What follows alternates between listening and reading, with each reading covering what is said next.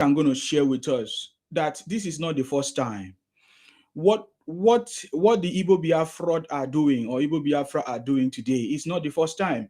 That's why I say it's in their blood. They are not different from their ancestors who wants to expand into other people's territory. They are not different from their ancestors who fought Nigeria. They say they were fighting for their freedom. And the question I'm asking is, what freedom? What do you mean that you are fighting for your freedom? So we can still see that after 60 years, IPOP, Biafra, Igbo Biafra propaganda continues. After 60 years, Igbo Biafra lobbying in the United States continue. Even in the UK continue, just that the UK is not paying attention to them. So they feel like the only place they can run to is the United States. But this is not is not new. It's not strange. This is what they have been doing for years. So, but this time around, what is helping us now, what is amplifying it now, is that the social media and the internet has helped us to see beyond their nose. Is that the word? Are you getting me now? Yes. So this is what is happening. This is what is happening, and it's so shameful that after 60 years, these guys continue in the same way. These guys continues in the path of trying to destroy Nigeria.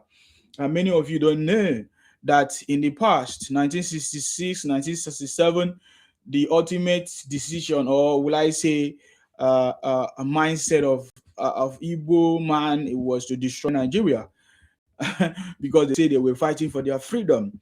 I want to understand what they mean that they were fighting for their freedom when they were already in charge, when they were everywhere. All the civil servants were Igbos. They were nook and crannies of this country, but they still started a fight. So what do you mean that you were fighting for your freedom if it's not that you were just a destroyer?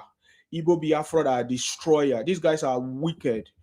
If we want to explore deeper into what they did to us in the old eastern region, what they did to the Jaws, to the Queries, to the Bibios, Efik, Anna, and the Ibom people, it is something that they, even because they knew the atrocities that they committed, that is why they tried to take away the history book from us. You understand me? These guys are so primitive people, thinking mindset people. They continue every day. It's been 60 years. They continue their propaganda and misinformation. What does that tell you? What does that tell you? That after 60 years, these guys still continue in the same path, in the same path of destruction of their forefathers. You know, they say they want freedom. They say are seeking freedom. But I'm saying to you, when Igbo Biafra, when the fight started, Igbos were actually in charge of so many things. They were everywhere in the government. They were in charge. They were ministers. They were president, vice president. They were civil service. They were everywhere. But we saw them marching, say they want their freedom. Want their freedom. They want their freedom. What freedom were they talking about? I'm going to show you. Idiot, Alpha, idiot, Alpha. What is your Ibotic name? What is your Ibotic name? What is your Ibotic name? Criminal idiot, Suma. I don't tell you my name. Ibotic name now, Suma Babio. So what you want us to do? The idiot, no get sense. Huh? You think people don't fool like you? Huh? What are Igbo Biafra? What are people fighting for? Come on, shut up your mouth. What is a Bible? Can you answer my question? Can you identify a Bible for me? What are Igbo Biafra? What are you guys fighting for? What are you guys actually fighing for? For me. Bingo. What are you guys fighting for? What are you guys fighting for? Shut up your mouth there. Are you a bastard? Because I say you don't chop money for IPOP now. You know that IPOP people rest. They don't give you posts. They don't give you money again. You can't cry. Every day they cry for TikTok. You go cry. Nobody really send you, bro. What is actually the problems? What is actually the problems of Igbo Biafra? If they find me, Nigerian government give you posts. Oh God, that one you no go see shishi. You no go see anything. Was Nnamdi Kanu fighting for Nigerian government to give him post? Akpabio, why Akpabio they thief our money? Why Akpabio is chopping our money? Can you go and tell Akpabio the reason why he's chopping our Nigerian money? I'm asking you, was Nnamdi Kanu fighting for a position? Is chopping Nigerian money? God want punish Okay, so you are saying that Igbos are fighting to get a position in Nigeria? Igbo Biafra. Okay, what of why Akpabio people? People that No, I'm asking you. So you are saying that all these shenanigans. So you are saying that all this information that Igbos are doing is just to get a position in Nigerian government. Is that what you are saying? Is that what you are saying?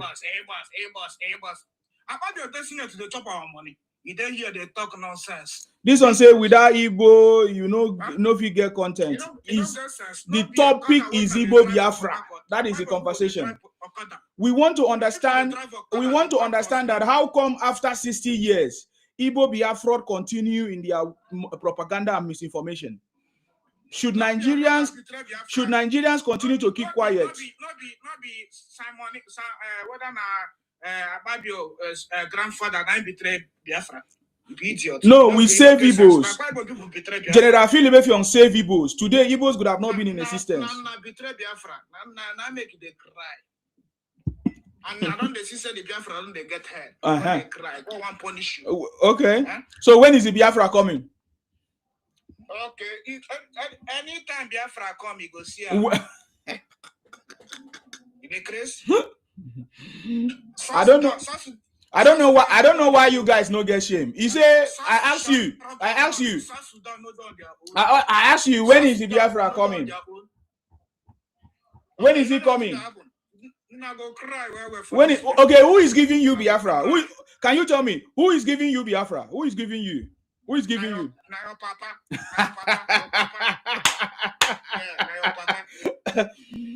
Okay, can you explain to me? Can you explain to me this video? I'm going to play it for you. Maybe you know a better answer. Okay, you want to explain your papa video for me? The video say, we are Biafra, fighting for our freedom. We are Biafra. Please, can you explain to me? This was in September 1967. Igbo criminality continued from September 1967 till date. That tells you how Igbos are criminals, Igbo Biafra criminals. They say in September 1967, they say they are fighting for their freedom. Listen, oh.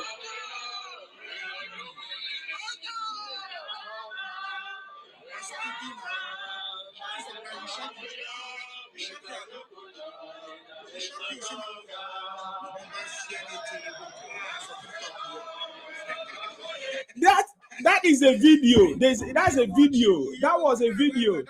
That was a video. In 1967, Igbos were shouting, we are Biafra, we are fighting for our freedom. Till date, after 60 years, Igbo criminality and Biafra continues. What do you think about them? What do you think about them? You go cry like you go cry like Okay, let me bring our brother from Edo. Hello, Agawasimi. You're welcome. You are welcome. They don't allow you make you teeth. Since 1967. Will you shut up your mouth? God go punish you. If you tell me make a shut up, God go punish you. This is Agawasimi from God go punish you. Punish. Anyway, God go punish you up there. Okay. Son. God go punish you up there. Okay. Okay, I need to take you down that you have gone to that spot. That is not what I'm bringing you here for. Agawasimi, go ahead. Thank you. I will bring him back now if you want, because I don't want him to be insulting the Oba of Benin on my platform. Okay, I will bring him back. Okay. Because as we don't help Nnamdi Kabiru Sokoto, we don't help him life now. We don't give him keto. We don't give him keto slippers. We don't give him amount to not here. We don't give him I'm not do shish. Amount to not here. Now the craze. He said that to bring me down, not be a problem. Bring me down, me I move. God will punish you there. The craze. Bring you down. Like say, if you bring me down, you come on money for my pocket. If you bring me down, you come on money for my pocket. Oh God. But some people wicked, child. They know if they suffer now, you not switch. Come on, no worry, none of the enjoy. They enjoy the wash toilet. You want follow and go creek. I don't send No, you want follow and go there. I send person go greet him. No, you want follow and go there. I said, thank me. You have to thank me. God go punish you. Why not go there now? I buy a mat. I buy No a problem. No problem. No I problem. buy a kaftan. No I buy a problem. K2. No problem. Wait till they do prayer. No problem. Why they say? Thank me. You need to No thank me. problem. What did you say? Then go soon what? Me, I give, and I give you over dog. But I go soon cry. Una go soon cry. Una go soon cry. I just say one man. You know, say your husband are gay. Your husband I are say gay. one man for they don't wire. You don't wire cabinet. You don't wire the cabinet. Since 1967, Come on, shut up. Now, husband are gay. They're not. The first travesty we will get for Nigeria now Ojuku. No, Ojuku dressed like a woman to escape Nigeria. And when he reach Cote d'Ivoire, they knock am for nyash. See, you don't follow me. They Ojuku don't die. They say knock am for inside grave. You where the I know. Anyway, Igbos go cry forever. No, they pay you, sir. They disgrace you. Una go cry, Lord. Anyway, Tinubu all the way. Oba go collect gate. Tinubu all the Knock you over for way. dash. I mean, they knock you over for dash. Anyway, we know who they knock. So may you know that one. I mean, they knock you over for We dash. know who they knock. Can you see that you don't have any important thing to say? You keep talking Yes, sir. nonsense. No God go important punish you. thing. Say, my God go punish you. You already punished. To talk here. You were open like you get the punishment. Then God will punish you and Pablo. God will punish you and Pablo. This is my uniform now. This is my uniform. Wait, I don't understand. Did they ask you every time? Did you do that? You can't offend that they wear.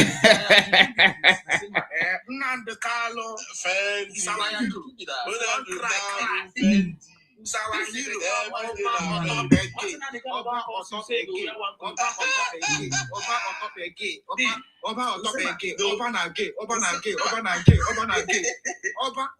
Nothing important. Nothing important. You don't have any important thing to say. The Edos are not angry with that comment. So, Anya.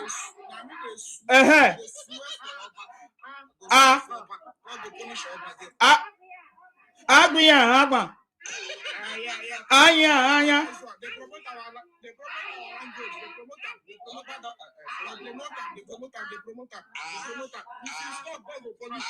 If you stop, God will punish you.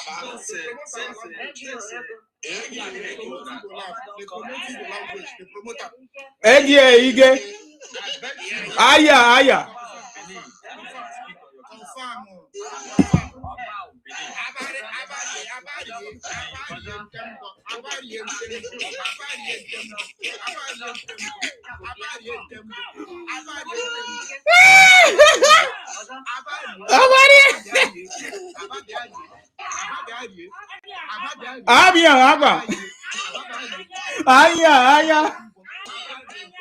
Anya. Agbi.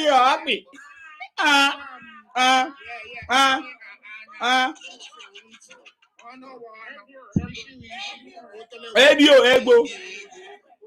Egbe.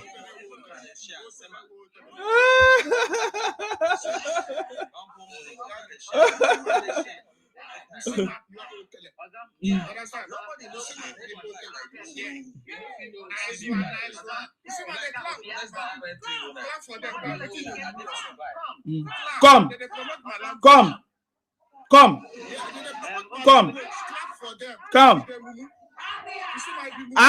Agba. Anya. Abia Agba. Nice one.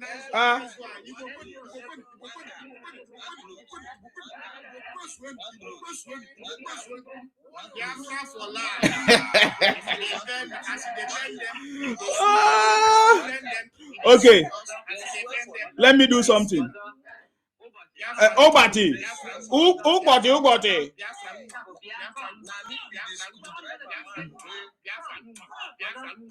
Biafra Nwa. Biafra Nwa.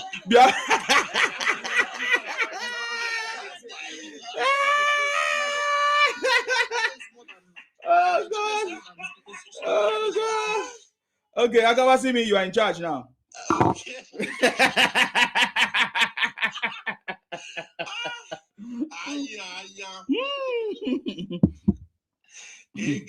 Egbe.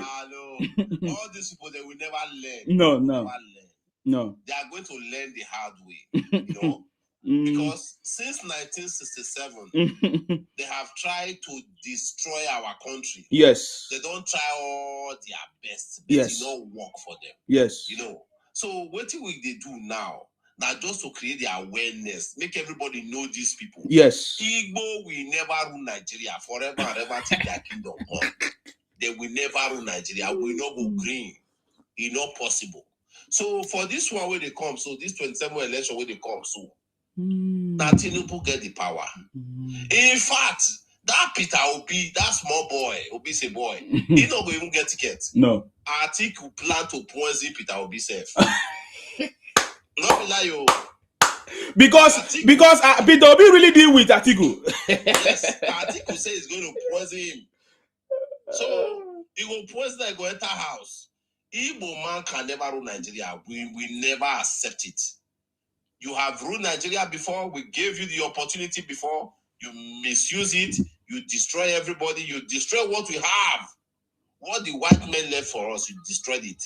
Now you want to shift the goalpost? When we don't already inside the game? It's not possible. We died here. You understand? Yes. So if you want to go, we are going to fence down your small state. We go fence around. We shall never do anything with you people. You will be on your own. We will be on our own. So that's how it will be. So Biafra, Indie Biafra, una go cry blood. You know, yes, so the ones who are good for inside, now only all those ones now will go to see. And now they let all those ones the rest.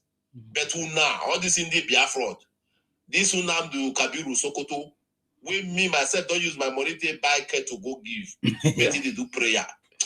It not go better for a Papa Nyash. In fact, the next judgment we go receive now by hanging. They go hang him. Because that judge or motor show me the law. He was so clement with this guy. Why you go leave this guy make it see there? You need to don't go tete. Can Saruwiwa what he do? Can Saruwiwa not do what you cannot do now? I don't know why this our government even they very soft with these people. No, this will not merit any pity. Nobody have to pity these people. They don't turn their region into one thing where we don't know. Everybody, all of them don't run come off our house. Now they call it drag our region with us. They enter different place. Even their brother, they reject their brother. Then they call all those ones Indi Wawawa. They say they don't be Igbo. Okay, you live in the Wawawa. Now you they come back, but they claim Ika people. Say that nah, Ika people na be Igbo.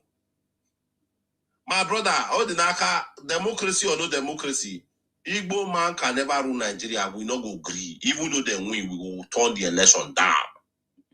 That's why they can never even win. It is all those things where they write now, so then be this, now so then be that. So my people, Igbo man, onye Biafra can never rule Nigeria because we don't forgive them before. We give them Nigeria to hold, they destroy Nigeria. In fact, all the evil within Nigeria now this point they commit them. Fake drug, powder, now them. Every bad thing na the kidnapping and them be number one. Not be Fulani. Number one kidnappers and Igbo people. Organ harvesters na Igbo people. All the bad thing we did that country na Igbo people. When they say and they will constantly give you a power, mona come home. It's not possible. Una not go lie rule Nigeria. Una go cry blood. That's what it go be. Thank you, my people. I salute you, Akabasimi. Yeah. Our Edo brother. South. All of us, you know. Tinubu all the way. We are, Tinubu for second term. that's it. Nobody go change up. It's not. Obi will never get ticket. ADC is dead on arrival. They know. So I don't already tell them. I don't tell for my own place, my hood will from come. We deliver for APC. So that be that. That's it. That's the spirit. spirit. Go cry blood ADC, nothing will come out for them. In fact, we will buy on ourselves before that time reach. Yes. That's why it will be my people. Thank you very much. Thank you all for listening to me. And thank you. That's okay. Okay. I see my day, Chris. Why they send me video this thing? God want punish you. Are they saying you waiting? Why they send me open my camera? God want punish you. This I be no entity like you. They crazy. We don't know you now. That is why you are running. You are a criminal. Shut up your mouth. If you are not a criminal, show your face. If you are not a criminal, show your face. I senior you, sir. God want punish you. I know you senior me now, but with your seniority, you no get sense. Nevertheless, Oba is. Oga, this is not Oba. Talk about what we are talking about. Oga, this is not a dope platform. Talk about what we are talking about. Talk about what we talk about. And so what? And so what? And so what? Stand up, show me your nash. And so what? Show me your nash. And so what? Show me your nash now. Can you see that Igbos don't have any important thing to say? Miscreant.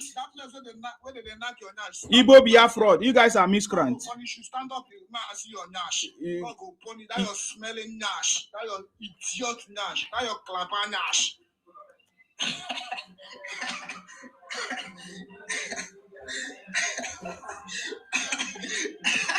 That your idiotic nash. Whether they knock for you. You are laughing. What is making you to laugh? What is making you to laugh? Poor man, the answer Sima. God go punish that your Sima, punish about your joint, punish about your joint. These people are gay people. That's why that country is better. Oba is a gay. God come and shut up. God want punish. Peter Obi now we know as Peter Obi first punish you. Peter Obi first son again, we don't see him. In fact, he get one Odogu. Peter One Odogu man we don't marry white man. Peter Obi son again. Don't marry white man. Clap for him. You don't see that video? Yes. One Odogu man. That's one of them. One of them. So that's what they do. Any Igbo man wey they put drug for inside nyash. Clap for him now. Any Igbo man like this one they talk. You don't know drug for inside nyash. You know say they don't use drug for inside nyash. Because that's a talking market. No, they have not. For nyash. Any Igbo man wey they put market for inside nyash. Oba opinion Nash the leak. Then I go check. Anyway, when I go check Oba opinion Nash the leak. Una go cry blood. So I don't use dog scatter in Nash. Una go cry. I need a scatter of Nash. My brother, but he pay me why they don't have good. He pay us. He pay me what they don't hang on. He pay us well. God go punish you. They must hang up. We don't already make God go punish you. They must hang on. They go hang out like you see how they keep it for Spain. Hang up. We go hang on the You see how Ojukwu die. No problem. Ojukwu die. Ojukwu grave that they don't shoot. Ojukwu will die for UK. Oba die for UK. You know I can die. You did there. Oba die for UK. You see the way Ojukwu die. You die for that. Igbo.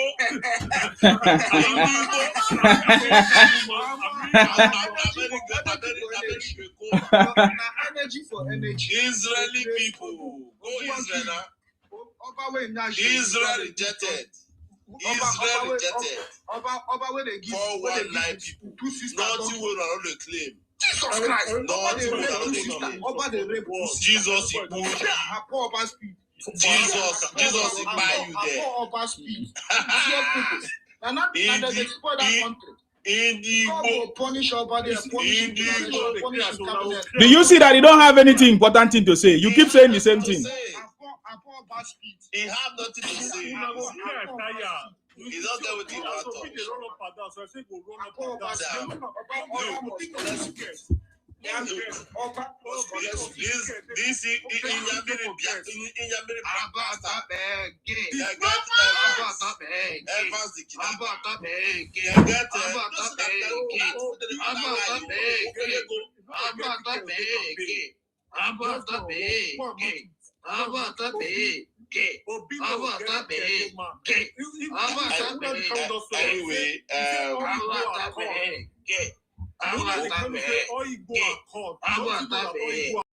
Fucking of Nash. Yes, now the kind of talk. Una the kind of say Igbo cause tribe. He say Osu. He say una be Osu. We say Igbos now Osu. Oba and Nash the league. You don't see your people who go they bow down for there. All your family members, all of them go they bow down for there. Man, You don't see how all of them they bow down. Now where they talk no follow. We don't You will listen they to talk don't Papa. follow. See you. Now Oba will say, Una do kalu bastard. Oba opinion will Una do speak kalu kabi. Nash. Sokoto. Now the Kalu big As we pass dey up talk so now, una do kalu don't wash now the toilet. Kalu big pass up You see today that I don't wash toilet. God go punish you. About that man. Una do kalu don't wash toilet. About that man. About that man. You know the one who Isima. Yes. Isima. Yes. Get this bastard make you put that. You know if you open in camera now, you don't hear waiting they talk. He doesn't have any important thing to say. Ancient days, we used to attend to slave. We sell them, go America, sell them, go everywhere. I feel like selling this boy. We sell. I feel like selling this boy again to stop the to. I will sell this boy again. I got that snap. I will use this boy carry snap bottle. My ancestors sell Nania. We dey sell una till they buy snap, till they snap on God. We sell una. If una reach all the Caribbean island, una dey there. If una reach Cuba, una dey there. We sell una till buy snap, till serve our cause. We sell una till buy mirror. You see mirror? We sell these people, they buy even umbrella. We sell them, they buy umbrella. Then you want to call a talk. If not be Igbo, we can't save una. We foresee they sell una today. We foresee they sell una today. If not be British, we can establish Igbo. Una cause it Igbo.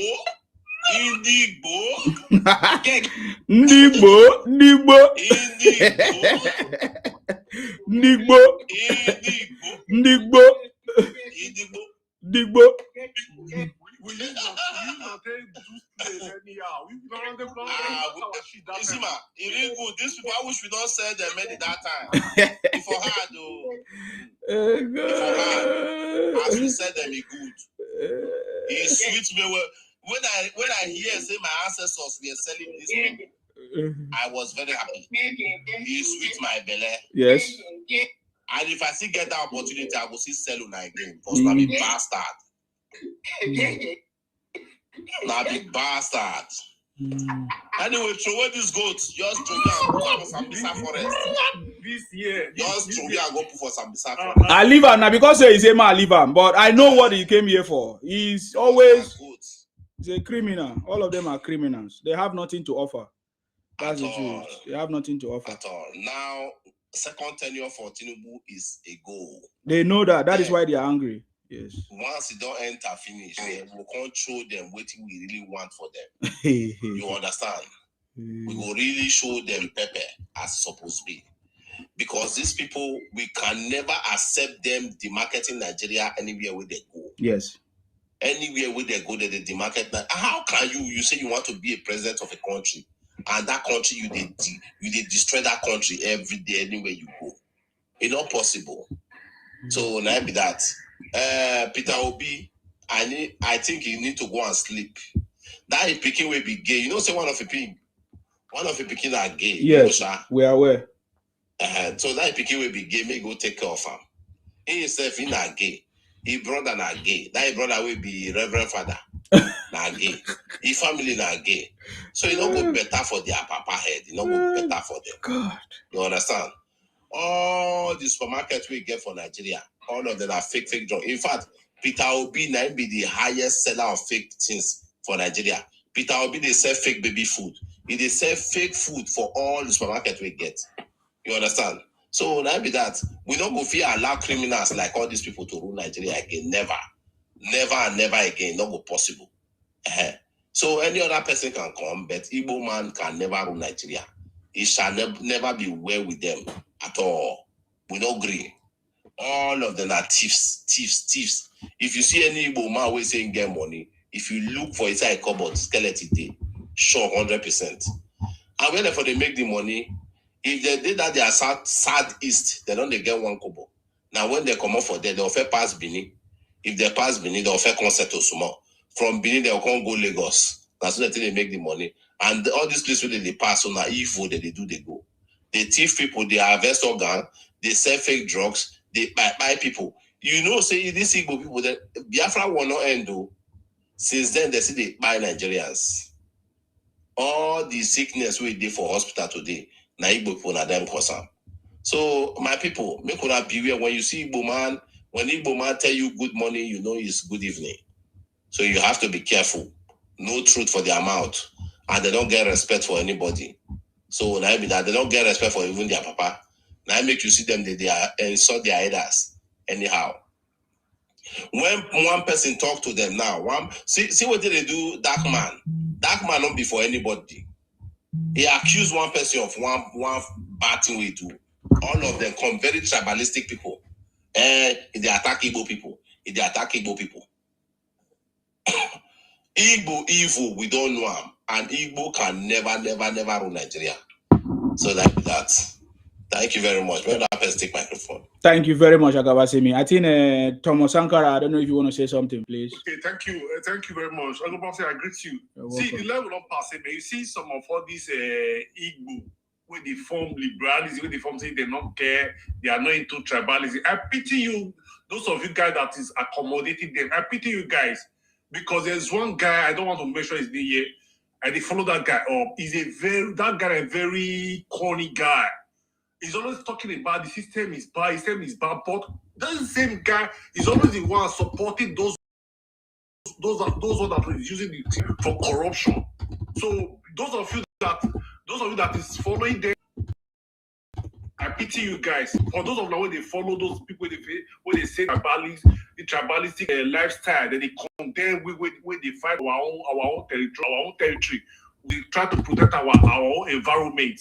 When they laugh us and they mock us, when they feel we don't know what they do. I'm sorry for now. Those guys, they will come and penetrate you.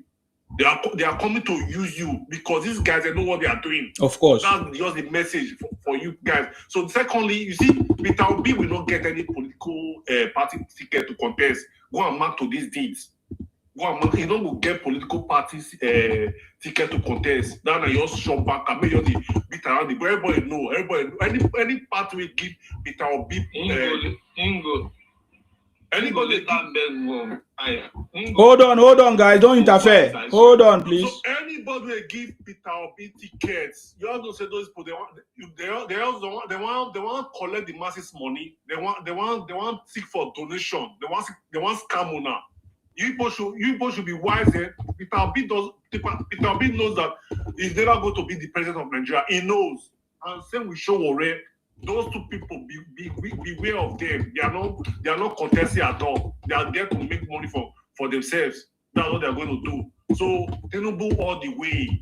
Tinubu has come to do something that he will want us to remember him for. So let us vote for him. Nobody is anywhere close to Tinubu when it comes to politics and when it comes to how would I put it? Does he really care for Nigeria? That's a man. How do I know that Tinubu is a man that really wants to do something? How do I know that Tinubu is a leader? A leader that wants to learn.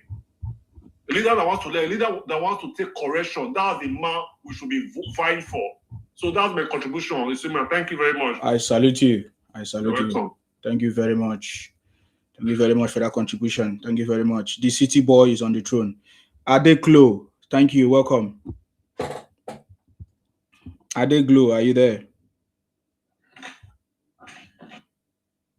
Hello? Yes, go ahead.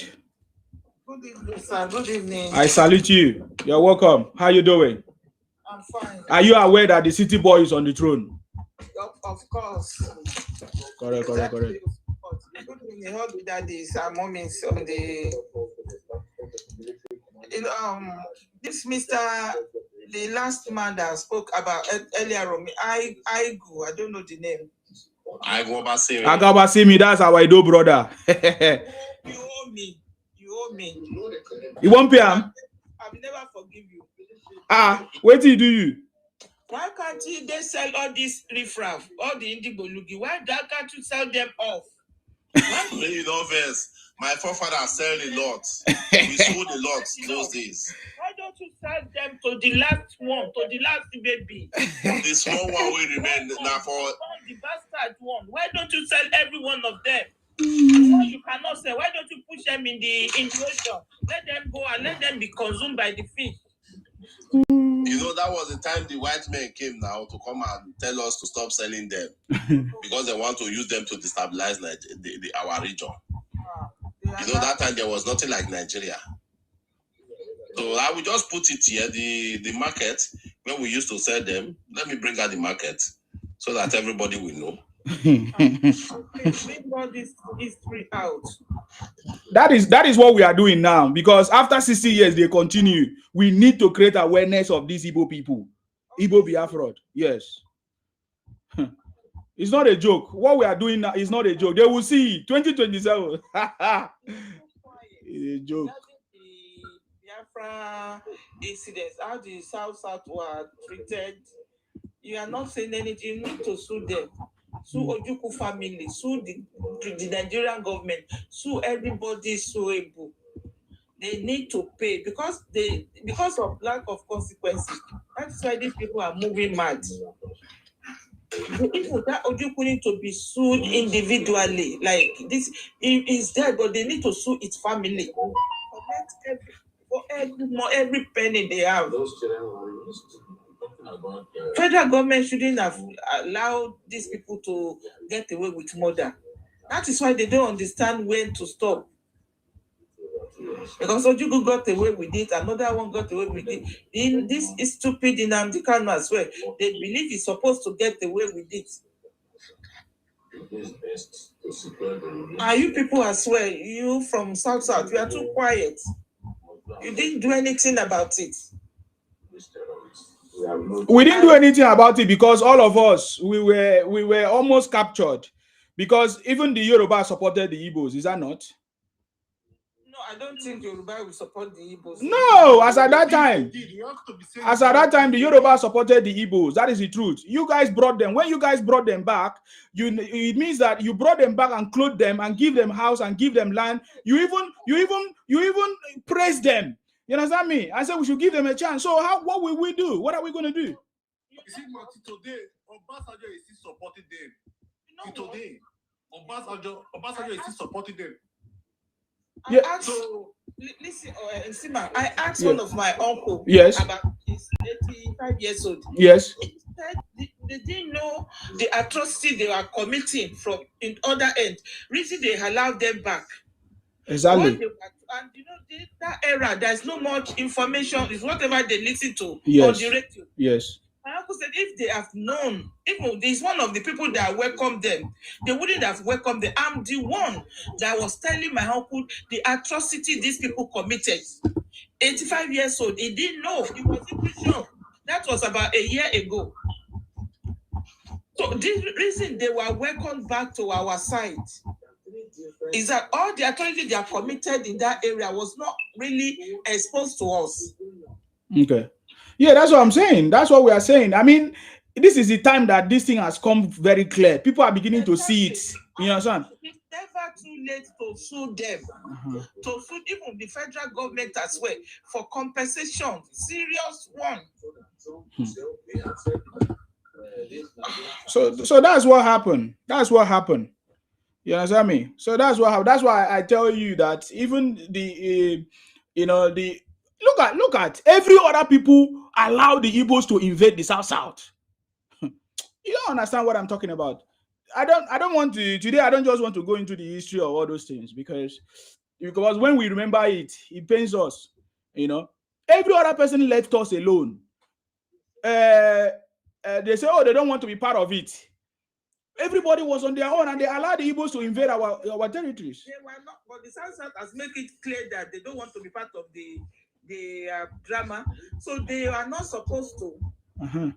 To invade. Yeah. You are not supposed. Ojukwu is not supposed to. It is not even clear to them in the first place that they are doing so. They are committing so much atrocity in that area because that is not part of the deal. You know, a month or 2 months before the war, they already demarcate the south from the southeast. So nobody will believe that people will go to that area and commit any atrocities. Yeah, but you see what happened when everybody left the Igbos to try to invade our community. The Igbos actually show their true color when they advanced to where is it called it? When they advanced to the Yoruba side, invaded even the Edo and other places. Ore. They advanced to Ore, invaded Edo, looted their banks and everything. That was when they realized that these guys are a bunch of criminals. You see, what I'm trying to say, these guys are a bunch of, understand the message I'm giving you. When everybody left us and said, oh, let them do their fight, they don't want to be part of it. The Igbo Biafra actually showed their true color, their true criminality. They left even the south that they invaded. They tried to advance into the Yoruba side, Ore. They went and looted the Edos. That was when everybody realized that it's time to stand up. Are you getting me now? And this is what, and this is, sorry? Yeah, they came to capture Yoruba land now. That's what I'm saying. They are coming to Lagos. They wanted to come and capture Lagos. Yes, now. They wanted to come and capture Lagos. Quite a lot of people, there are so many casualties already. It's not that shows that they were not looking for Biafra. Exactly. They wanted to capture Nigeria. It's not just they wanted to capture everybody. It was not just what is Biafra. They use the word Biafra in order to get the coastal Niger Delta people. That is why Igbos are not Biafra. That is the truth. That is why when I hear people say they should give them their Biafra, there is nothing like Biafra for the Igbo. Igbos are not. When you say they should give them their Biafra, I've explained this yesterday. You mean that they should take over the Niger Delta, the coastal region, because Igbos are not Biafra.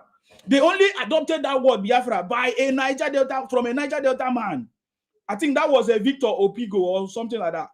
So in order to include us in what they are in what they are doing, you get it. So you cannot say Nigerian government should give Igbo their Biafra because there's nothing like Igbos are not Biafra. There's nothing like give them Igbo their Biafra.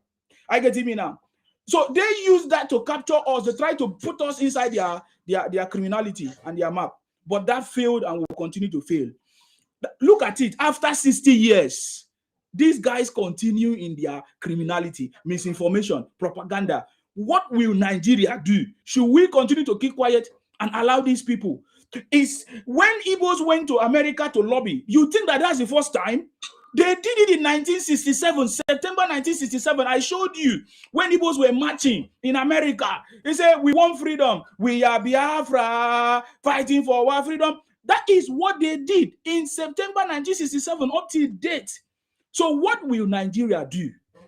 That is the question. That is why we are bringing this thing, so that Nigerians will know over 60 years, people that continue to do this over 60 years, how do you describe these people? If Nigeria cannot let them, if they will not give them Biafra, we should go on regional government. They should give them their. They should go to Guinea, Equatorial Guinea, Papua New Guinea. That is where they came from. They want their Biafra, but they are not even ready to leave Lagos. No, they have to leave Nigeria. They have to. Now, the boat they use in coming, bringing them to Nigeria, they have to take them back. That is very close to them. They are not ready to leave Akwa Ibom, cross back to there. Once they enter those places, they don't want to go back to their region. And they want Biafra. They say they won't see. Me, I've told them they should take one of the scene in Lagos and take it to them. We give them, to give off peace, you can sacrifice one seed. They should put it in their pocket and take it. If you want, in our own end, see in our water, there is sin in Ondo State. We are not landlocked like them. So they can take the seed, one of the seed, and go and want to arches. Their headache is just too much. And I don't know when Nigeria is going to rest, because I don't know what they are capable of now. Because definitely they have been saying that if Obi did not win the election, Nigeria is going to burn. I don't know where they are. Nigeria will not burn. We will burn them. We are going to burn them. No, we saw them talk about Nnamdi Kanu. We will burn them to ashes. Oh my God. That's what they said about Nnamdi Kanu now. Okay, thank you very much, Adeglo. Are you done?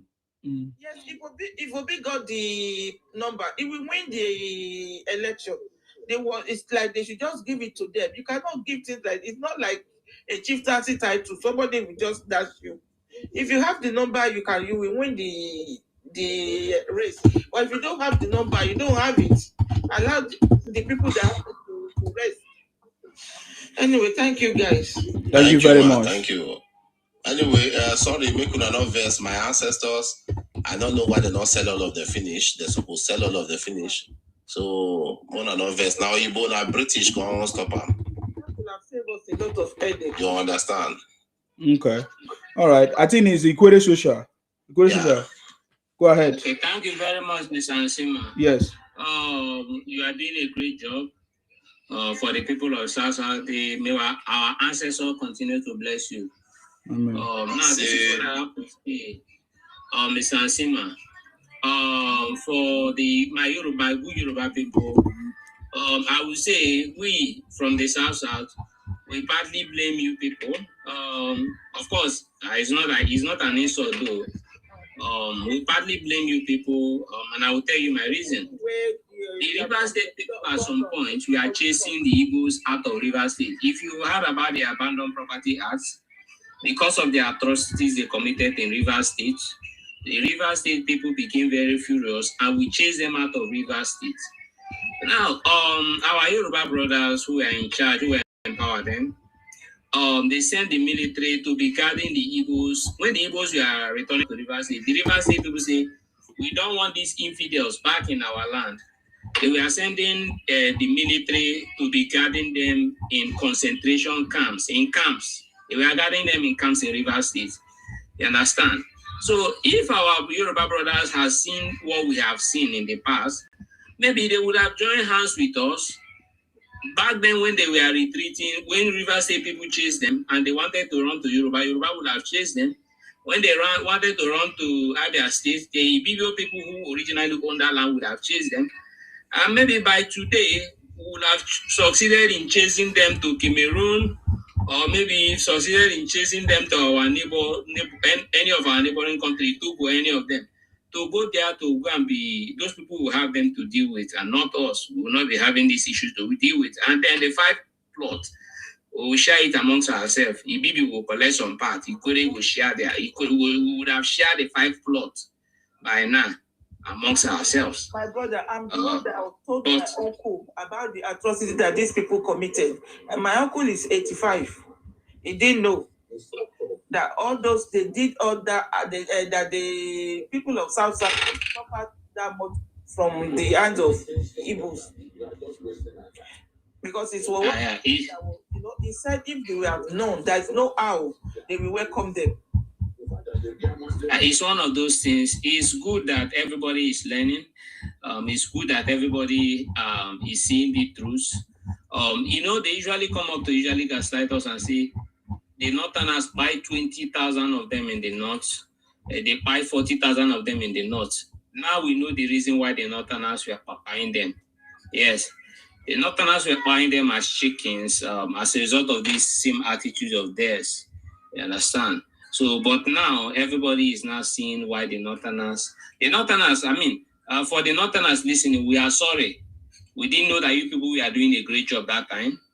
For what you people did, I heard that in the North, they said at one time in this in Kano, they buy 40,000 of them. We commend you for that now. Back then, we were castigating you. We didn't know that what we are passing through in Nigeria now was what you have already passed through. Because of course, the same they say a lion does not give birth to a goat.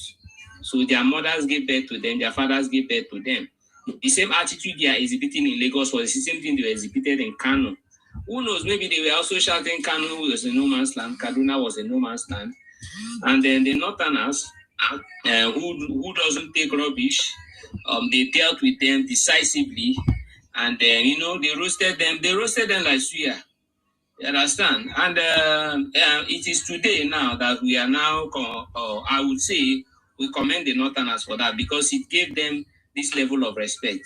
As we speak today now, the Igbos cannot wake up one day to go and misbehave in the North. They cannot do that. They know born them well. But you see, because the Yorubas were very lenient to them, they came and they... Let me say something about that. And wait for your turn, please. Wait for your turn. Yeah, go ahead. The Yorubas welcome them in open arms. As a result of that, they are disrespecting them. I will give you another typical example. In Rivers State, they don't mess up. Yes. Because when they started the first time, they got Abandoned Property Act. When they tried to move again, that was around 2021 or so. We saw what the Honorable Minister Nyeso Wike did to them, So they were dealt with mercilessly. So till today, they don't joke with Rivers people.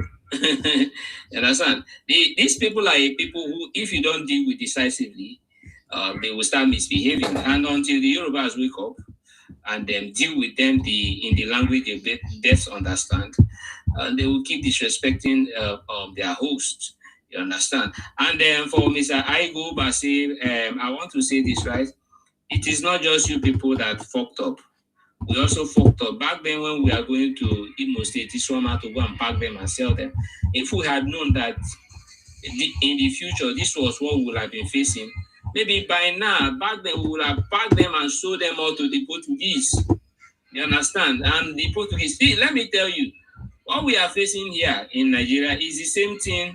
You see their fathers, some of their fathers are in America, some of their fathers are in the Caribbean, and if you go and check those people committing crimes, those Black Americans committing crimes, those Black Americans that are unaliving people, if you check their ancestry, they are Igbo people. I will give you a typical example. Buju Banton. Buju Banton say he traced his ancestry to Igbo land, and Buju Banton is a very heavy criminal. He's a musician, yes, but he's a very heavy criminal. He's a convicted felon. As a matter of fact, he has been convicted over 3 times. Yes, as a result of what? A lot of things, arms dealing and all that. So if you check people that have their ancestral lineage, they are prone to commit crimes. It's everything that is happening. If you go to USA today, you hear gun violence, black on black crimes, and all that. Those black on black crimes is being exhibited by the descendants of these people who are sold to those places. The same thing they are doing there is the same thing their own brothers here are also doing. So we messed up. Maybe we would have sold all of them to the Caribbeans or one of those people, sold them off. By now we wouldn't be. As a matter of fact, I will tell you for free that Southeast would have served Nigeria much more benefits to be farmland or maybe poultry. Yes, because if we were using Southeast for poultry, imagine the amount of revenue we'll be generating from eggs alone every year. Talk more or less of chicken. We'll be generating a lot of money from eggs. Talk more or less of chicken, and the other things. We'll be generating much more money than even the useless people that are living there. Because I can tell you for free that they are of no use in that region. You ask yourself the question, what is Southeast generating? And last 2025, this last year that passed, they generated little to nothing. Yes. As a matter of fact, Amala generated much more revenue than the entire Southeast. That means they are inconsequential. They are not generating anything. They are not useful. They are not useful to Nigerian economy. So it would have benefited Nigeria much more for that place to be poultry, the entire Southeast to be poultry, or maybe we'll use it for farmland and be farming garden egg alone. We can even be farming garden egg in the entire Southeast. It would have served us more benefits. You understand? So for Mr. Obi, I will say this like I usually say, right? Nigeria is not for Obi. You understand? Obi already has dementia. Obi is going crazy. Obi is Obi can be categorized to what's his name? Joe Biden. You know the reason why they brought down Joe Biden was because he had dementia. Obi now has dementia, and Obi needs to step down because he has dementia. If you ask Obi a straight question, he doesn't give you a straight answer. That is one of the early symptoms of dementia. When somebody is getting old, of course, it might be genetic, I don't know.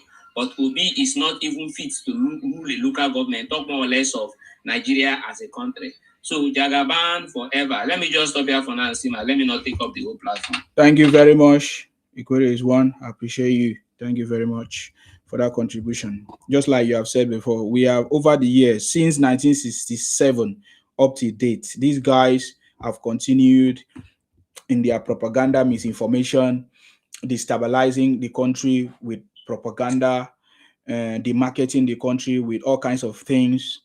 And this has continued for 60 years. What should be done? What should be done? If we review the history of what they have done in the past, what can we do right now to stop this this system that they have been using since 1967 up to date? They lobby America 1967. Today, 2026, 2025, they still did the same thing. It's been over 60 years. What should Nigeria do? Should we continue to keep quiet? No. Ipokia, go ahead. He's supposed to be Akede, but he's disconnected. When he's ready, come back. Go ahead, unmute yourself. Ipokia, unmute yourself. Yeah, thank you. You're welcome. Tell us. Yeah, actually, this is the first time I'm coming up on your panel. So I just want to appreciate everything you've been doing, because it's just part of what you've been doing, trying to kind of like, expose these guys, tell the stories about things, the narrative they've been trying to push, the propaganda, the fallacious claim of, So, it's just part of it. And I can actually say, the Hebrews right now, they do not have anywhere to anymore, because the digital age today has actually just exposes everything they've been doing in the past. So things we actually don't know. So we are getting to it's being reviewed, and we can see a lot of things they've done in the past. So, and in the 50s, Azekwe, the way he actually uses media, to promote a lot of tribalism, hate, concepts towards every other tribes in this country. So he actually lopsided, a lot of jobs. Almost 90% of jobs were actually just being lopsided to the Igbos, So, this era, we get to know how damages these guys have actually done in the past. So it's revealing a lot. I mean, it's good, people who were actually together with them, in the same region. They could tell their story today, who the Igbos are, what they did to them, how they forcefully hijack their space, take their lands, their wealth, their resources, things like this. And you can, the marginalization, ransacking of people, stuff like this. And you can see today, people are actually just standing forth, exposing their way of life, things they've done, their bad deeds. And so it's really great, because me as a Yoruba person, growing up with Igbos, schooling with them, I have absolutely no idea who the Igbos are, what they've done. I was not even taught the history to know these guys, they've done so much in the past. Well, so I would just say thank God TikTok, because this is actually when I started coming up on TikTok, I knew a lot more better. So I know, because I just do think we are just hospitable people that actually just welcome these guys, maybe just live together, stuff like this. So I started, when I see a lot of, the way people just try to, taunt us, spite us, rub us mud on the face, it's so denigrating. And I kind of like think, I can't really imagine it. Like, you guys, every tribes, you just fight every tribes. Why just only you? Every tribes. So it's really insane and noise-eating to know these guys, they've done so much. Like, I really thank TikTok a lot because I was just exposed to a lot of things to know who the Igbos are. And I came to see this, this same thing they exhibit towards every other person. And it's not only bound to Nigeria alone. They do all these things everywhere you find the footprints of Igbos. You go to Ghana, you go to South Africa, you go to Kenya, you go to Liberia, it is always the same thing. Far away Asia, it is the same attitudes they actually just, exhibit and portray towards the people there. So this is not normal. So for me, sometimes I just kind of like think, are they doing this only to the, to the Yorubas? And then when I get to see, all these things, they actually take it along to them wherever they are domiciled. So these guys are a threat and a menace to everywhere they are. And I so much like the fact that people are waking up to know Igbos can be trusted. Igbos are people who want to forcefully dominate you. They want to monopolize everything and take away what belongs to you. They lay claim of what they do not build.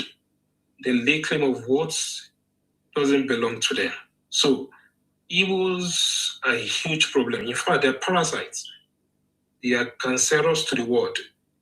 And I got a tweet from one of their brother on Twitter.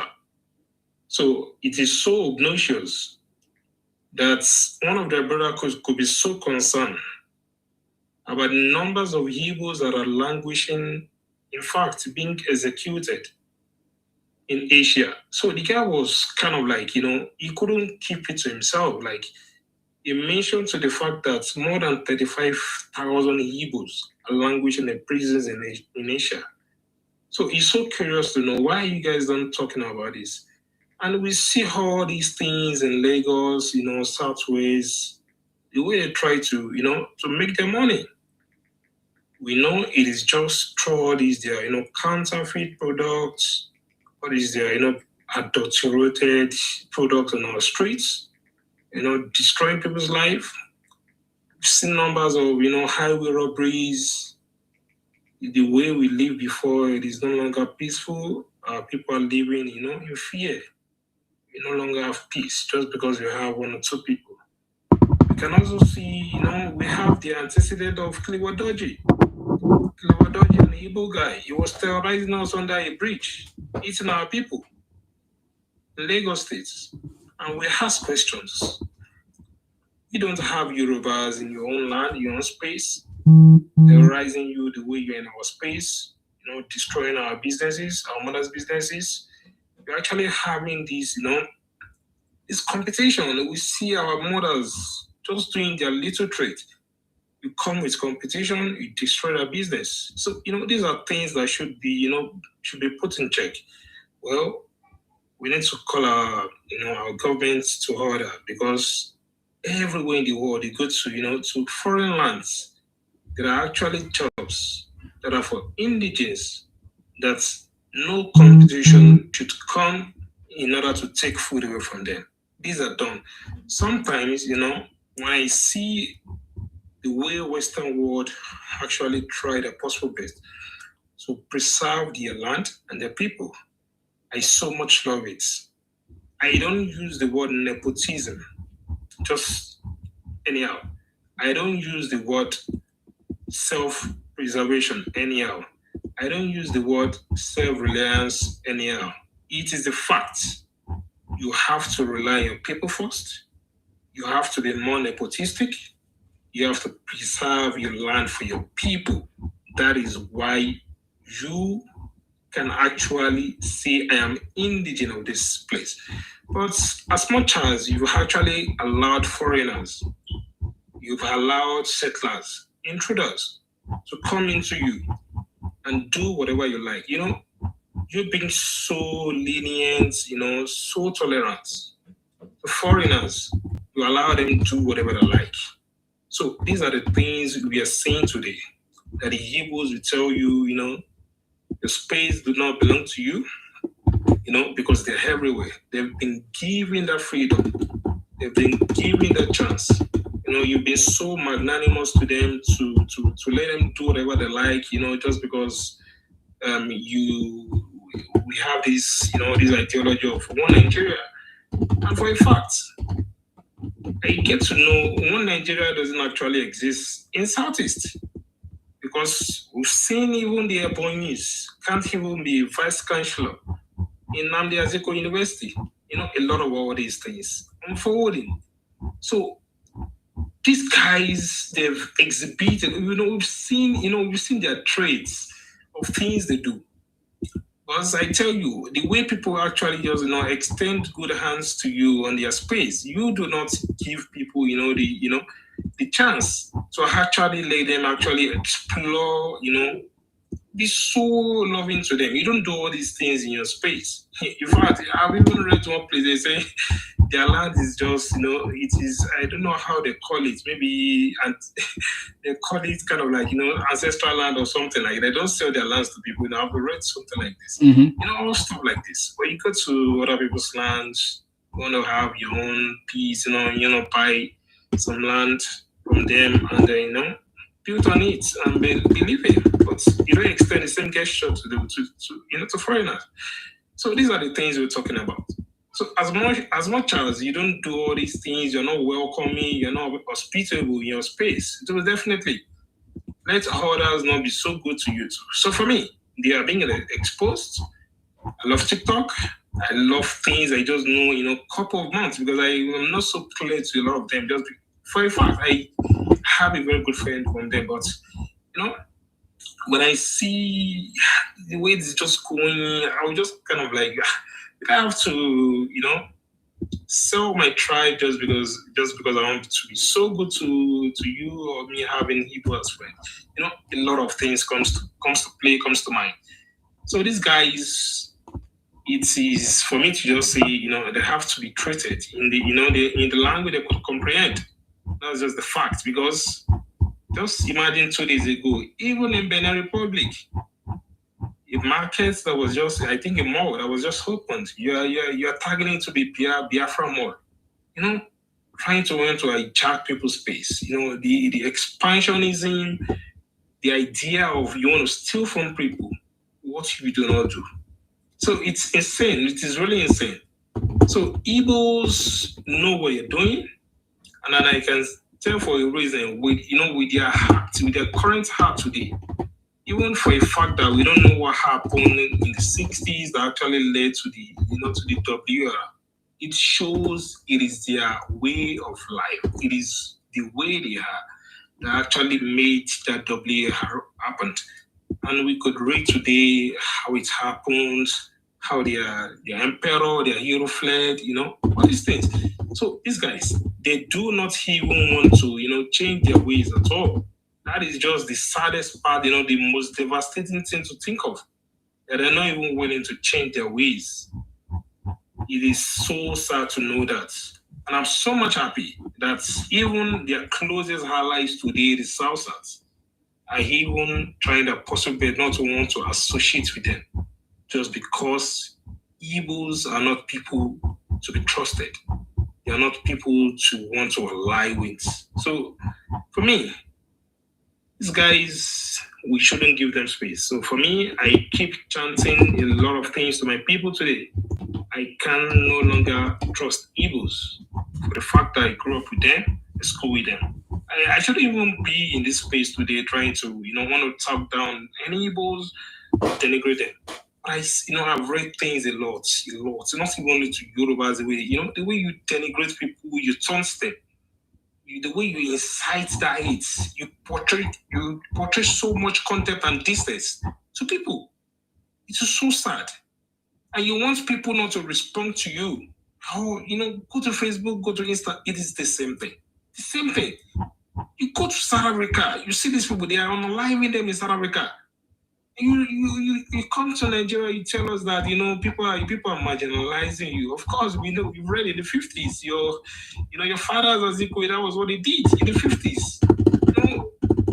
In fact, under Buhari, federal government jobs in Anambra State, it was lopsided. 811 jobs was actually lopsided to the Anabrians, and you give 5-6 to other tribes.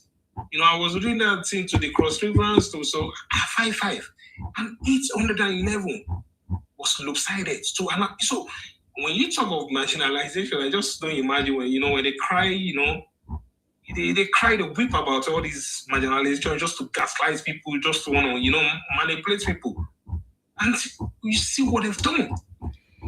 And they don't want to, I just think maybe accountability, taking accountability is just bigotry to them. That is just what I think. And sometimes you just don't want to be accountable for your actions. When you tell them that is what Igbos does, they try to want to come. They don't even condemn all these things. It's so sad. They don't condemn it. And you want to condemn other people. You call out people's governor. You call out the state government. You don't call out your own people. And for a fact, your governments are taking allocations from the federal government, and they're not doing anything. But you are telling people's governor that, how their state should be run. You want to direct their own policies and, their principles. But people are not helping you to direct your own principles in Southeast. I don't get it. Talk about your place. Talk about your people. A lot was actually unfolding. We saw the gubernatorial election in Anambra. People were taking gala 500 naira. The way you tell people are hungry, people don't have money, they're begging. We saw all these things I don't know, maybe the reason why some things were actually just exposed in maybe some part of the south, it is just because they are everywhere. And people are not in the space. And we don't even know much about all these things things that actually just, abuse people for, they taunt people for. It is really happening in numbers, in large numbers in their place. A lot is really unfolding that we get to see people, the way they think, the way they push this exceptionalism, things bad does not actually happen to them. They are living large, they make claim of, in every Igbo family, you're going to find a millionaire. I will get to know your parents are also hungry. They're seeing things.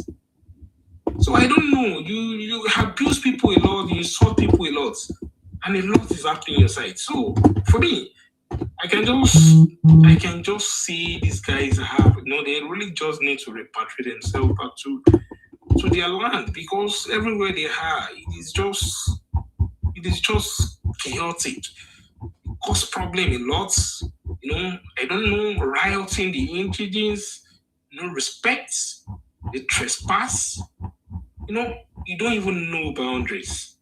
If you even know boundaries, you don't have the effrontery and temerity to tell people their space do not belong to them. That is so insulting to know that you are just a foreigner on someone's land. You just came here to come and live. You're just economic migrant. You're telling people that your space don't belong to them. I saw this in Ghana. I saw a video. You're telling Ghanaians that you built Ghana. All these things, it's so sad. I don't know how they actually just trained to have this kind of ideology to tell people, you are telling people on their speed. Even, in fact, you these Igbos, you are in foreign land, Europe. Even though you are doing well, can you tell the Europeans that it is a no man's land? Can you tell them all these things? You can't. So why are you doing this only in Africa? I don't get it. Of course, you're working, you're doing well, but you don't do this in all these European countries. But you be it in America. The American you even love you today to want Trump to come and try to, maybe disintegrate Nigeria. You don't do this there. You don't do this in Canada. you cry about marginalization in Nigeria, and we see the footprint of the Igbos. You're not doing better than any other tribes. You're not doing better than any other tribes in the UK, be it in Canada, be it in America. You're not better than any other tribes. It's the facts. So you can just say that's just level playing field. You are not doing better than them. So these guys, for me, I will just keep saying it. They should go back to their land, because you can't keep disturbing people. You're destroying people's lives. You tell them you're doing business, annihilating us. They are annihilating us a lot. And they still claim this marginalization. What are you doing? Counterfeit products, adulterated beverages, and foods. Those are not things. You are destroying people's life. And you are doing it so much in Southwest. So much. So, for me, these people need to repatriate themselves. Go back to your space. Because if 57%, that was what I had. 57% of the Igbos, they are living out of their region. That is, in fact, a coastland that is deserted and uninhabitable to live. If 57% of you guys are living out of your region, it is an insane number. Go back to your region, build it, and stay there. Just spread it everywhere, causing a lot of atrocities, constituting nuisance, disturbing the inhabitants of people. I don't get it. So, for a fact, I can just tell you, thank you so much, Yesima. I love it. We love what people are doing. For me, I really just love it. But they are feeling the heat. And that's what the Igbos need. They need to feel the heat. People need to rise up and stop their agenda. Because all this agenda they are having, it's no longer working. People are actually just, their eyes are open to them. And they can know who the Igbos are. People are reading a lot about them. TikTok is actually exposing them. And we will keep doing our best to keep showcasing who the Igbos are to the world. They are cancerous and parasites to the world. We can see the footprint of what they do everywhere they are domiciled. Thank you, Insima. Thank you for having me. Thank you very much for coming, and thank you for your contribution. That was very powerful. And just like I said, I don't know why people shy away from dealing with these issues and calling them out by their names. I discovered so early when I was supporting them, the best way to deal with this Igbo Biafra criminality is to give it to them back to back by calling their names. Don't hide it under IPOP or any other thing. Unknown government. Call them out by their name, Igbo. Make sure you add that Igbo in the conversation. You understand me? Because they don't want people to know that it's not Igbo. Some of them will come and argue with me. Why are you generalizing? That is not the point. The people that are committing these crimes that are doing these things are Igbos. It's true that it may not be all the Igbos, but we are not telling you it's all the Igbos. But the people doing it are Igbos. So I discovered this early because I was supporting them. And if I did not support them, I would not have known this thing. So sometimes I say I wasted my time or I was foolish to support them. But no, there's a great lesson that I've learned today, and I can be able to talk the way I talk because I supported them. I knew and I understood what they were after and what they are doing. Even when I put it together with what my father and my forefathers told us about the Igbo during the Igbo Biafra criminality fight and civil war, it makes sense. Yes, I was not born when all these things happened, but right now I can see to my face, I can see it with my naked eyes what they are actually doing. But then the Nigerian government always give them the upper hands. If not for this government right now trying to deal with it and deal with every criminality, not just the Igbo criminality, every criminality across the country, everybody would have just been keeping quiet, and Igbos will continue to use the misinformation, fake history, impersonation to invade our communities. And we have seen it. We have seen Igbos using Yoruba names and speaking Yoruba in a way to confuse and to manipulate people just for their own personal interest. I get it me now. We have seen the indigenous bill. I remember those days when they kick against the Ruga and all of that. But today, they introduce the indigenous bill, which of course, we know that they will still bring it on board. They will still do it again. But for now, I think they pack it on the side. I get me now. Igbo Biafra criminality. How can we deal with this criminality? For over 60 years, it still continues. For over 60 years. Is it not time for Nigerian government or for Nigerians to rise up and put an end to it? Is it not time? Who is this Apple idiot that call here? Let me remove you, because if you are not ready to make any call, don't come and stay here and do nonsense. You understand me? So when are we going to put an end to it? You understand me? When are we going to put an end to it? When are we going to put an end to it? I bring you back. I don't know who you are, because sometimes I don't want people to come and stay. I'm sorry. Yes, I don't know your platform before now. All these Obi idiots. Apple, okay. They actually banned my old account, so I created another one. Okay, go ahead, sir. Go ahead. I'm a regular customer now. Regular customer. Wait till you don't buy from me. Have you bought my book yet? Go and get it. Okay. Yes, I think many people always say, "Oh, in Sima they want to support me." The only way to go and get this book and share, give it to people to see, because right now the South people are speaking up. They say, "Oh, the South people have not been talking. They don't share their story. People don't know what the Igbos did." I've written this book now. The Ikwere Ijo Ibom people are not Igbos or Biafrans. How the Biafra project failed to take over the Niger Delta and coastal region of Nigeria since 1966 till date. The Ikweres, Ijo, Ibibios rejected Ojugu Biafra in 1967 and continuous rejection in 21st century. So you can get this book on Amazon. If you have Amazon account, Kindle, you can read it free. But if you want to get it from me directly, you can go to my website, insimabooks.com. It's there. Thank you very much. Brother, please go ahead. Yes, man. Go ahead. Now your book is very descriptive. Very, very descriptive. Yes. You just hit everything on the head. Direct. Not so are they talking. The way they talk, and that's why I take write that book. You need to read it. Voila. Thank you. Yes. It's equivalent to 10,000 a year. Take them on liver. Because it's very descriptive. That's what I love about it. So people don't even have to. There's a saying that says, you can't judge a book by its cover. But in this one, I can judge that book by its cover.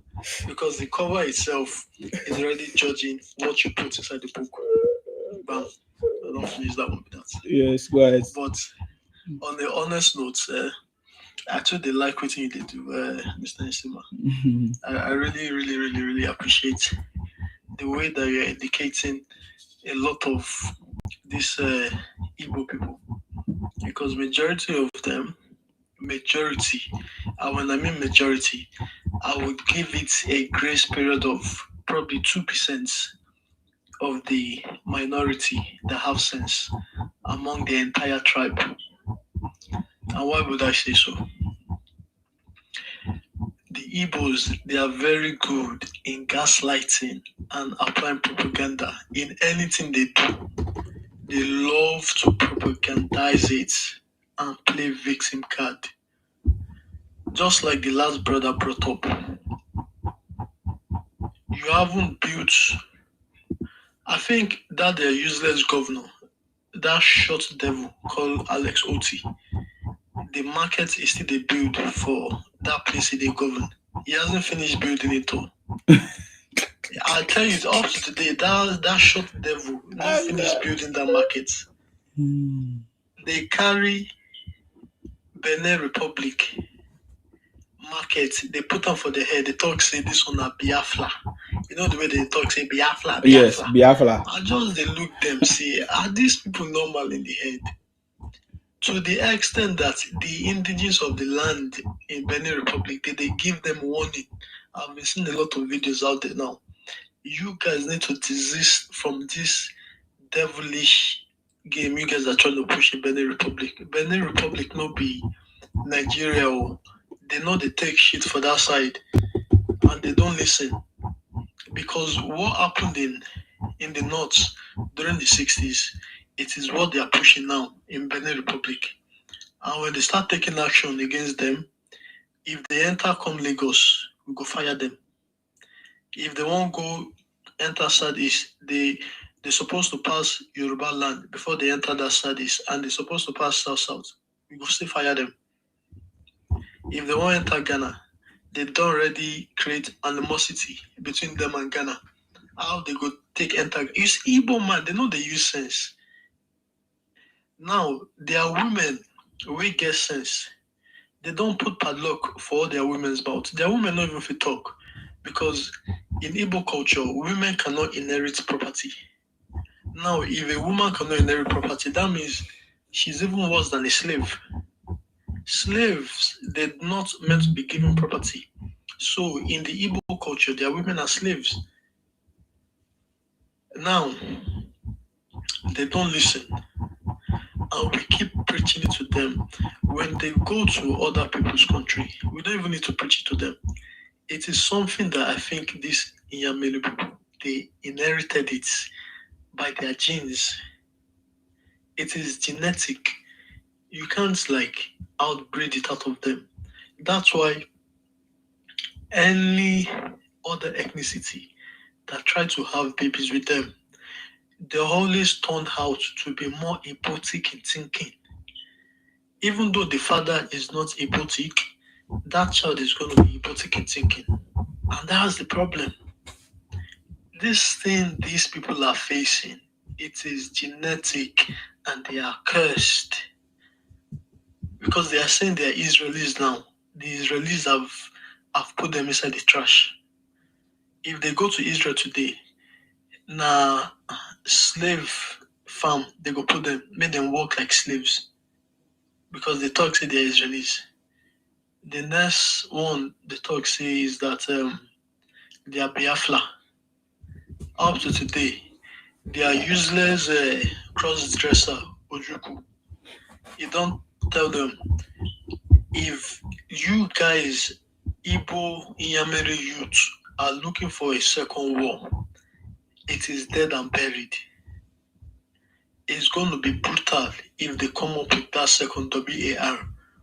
But up to today, they are still pushing the agenda because we know, say, yes now, Ojuku, that useless Berbisky, the first Berbisky for the entire Africa, the first and the only, is still the Ojuku Nain carried the title Berbisky, even though majority of these uneducated morons called Inyamere, they don't want to accept the reality that Ojuku was the first Berbisky we ever get for this Africa. He have already told them, do not come up with a second WAR. Because when you talk to an average myopic Inyamere, he will tell you, say, in the first WAR, did you know that Nigeria got help from America? Or how did they even say it? Americala. The one they talk, say their forefathers found. If they go America today and tell them, say, they go America today, tell the white man, say, now their forefathers find in America. I trust white man now. White man go arrest them, put them for jail, castrate the bastard out of them. You know how quick white people, they will just give them injection, make them castrate them. Before you know it now, their quickness no go walk. Even their one where they inside their legs no go walk anymore. Because these people, they think the world has to evolve around their myopic thinking. And it shouldn't be that case. It shouldn't. And when you don't agree with them, they're quick to call you a tribal jingoist. A tribal jingoist is the same thing. They are not calling the Indonesian people, or maybe if I've seen video now when Indonesian, they give them death penalty and they give them one bullet for head. Make them go meet the Achi, or is it the God of Israel? How did they call him? Or the God of Ojuku, or Amadioha? I don't know what they call them. They not fit try that one for Israel, because Israel know they take nonsense from them. They not fit try that for America. They not even fit try that one for Arewa land, Hausa Fulani people land. Hausa Fulani people, they know they take shit from them. Now the only people where they are accommodate all these people Now, people will get, and I'm not talking say Hausa people don't get soft hearts, but we know that Hausa people, those people, they know they take rubbish from anybody. Now, these myopic Igbo Inyamelu people, when they see you are too nice to them, they look at you as a weak person. And that is the problem. The weakest people that you are looking at are actually the most strongest, because when they eventually stand up for themselves, the level of brutality a weak person can actually inflict on people who always think that because you are so nice to me, I can then try to take charge of you. When that weak person wakes up, their level of brutality is going to be stronger than the people who are currently looked at as strong people. And they don't understand it. I'm not trying to bring up a G-side conversation inside this topic, but Igbo people, they need to be understanding logic. They should stop hampering on people's psychology. Human beings, we are built as violent people by nature, and we are being threatened. The only thing you can do is lash out, and when that lashing out happens, it is not stoppable. Because why would you tell me this their frog face called Peter Obi, the one that he has already named himself Alhaji bin Saman Obi Musa? He talk say he want to make the Christian take back a country, in a country where the constitution says is a secular religious entity. Mm-hmm. Is that not a call for uprising of the likes that even America self can't even come and intervene? Let's even take America out of it. The likes that other African nations, they can't even intervene if what Obi was trying to kick in that 2020 eventually came to be, or in 2023. Because when you try to tell them, they'll be telling you that yes, it is sent by the God of Israel. That's what the God of Israel wants Nigeria to happen. They are calling God of Israel that they are Jewish. The majority of people calling God of Israel are Christian Igbo. So you see that these people, when it comes to logic, their logic never logics. They are very myopic in nature. Very, very myopic. But when you tell them, they will tell you, the Northerners are Muslim, the Southerners are Christians. They like to put people under a blanket umbrella, and we clearly see the difference. But because they are hateful by nature, so they want to use that. Whatever they grab, it's an opportunity for them to bring out the hate and the destructive nature that they have prematurely, that is already built into them. There's no way that in this 2026, a right-thinking person would actually put his thumb down for a guy called Peter Obi, a man that couldn't even develop Anambra State. Because the other day I was watching one interview, and there's this young Inyamiri boy, a youth like most of us. He was saying that he wish Peter Obi actually governed the state. The young Igbo boy said he wished Peter Obi governed a state. Can you listen to that statement once? But Obi was a governor. Thank you. This shows you that these people are not exposed, or if they're exposed, they are just myopic by nature.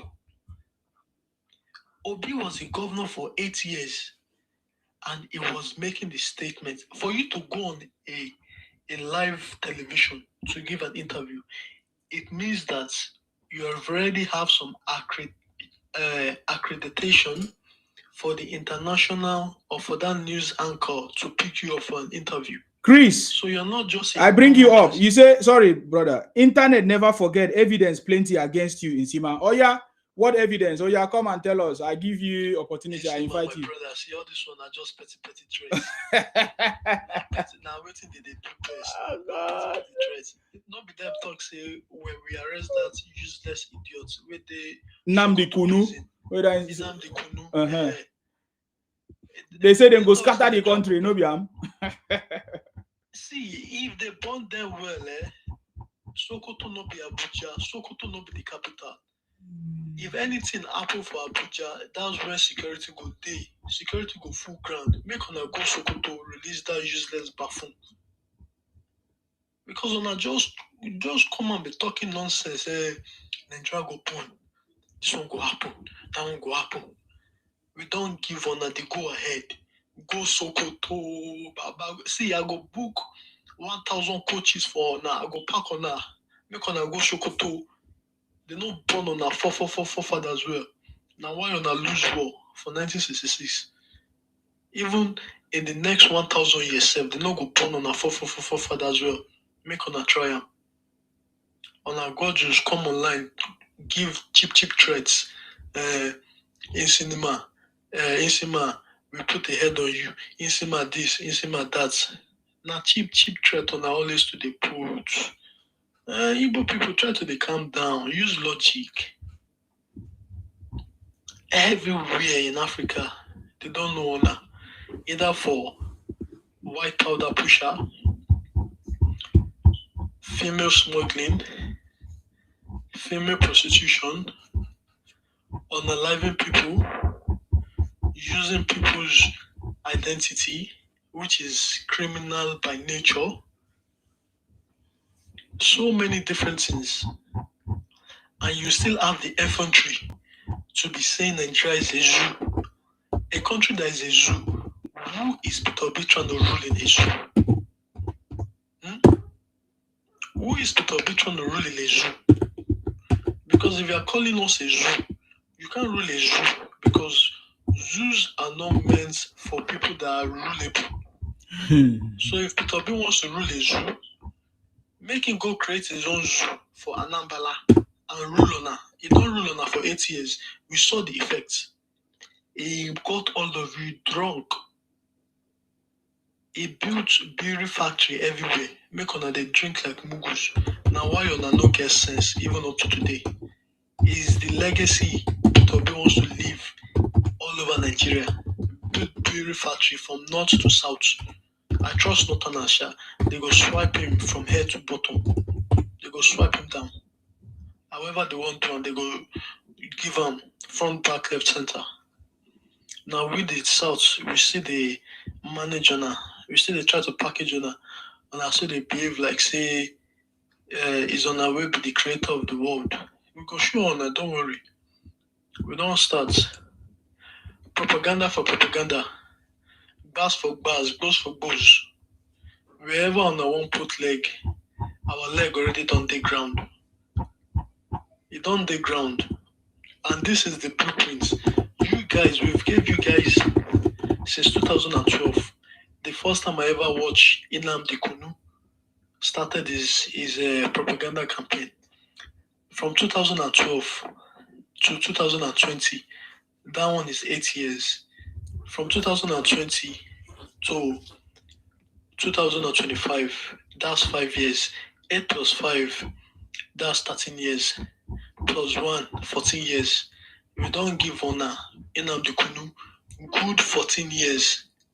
Make him package the propaganda for the entire world. Make the entire world see. But it looks like I don't feel for an mission. The simplest thing of you guys even pushing propaganda self honor is not, you people are not good at it.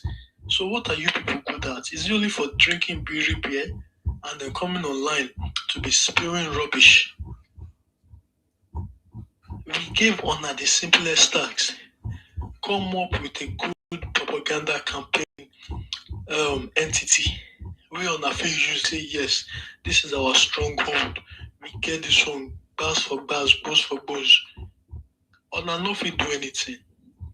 Now we don't enter 2026, Your the Kunu, the talking mouths for na foolishness.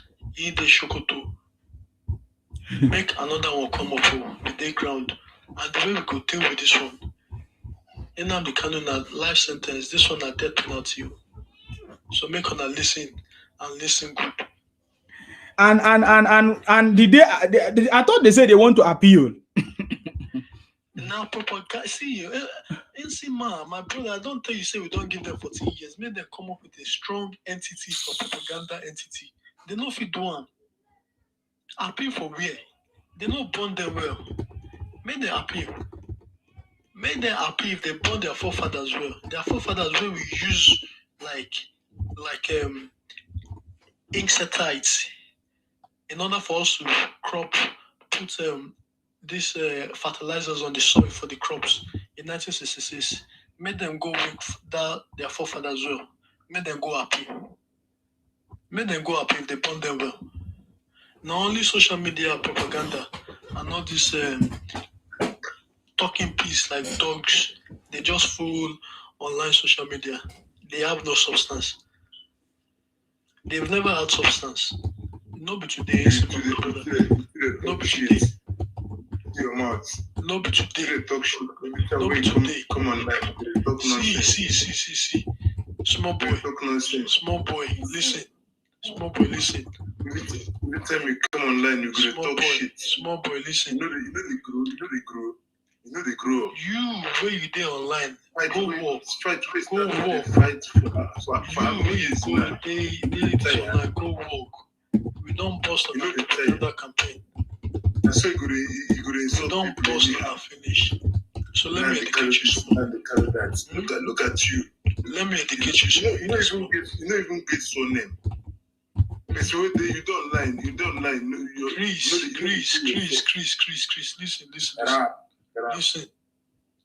No me say because I did nice with you. No me say because Is Nnamdi Kanu not a criminal? you go just the open mouth. Is Nnamdi Kanu not a criminal? the kind of criminal. See, your baby don't they come out. Nnamdi Kanu, he be father of all father of criminals. Right now, he they spend life in jail. And wait till if you do. Chris, shut up there. They talk to you. Please pay attention because I know majority of you, your IQ day of orangutan. Majority of you. Okay, Chris B, wait for your turn. Apple, hold on. Can we hear from 40? Because 40 has been here for long. 40 men. What do you have to say? 40 men, unmute yourself. What do you have to say? 40 men. Can you hear me? Your voice is too low. I know as an Igbo man, what do you think? If you are Igbo man, Abi? We can't hear you. Yes, I know you are Igbo man. How do you guys feel? Yes. Listen to my question. How do you guys feel that after 60 years, you guys are still foolish and stupid, demarketing Nigeria and running propaganda, even going to America to lobby? The same thing that your forefathers did, even with the education that you guys have. How do you feel about the stupidity of your Igbo brothers? Go ahead. Okay, thank you for calling us stupid. But I thank God the world is not noticing what is happening. Thank God the US, the Israel, and every other concerned country. Answer question. Maybe don't be doing all this intro. And we all, and see, we're not making any anti-threat anymore. It's no more anti-threat anymore. I took my time to listen to Apple Pie, what he was saying. I took my time to check his profile and everything. It's even a non-identified account.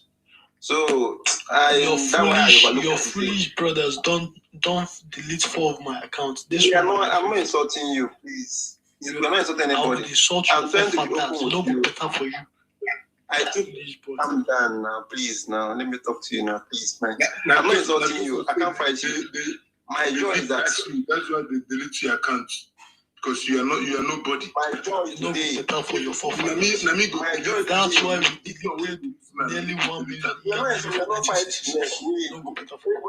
Now, Apple Pie was talking. I took excuse from Apple to give you opportunity to speak. 40 men. The problem is that you have not answered the question. You say you thank God this, you thank God Israel, you thank God. You are very. Why are Igbos always so foolish, calling Israel, calling America, why?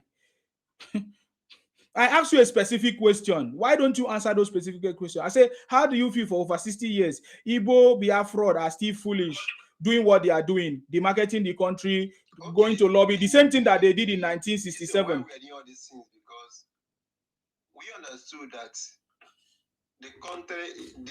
our country is no longer a place for justice. No, since 1967. 7 years after we got independence, where Igbos were in charge, even civil servant and everything. You want me to play the videos confirming that Igbos were in charge everywhere? 7 years after you guys started these problems. We are marketing our products. Okay, what is the product that you guys are marketing? Our Biafra. That is our product.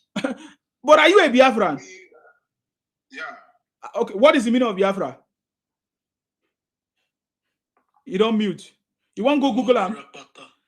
You want Google them? 40 men. Oh yeah, answer, please. Let's move. When must I Google it?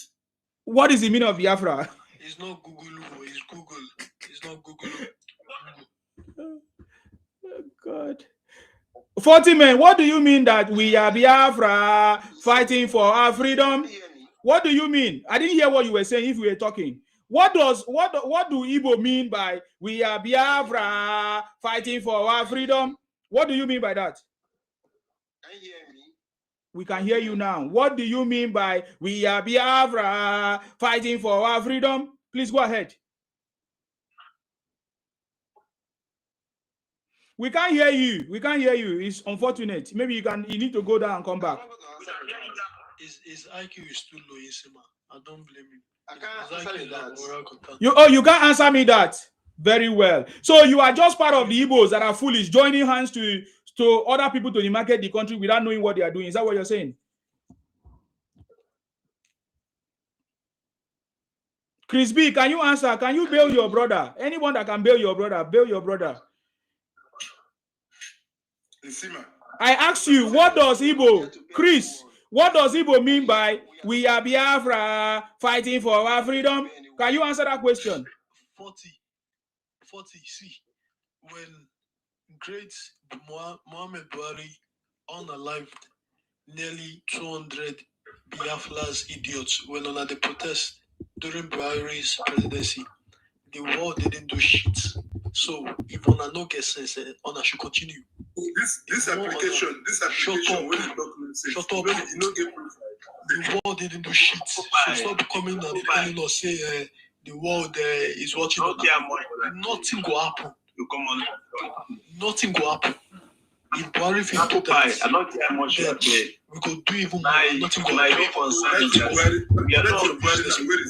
is that your Buhari? Listen, Buhari no white man. Buhari don't reach the age. Buhari don't reach the age where he go peace. Where he keep short.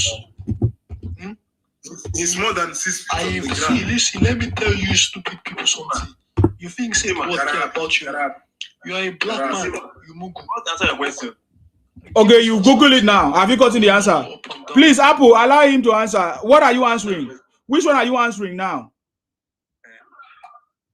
Okay, I want to start from the first one I asked. But before then, please talk to this unidentified fellow to keep. Oh God, no, don't attack any of my guests, please. I asked you a question. Can you answer straight? Which one are you answering? Are you answering? Are you telling us the meaning of Biafra, or are you answering? We are Biafra fighting for our freedom. What does Igbo mean by that?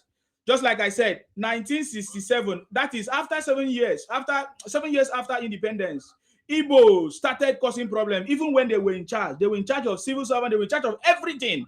So, and Ojukwu, the coward, started it, and Igbos joined him with his stupidity. In 1967, now Igbos claim to be educated, have gone to school, have wealth, but they still continue in their stupidity and foolishness, demarketing the country and lobbying foreign bodies against Nigeria.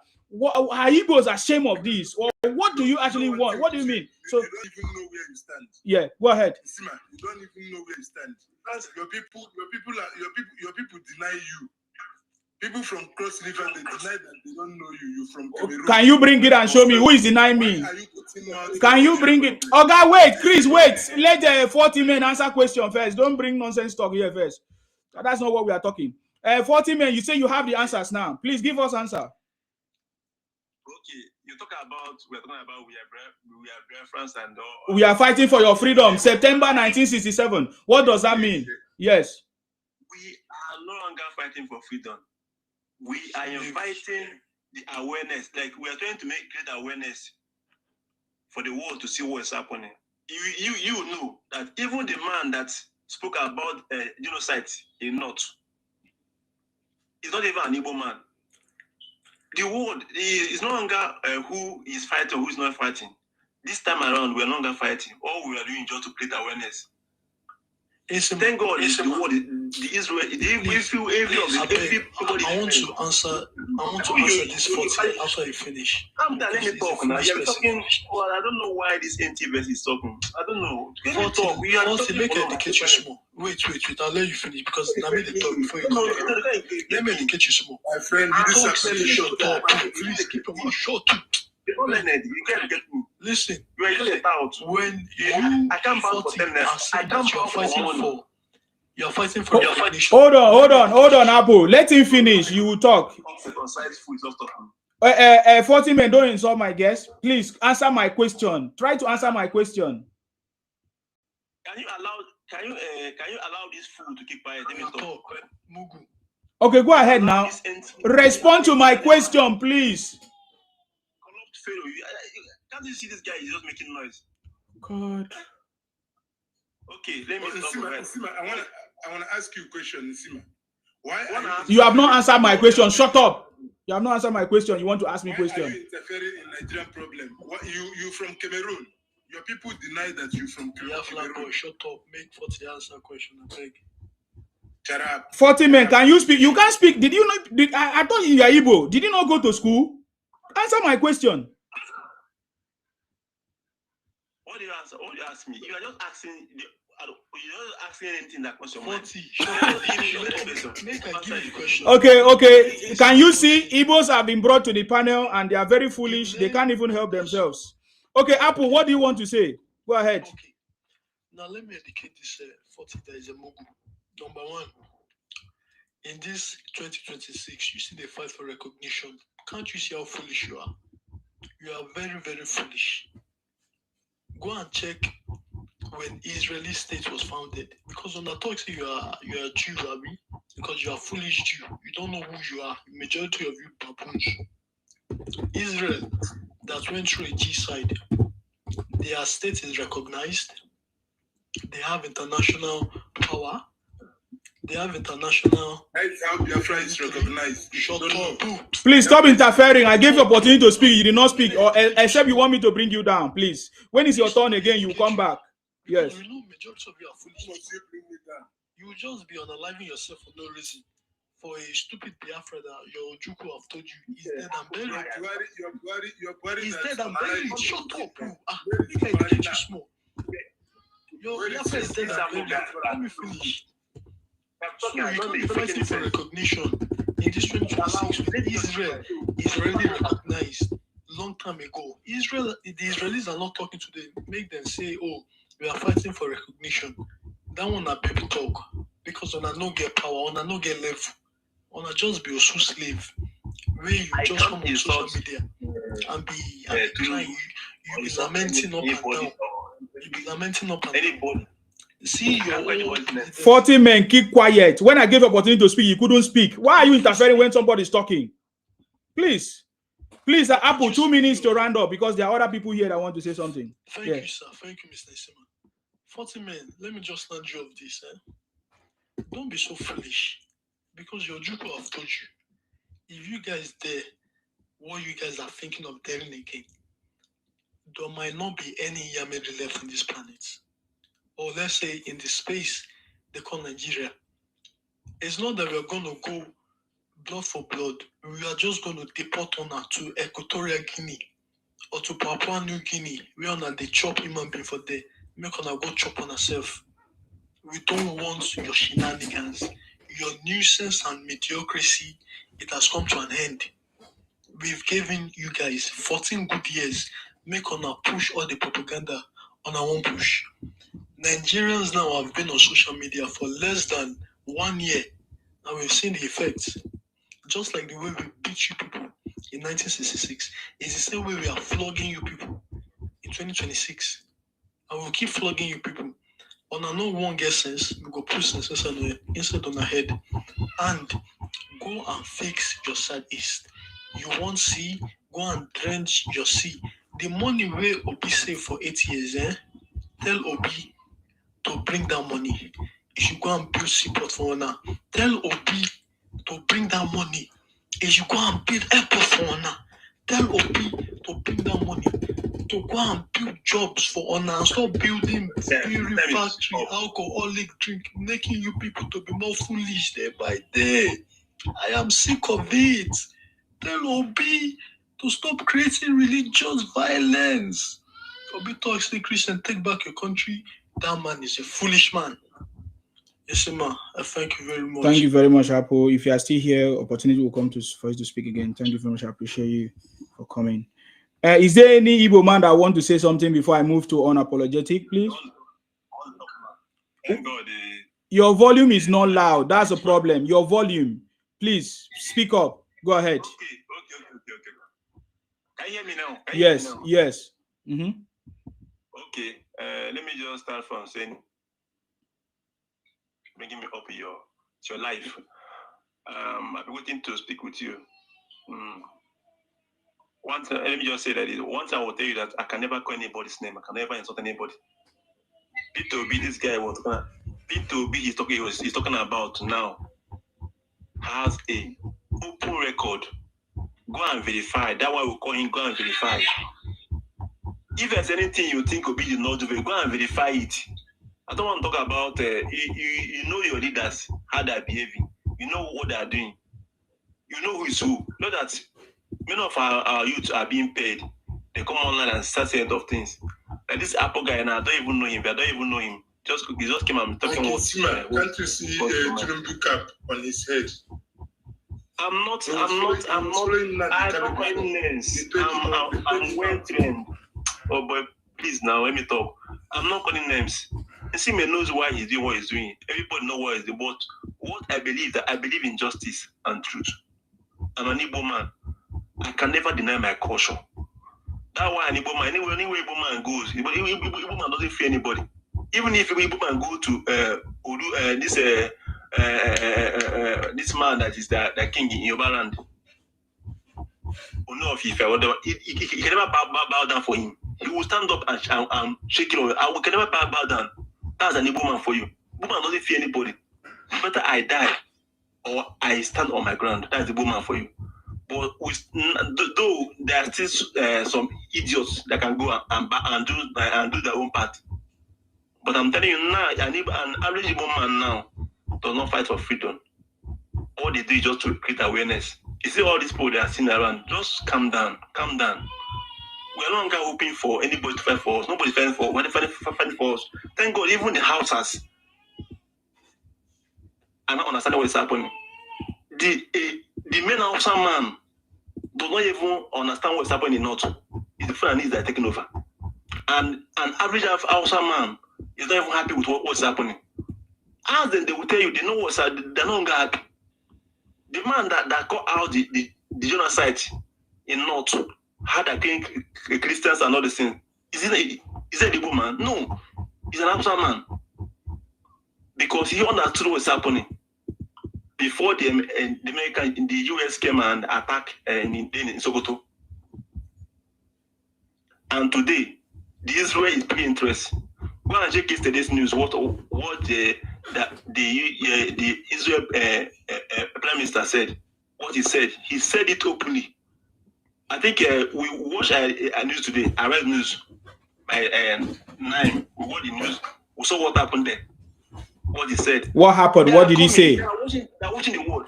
He didn't watch the news. What is happening? What did they say? Just tell us, because my audience are listening. Go ahead. I can't say this. No. I can't say this online. I will send it to you. So you don't know what? Can't you summarize what they said and what you understand? Tell us. What did they say? Because if it's not on my disposal to say it. That's why how many alcohol make I send you? Make it tell us. You see that what they said is that they paid you to be broadcasting so that they can Islamize Nigerian youths. I'm not disposed to say it now. Why I'm saying it? Because so you are supporting Nnamdi Kanu now. They paid you. Chris, we are coming to you. You wait for your turn, please. No, don't wait for my turn. This was a wasting time. So the Prime Minister of Israel made this today, and today this morning was broadcast in the Arrest TV. This by I think 9 a.m. this morning. That what will happen? See what's happening. Okay. Oh, we are so scared now in Nigeria.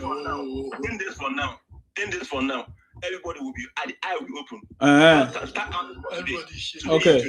Okay. Now let me ask you a question. Was this 1967 when Igbos were fighting Nigeria? Was there Israel? Thank you, Isima. Okay, thank you. Was there Israel in 1967? You can't answer. I don't know. Okay, answer me now. You people, why you people don't answer question? Was there Israel in 1967? So you don't need to ask him that question. Okay, since you 40 men, we don't have time. You are so dull. Igbo people are so dull to respond to me. Please, your time is up. I'm going to Chris B. You have been itching to speak, right? Can you answer this question? In 1967, when Igbos were foolish, showed their criminality in Nigeria, and Nigerians did not understand them then as attackers. Anyways, was there Israel, America, and all of that? Why is it that they did not help you to conquer Nigeria? Can you answer that question? Because Moses, it's not your turn. You people bribe them all. Okay, so if we bribe them during that time, do you not think that we can still bribe them now? Thank you. You can't. Because we are educated now. We are wise. We are all over the world. You can never bribe anyone this time. Okay. Nigerian government tried to lobby America a few months ago. What happened to them? Okay. What happened to them? Chris, how many billion we paid American lobbyists? Chris, for your information, see, the American my friend, I'm not on the show. I'm not Americana. See, America. You don't know anything about Nigeria. You're just blabbing. Nigeria bribed America. Israel played both sides. Israel played Biafra. This time around, you people, Nigerian prostitute. Allow him to speak, please, so that we can move to the next person. So that you'll be confusing Nigerian youth, talking shit online. They paid you. That's why he gave you his cap to be campaigning for him. You are campaigning for Tinubu. I'm campaigning for Tinubu, of course. Are you not campaigning for Obi? I'm campaigning for Tinubu. You are campaigning for Obi. Are you not campaigning for Obi? I'm not campaigning for anybody. Okay, what are you campaigning for? Okay, you are campaigning for Biafra. Are you campaigning for Biafra? Nigeria is already woefully failed. There will be no Nigeria again. Okay. Just mark it somewhere. I'm telling you, you people can never bribe anybody. America is wise now. Israel is wise now. You're still a baby. Let me. No, you are not. Apple, allow him to finish, please. We need to move. Yeah. You said that Nigeria is failed, Abi? Because you people want to Islamize Nigeria. You people want to bring jihadists in Nigeria. That's why you are campaigning for nonsense. A young boy like you that's supposed to be talking truth. They paid you. You were supporting Nigeria before, Sima. I followed you before. You were supporting Biafra with full blood of your body. You were following. I don't know how they get you. They paid you. I don't know how much they give you. So when I was supporting you, how much did you pay me? Can I ask you a question? No, I'm asking you. When I was supporting you, I'm asking you. Do you want me to mute you now? No. I'm asking you. When I was supporting you, how much did you pay me? Can you answer? You never support me. So you say that I was supporting Biafra. I'm asking you because if you mean that anytime you support somebody means that they pay you, right? I'm asking you. When I was supporting Biafra or Nnamdi Kanu, how much did you pay me? Can you answer the question now? Or mute yourself and answer that. If you cannot answer, I remove you. Because when you say I was supporting you, and if you can't tell me how much you pay me, then if I'm supporting Tinubu today, then how do you know how much they pay me? So I'm asking you, when I was supporting Biafra and Nnamdi Kanu, how much did you pay me? If they didn't pay you, why did you turn back against Nnamdi Kanu? Why? Because I discovered that Nnamdi Kanu is a criminal. That's why I turned back. See, you are just wasting time. When I'm talking, you keep quiet. You said I supported Nnamdi Kanu. Yes, I've never lied about that. You say I'm supporting Biafra. Yes, I did. Because Biafra has nothing to do with Igbos. Based on my... Oga, wait now. Let us talk about it. A young guy like you. Oh, a young guy like you keep saying a young guy. What are you talking about? What do you mean a young guy? Yes, I'm a young guy. I'm supporting President Tinubu, the master strategist, the transformational leader that we have in our time. I cannot miss this legacy. I cannot miss to be part of this legacy. Who is the owner of this? Who owns this cap you are wearing? President Tinubu. This President Tinubu. Yes. How much did they pay you to turn against Biafra? Because before he doesn't need to tell me to turn against Igbo Biafra. We have seen how Igbo Biafra, what it means. Sima, you don't know what you're doing. It is you that don't know what you are doing. I'm asking you, over 60 years. Over 60 years, you guys are doing what you are doing. Do you know what you are doing? Okay. You're asking me that question. Yes. I wasn't born by that time. I wasn't born. You were not born. Why are you fighting for Biafra? You see, you people are so okay, please, your time is up now, Chris. Let's go to unapologetic because I don't want to keep my guests waiting. Unapologetic, please. Go ahead, sir. I salute you. Yes. Thank you. Good evening, everybody. You're welcome. Thank you. Can I just say this? I have been patiently waiting for about 30 minutes and I said nothing. So please, guys, mute. Please do not interfere with my submission. I will appreciate that. Please, guys. Where do we start from? After 50 years, Biafra continues.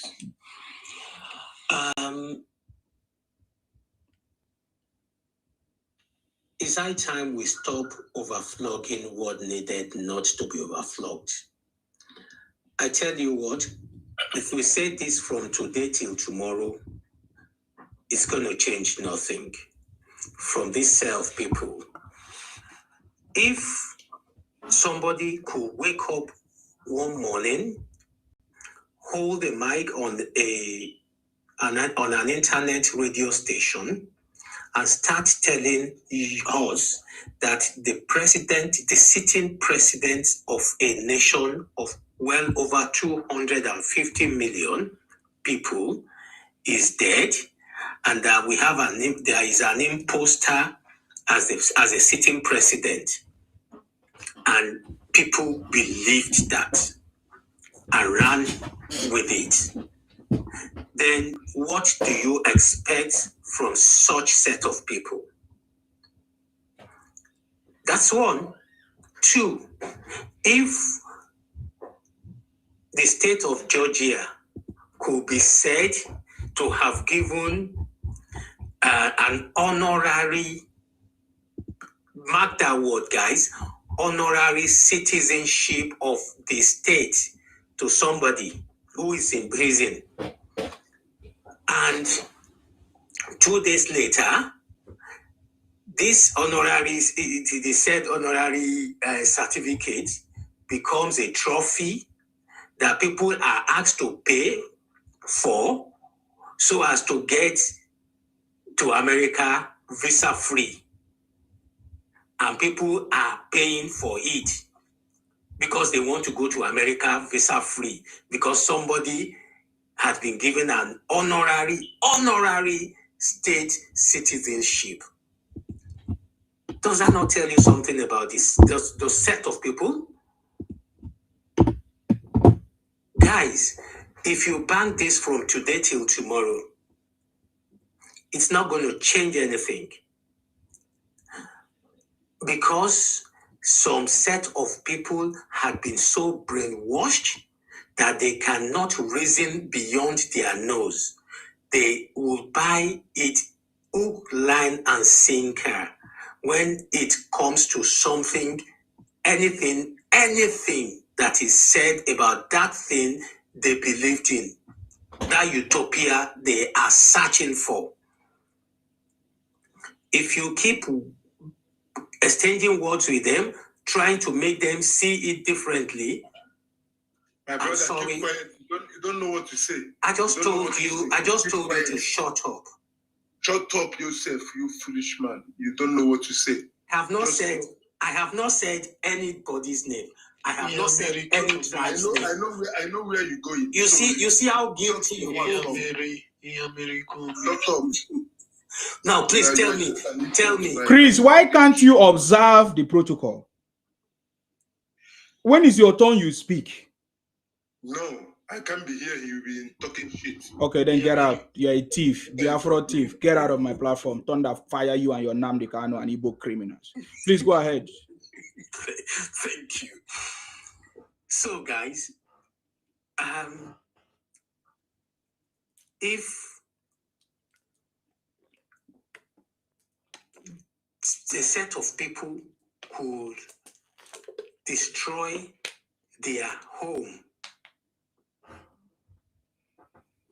make their home uninhabitable, and begin to scatter all over the place, and still cannot call themselves to order, sit down in their darkest room and examine their conscience to align with the truth. I am afraid if you talk to them from today till tomorrow, it's not going to make any difference. They know what to do. Just for the avoidance of doubt, I'll put this out there for them. You want to have your state, you want to have a country, there are legitimate and legal ways to go about it. Killing yourself, demarketing the country you want to live, is not going to get you the country. There are elected officials of that geographical location. I don't want to use the word region now. There are elected officials of that geographical location. Those elected officials mandate them to go to the house and be asking for what you want. And if they are not doing it, vote them out. Put people who will go to their house and fight your interest instead of making your homes uninhabitable, unproductive. And finally, I think Nigerian government too should wake up and smell the coffee. They cannot continue to be using the resources of people who are working to feed the people who are deliberately destroying themselves. Internally generated revenue for all the 5 states of the Southeast put together is not up to 1 state in Nigeria. And yet, they are collecting from the joint allocation of internal revenue, generated revenues. Nigerian government, as at now, should put the 5 states of the East revenue together and share it within them. They should not be augmenting their internally generated revenues with revenues from other states in Nigeria. It is not fair. This is the marginalization, the injustice that we're talking about. I will yield the mic here for anybody who want to ask questions or who want to comment. Thank you, Nsima. Thank you very much, sir. Unapologetic. I appreciate your contribution and everything. Thank you very much for that important contribution as well. I think before Moses speaks, there's an advice from. Thank you very much for the brother that sent it to me. There's an advice from Madi Shehu to the Igbo Biafra. Because we have noticed that even when they came here now, I noticed that Igbos are calling Israel, America to come and help them solve their problem or give them Biafra or release Nnamdi Kanu. Now, this our brother here, Madi Shehu, I think he's from the north. He said that Igbos that desire Biafra do not need Trump to actualize Biafra. They need to do the following. Number one, have a uniform voice, focus and mission, because as at now, they are Judases among and within them who are sabotaging their agitation. That's number one. Number two, he said, all Igbos that are currently serving as ministers and occupying federal political appointments should resign immediately. Doing this will send shivers in the federal spine, and local and global attention will be on them. Okay. Number three, he said all governors from the southeast should decamp to one party, which may be either the original Igbo party, ABGA, or the most recent one, LP. Okay. Number four, all states in the southeast shall express openly their resolve not to participate in any future elections. Number five, all states from the southeast should collectively visit the United Nations, ECOWAS, and African Union, submit their notices and requests of intention to conduct a referendum of separation from Nigeria, and invite them as witnesses and observers. Number six, if the referendum is in favor of separation, they can go ahead and declare Biafra and demand for their share of the country's assets and liabilities. Next will be to make arrangement on how to resettle all Biafrans that will be migrating back to Biafra to build the new country of theirs, since they would lose their citizenship of the other part of Nigeria. At that point, no sensible or insensible or senile person can contemplate waging war against them. Doing that may pave way for the cowardly and docile North to copy their style and have their own country and save themselves from the impending collapse. This is Madi. Congratulations in advance. Madi Shehu. This man as well has always been pushing the North as well. So I think it's a good advice for the Igbos.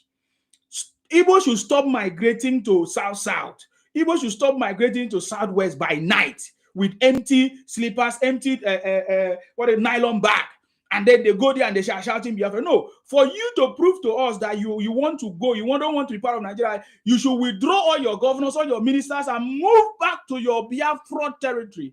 That is a very good, I adopt this advice to the Igbos. Are you getting me now? Because that is the only way, you understand me, that will show that you really want your Biafra. But when I see you coming to Akwa Ibom to come and participate in our resources from the federal government, to come and share a space, to come and beg for us to help you, rent you a shop, and do all those things, that shows that you are just a joker. That's why I say after 60 years, the reason why you are still doing this after 60 years is because the government is not sensitive enough to understand that after 60 years, Igbos are demarketing the country, causing problems everywhere, and the government do nothing about it. So for us as citizens, we cannot keep quiet anymore. We have to escalate this matter to the point that everybody will know who the Igbos are. After 60 years, the criminality of Igbos continue, even with their education, even with their everything. You say that Nigeria is a failed country, but every day you are migrating to Nigerian territory. You are coming to South-South. You are coming to Southwest. What are you looking for in a failed country? What are you looking for? What are Igbos looking for in a failed country? That is a problem. That's what we are asking. If you say you have your Biafra territory, why don't you go to your space? But every day you are coming to Nigeria territory. That shows how stupid and foolish Igbos are, especially the Igbo Biafra. And we need to raise the banner. We need to raise this media, this conversation to the point that everybody will take action to stop the Igbo criminality. Look at our villages and our communities. Igbos are every day infiltrated with fake drugs, with propaganda, with baby food, fake baby food, kidnapping everywhere. Igbos are everywhere committing all these crimes. And Nigerian government keep on pardoning them. Pardon them. Keep on ignoring it. And allow innocent people are dying every day. The same thing that the Nigerian government did in the old Eastern region, allow the Igbos to almost finish us. If not for General Philip Effiong, an Akwa Ibom man, Ibibio man that stood up and surrendered and saved the Igbos. Why will this continue after 60 years? And Nigerian government, no wonder Igbos are saying that Nigeria is a failed country, because Nigeria is not responding to the criminality and propaganda, misinformation of the Igbos.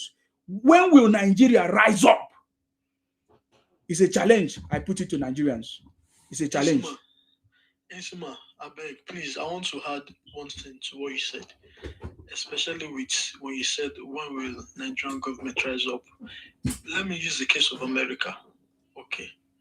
Because we know at the moment. Can you speak up, because there are other people listening on other channels? Please go ahead. Okay. Yes. So we know at the moment in America, there's a case going on between, I believe, the Somali community. The head representative of the Somali community, Imam Omar, she's involved in looting millions of dollars from the taxpayer. She went on a live interview and they asked the lady, according to the information we have, you've been looting a lot of money. And the lady response was like, yes, but it is not the fault of the Somali community. It is the fault of FBI and the government for not taking charge in order for the government to deal with people like her and the Somali communities from looting the taxpayers' fund from America. Now, we've seen what's going on with Trump and the rest that all these Yamili people always shout for as their messiah. Trump is now out there in full mass. As of current, Trump has sent the army to the states where these people reside in. 3,000 soldiers are in the street currently to look for all these criminals. So, Igbos, these Inyamere people are saying Nigeria is a failed country. Now I see why. The president has to take stringent actions against these Inyamere people. Send in the army, send in the Air Force, send in the Navy to barricade the entire Southeast. The criminals they are producing in that place, it is a cancer to the Nigerian economy. So I call on the president as of today to send in all our military personnel to go to the Southeast to shut it down, because they are the one producing all these bastard pygmies children to be infiltrating everywhere in Nigeria, and it must stop. You see what Trump is doing now? He is sending the National Guard to Minnesota to stop the cancer from expanding.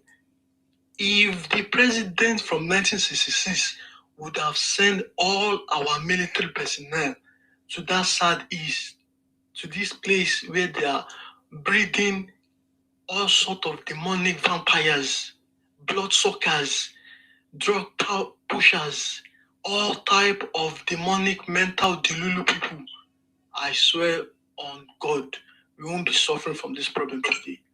Thank you very much, Insima. Thank you very much. Sorry, Insima, can I quickly? No. Wait, I need to resume back to work. I just need to say something. Please, don't Insima, please give me a little bit. That's fine. I'll use the mic to you. Just 2 seconds. You see, Insima, let's tell ourselves the truth. Can you fix your sound a little bit, please? There are a lot of background noise, and is there a way you can fix it?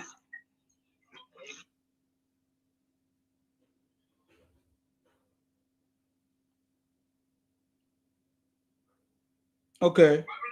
Can you hear me now? Yeah, go ahead. Okay, let's just tell ourselves the truth. When somebody says Nigeria government is a fair government, it's true. Because all the things that happen in the country today, the agitation and the gallo, the lacrawa, the enhancement, the bandit, it's Nigeria government that causes all this nonsense. Because if they do exactly what they're supposed to do, if they protect us, provide for us what they're supposed to provide for the citizen, all these things will not be happening. Everybody will live in peace. Everybody will be happy. Nobody is going to convince anybody to protest. If Nigeria country today is working as is functioning as country is supposed to work. Who are you going to convince to follow you to do the agitation? Nobody is going to go with you, because what are you going to tell me? If we have 24 steady light, good road, good hospital, everything is working good, why are you going to tell me to say? Why are you going to tell me or to confuse me to leave the content I give, making life easy for me? Nobody is going to listen to it. And let me remind you one thing.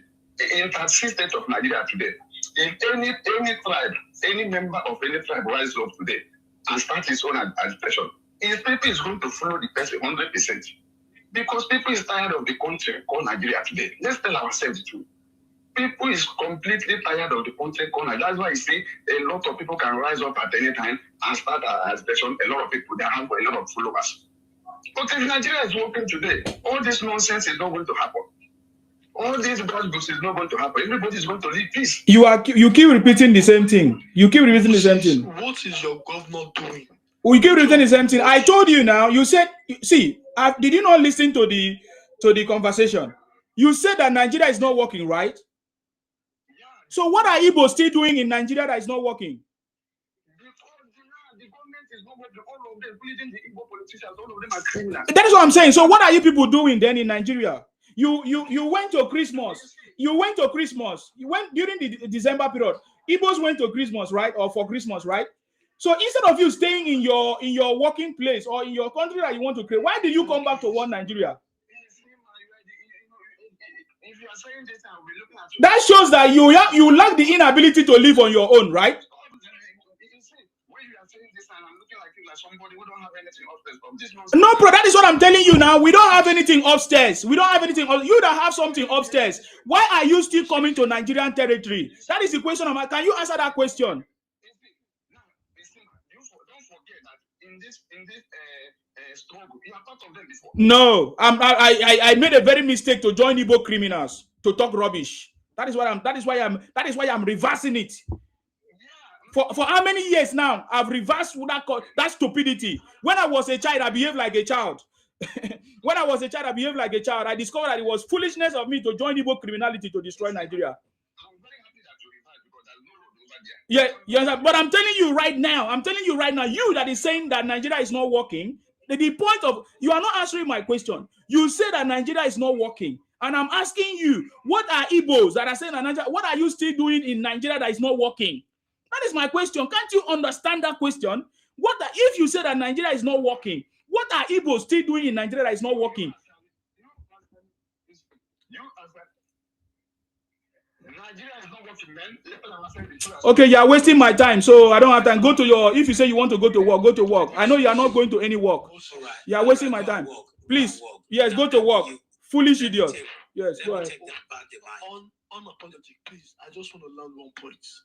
Go ahead. Igbo's governors are passing indigenization bills. They want to indigenize themselves in other people's land, and you are saying Nigeria is not working. I was coming in a country that doesn't work. That was where I was coming. That was where I was coming. Unfortunately, he had gone.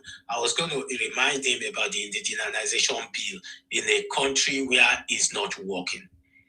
Some elements of you guys are striving to secede. Some element of you guys are trying to impose a president on Nigeria. Another element of you guys are asking for indigenization bill. So you guys are confused. Where do we go? You are just spreading your tentacles far and wide. Catfishing, or is it, what do you call it now? Now, the truth is this. This sit at home, this perpetual destruction of the economy in the southeast, the federal government, because the state governors are independent, they are elected, so the federal government cannot outrightly say you are dissolved or whatever, but the federal government can do something, which is tell each state economically what you produce, what you generate is what you would have. That will make it. Was it yesterday or the other day? Is it Soludo that is saying sit at home on Mondays must stop? And They are saying it's not going to stop. He is not intensifying force because he knows that even if they generated 2 naira, they will still get 10 naira back from the federal government. Exactly. But I'm pretty sure if they know that that 2 naira that they generated is what they are going to spend, then they would force their state to work. I yield the mic. Thank you very much, sir. That is what I'm talking about. That is the reason why Igbos are saying that Nigeria is a failed state, a failed country. Because they are benefiting from it, even when they are causing destruction and misinformation, demarketing the country, and nothing is being done. The federal government still give them money. That is what I'm talking about. Why will the federal government continue to do this? Why will Nigerians continue to allow this to happen? Do you understand? I say after 60 years, that is why I'm doing this program. After 60 years, we continue to see, even when the Igbos have been pardoned several times. After 60 years. Oh my God. Okay, let me hear from other people because I don't want to keep you guys waiting because I have a lot to say anyways. Don Mark, go ahead. You are Igbo man. Tell us. What's going on? Sima, thank you for giving me the opportunity to speak with you today. You're welcome. One is this. I wanted to know what was your driving force that compelled you to pursue this Biafra agitation previously, right? Because I'm very sure that you were part of this agitation, and from what I can read from, and I'm still part of the agitation. I'm still part of the agitation. I've not stopped. The Akwa Ibom people are Biafrans. The Calabar people are Biafrans in the old map because it was called the Bite of Biafra or Bite of Ebony. So we are Biafra. So excuse me now. Let me answer your question. What are you talking about? You are just repeating yourself as if you're a child. Do you ever hear me that I did not support IPOP or Nnamdi Kanu? I said I supported you guys because you use the word Biafra, and Igbos are not Biafra. We are the Bite of Biafra at that time, the coastal lines, the Niger Delta people. But I listened to Igbos using the name, and I was listening. I want to understand what is going on until I discovered that you guys are criminals. You know, confirming the stories of my father and my forefathers. That Igbos wanted to Igbonize us, Columbia us, and they used the word Biafra in order to Columbia all of us in the coastal area of Niger Delta. And when I discovered what my forefathers, I confirmed what my forefathers said and told us in the story, and I came out and said these Igbo people are criminals. You know, trying to call us a subgroup, a sub-ethnic group under Igbos, calling us Ibonta, trying to change our name from Akwa Ibom to Akaibo, all of that nonsense. I came out, I was very, very furious about it. And I exposed the criminality of Igbos. It's been more than 4 years now, or 5 years, 6 years now, ever since I started exposing the criminality of Igbos and Biafra. You understand me? Why is it that you guys cannot go if you are Biafra? It's a simple question. If Igbos are Biafra, why don't you go?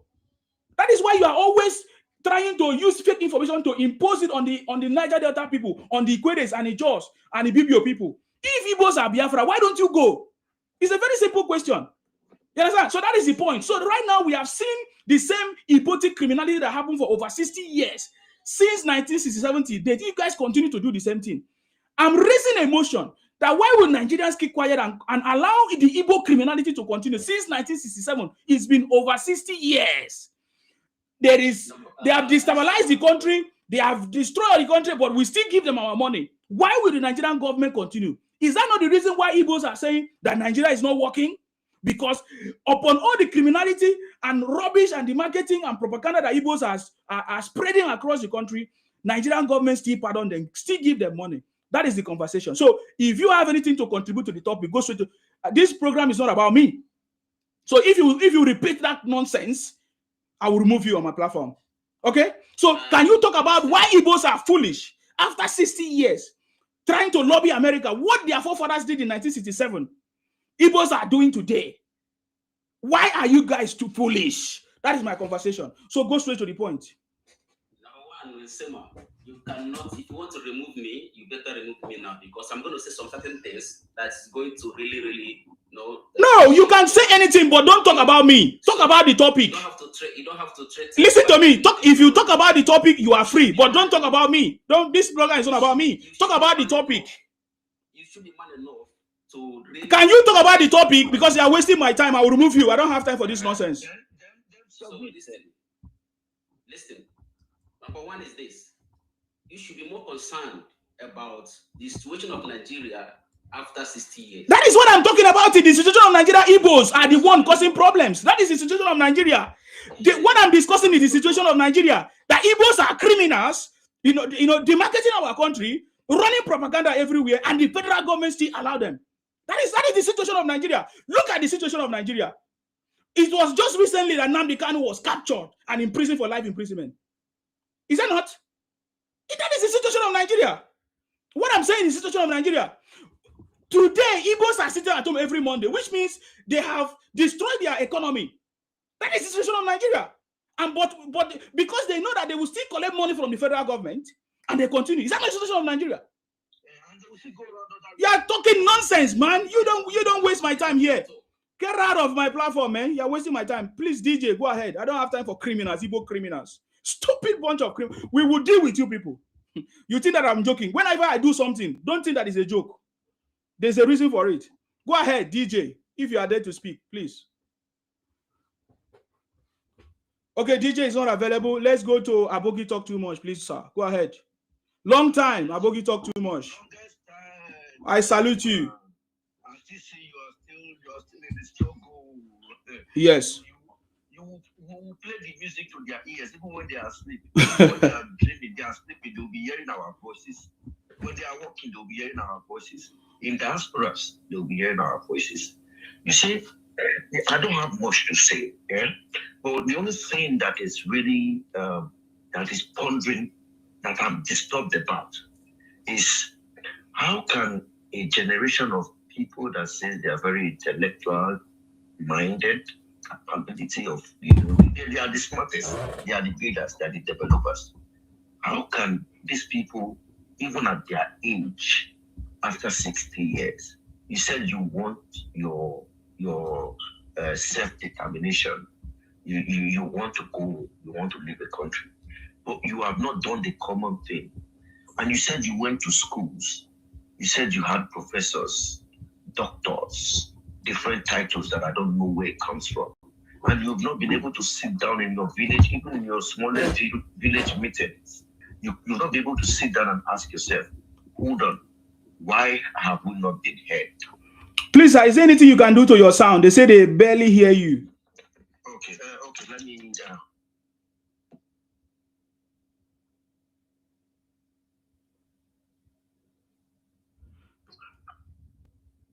Can you hear me now? Perfect. Better, okay. Sir. Go ahead. Okay. Thank you very much. Yes. Okay. So now, these people have not been able to sit down and look into themselves and say, hold on, if I want a divorce, if I get married today and I'm not happy in this marriage, if I want a divorce, there are legal ways on how to get myself divorced. And I'll be granted because I have the right to say I'm not happy in a marriage. I want to end the marriage. It is my right. So why am I not going through the right channel? Is it that the book that every other person's read different from the book that I read? Hold on. You are saying you want to leave. Nigeria is not working.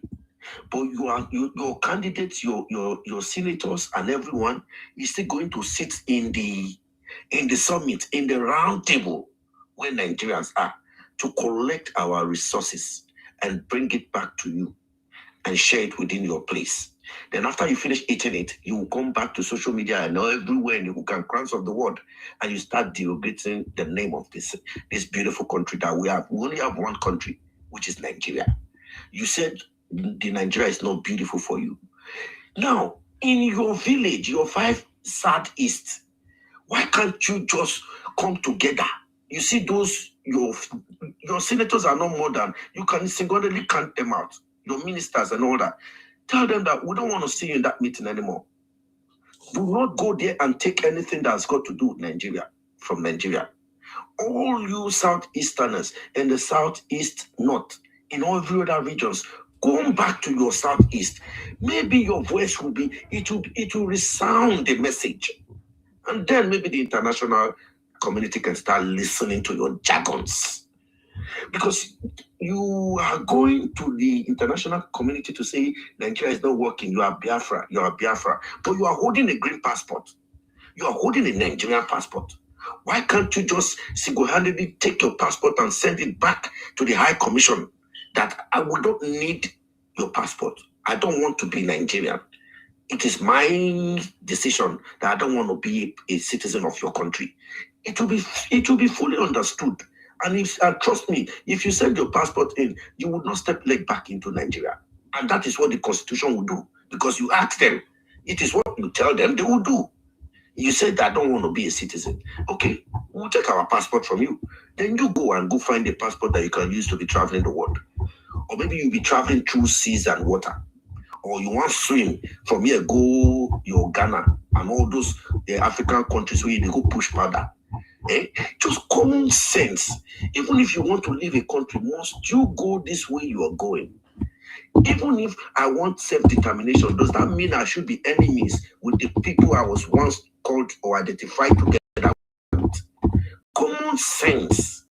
Your region. Your region has been unproductive. You said your people should sit at home every Monday. Like as if your people sitting at home every Monday would make my mother that is in Edo State hungry.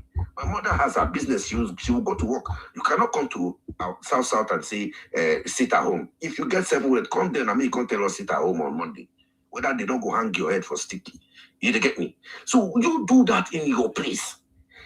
But do the right thing. Do your consensus. Stand in one voice, just like the way that the Oga that sent you the message just now, Isema. You read it. That message was so explicit. It was clear. I understood what that guy said. Simple. Do the right thing. Not come social media, come they shout. People that how intelligent these people be. Where is your 800 armor tank? Your prime minister is in prison now. Where is your 800 armor tank that you saved for? That they told you that they bought 800 armor tank. Where is the armor tank? You've not asked where it is. And you were busy lodging money into a block that was meant to siphon you, take your money, take your resources.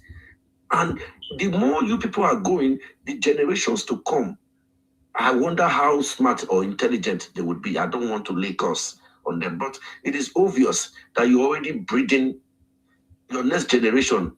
You're already breeding them already in that hatred, because that was what your forefathers sowed inside of you. That is what you're projecting now, and now you're trying to sow the seed inside your own children. Okay, now if you really ask me, Oga Igbo man, any Igbo man that is under the sound of my voice, how many of your people they really patronize your business? The business, your electronic shop that you have in Lagos State, how many of your Igbos go there to patronize? Is it not the other regions that patronize you? You don't have the money, but you rake, you run your mouth. You see, when they say pride comes before a big fall, and that's what's happening to you now. Because of small money where you don't make from your business, ego don't come on you. Now, the pride now will come on you now. Now it won't destroy you. Because at the end of the day, your Southeast, how many of you have a business there? Before you stay in your Southeast, before you open your small shop for your Southeast corner there, you don't run come out, go Port Harcourt. You don't run go Edo State. You don't run go put spare parts for Abuja. You don't run go put spare parts for Lagos. Why can't you sit in your region? Nigeria is not working. And to be honest, most of these erotic idiots that are going about this agenda, most of them, they are in their Southeast there. Most of them they don't have exposure. They don't really know what it takes to run a business. Some of them are Oga boy with the sleep inside store. He don't fit buy internet. It's not inside store there. They follow him and they talk here on social media. You get me? But your boss knows the importance of his business, the importance of other regions that are patronizing him, that is making him grow. But you said your Southeast. Look at your Southeast. Your South, look at it now. Can you compare your Southeast to 5 states in your Southeast to 1 state in every other region? What is your IGP? What are you contributing to the federal government that you are shouting that you don't want to let people hear what America, Israel.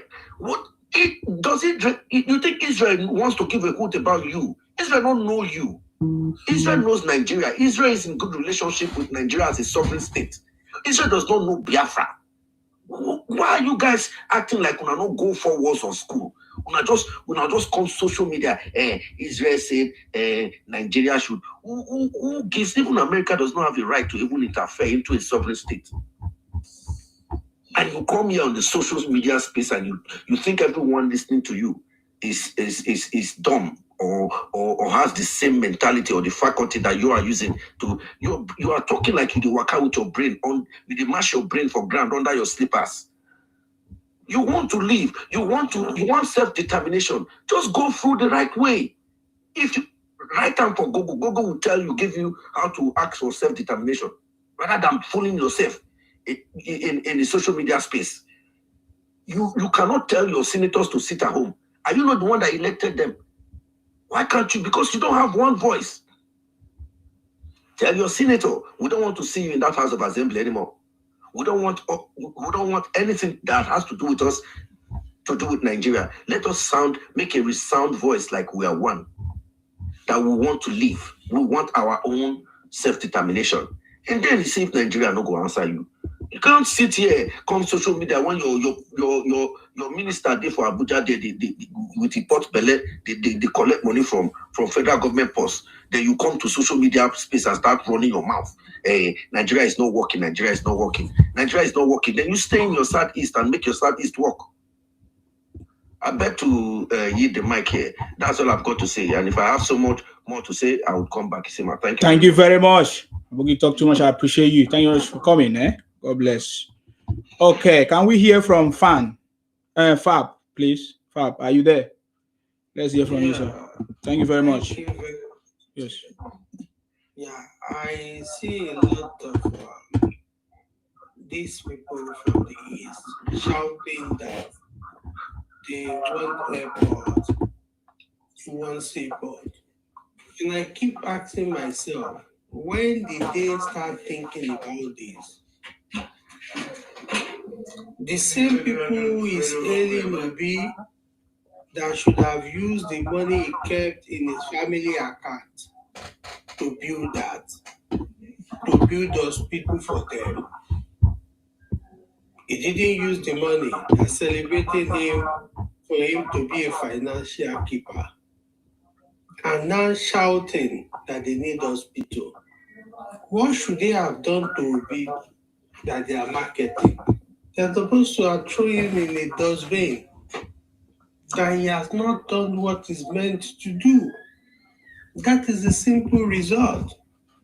If you have need something and somebody has not provided for you and kept the capital is meant to use to provide those things for you, what should you do to that person? Just put him in a bin. So why marketing such person who has been a failure and a calamity to your environment? And this is what these people do. Their inability to tell the bad people among them that they are bad. E.g., the Shokoto man, who intentionally does not bring anything to them than calamity. He never brought hospital to them. He never went all over the world to say, come and build hospital facility here. He never called the Biafra all over the world that let's build a big hospital giant that we can be treating only the Biafra people. But what has it brought to them? It is calamity, sit at home, and crying of those innocent children and market women who are looking for their daily bread. And honestly, Justice Omotosho is an hero. The reason why he's an hero is simple. Giving a judgment and quickly sending that man to a place he belonged to. When he was in DSS office, that he is able to change and have But when he see the 4 walls of Sokoto and he saw how the prison looked up, now he knows there is law. He knows that if the government wants to deal with you, they will deal with you. He knows they are giving him the opportunity, and that is why he's actually misbehaving. And that is why he's actually misbehaving. Now, the mouth that is loose, like a bottom that has the area, now the mouth has sealed a bit. When he was in DSS custody, did he ask the court to change DSS office? The answer is no. But when he saw how Sokoto looks like, he was begging for them to change prison for him. In the same place you said is not working. I think there is need for these people to go back to the school of common sense, for them to know where their problem is. Their governors and their senator knows their state is a dry land. They know. But honestly, if they're able to get Niger Delta, I know they will move away because of the hall. Nothing more. Nothing more. Nothing more. I believe the federal government should do more in hiring these people, in dealing with these people with more iron hands that they deserve. They run around, if it's people who have common sense, you're running around everywhere to Trump. To do what for you? Giving Trump money. To do what? Spending money in the United States. To do what? What help would they do to you? Wow. They can't do anything. When you know what to do, making noise all over social media, depriving people from bringing employment to the country, making your region unsafe environment for them to invest in. So you think anybody who want to invest, a private sector person want to invest in a place that is not secured, a place that they eat human being, a place they produce fake medication? Ask yourself. So they need to rethink that if they want a better environment, they must have a common sense. Thank you very much, Oseba. Thank you very much, Fa, for coming and for your contribution. That was very powerful. I appreciate you. Thank you very much, sir. Okay, can we hear from Black Sheep? Who is Black Sheep? Can we hear from you? Okay, I just need to take you down because I don't know. Perfect. Thank you very much, sir. Thank you very much, sir. Thank you very much, everybody, for your contribution so far. I really, really, really appreciate that. Thank you very much. Because we have to do something about it. This is something that I've been there. Apple, do you want to say something? I think you have been trying to say something before, so let me allow you. Do you want to say something now? Yes. Yeah, go ahead. Please go ahead. Thank you very much for this educative session that we always give all these senseless people, because I'm telling you, they know what to do in terms of going towards the separation they are calling for. Like I've always told them, Ojukwu called all the Igbos. He said, let them come back home. But in 2026, their leaders are cowards, just like Ojukwu, because we know he ran like a chicken into another man's country. Benjamin Kalu is busy gallivanting himself, holding indigenization bill. Instead of calling his people back to the southeast, make them go develop their region. But instead, I'm sure there's a lobby group that actually made Benjamin Kalu draft that indigenous bill in order for him to. Yeah, Black Sheep, who are you? Do you want to say something? Sorry, Apple. Black Sheep, who are you? Good evening. Yeah, go ahead. Sorry, Apple. Let's hear him. Yeah. so curious, man. Good evening. Go ahead, please.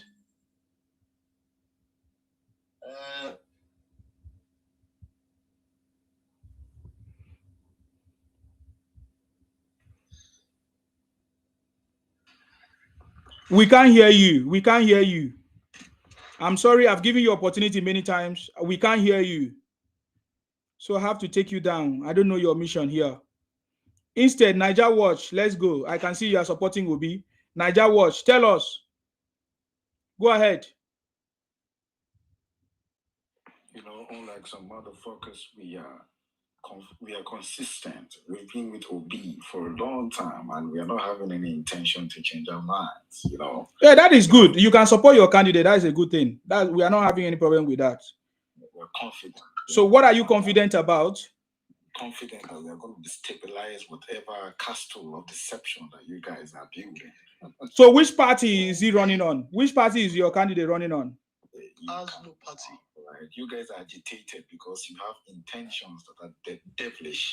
You say you guys are doing agitation. It is you guys that are agitated now. So the question now is, which party is he running on? Can you enlighten us? Can you tell us, since you are excuse me please, because we need direction. We can't hear you anyways. Can you fix your sound? And then respond to this question. I'm happy that you say you have been following Obi, you have been consistent. So can you give us update of his progress? One, his political party, and how is he going to help resolve the issues that is going on in the Igbo land, since he has not commented ever since. For a very long time, since he left office, he has not commented on the Igbo criminality that has been going on for years. So tell us how his intentions, or what is he going to plan to solve these problems? President focus on fixing Nigeria while we go ahead and do our business. All right. Are you ready to answer my question or not? Because I will take you down. You are not answering my question. I don't know what you are saying is we can't even hear you. Come on, get out. If you are ready to speak, you come back. This is what they come up to do. They just come with their nuisance behavior. Yeah. Go ahead, sir. Apple. Go ahead. Like, we know them for this useless rhetorics. They come up, they have no substance, just like Obi is jumping like a prostitute from one party to another party. The current party now is currently trying to hijack. There's no way for him to hijack it. Now we can't go back to any other parties. They have no directions. Just like their forefathers had no directions. An example, a South Adakaboro, he had a direction. Let me get my Niger Delta Republic. The useless Inyamere people with their no directions, they arrested Adakaboro and they put him in jail. Now they want to do a 360 because you can't be eating the hand that feeds you and also trying to go against the hand. They want the home Biafra Republic. And Nigeria said, no, we have to cut off that baby's glove from their fingers. Because we know if a baby tastes something that is too sweet, the problem is that it's always difficult for them to dislocate that sweet, sugary substance, and they always want more. It's like you're feeding the beast. You're feeding the beast. Igbo, they have no leaders. That's why, have you guys ever noticed people in the comment section, Igbo music or their movies in particular, they always emphasize on kings. Why? We need to be questioning this. Why is it all Igbo movies, they like to fantasize on having a king? Because they are leaderless. So the reason why they make a lot of movies portraying that they are kings in their red soil village is because they are leaderless and they have no kings. And this is the result of what we are facing. Why they are all over the world becoming nuisance. Even in the country called Nigeria, they can't live with the inhabitants. They are causing nuisance in Nigeria. Now, can you imagine what they are doing outside Nigeria? They are causing havoc. They are causing danger. putting people's life at serious risk. In Indonesia, they make the largest amount of black people being given death row, and they are being unalived by the governments. And what they do is that these Igbos, they go to Indonesia, they poison the kids of those nations with white powder, and when they get that death sentence, the Indonesian government, they use their organs to treat the people that these barbaric demons, these Igbo barbaric demons, have poisoned through white powder. They use the organs of that Iyameri to make their own citizen alive. And that is what these people need. They need iron hand. We need to give them. If the president is listening on this platform, or if the agent of Nigerians are listening, we need to cordon off the Southeast. It is an imminent emergency. It is very imminent. We need to cordon off the Southeast. Sending the army, sending the navy. I heard of recently, the president has ordered for over 20-something fighter jets. When that fighter jet comes to Nigeria, it needs to be sent to the Southeast airspace, and we need to cordon them off. Cut the snake head from the head, and don't let the head be among with the body. That's how we cut these people from their demonic ways. They are poisoning Nigeria because we didn't act on time. Now they have the infantry to call our country a zoo, and they are exporting all sorts of demons. They're exporting cannibalism demons. They're exporting foolish people demons. They're exporting white powder demons. They're exporting religious intolerance demons. They're exporting all type of demons you can ever think of. And where does that demons come from? It comes from the womb of these Iyamiri women. They are the one producing all these demons. Because why would you tell me? After they produce the demons, they will even send them to Ghana to do ashawo. 12 years old, 13 years old demons, poisoning the minds of grown men over there in Ghana. And the men of these Iyamiri people, they sit and relax watching their 12 to 13 years old children become prostitutes. Meanwhile, while their kids are doing prostitute in Ghana, the money they make from opening their body, because we know they are demons, the men actually collect that money and use it to buy alcohol Peter Obi built in the Southeast to get drunk. And this is the kind of economy that these buffoons want for Nigeria.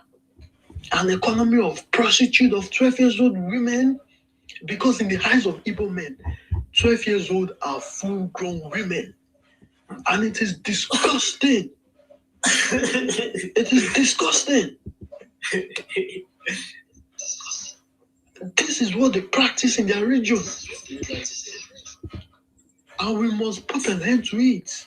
I call on the president and the federal government of Nigeria to send in all the military personnel, just like the way Trump is doing. The Iyamiri said there's no law in Nigeria. Now we must teach them the law. We've given them the law of that useless one called Kanu. He said he doesn't know the law. Now he's learning the law in Arabic. By the time Nnamdi Kanu spend 1 year, he will be fluent in Hausa. Yan Kadede Lafiako Sanu. He will be fluent in Arabic, and he will be fluent in Islam. Masha Allah, Isha Allah. Wallahi Billah, these people need to adopt. No, I am being serious here. He thinks that is a joke. He doesn't know anything. This is what they don't understand. What are you saying? You've been saying that when Kanu is arrested, Nigeria will burn. How many times have Nigeria burned? You think we are joking here? No, boy, you think you're joking? We are not joking with you people. We have you people on lockdown. We are watching you from the skies. We are watching you through the network tracking system. Everywhere you guys put your leg, we are going to be watching you people. So you guys continue your foolishness, and you will get dealt with. Just like the way Late Buhari said, you need to give these people in the language they understand. And what is the language they understand? When this Inyamiru was doing protests of IPOB in the southeast, what did my great president, late former president, did? He sent the army in the open field. The great Nigerian army put down the nuisance. 200 of them. They went to go and see their father in heaven or in hellfire.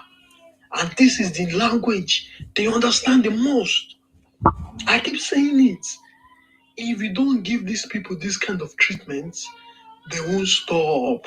Because our forefathers failed to prosecute Ojukwu. Yes, our forefathers failed to prosecute Ojukwu. Ojukwu was giving interview, gallivant with his gorilla mouth, talking like, he was about to win the war. What stupid war are you about to win? Your people being unalive like animals? Because we know majority of you in your middle, you're animals anyways. You're animals. And this is the definition of it. This is the definition. You come online and be thinking this is how you get your Biafra?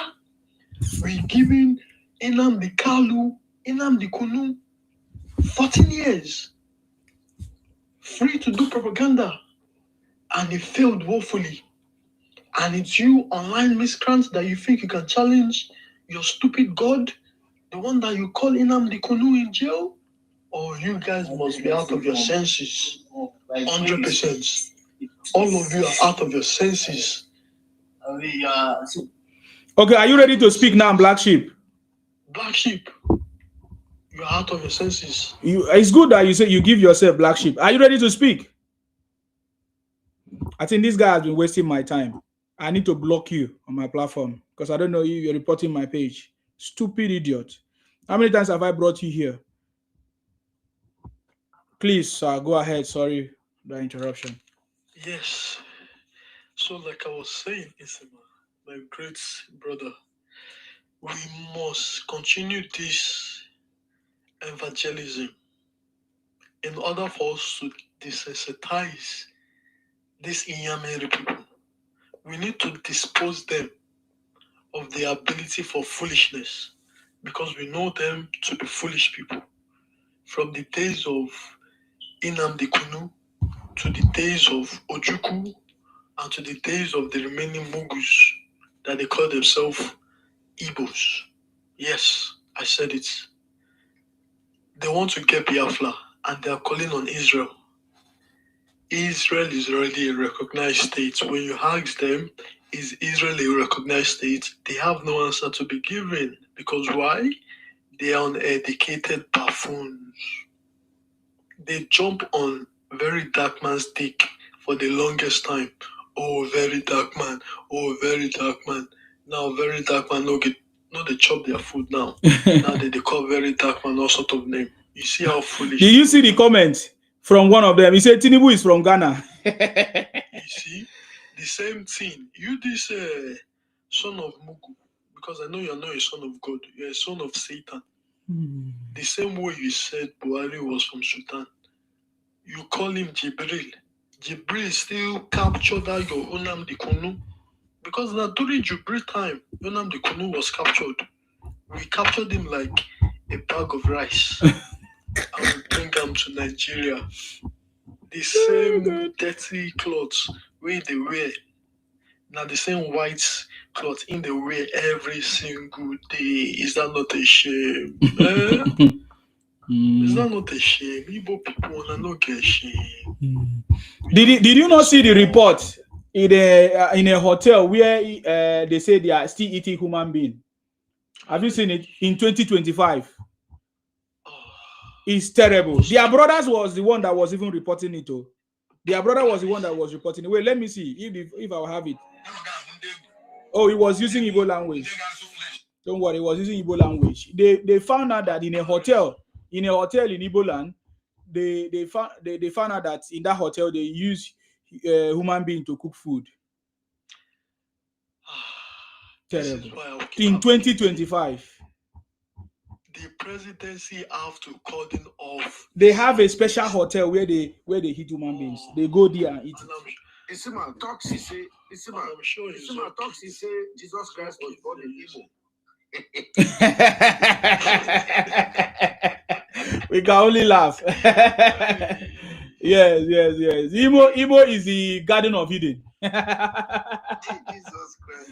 Oh, God. Okay, Igbo state is in Menja. I think he was born in Menja, Abi, according to the story. Oh, God. Jesus Christ. I don't know what kind of mentality. It still baffles me, you know. My brother, Apoki, I'll go let you finish. I'll let you talk. Hold on, brother. It still baffles me, you know. And was it that we got it wrong? The education they were giving them back then in the Southeast was, I don't know what they were teaching them, or were they frying their brains somewhere? I don't just really get it, you know. How do you want to be taught, or how do you want to understand? There's something they call due process. What don't you understand about due process?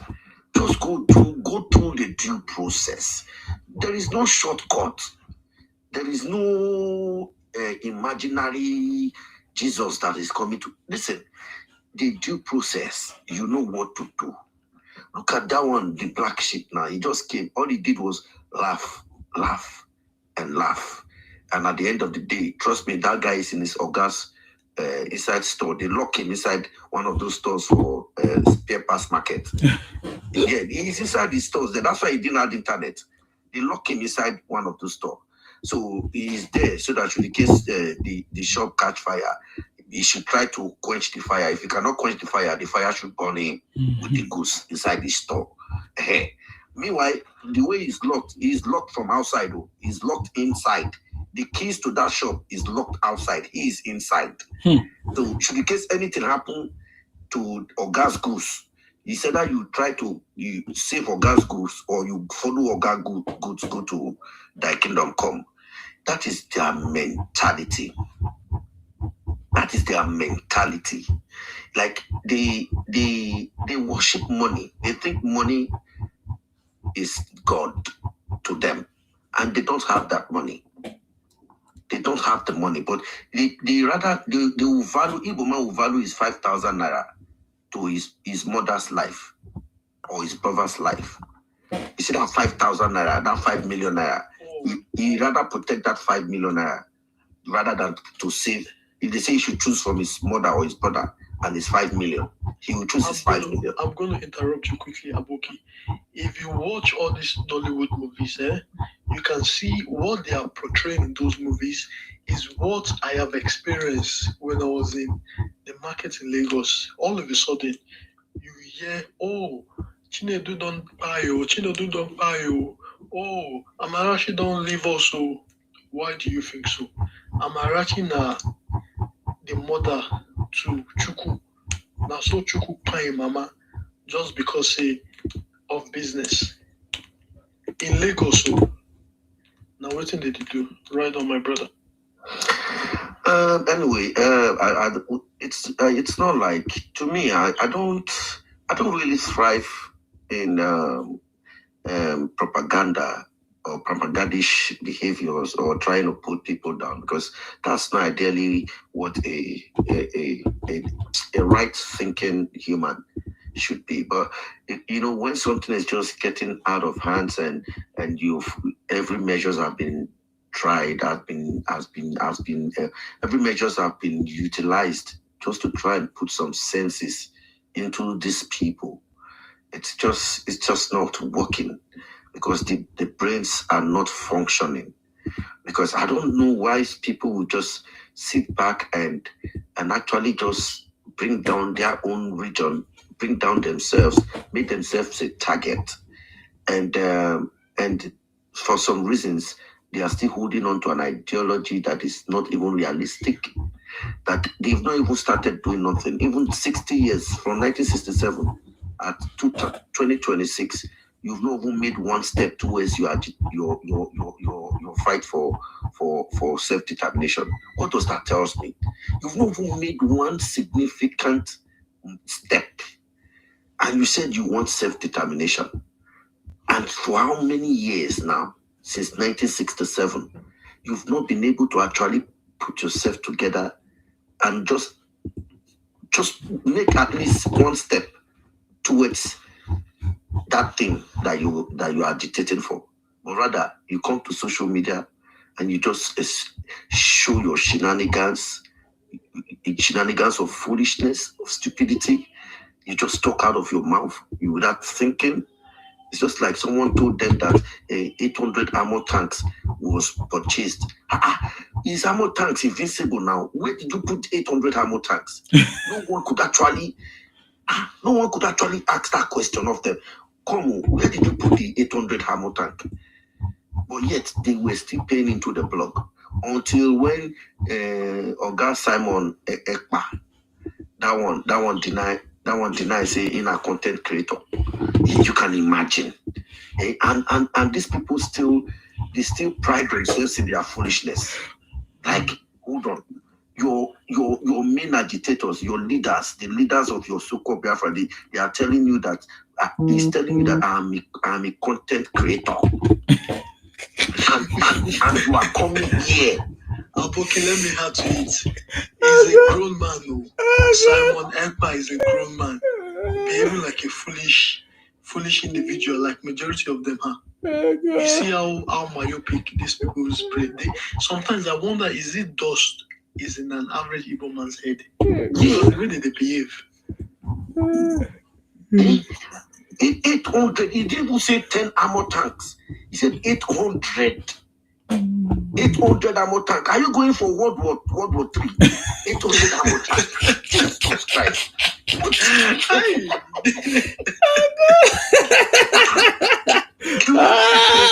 looking okay there. I'm looking top. He's looking there. Don't be like that. 800 armor tank. You have the might to fight America. Don't worry. 800 armor tank. You will fight America. 800 tank. Aboki, I swear. If you take Russia and America combined. 800 armor tank. Where did you put them? In your pocket. Sure. Even if you had the right, even if Nigeria buys 800 armor tank, yeah, the entire world they'll put it on, like, for real, this country just bought 800 armor tanks. What are they planning? Talk less of you, one group, Biafra, you bought 800 armor tank. Who sold it to you? They will first of all ask you, which war are you going to fight? Where are you going to? Is it this war that we are living in? You want to? Who are you using this 800 armor tank for? Then the next thing now, they come catch your leader like fly. They catch your leader like fly. The leader can't do for Jete. Then they come catch the Minister of Defense waiting for Finland.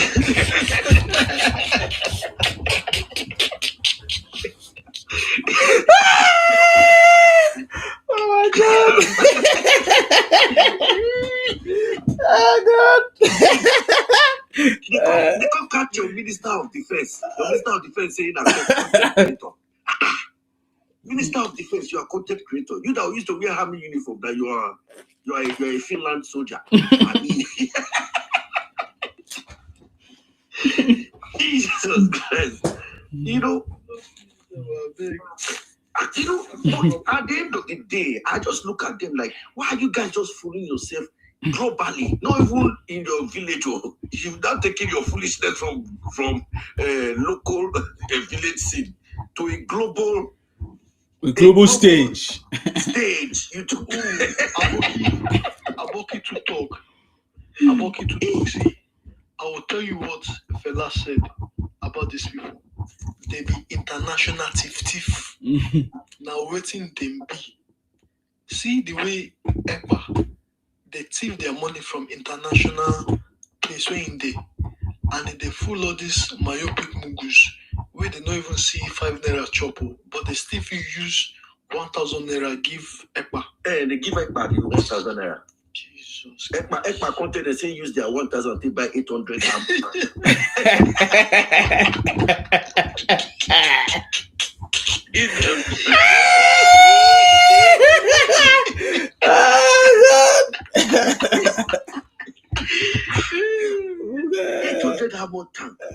So when I heard that thing, and I come to life, and I saw them, they were on TikTok saying, yes, we are the Igbos are put 800 ammo tank.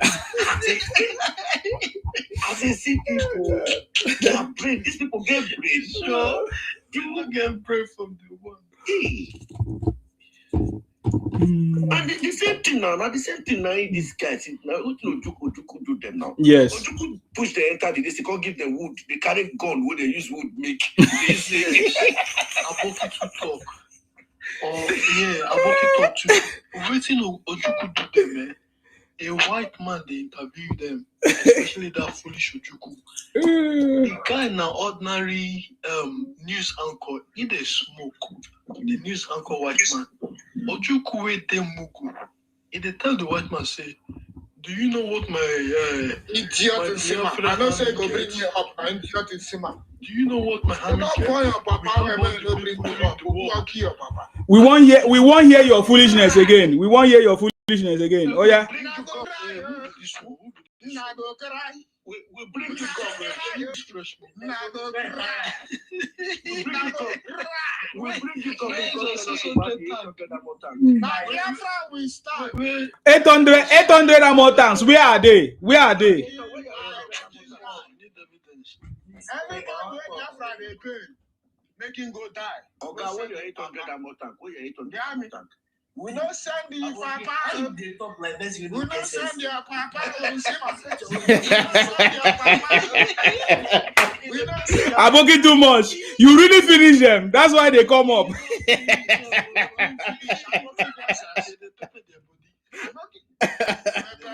Oh boy. When you're 800 and more tank, they probably are. Tell me where you keep up. Tell me where you keep up. Yeah, we are the 800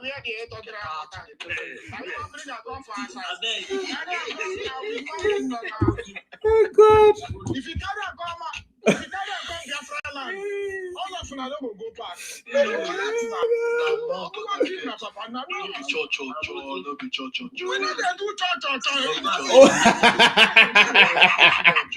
Where is Nnamdi Kanu? Where is Nnamdi Kanu?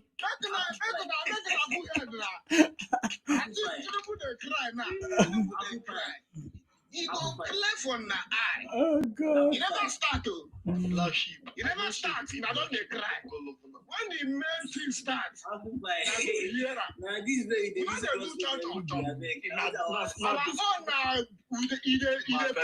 show. Now this guy talk 1967.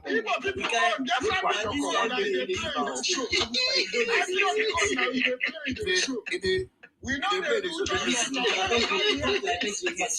now this guy talk, you talk 1967. The only thing I feel to say, I will go sleep. Now this guy talk, now go talk finish. Now go sleep. Nothing again. If you not, all of you are there, my friend, when you know saying now your own time to make money, you won't make money, you all the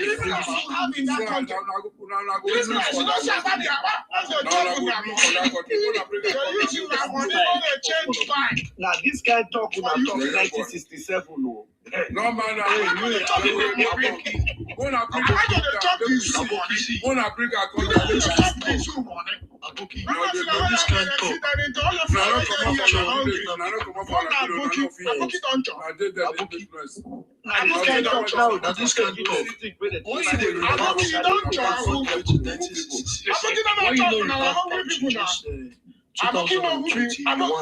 they arrest Now this guy talk. Now this guy talk now to put the recent one.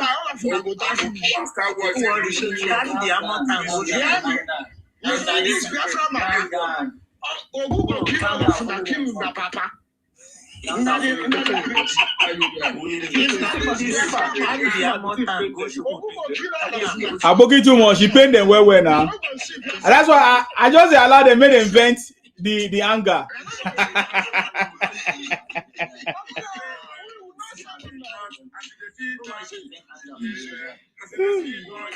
Oga, where is the Amotan? Where is the Amotan? Where is they? They don't go pack them in front of the Sokoto prison. I too love Vicky. I too love Vicky. See. They only stick. Mr. Fresh. Mr. Fresh, wait. Mr. Fresh. I want to see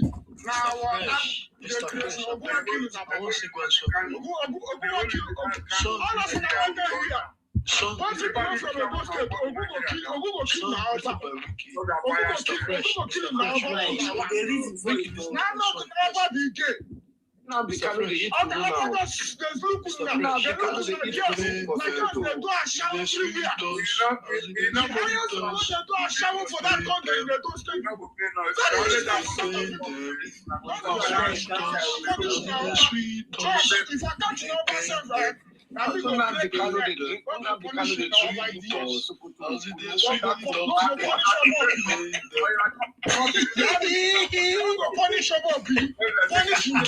Okay, as you have started that one, let me put it on. Don't worry. Let me bring Abogi talk to. I be like say that. What Abogi talk too much now? Talk. He be like say he pain una well. Abogi talk too much. You really deal with them. Abogi talk too much. I want you to continue. Abogi talk too much. I want you to continue. Yes. What is it that you said that makes them to be so gingered like this? Please. This is what I said. Yeah. You see, I don't want to sound too insulting. Yes. I'm just speaking realistically. Okay. You see, the way they bring me up, my parents teach me small sense. Yes.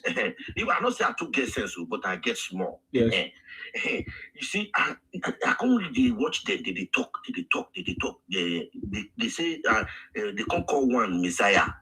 They say the one I be the Messiah. Okay. My small government will not reach anything. They can't package Messiah, which is the Jesus Christ of Biafra. Okay. They can't capture it. They can't pack it down. Then they can't say another one. Say whenever the Messiah they catch Messiah, say another one go come up. They not stop them. Now another one can come and say Simon Ekpa. Might be name.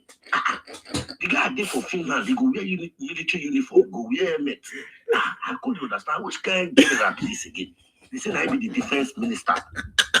I say, okay, make I listen to defense minister. Now you go here with the defense minister going to give the audit. Say that they prepare for the war. Say right now they've acquired 800 ammo tank.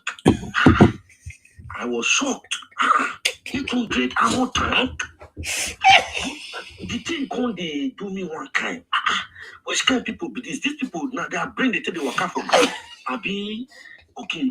Nobody can come and even ask the guy, oh God, where you pack 800 ammo tank? The guy, nobody ask him. Maybe before we know, Finland come say my small country will not see reach anything. Come message their counterpart, their fellow relationship, sovereign nations to sovereign nations, one-on-one rapport. And they come package the first minister. The first minister saying a content creator. A content show? You are a content creator and you said you be the first minister. Okay, we could leave that content. What about that aspect of the 800 ammo tank? Yeah. Till today, I never physically answer. So when I help me ask them, I don't know the kind of brain where they their head. Whether they don't, well, maybe they know where the ammo tank is. Maybe they tell us where they put the ammo tank. And meanwhile, Simon Ekpa, the Finland people now come say, when they see your account, say you extort people. So you don't carry a whole generation, when we call themselves Igbo, you're the collect money for their hand. You know they collect money, they pay money. The one we get 1,000, you go put. The one we get 5,000, you go put. The one we get 1 million, you go put. When they see your account, say money, so carrying unexplained money, they enter your account and you get treasury. That means you are a terrorist. Yeah. Then put it today. These same people stand there, they here. You see, man, that's the only thing why I want you to help me ask them. They where 800 ammo tank and where their money enter. Okay. Or make them tell us where they keep ammo tank. Thank you very much. Thank you very much. Let's hear from Q Date. Q Date, what do you have to say? I will hear from you, Q Date. I will give you opportunity to speak. So the question is, those of you Igbo Biafra that are here, where is that ammo tank that Nnamdi Kanu or Simon Ekpa promised all of you? They said that they bought 800 ammo tanks. Where are they? Are you guys don't think that you guys are foolish? Do you see the reason why I call them foolish people? So a man sit down, so he was even wearing helmets, wearing soldier cloth, or I don't even know. He's sitting in his room. He's sitting room. He's in his sitting room collecting money. Igbos are foolish. People are foolish. I don't understand. I cannot understand. They will still come to the social media space. They could see they run their mouth. Me. I remember that time when Simon Ekpa said, I know when Biafra will come. Hey! Which kind of tribe be this? Which kind of people be this? God. Common says they say common, but it's not common with them. What did they do you? The person go come out, sit down for a sitting room for Finland. You don't collect your money left, right, and center.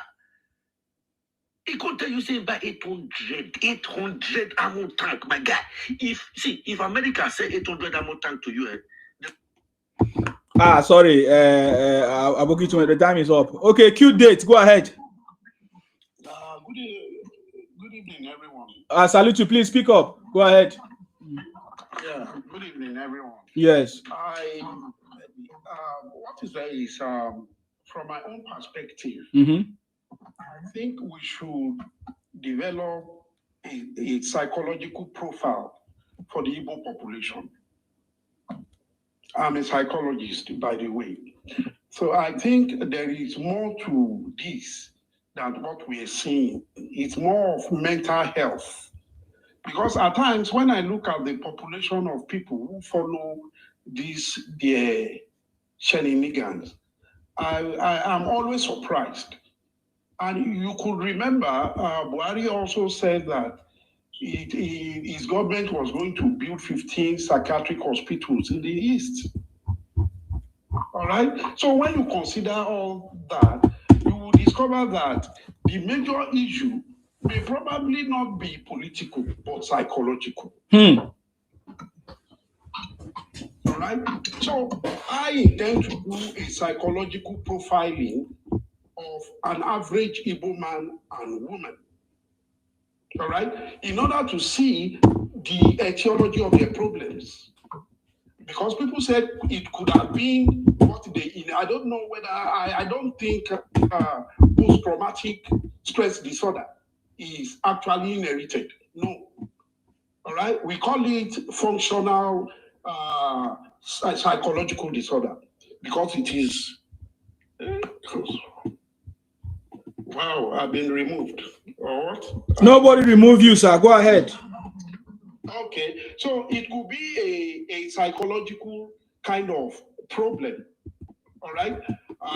Some people suggested that it could have been inherited from their parents due to the Civil War. All right. But, so far, we've not been able to establish that post-traumatic disorder can be inherited. It cannot be inherited. All right. So the psychological issue, we should look at it very well. It can be a mental issue. Because how could a large number of people go towards the same direction, even though it is wrong? It is not correct. You know, you will be able to have a kind of at least normal distribution where 50% move to the right direction and probably another 50% move to the wrong direction. But a situation where you have about 89 to 90% move to the wrong direction, while only 10% move to the right direction, it tells a lot about their psychological state. All right. So what that means is that until that side, there is a psychological intervention to be able to ascertain the exact psychological issues that are affecting the average Igbo man and woman. We might not be able to actually solve the problems. They will continue to constitute a real issue, a real problem to the Nigerian state. So are you saying that it's a mental case? It's a mental case. That is what I'm saying. It's a mental case. Can you compare them to any group in the world with respect to the way they behave? Please, if you have a particular ethnic group that behaves just like, no, some people said people in Papua Guinea, but they only compared them with people in Papua Guinea with respect to cannibalism. All right? But apart from cannibalism, what about other problems that they constitute in the Nigerian state? So I believe it's an issue of mental state. If we want to solve this problem and make them to give us less problems, we need to solve their psychological issues. Wow. We need to solve this. This is very serious. So it's a very serious matter. Mental case. Wow. Very serious. All right. But if I'm able to conduct that research, I will share it. I know they will start saying all manners of things, but I will share it. I will let the world know that this is not ordinary. It is not political. It is psychological. And if it is psychological and you are using political solutions, it cannot work. Okay. Oh, your time is up. Yes, Apple pie, go ahead. Yes, so like I will continue from where this great man left off.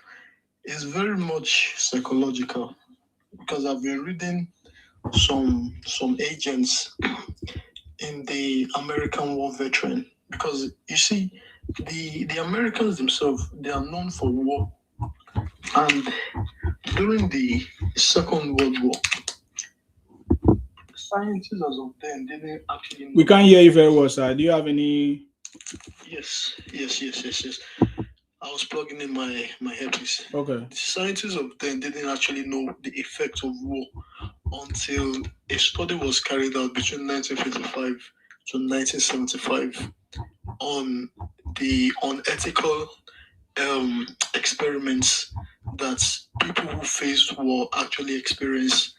And a major contributor to that is part of a thing they called psychedelics.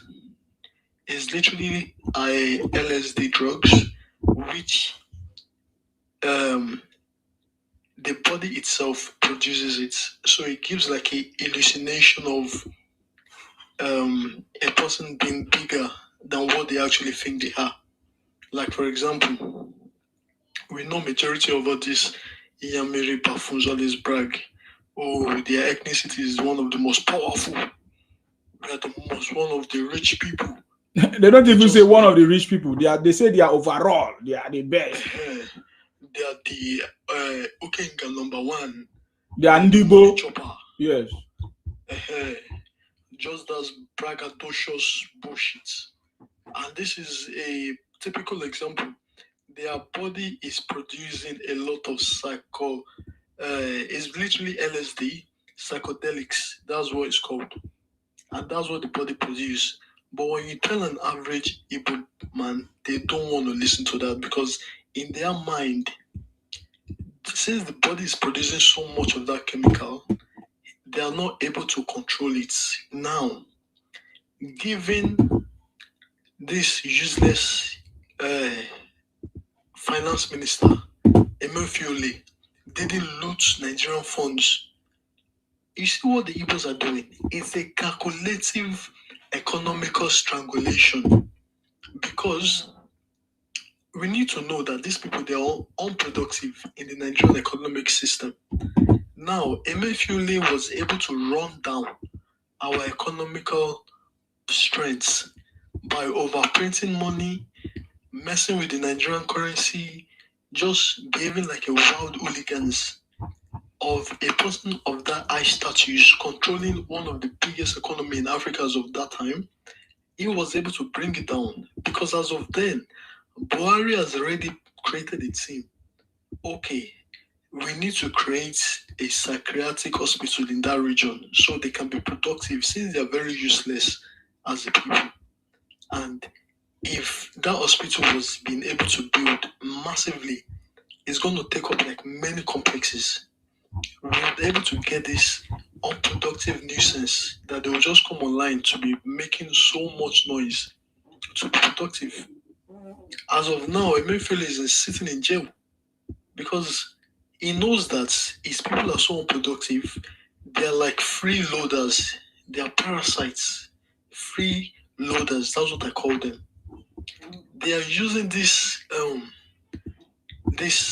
thing called marginalization to strangle us in this economics.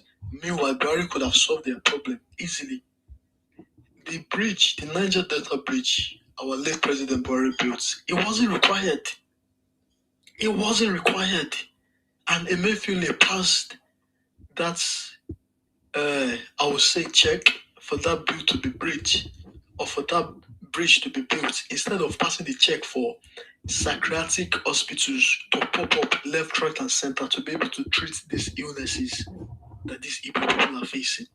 And until then, we are still going to keep experiencing this sort of braggadocious ridiculousness from these people.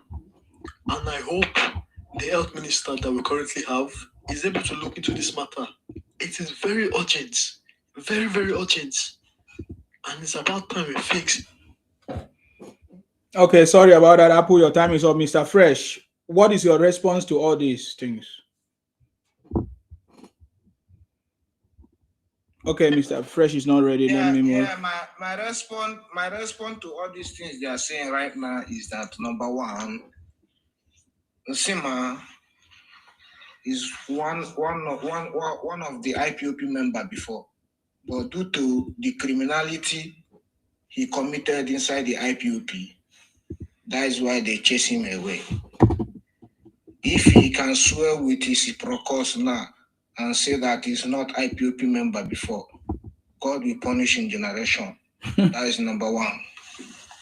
Then the ammo tanker you guys are talking. So let us explain. If you want to know, come to Igbo land, come to Biafra land, and come and use your hand and see.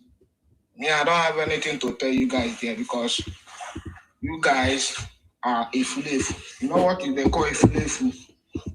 That is number one. So you are telling us that the 800 ammo tanks are Igbo land? No, are you saying that the 800 ammo tanks they are Igbo land? You know what? Allow me make a talk now. No, I want to be sure of what you are saying now. You know, allow me make a talk. The 800 ammo tanks, you said they are in Igbo land. I didn't listen to. Allow me make I explain my own matter. You understand? Everybody is explaining their own matter. Allow me make a talk. No, but you are not answering the question of what we are saying. Which question? Okay. The 800 ammo tanks. Okay, do you slap me now? What are you talking about? Come and slap me. You know they use your head and they talk. You say I know they answer the question. Okay, come put hand inside my nyash. Come flog me koboko. Before I go answer the one way they inside your mind. You be like they crazy, Abi. Who want kill you? You know mad? And they talk here. You say I know they answer the question. Which question I go answer? The 800 ammo tanks. Come on. Okay, ammo tank. Go Akwa Ibom State. You dey Akwa Ibom State. You dey your community. Now there with the ammo tank park. Okay. If I don't know now, all the old people where they watch here, 170 something people where they watch here. The ammo tank, therefore, in Sima community in Akwa Ibom State. Okay. So may no come here, come they deceive us. You know, we say we don't know what they saw. You say you come here TikTok, one come make money. You don't go make money here. Now when you talk finish, you go your house, you pass sleep, chop. And God come they wait the day where you go die. I be the 19. You understand? So you know this your cockaboo story. Now today we don't guy, people eye don't open for that country. If you like talk tomorrow, reach tomorrow. If you like draw Tinubu for your body as tattoo. No send you say man. Nobody really know you, sha. So the amount tank you guys are talking about is in Sima community in Akwa Ibom State. Go and verify. You know they do here, come they do cho. And the other one where this one where they talk say Igbos they are bragging shit. My brother, you don't get money. Understand? If you get money, you know go come here, come they talk shit. You guys are poor. These people don't make noise. Is it our fault that we are rich in that country, that we are controlling that country economy? Is it our fault? My brother, it's not our fault. Now God created them in us. So nothing you can do. And we they chop the money, we they chop and they confirm, they see and they see and say yes. But here we they chop money. Igbo people they chop money. So how many Calabar person go if you come out come they put money like that? Nothing. They don't do anything. I just believe on the government. Waiting when they go pay amnesty. That one know they work now. When I wake up. But if na Biafra matter, Biafra must go.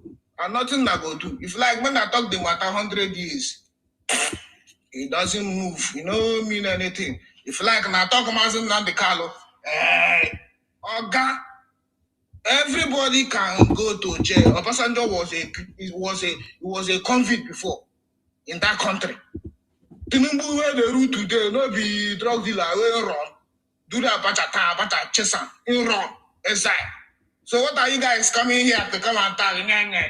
This is we don't know what they saw for that country. Now they crazy. If not talk finish, not be like international people. The case, everything is international. General, you're welcome.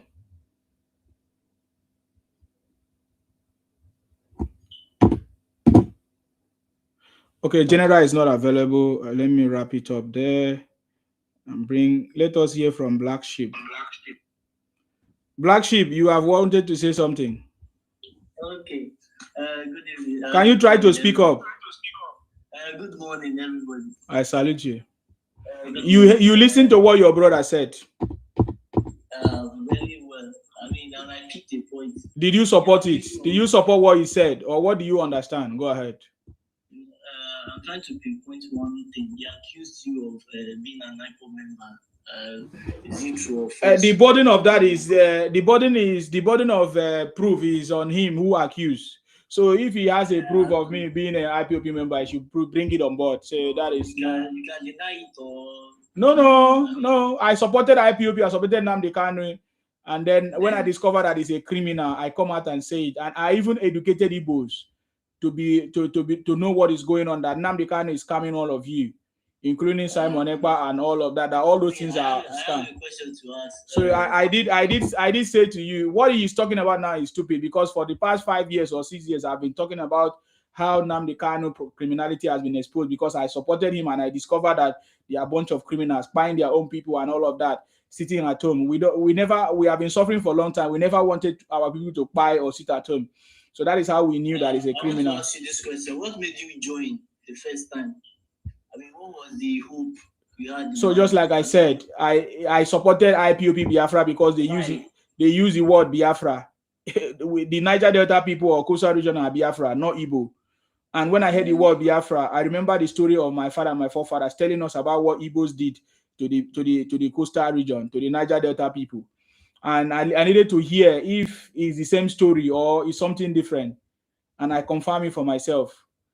That Igbos are criminals. They continue what their forefathers, Ojukwu, the coward, did to Igbonize us. They are and expand into our territory. And that Igbo project failed. Criminals by using Biafra to defraud their own people and buying themselves, using it for Look at the way Igbos ran away from their village for over 10 years. Nnamdi Kanu deceive all of them. And you're asking me how? Even Obi Kubana, even Obi Kubana could not go to his village. Even Chief Priest could not. Even your pastor. What's the name of that pastor? Hey, that pastor that said Kabu Kabu, Kadu Kadu, Kaduje Kanduja. Have you been to any of the southeastern states? You don't know what. That's the point. That is why you don't know me, my brother. I defeated all defeatables. Igbos are afraid of me. I school. Listen now, I'm talking. I school in Igbo land, Nnamdi Azikiwe University. That's where I school, so I know everything. So I can tell you what happened there. Go and ask about me. Industrial production engineering in Sima. I was a star. But when I think as at that time it was even the best. But until when Nnamdi Kanu started his criminality, you know. So and I came out and exposed it. So when you ask me when did I join, you should tell me did I join? It's the same thing now. Why? Is it just like I'm promoting President Tinubu today? You ask me why am I promoting President? Is that what you're saying? Because the only thing I did, listen now, I've told you the reason. Are you not listening? I know you don't have sense. I'm promoting President Tinubu today because I believe in him and I see what he has done before. And he's already proving me right by what so far so good what he has done. Okay, what way? You understand me? Today we have a reform economy, you know, so many reforms, tax reforms. Today we have student loans. Today we have a single exchange rate, not multiple exchange rate. Our GDP is growing. Today, how many of your people have benefited from the student loans? So many of my people. Did you not see the publication? The publication is there. You can Google it. Don't ask me. You're asking for the proof is already there now. They provided the proof. President Tinubu have turned Nigeria into a construction site. Over 500 roads is been in construction. It has never happened before because just like everybody say, Nigeria has not been working this and that. That is why we brought President Tinubu. I mean, citing road building of road is not even something that should be mentioned. Can you imagine what are you talking about? It's something that should be mentioned. What is your state governor? What is your state governor doing? Can you where are you from? Where are you from? You are from Enugu State. That is one of the failed states. Upon that, you people stole the money from Akwa Ibom and Ikwere to go and build Enugu. Enugu, is it not the money that people used to build Enugu? What do people achieve? Enugu cannot even be compared to Akwa Ibom. Akwa Ibom is better than Enugu. Upon that, you guys stole all the money from the coastal region to go and build Enugu because you guys put Enugu as the headquarters, right, of Biafra. You use the money. You use the money from the coastal, from the south to go and build Enugu. And today Enugu is nothing to write about. You are here talking nonsense. Stupid bunch of criminals. Let me give opportunity for Movie Connect. Let's hear from you. What is your contribution, please? Yeah. Isimen, good morning. Yeah, if you don't know how to pronounce my name, just go ahead, please. My name is not Simen. Yes, go ahead. Oh, sorry. No wahala. I will say you're doing a great job. No wahala, sir. Go ahead. We that grew up in Lagos, I'm partially Igbo. My mom is from Imo State. I know Igbo very well. Oh, your mom is from Imo State? Yeah. And your father? He's from Ekiti. Oh, okay. So I have a lot of cousins. My own cousin that stayed with us in Lagos, then they came all the way from East. We climbed on back. My late father asked them, what will you do? Will you go to school or learn business? They said they want to do business. And most of them, they are doing fine. These same people that don't blame Tinubu, that Tinubu has spoiled everywhere. But you have houses in Lagos. I see you where you come. Nobody say they tell me that I see Kuru. Lagos favor you. Tomorrow you say that make Lagos what Lagos is today. So this I don't understand them. Sometimes I look at them and are these people really human beings? Because sometimes when they behave, they have this devilish mind. They are not caring. They don't care. They are desperate. So sometimes I look at them and say these people are not human beings. So now I understand them very well because I even speak the language. Wow. I understand. I know them very well. So Whenever they argue with them, I don't like talking because I know these people very well. I know them reach out some second chop. Wow. So I will tell you, you should not waste your time with them. I like I should give them back to back. Just like you say, you know them. Me, I grow in their midst every time. In fact, some of them refer to me as when I was growing up, I live in Port Harcourt. The same. I went back to Imo State. I spent like 2 years in Imo State. I was my grandpa before I came back to Lagos and ran up my school in Lagos. So I live with them very well and I understand them. I know the kind of person they are. So just few of them that have sense. The majority of them don't have sense. Okay.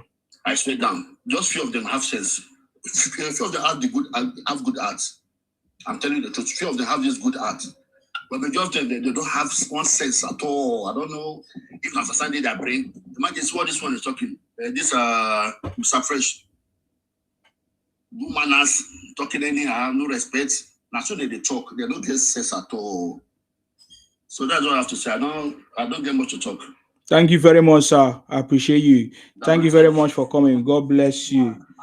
God bless you. Thank you very much. No problem, sir. Thank you very much for coming. You see, we have seen how the stupidity of Igbo people everywhere, and now we need to bring it out. Before now, we keep quiet and allow them to be stupid, but now we are no longer going to keep quiet. So, West, go ahead. In fact, I really appreciate your effort and the way you are putting this thing up so that we can see the real work. And you have listed when this guy was just asking you in ignorantly about why you became part of this, and you gave him the reason, still asking just because of his preconceived or biased mind. And that's what they are. They like bragging of what they are not. And if you look at it, normally I used to ask them, okay, fine, Igbos used to call themselves entrepreneur or business tycoon. They are into business, they develop this, they do that. Why is it difficult for them to replicate this same entrepreneurship mindset in a developed world? You hardly find them doing that. If you go to major developed countries now, like UK, US, Canada, you hardly find them in a sane way developing or building a legal business, except in lawless country or areas where they will do counterfeiting or go and steal, go into drugs, and they will be bragging up and down, and they are so desperate to become whatever. No matter what, they just want to do this thing and make it. And when you try to bring sanity or orderliness to every area, you become their enemies. They started, and one thing they have is they can connive together to make sure they don't make that place work. And this is how they do to make money in everything they do. You find them creating a meeting, or even if they are in a marketplace, just like all this Alaba, what do you call it? Alaba and where they used to sell parts. I don't even know the names where they are. Yeah. Right. You see them, they will have meetings, organization, they will set up meetings, contribution, and what they will be doing. If you try to do something a way that is so contrary to what they do, they will desperately pounce on you and make sure they destroy you, that you not bring that thing out. They are so evil and wicked in their ways. And they will be bragging and be doing it. You can't see them you can't bring any sanity to them. And they will be bragging. This same, their leader that all of them are promoting today, Peter Obi, that they are calling up and down. At the end of the day, saying, oh, he doesn't have house, he doesn't have these things. Normal, ordinary politicians, most of them, what they do is you hardly find politicians that will use their name to buy property or anything. They will use, in fact, you will be shocked to see that they will use your own name to buy property secretly somewhere. I know someone who was very close to a deputy governor in Ondo State then. In fact, this person was close to my family. The person used my mom's name, my brother's name that is in the US. That guy discovered that his name was used to buy a property, and he tried to sue them, that he will call them out, that they should go and remove his name from that thing. And they are calling this guy. This is the same thing he's doing. You will never find Obi's name. He knows what he's doing. You will use the name, brother's name or any of their family. Is it not the same thing Pesha Jonathan did that time? That they say housemaid and all these people, that they use their names to go and keep money in banks. So why are people so stupid? And they will be bragging of something that does not mean. Look at these idiots calling Biafra up and down. They buy something. All of them are just using it to make money. And they don't have sense. They are just like believing in smoke. Just as if you are looking at smoke, that, oh, this smoke will go and make big cloud in the sky and bring rain to us. And they know that this thing will vanish. I don't know how they do. It's just a mental problem, like this guy have said. I think they have something in them, a psychological issue that is causing them from, if you look at the most educated, all till the very low person that is telling in the street, they think alike. In fact, fed up, they are just a ruin to a same city. If we have continued with this set of people, we cannot progress in that country. Thank you. Thank you very much, sir, for coming. I appreciate you. May God bless you for your contribution. You too, bro. Thank you very much. Let's hear from Jack. Jack and Jones. Yes, go ahead. The foolish man, Alpha. Look at it. After 60 years, you guys continue the same thing. Who are those that are foolish? See, I want to know when you come Calabar. I want to know when you come Calabar, because you just did that abroad where you did, just they talk rubbish. Understand? I want to know when you come Calabar. Make we buy you. We won't buy you. They hear me. So make I know. Anytime when you go enter Calabar, at least try show yourself, you know. You know, they abroad, they talk nonsense with all these mumu people where you just pack for your platform, where you just they and they sort Biafra. You know, say without Biafra on your name now, no be from Sima. Your name fee be Yadulu, Yakanshiwa. You know, no. They just they abroad, they mumu yourself. To mumu yourself, they insult people where they protect you now. You know, say na Biafra na they protect you now. See Calabama, you talk nonsense. Anyway, make I no use because of nonsense where you talk go they insult Calabar, because Calabar still be Igbo people. Man no go they use nonsense. They say sins of the forefathers shall not come to their children. The nonsense now where you just did this platform now, just they talk nonsense for here. All your Calabar people, they no go call you. Just take one bottle, break your head, make your head calm down. Mugu. You just call them. I don't know. Even the waiting they verse me say, they see how stupid you look, talking like this. Just go mirror, go look yourself. I swear to God, if you dey talk this thing, keep mirror for your face. Just a talker. You gonna look yourself for the mirror. You gonna say you na mugu. You know they look how stupid you are talking like this. You could just. When are you going to visit Namdi Kunu in Sokoto prison? Man like you. When are you going to visit Namdi? When are you going to visit Namdi Kunu in Sokoto prison? When are you going to visit him? Full grown man like you. When are you going to visit Namdi Kanu now? Can you tell us? When are you going to visit him? When you come Nigeria? When are you going to visit him? At least he's in the same Nigeria with you. At least Namdi Kanu is in the same Nigeria with you. Is he not there? He's in Sokoto prison. When are you going to visit him? When are you going to visit him? When are you going to visit him? When are you going to visit Namdi Kunu in Sokoto prison? I can bet you he will never come out. I can bet you he will never come out. It's life imprisonment. Let's bet it. You see, make I tell you. Now waiting play for Mandela case. Now waiting one. Oga, I can bet you he will never come out. It depends. You say that man won't be legend. It depends. You say that man won't be legend. Okay. It depends. You say that man won't be legend. Now so when I make noise, say the day where they go cash Namdi Kanu. how your mind now they pen you say this man won't be legend. Now so when I shall say when they cash down the car, una go burn down the zoo. Una never burn them. Relax, now people like you now. If we discuss finish, now people like you saboteur. Now people like you they carry all the things where we talk go they tell them now. Now you be saboteur. See you know see as you tell the client, you go follow and cry soon. Oh, you go God. soon cry. Relax. What is he crying for? Matter of time. What is he crying for? I swear to God, if you no cry, make I know what's happening. Oh my God, you guys are already crying. That's your big lip. You guys are already. You guys are. Oh, you want chop him? You see my big lip? You want chop him? Oh my God. You guys are already crying now. Are you guys not crying? You guys are already crying. You know the shame. Put mirror for your If I cry, I'm not the first person that will cry because you guys already cried. People when they do well, jealousy too they plenty.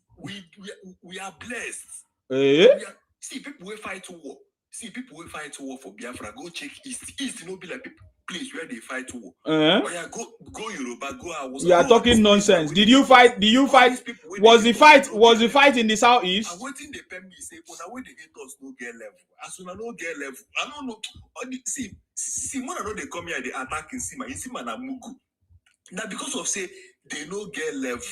In the verse I'm saying Igbo people, we get level no matter what, whether by crime or whether by good thing. Exactly, you get level. Crime. You are correct. Crime. That is your level. Abogi talk too much. They say they get level. Are you there? Abogi talk too much. Okay, you are not there. Yes, they say Igbo get level. You see, I'm here. Okay, go ahead. I want to educate this baboon that just finished speaking.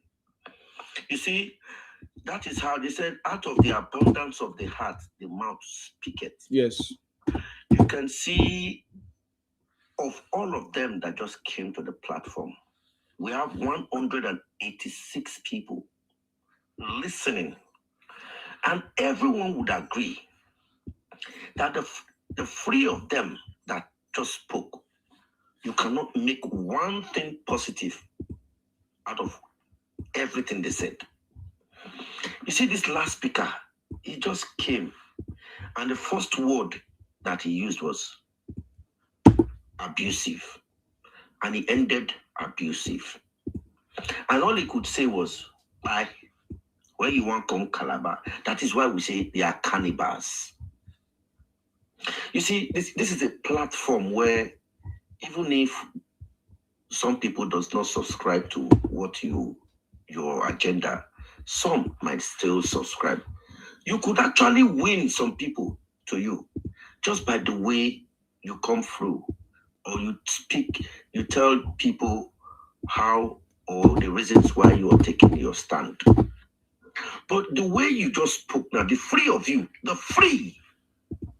that just spoke, everyone that's listening to you can actually tell what kind of negative mindset is this.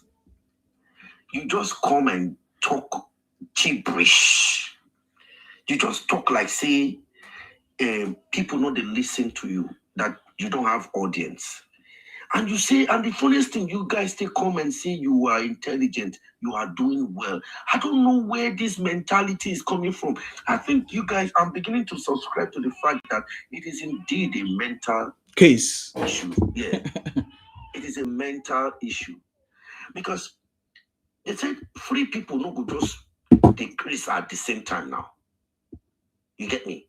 That is, let me see one educated Igbo man that can actually come here without being fumed with anger, that can actually just try to, air his or her opinion, irrespective of the fact that there will be some people that would not, go along with what you're saying, and there will still some people that would see reasons in what you've. But when you come and you're given a floor to speak, you've not even talked about your struggle.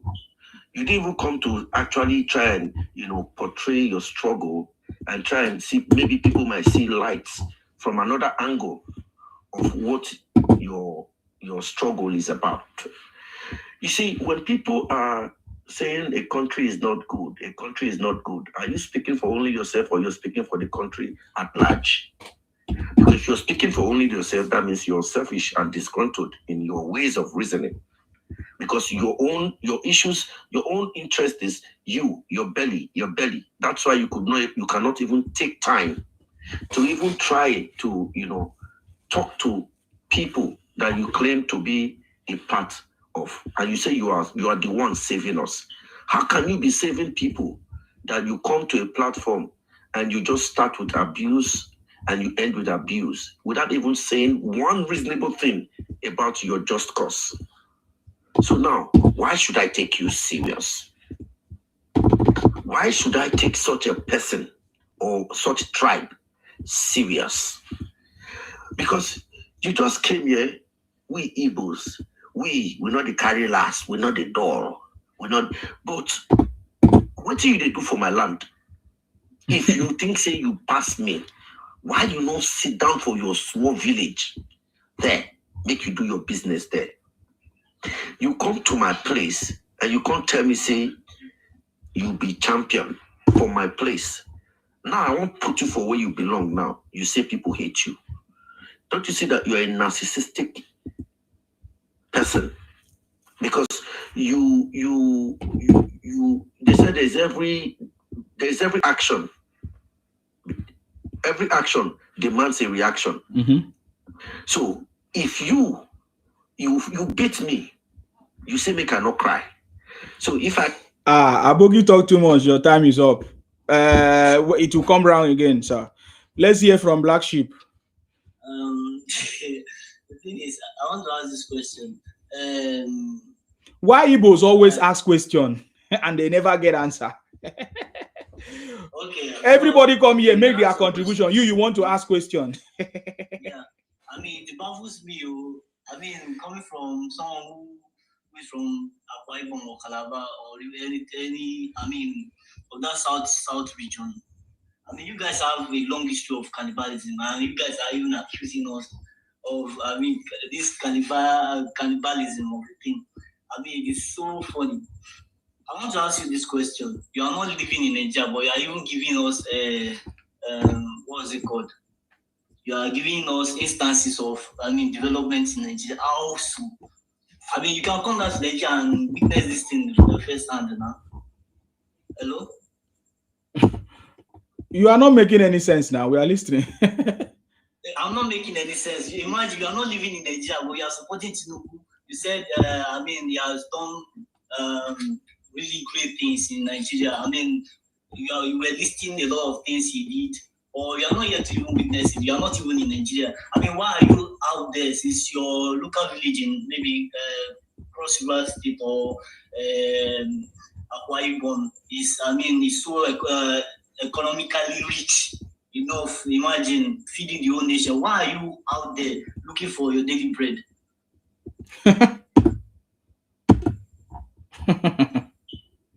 Is that all you have to say? And this apple pie of a thing, I don't know if the guy is still out there, but I have a lot of questions. He said Igbos are not productive.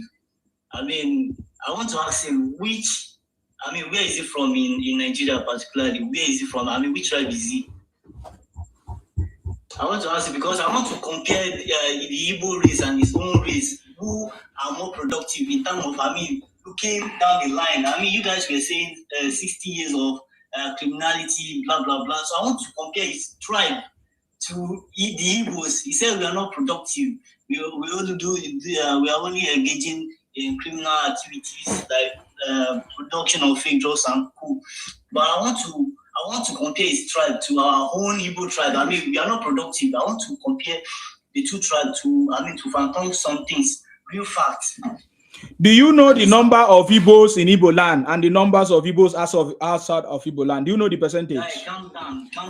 I'm telling you now. I'm asking you. I'm telling you the number of Igbos in Igbo land and the number of Igbos outside of Igbo land. Do you know the percentage? Where are you from exactly? Where are you from? Is he Akwa Ibom or? God of God. Like, I mean, you need to answer this question though. You are laughing because you are so dumb to answer. I think because we have not dealt with you guys. No worry. This is the beginning. You are so dumb to answer this question. I mean, where are you from exactly? You can say it. I mean, I'm proud to be an Igbo person. You can, I mean, say your tribe, call it out loud. There's nothing to shame about it. Because when you speak out of I don't know if you listen or you even digest what you before speaking out, or you even think out before you speak. Because comparing your tribe to Igbo land is like I don't know how to quantify your foolishness. Igbos have done a lot of great things in this country. They have added value, a lot of value to this country economically. Mention one. This platform ought to be a platform for. Can you mention one thing that Igbos have done to Nigeria? Can you mention one? What is the value that Igbos have added to Nigeria? Economically, your people are not even. Economically, mention one now. I mean, your boy. I still have some of your boys here who are doing a year work in this army with me. Yeah, but what work are you guys doing? What work does you guys do? Selling pure water. Selling pure water, is it work? Tell me the value. Calm down. Oh God, tell us the value. Anambra State has the biggest market in the whole of West Africa. What about your state? Tell me about your state. I mean, we are criminals. We are not productive. Tell me about your state. Can you even compare Ariel international market to any of the markets in the whole South region? When you talk with a sense, speak with sense. At least you are matured with this. Your behavior is supposed to get sense. You said you were supporting IP.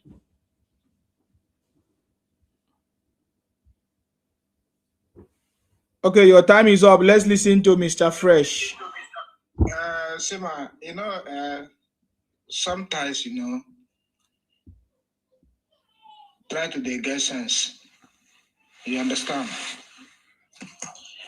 I still they tell you what they tell you, okay? Number one is that you are a criminal.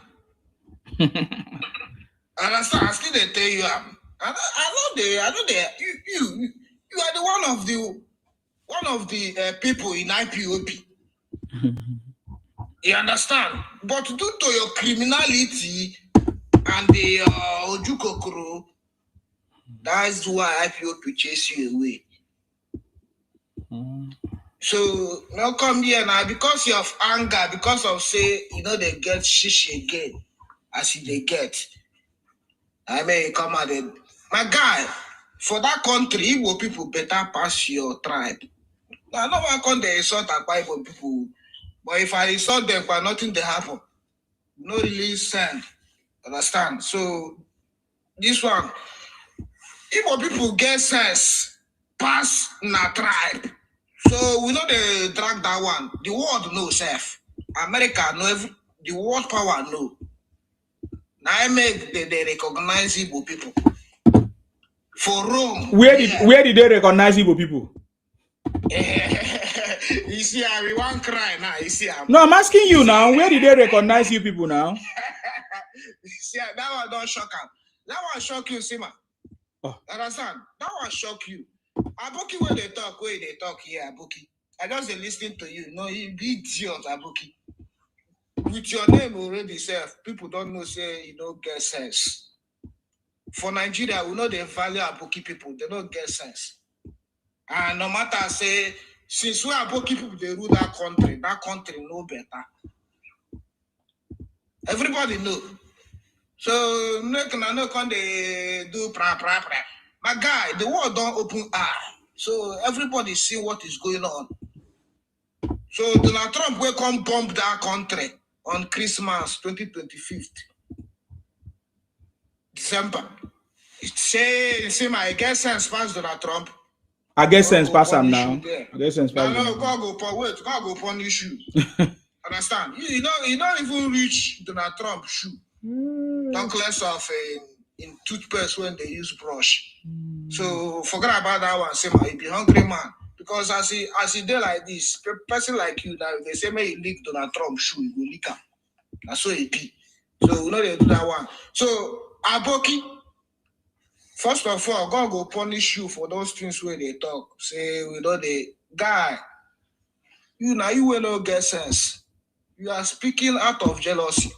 You are speaking out of hatred, and we don't send out your hatred, Sha. We don't send out your jealousy. If you like, no eat. If you like, go hang transformer. We are still selling.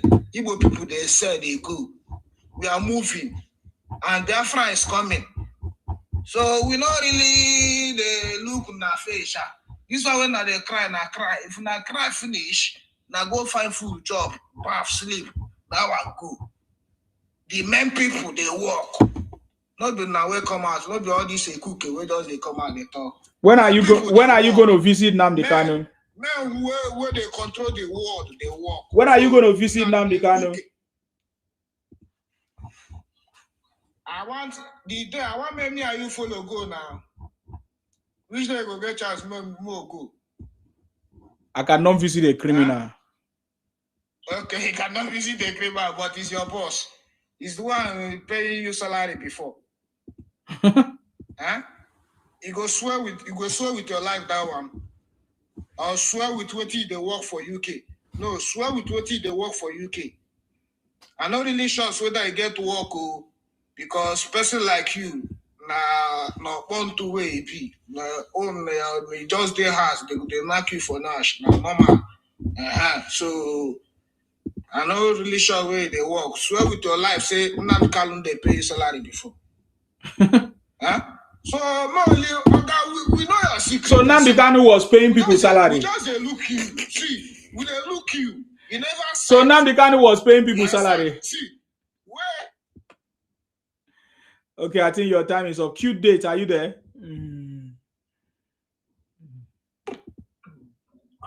I'm here. I'm here. I was enjoying the how the Igbo coming on the platform to defend their behaviors. All right, and you discover that they have not made any reference to those behaviors we continue to condemn. Why? Why would they not make reference to those behaviors, to those conducts? If you are alleging this is who I am, this is what I do, I will talk about those things you allege that I do. That is where to start from. All right, look at where people are saying that, oh, the Igbos are this, the Igbos are that, these are the. I wanted to listen to intelligent conversation from them concerning what people have alleged that they are doing. All right, it is not to come here and say some balderdash and you did not make any sense. People have alleged this is what Igbos are doing. In your own opinion, are those things really happening? Is it true that you behave like that? And if it is not, let us get something tangible from you to rely on as evidence that such things do not happen. All right. So far, I haven't heard that from them. They've only come to either, cast aspersions on people and say all manners of trash. Let's hear that. Let's hear intelligent things from them, things that are intelligible, that we could hold on to. If people could come and say, this is what we have done, this is what we have done, and this and this and this, then you should also make reference to those things that people have, talked about, whether it is true or not. That is, perhaps the intellectual ones are not here, I don't know. The intelligent ones are not coming up to talk. That is what I feel they should do. All right? Don't start casting aspersions on people. Just come and tell us whether what those people have said, whether they are true or not. If they are true, why are they true? If they are not, why? Tell us that. I've lived with them. I served in Anambra State, precisely at Nemo Girls Secondary School, Nemo Girls Secondary School. That was where I served in Anambra State. And I saw quite a lot of things. All right? Initially, I never welcomed the idea of, castigating the Igbos until I served there and I saw things myself. Although I lived with them in Lagos. But, the rate in which people talk about what they've been doing, even before the social media thing that we have now, quite a lot of things were said about them. All right, but the Yorubas have been very, very patient with the Igbos. Very patient, extremely patient. You know, and these are things that other people in other regions never tolerated for once. And yet, they still say quite a lot of bad things, telling them their land does not belong to them, telling them they are poor, telling them people your host. What you sell in Lagos, who buys them? Are they Igbos? What you sell in Lagos, what you sell in the Southwest, who buys them? I mean, they should come with substance. I hope to listen to intelligent Igbos. I've not been seeing them. It has become a scarcity to get an Igbo to talk to about what is going on. It has become a scarcity. I haven't been seeing them on different platforms I've visited. I've not been seeing them coming except, oh, Nigeria will happen to you. You are a bigot. You are a tribalist. You know all those. In fact, the word tribalism has become a cliche because of them. They have overused that word. It's lost its relevance. So let them come forward and tell us what we have alleged that they are doing is not true. Yes. Thank you. They don't have anything to say, sir. They don't have anything to say. I've never heard any Igbo Biafra make sense. Saudi, is your turn. Are you there? Okay, Saudi is not available. Let me wrap it up. General, are you there? Yeah, I'm here. I salute you. Go ahead. Yeah, well, last time you said I should talk before I could open my mic. You just I was shouting now. Go ahead. It's okay. Yeah. The point is that I come to look at these people. All of them that came to the platform, I've been listening to them. No one even have sense or even have reasonable thing to talk that to abuse. I don't know why these people are like this. Really, these people, the common sense, they don't have it. I used to recognize them before because of the way and manner they are behaving now. I don't think they have sense. That is number one. And again, you see, before they can say something, they will start abusing people, which is not the best. If they will come up and say reasonable something, at least out of 100, maybe 20 or 30% of people listening to the person that is talking, maybe we change his mind by saying that, oh, let's try and help these people or whatever. But all of them, they just come up and say the same thing. This thing they are doing now, they don't know the implication. They think maybe they are, they think maybe they are stubborn or they are Democrat or whatever. Say they don't bow for anybody or whatever. They don't know this thing they are doing now. They are using it to cause enmity the more. Instead, I have to tell you this thing, Sima, you yourself are supposed to know. The intelligent one among them, which is, let me say 10%, they are scared of coming out to talk so that they will not fight them. That's why they're looking for the agros. All this one talking, they are not human beings. All these are out from what they call it, Onitsha market. If you are passing on the market, if you are using phone to talk, before you know, they'll come and snatch it from you. Those are the kind of people that is coming out to this social media and talking. At least, if 5 Igbo men come onto this platform, there's a way we talk. People will reason with it. Not all of them will come out, all of them will be saying the same thing. And that thing you are doing, if you think you are stubborn, you cannot be stubborn for people that are stubborn more than you. They are there. And again, you see that they will be bragging. There's another date in my place that empty drum make the loudest noise. People that have money, they don't talk. Somebody can be a multi-billionaire sitting down by your side, they won't make noise. Not you that have maybe you have 20,000 pounds or you have I'm sorry, I'm using pounds. If you have 20,000 pounds, that means that Nigeria, you will tell you go to buy Nigeria. People that have 20,000 naira, I wanted to say, will be making noise.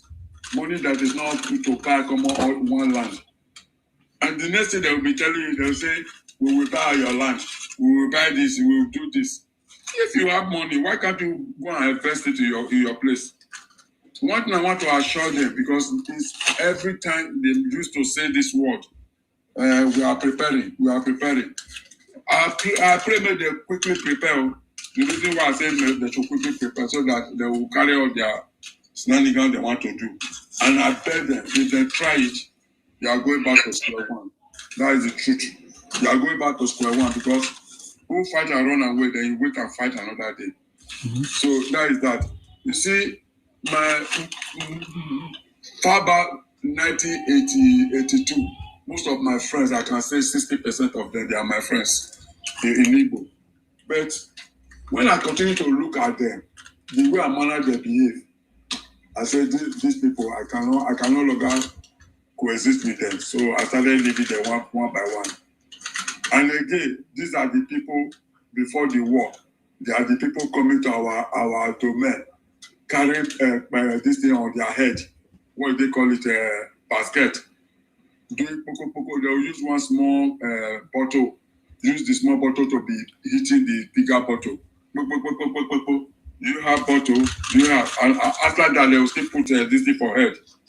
Small machine. That machine they roll with hand. We call them Obioma those days. If your pint tear, you give them, they will sit down for ground. They want small pillow, they put one small pillow, put down for shoulder, they put that one for ground, sit down and do this thing. They are now the people coming out to start telling the world that they are the richest and this and that. Which richest? You see, man, you have a second phone with your hand there. Go eat. Say the most 10 people, the most richest 10 people in Nigeria. Oh, your time is up, General. Sorry about that. Mr. Alpha, what do you have to say? Yeah, I greet everybody. You're welcome. And Isima, yesterday was the first time I joined your platform. Oh. And to be honest, I think I enjoyed the platform. But I joined again today, and yesterday we have more of Yorubas and South talking, but today 3 Igbo people spoke today rather. To be honest, the views of those 3 Igbo peoples is not the general view of Igbos.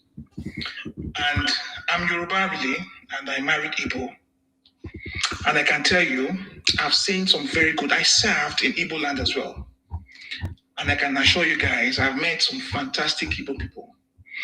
And you see, I'm not someone who really enjoy participating in a conversation that has to do with tribe and all that. Then you don't know what we are talking about now. You say you have met some fantastic Igbo. Yes. Do you bring this topic we are talking about and discuss with them and hear how they will respond to you? That's what I'm telling you. What I'm saying is, you are not making. You didn't tell me that. I asked you. Did you bring these topics that we are talking about? How over 60 years, how they have been doing criminality, Biafra criminality, and all of that? Did you discuss it with them? Why they continue to do what they are doing, taking Nigeria to America, lobbying against Nigeria, demarketing the country?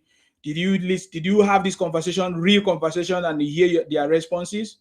Unfortunately, if you also look at this issue of what actually also bring about this CPC, country of particular concerns, is as a result of those agitations as well. But who are those agitating now? You are not making sense. Who are those? Is it not Igbos? The Igbos. Exactly, that's what I'm talking about. And I say over 60 years, they have continued doing the same thing. The conversation is not if all Igbos are good or bad. That is not what we are talking about, because there are good or bad people everywhere. We are talking about peculiar issues that Igbos have always been doing in Nigeria. That is what we are talking about. I understand you see, man. You don't understand. You don't understand because you say you marry Igbo. So if you marry Igbo, you will be complacent. I can tell you that. Anybody that marry Igbo become foolish. I'm not complacent. Okay? Anybody that marry Igbo become foolish. We have seen it. I can give you evidence, but that is not what I'm discussing today. We are discussing a very specific issue, and I wanted you to deal on it. And then you are telling me how Igbos are good or bad. Are you telling me? Can you tell Nigerians how Igbos are good or bad or not good? We are talking about what we have seen persistently in this country. Yes. What they have done. So address that. Don't tell me Igbos are good or not bad. You have listened to 3 people who have come. If I bring more Igbo people here, it's not going to be different. I don't agree with you. Because you are nothing. You are Igbo. You marry Igbo woman. How will you not agree with me? I've been in the media space and I can tell you what they stand for. So you don't so you don't need to agree with me. I'm not here for you to agree with me. I want you to discuss the issue. Answer something. Okay, you are not saying anything. That's why I talk about the issue. Yes, I want to talk about it. If you are real to yourself, who are the people that caused fight in Nigeria, the war in Nigeria? I don't know Igbos. You are right. September 1967. Did you not see Igbos, all of them, protesting? They want freedom. After just 7 years after we got our independence, and they were in charge of the government. Upon that, they still say they want freedom. And today we are witnessing it in our own generation. Even if I was not born then, I don't know the full story. Now I've seen it now in our own generation, and you're telling me you are denying it. You don't know. You are blindfolded because you married a stupid Igbo woman. No, don't say that. You married a stupid Igbo woman. I can assure you that she's even punishing you and poisoning you gradually. You don't know. Can I say something? I'm telling you to your face. Can I talk? What are you talking? I gave you opportunity to speak, and you were telling us how Igbos are good. Are you telling Nigerians? Are you foolish? Only you telling us a single story. Isima, let me talk now. Man, I'm disappointed at you. Who are you to come and tell us a single story in Nigeria that we know? All of us, we are here. We see what Igbos are doing. We even see what Igbos politicians are doing, saying. And you are telling us that Igbos are better than you. It's terrible, man. You go to my platform, you want to come and do that nonsense. You don't do that nonsense because you marry a stupid Igbo woman. Don't try that again in your lifetime. May God punish you for coming to my platform to talk rubbish because you marry a stupid woman. Am I the one that married for you? Now me the fuck am. Are you okay? We are talking about reality because you have mixed blood in you, and your children will be foolish like all the other Igbos because you don't even know what the Igbo woman is doing to your children, and you are coming here to talk nonsense with me. I believe today will reset your brain. In your lifetime, you will never come and talk nonsense. Apple, please go ahead. Yes, no, thank you. I think with that one that just dropped, is definitely Iyameri blood. That's how they always come up. They will be pretending. Yeah. They're like the Black Americans, the pretendians, but this ones are even worse because those who don't know where their father is from, they would never know how to claim what belongs to them. And that's a typical example. Because majority of these Igbo Inyamere women, they are trying to deliberately change the demographics of other ethnicities. It is a deliberate plan. After the battling and the flogging the great Nigerian army gave these Inyamere people in 1966, they've been out there to destroy other people's race. And now we are fully awake to the whole sagacity of these people. Just the other day, I was watching this interview. You know the way these Inyamere buffoons, low-life criminal, myopic people, they'll be going to the South region. Can you believe they are also in South Africa?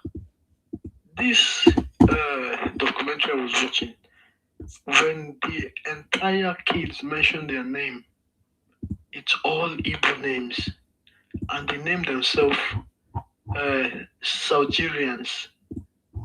What kind of madness is that? I'm telling you, what kind of, I was like, these people are fully gone mad.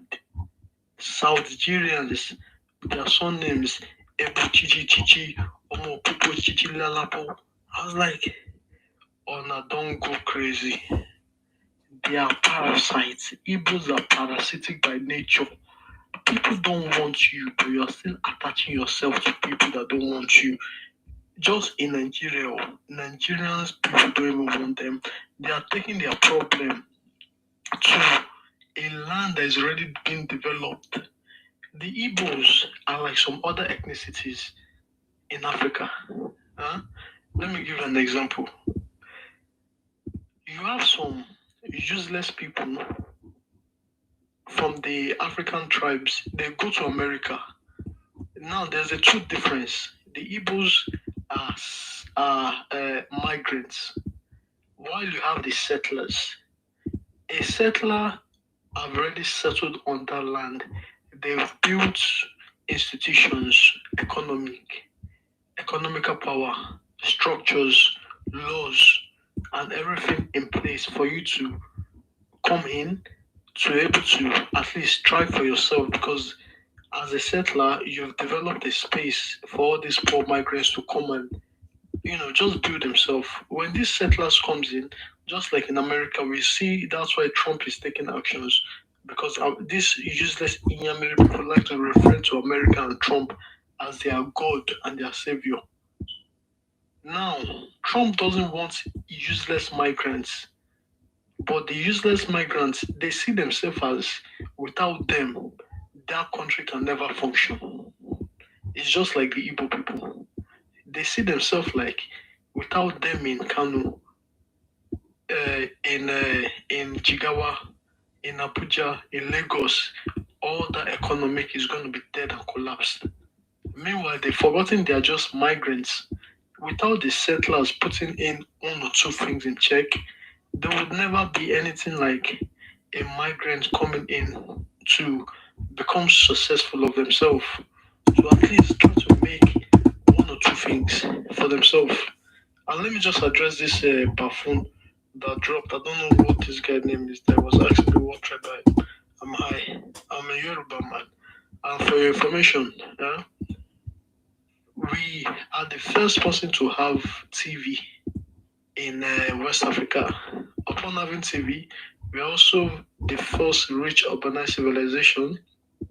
Our judicial system is the most influential. We control the media space. We pioneer Nigerian nationalism, and we have the first university in Nigeria. We're also very, very culturally adoptable, global influence, and many more. Okay, thank you very much, Apple. Your time is gone. Let's hear from Governor Frank. Go ahead. Sime, good day. Good day, everyone on this platform. I'm a Nigerian.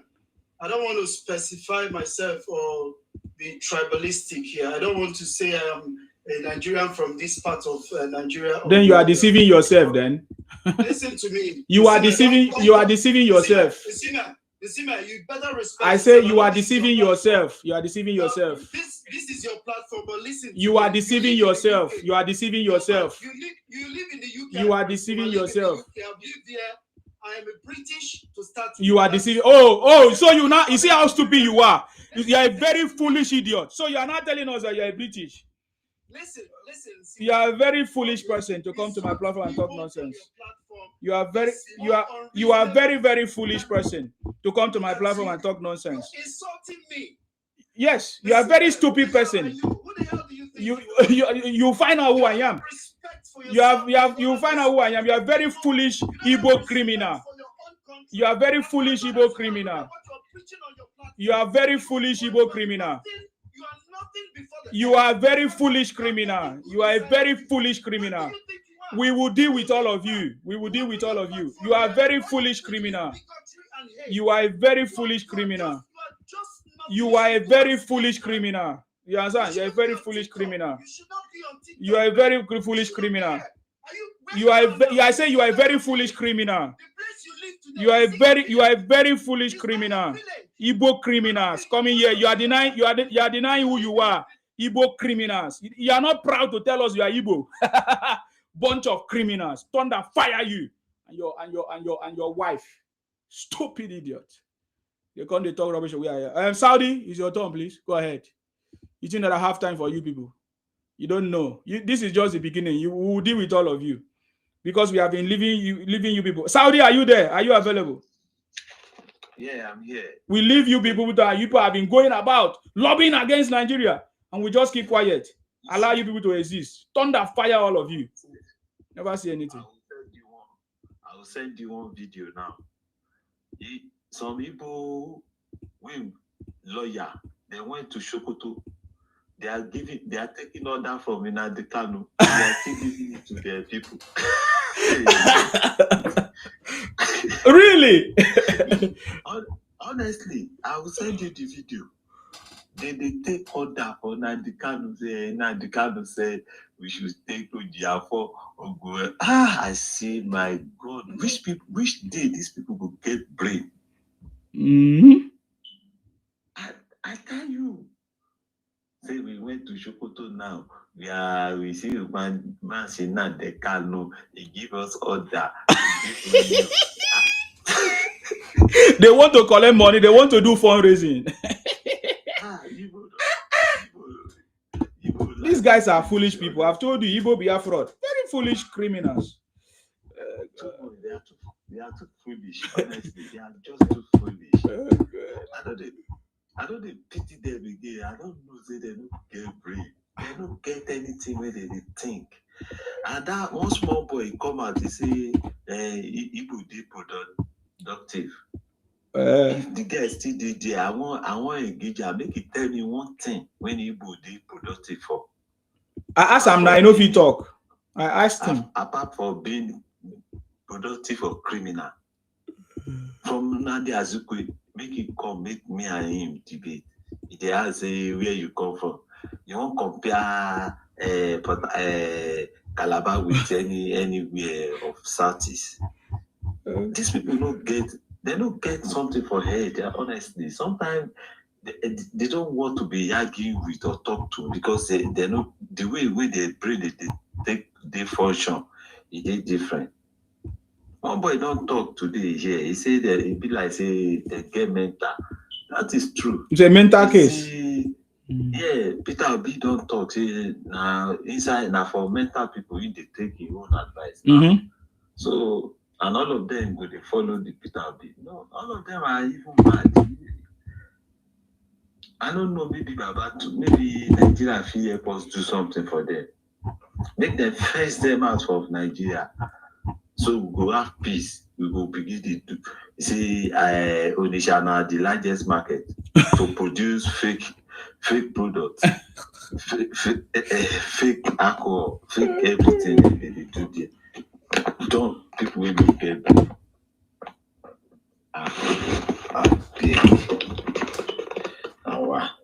Okay. Anyway, thank you, my brother. Thank you very much for coming. I appreciate you.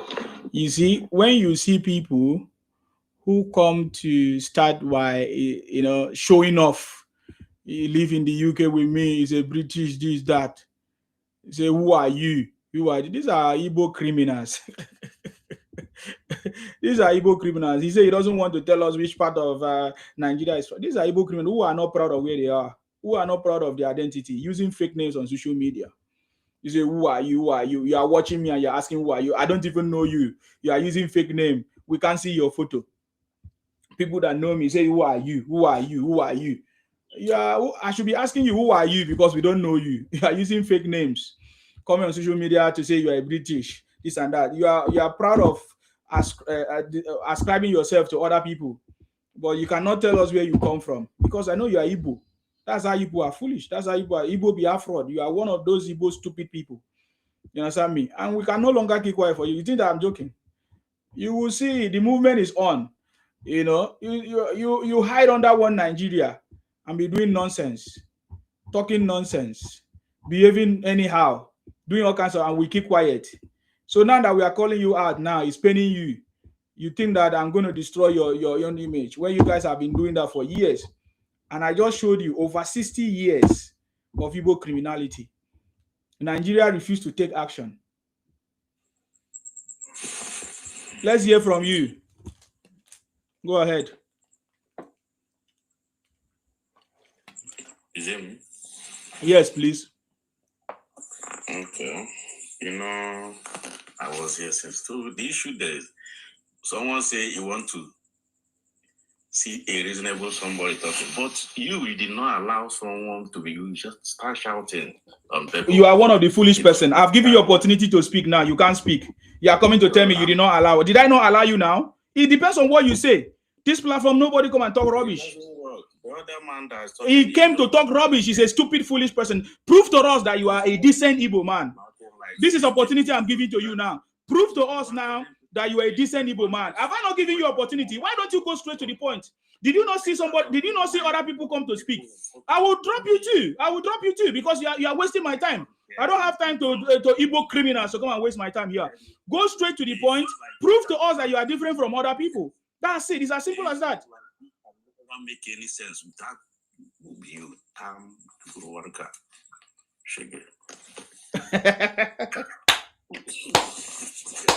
You are very stupid human being. Shouting people. Who are you? Do you think you are better than others? Prove yourself. Nobody can endure.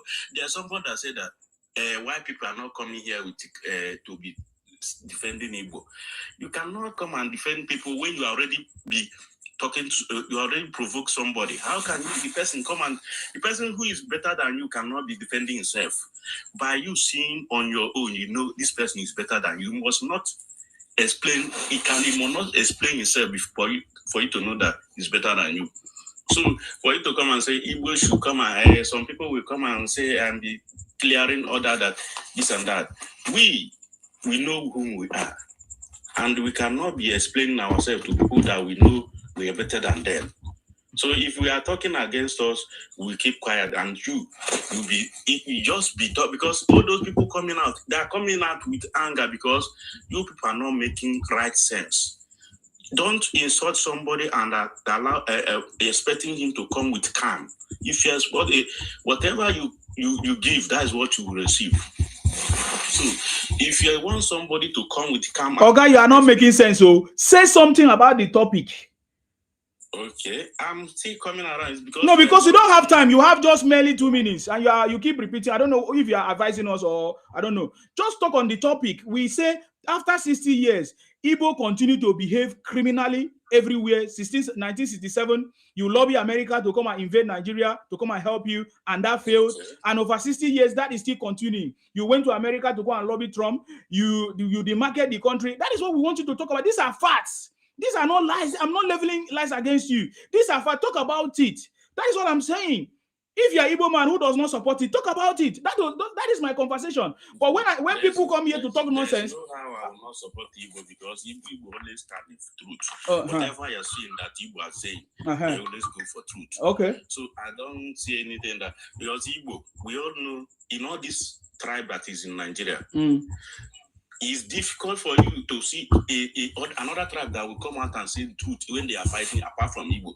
Igbo is one that will talk, even if you are the elder or so he will come out and tell you the reality. He doesn't hide himself. Some people will be fearing, this is my elder. He will be coming that. But Igbo, so why did Igbo invade South Niger Delta in the name of Biafra and continues doing it with fake history and propaganda and impersonation? Why? Why do you guys are interested in Niger Delta and coastal region? Why? Why do people want to Igbonize us in the coastal region? Already Biafra now. How can Niger is it different from Biafra? Biafra is Biafra. We didn't say that Niger Delta is Igbo land. Niger Delta is their own, but Biafra remains Biafra. It's a nation, not a tribe.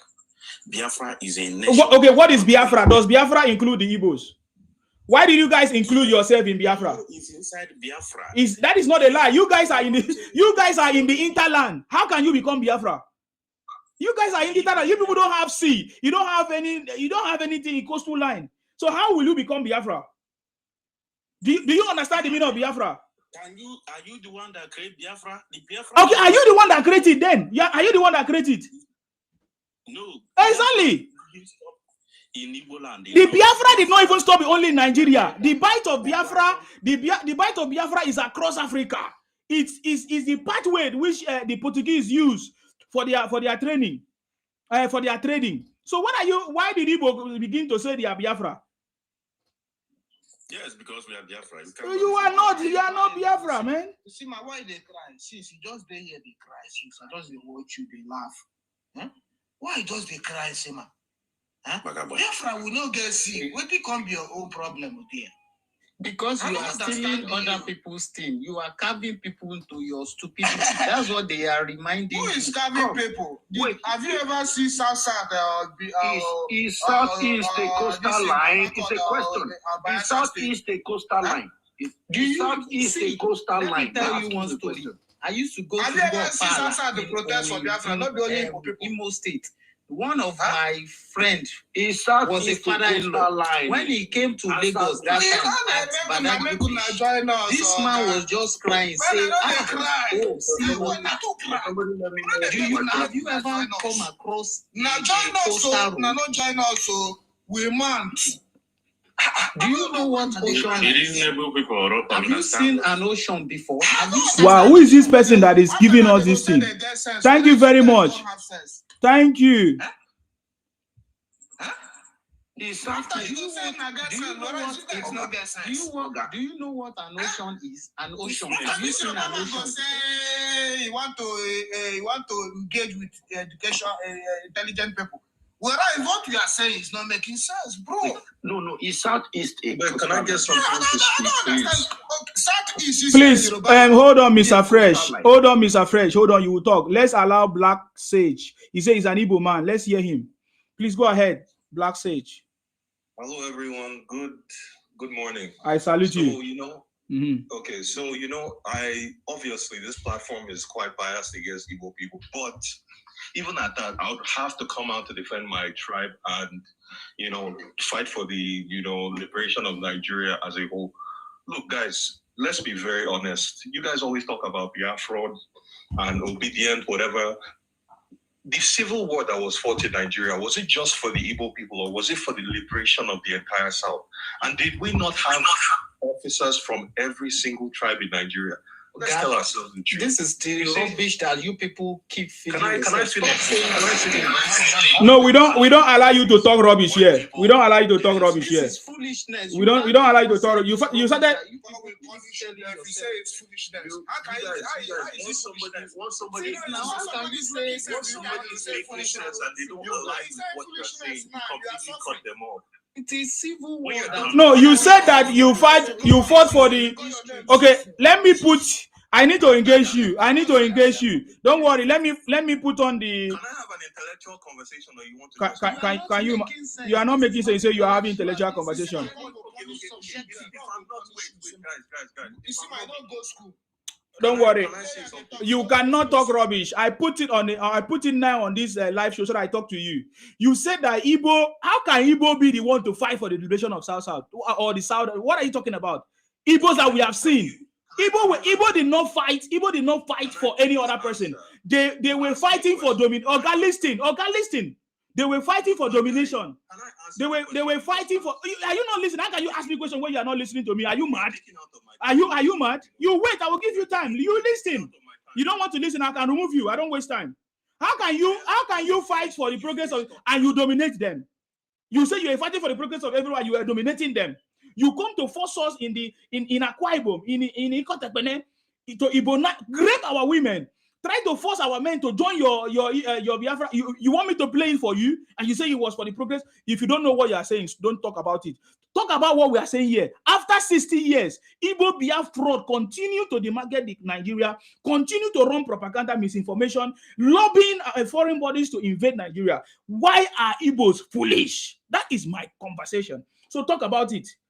Don't talk nonsense. Can I speak now without being interrupted?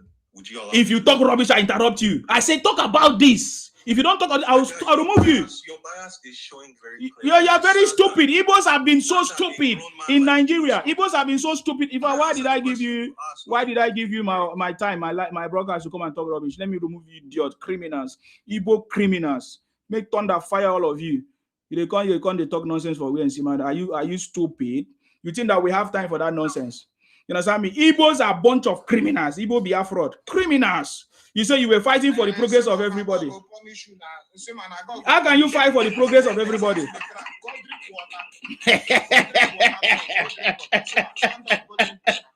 My water is here. My water is here.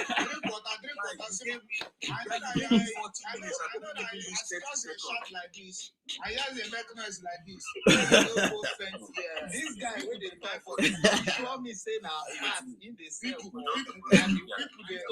I see this guy for that get you this one way they make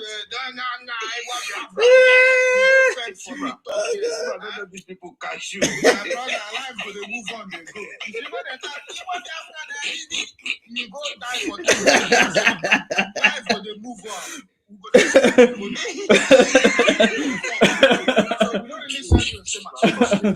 He said this platform. What the platform do you? You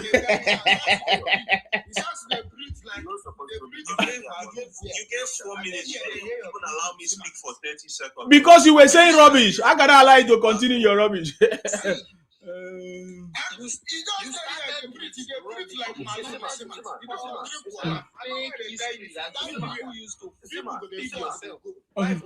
Yes. I want to ask this guy. He will not listen now. He won't listen. They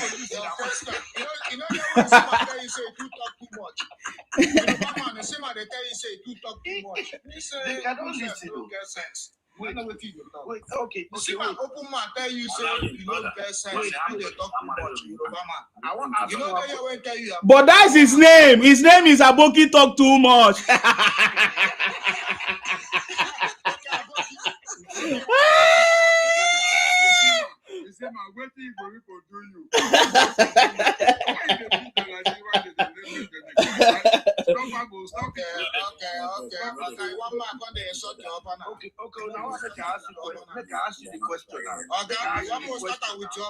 Okay, let us hear from. Okay, wait. Okay, wait. I think the is it Major or who? Mayor, is it Mayor? Mayor. The Mayor, what do you have to say? Come, Mr. Fresh, I will remove you. I don't know why you are talking about. Oba is not here. Please don't do that again. The mayor, please go ahead. What do you have to say? Okay, let us give you chance. I'm going to give you chance. Keep quiet. Let me hear what you want to say. Contribute to this matter. If you attack me, that is where I will interrupt you. But just focus on this conversation. Talk about it. Yeah, relax. Just give another person. Okay, you don't have anything to say. Okay, Mr. Fresh. Now they push people for road where they say to go school. Black Sage, say what you want to say. I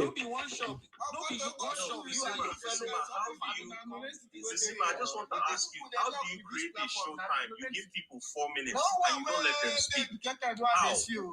When you start with life, you can't. No, you were. See, I gave you opportunity to speak. Even if I'm lying, why not use your own time? No. I don't do that because if I keep quiet, it will be recorded. My platform is not for that. Yeah. So, but I give you opportunity now. Can you address the issues? Go ahead. Now, if you promise me that you're not going to, you see the problem now. You are coming to come and make rules on my platform. You see the problem now. You are not giving me any time. I give you time now. I say speak, and you are telling me what to do. That is the stupidity of Igbo people. Go straight to the point. I give you time now. Don't come and set rules on my platform. I'm the one to set the rules. I will set the rules for you. You have to keep to the rules. It doesn't matter whether you say I'm biased. Igbos are always playing the victim card. Igbos are always playing the victim card. Today you say I'm biased. Always playing the victim card. You go to America to cry for help. Always playing the victim card. How much of Nigerian history or even the young people, I'm guessing you are talking nonsense. Make your contribution. Don't ask me stupid. You are talking foolishness. That is why I stop you. Because if you are meant to contribute.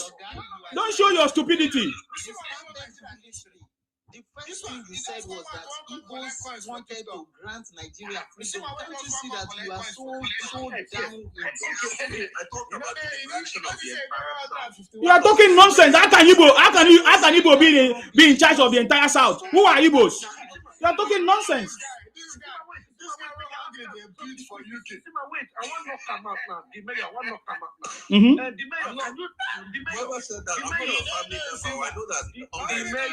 this guy for UK. When the mayor is here, that man give a gift. He said thank you. The mayor. Yeah, when somebody gives you something, you say thank you. This one they hustle for TikTok. Yeah, you don't know Nigeria history. Let me remove this idiot that is making noise here. Igbo criminals. They are nuisance. They are Agboros. want to. Whenever I can speak, just let me know, please. The mayor, can I engage you now? I want to. Go and reset. It's not the mayor. It's Black Sage. It's Black Sage that is talking the rubbish. The liberation of South Nigeria. Blackface, can I engage you now? Please, can I speak? Hold on, please wait. Wait. They will not keep quiet. They will not. I will remove them now. Don't worry. They will not keep quiet. Engage me, please. Tell me the mayor. Because you see, when you came in, to be honest, you sounded like someone I could actually listen to. Yeah, but your punchline, there was a punchline that you said. You said the Igbos, the fight of the Biafran struggle was not for only the East. And you said they were fighting for the entire region. Yeah? Okay, now I want to ask you a direct question. Do you know any history of the Benin Empire prior to your Biafra? Was there an empire in that south that I don't know if you just tell me if you know about that empire, that Benin Empire, and the might and the breadth at which they expanded to. Because when you're talking about the Biafra, the southeast, yeah, you need to know this history of the south.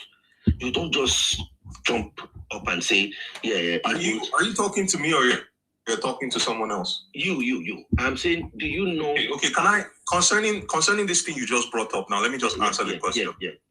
Do you realize that even in the Benin Empire, where it's geographically located, there was an empire that predated the Benin Empire? And do you realize that Igbo people are in different regions apart from the southeast? Do you agree with that or not? So what empire predated? What is your source? They ask you question, you turn it to ask another question. That is how you are very foolish Igbo idiot. It's okay. Please tell me the empire that predated the Benin Empire. The guy that I'm speaking with has not responded. You are very foolish Igbo idiot. You don't need to play as this thing support. They ask you question, you didn't answer. You in turn ask another question. Is that not foolishness? Yes, I said, do you know about the Benin Empire? Yes, Aboki, I know about the Benin Empire. I do. Everyone knows about the Benin Empire. How many years? How far do you know? Because the Benin Empire started from the 900s, you know. So when you're saying there's an empire that was before the Benin Empire, yeah, can you please tell us what was that? Do you which empire was that? Yes. And I want you to be specifically tell me the boundaries at which the might and the spread of the Benin Empire that Aboki, you know about. Aboki, you asked me a first question. You asked me about the Benin Empire. I answered your question. Can you also acknowledge or tell me if you're ignorant about the empire that predated the Benin Empire? We are ignorant. We don't know. So tell us. Okay. If you do just a very quick Google search, it would come up. Oh God, tell us. If you don't tell us, I drop you. If you don't tell us, I will drop you. If you don't tell us, I drop you. Don't tell me now. Igbo criminals. You think that we are here to joke? Let it not be like I'm just talking. Anybody with an internet connection can. Oh God, tell us. We don't need internet connection. You don't say it. You say it. Okay. If you want me to tell you, there was okay. Can I speak? Talk about Igbo Empire. I am going to talk about it. Wait, let him say it. Talk about your history. You are listening. Let him say it. General, allow him to tell us the one that was. Yeah. Okay. Look, there was an empire in that same region that predated the Benin Empire, and they practiced the same customs as the Igbo people. They were very closely linked to the Igbo people. And for you to say that Igbo people are just... You are a very stupid person. What was the empire? You are a very foolish... Can you see how Igbos are foolish? Very foolish group of people I've ever seen. You don't come to my platform and do nonsense. If I mute you, you remain mute. You don't come to my platform and do nonsense. I will remove you. You are very stupid Igbo idiots. Thunder fire you people. It will never be well with Igbo criminals. Thunder, you want to come and use my platform and do nonsense. Thunder fire you people. You can't tell us the empire. Idiot. Igbo criminal. Thunder fire you. You're nyash. and your papayans. What problem is this? All of said you. It's an empire that predated it. Tell us the empire. You are telling me that I should go to do research. You know what? I think he needs to define. Maybe you should go and look for dictionary and define what an empire is to this guy. Hey. Yo, since you guys are too lazy to do some Google research, and it was called Igodo. I just quickly did it. Hey God! Igbo is completely foolish. This is a proof that Igbos are completely foolish. So you don't even know what is Igodo.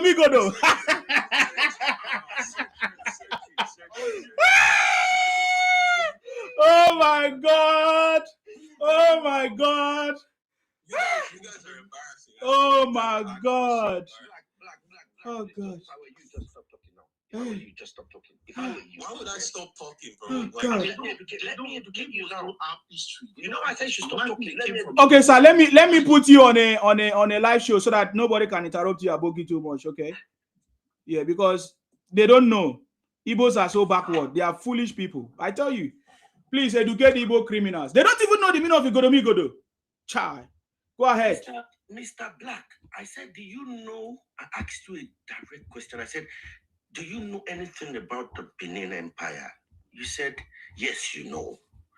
And I said, tell me how far you know about the Benin Empire. And I still helped you to jog your memory a little bit. I said, not forgetting that this Benin Empire started at the 900s. And you went on and you said, you asked me, you reiterated the question back to me, that do I know that there was an empire that predated the Benin Empire? And I said, I don't know. Please educate me. And you had to go to Google. You hesitated and did everything. And you went to Google and you didn't even take your time to read about that Igodo that you saw on Google. Maybe had you read that Igodo, yeah, you would know that Igodo was Benin Empire. And I know the meaning of that word. I am from Benin. The fact that you send me Benin Aboki talk too much, that is just a name. I am from Benin. I am a bred son, buttered in the soils of Benin, that ancient kingdom. So when you were saying that the Biafrans were fighting, they were fighting for us, not just them. Like, hold on. The Benin Empire, that empire predated even down to your south, is even down to the coastal lines, down to Ghana. The Ghana you're talking about. So when you see, one thing I don't want to, I like the way you've been so calm. You've not been too really, like others, and I would respect you for that. But please, before you say certain things, try and do a lot of research. Mostly when you're being thrown the question that you don't know too well about.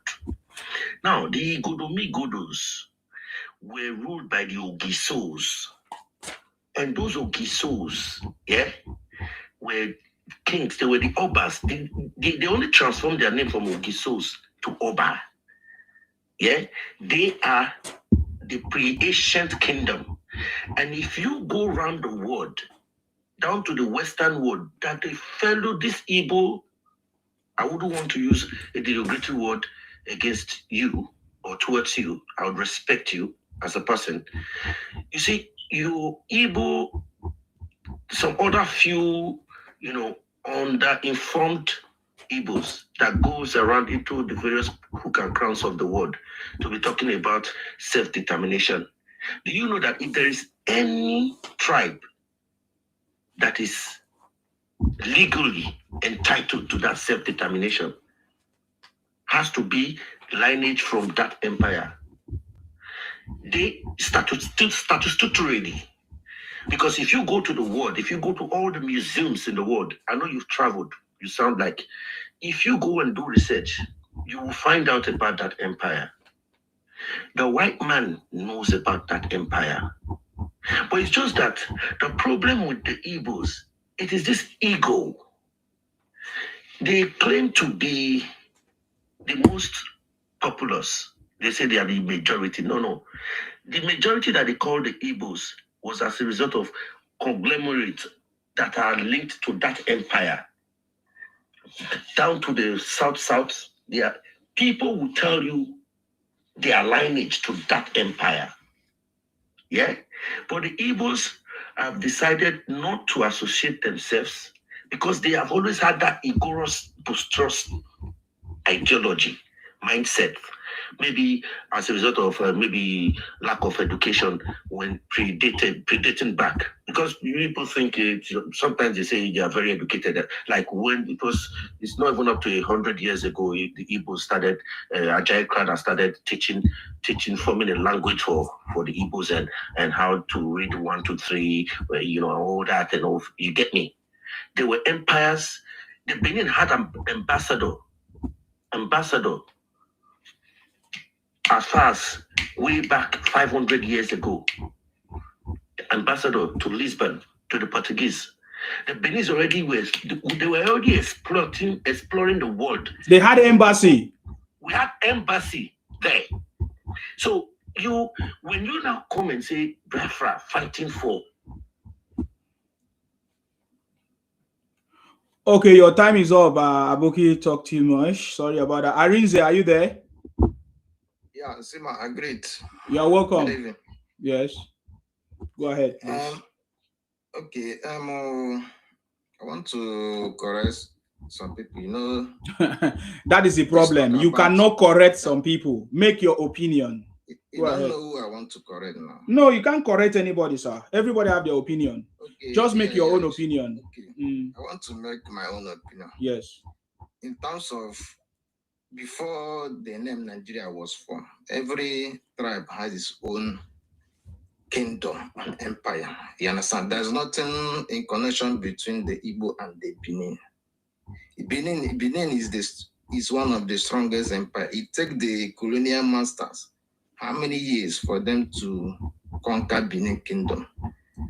But now, when they formed the state of Nigeria, now they form state because even inside the Benin, when you talk about Benin Empire, like Edo, Benin, but most of the people in Edo they are not part of the Benin Empire. They just come together in terms of state. This is Edo state, but the main Benin Empire is what we are discussing. Is a very great and strong. So you guys are not taking this life now to history.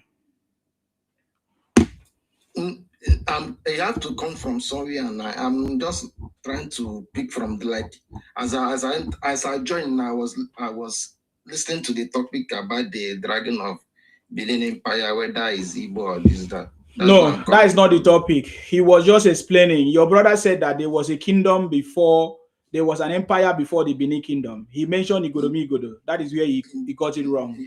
He's wrong. He's totally wrong. Yeah, so that's what we're talking about. You understand? So anyway, go ahead. I don't want to interrupt. So what's the topic? The topic is after 60 years, Igbos are still foolish. Talking about Biafra and all of that. Since 1967, when Igbos went and lobbied America and other countries to come and invade Nigeria in that civil war, Biafra war, which they failed. And now, even after Ojukwu, the coward, already educated Igbos that the war itself was needless, was not necessary, that Igbos should come together and there should not be a second one. But we still see Igbos continue in their stupidity after 60 years. Even in 2025, we witnessed how Igbos went to America to lobby, to pay money, to come and invade, for America to come and invade Nigeria. Even we saw them continue to demarket the country, saying that Nigeria is a failed country, this and that, because of some minor issues which every other country is experiencing. But Igbos continue to project and demarket the country and all of that. So the conversation is, why are Igbos foolish up to this age? And do you think that Nigerian government or Nigerians should keep quiet and continue to watch Igbos demarket their country? That is the conversation. Can you comment on that, please? Okay. There's one thing I understand in this Nigeria. Let's just put Nigeria is just like a family. You understand? And when you have a son or children in a family, there must be a son that will never bow to. That even if you are his father, you say that you want this house to be like this. You say, no, Daddy, this is wrong. I don't support this. You understand? In the tribe, let me use the normal 3 major tribe, Igbo, outside Yoruba. When you come in terms of humility, yeah, a tribe that is very humble is the Yoruba tribe, and they are well educated. But that is a lie. There are other tribes that are humble too. But because you said that Nigeria is three major tribes, that's the problem. There is no tribe more humble than the Yorubas. That is a lie. That is a lie. How many tribes do you know in Nigeria? There's no tribe that lie down to greet their elders. Flat. Oh, is it the lie down? Is that what you call humbleness? Okay. Have you not seen people lie down and still abuse people? You have not seen it before. No, that is wrong. Now that's why I'm correcting you. Nigeria is not made out of three tribes. You only talk about what you know. There are many other tribes.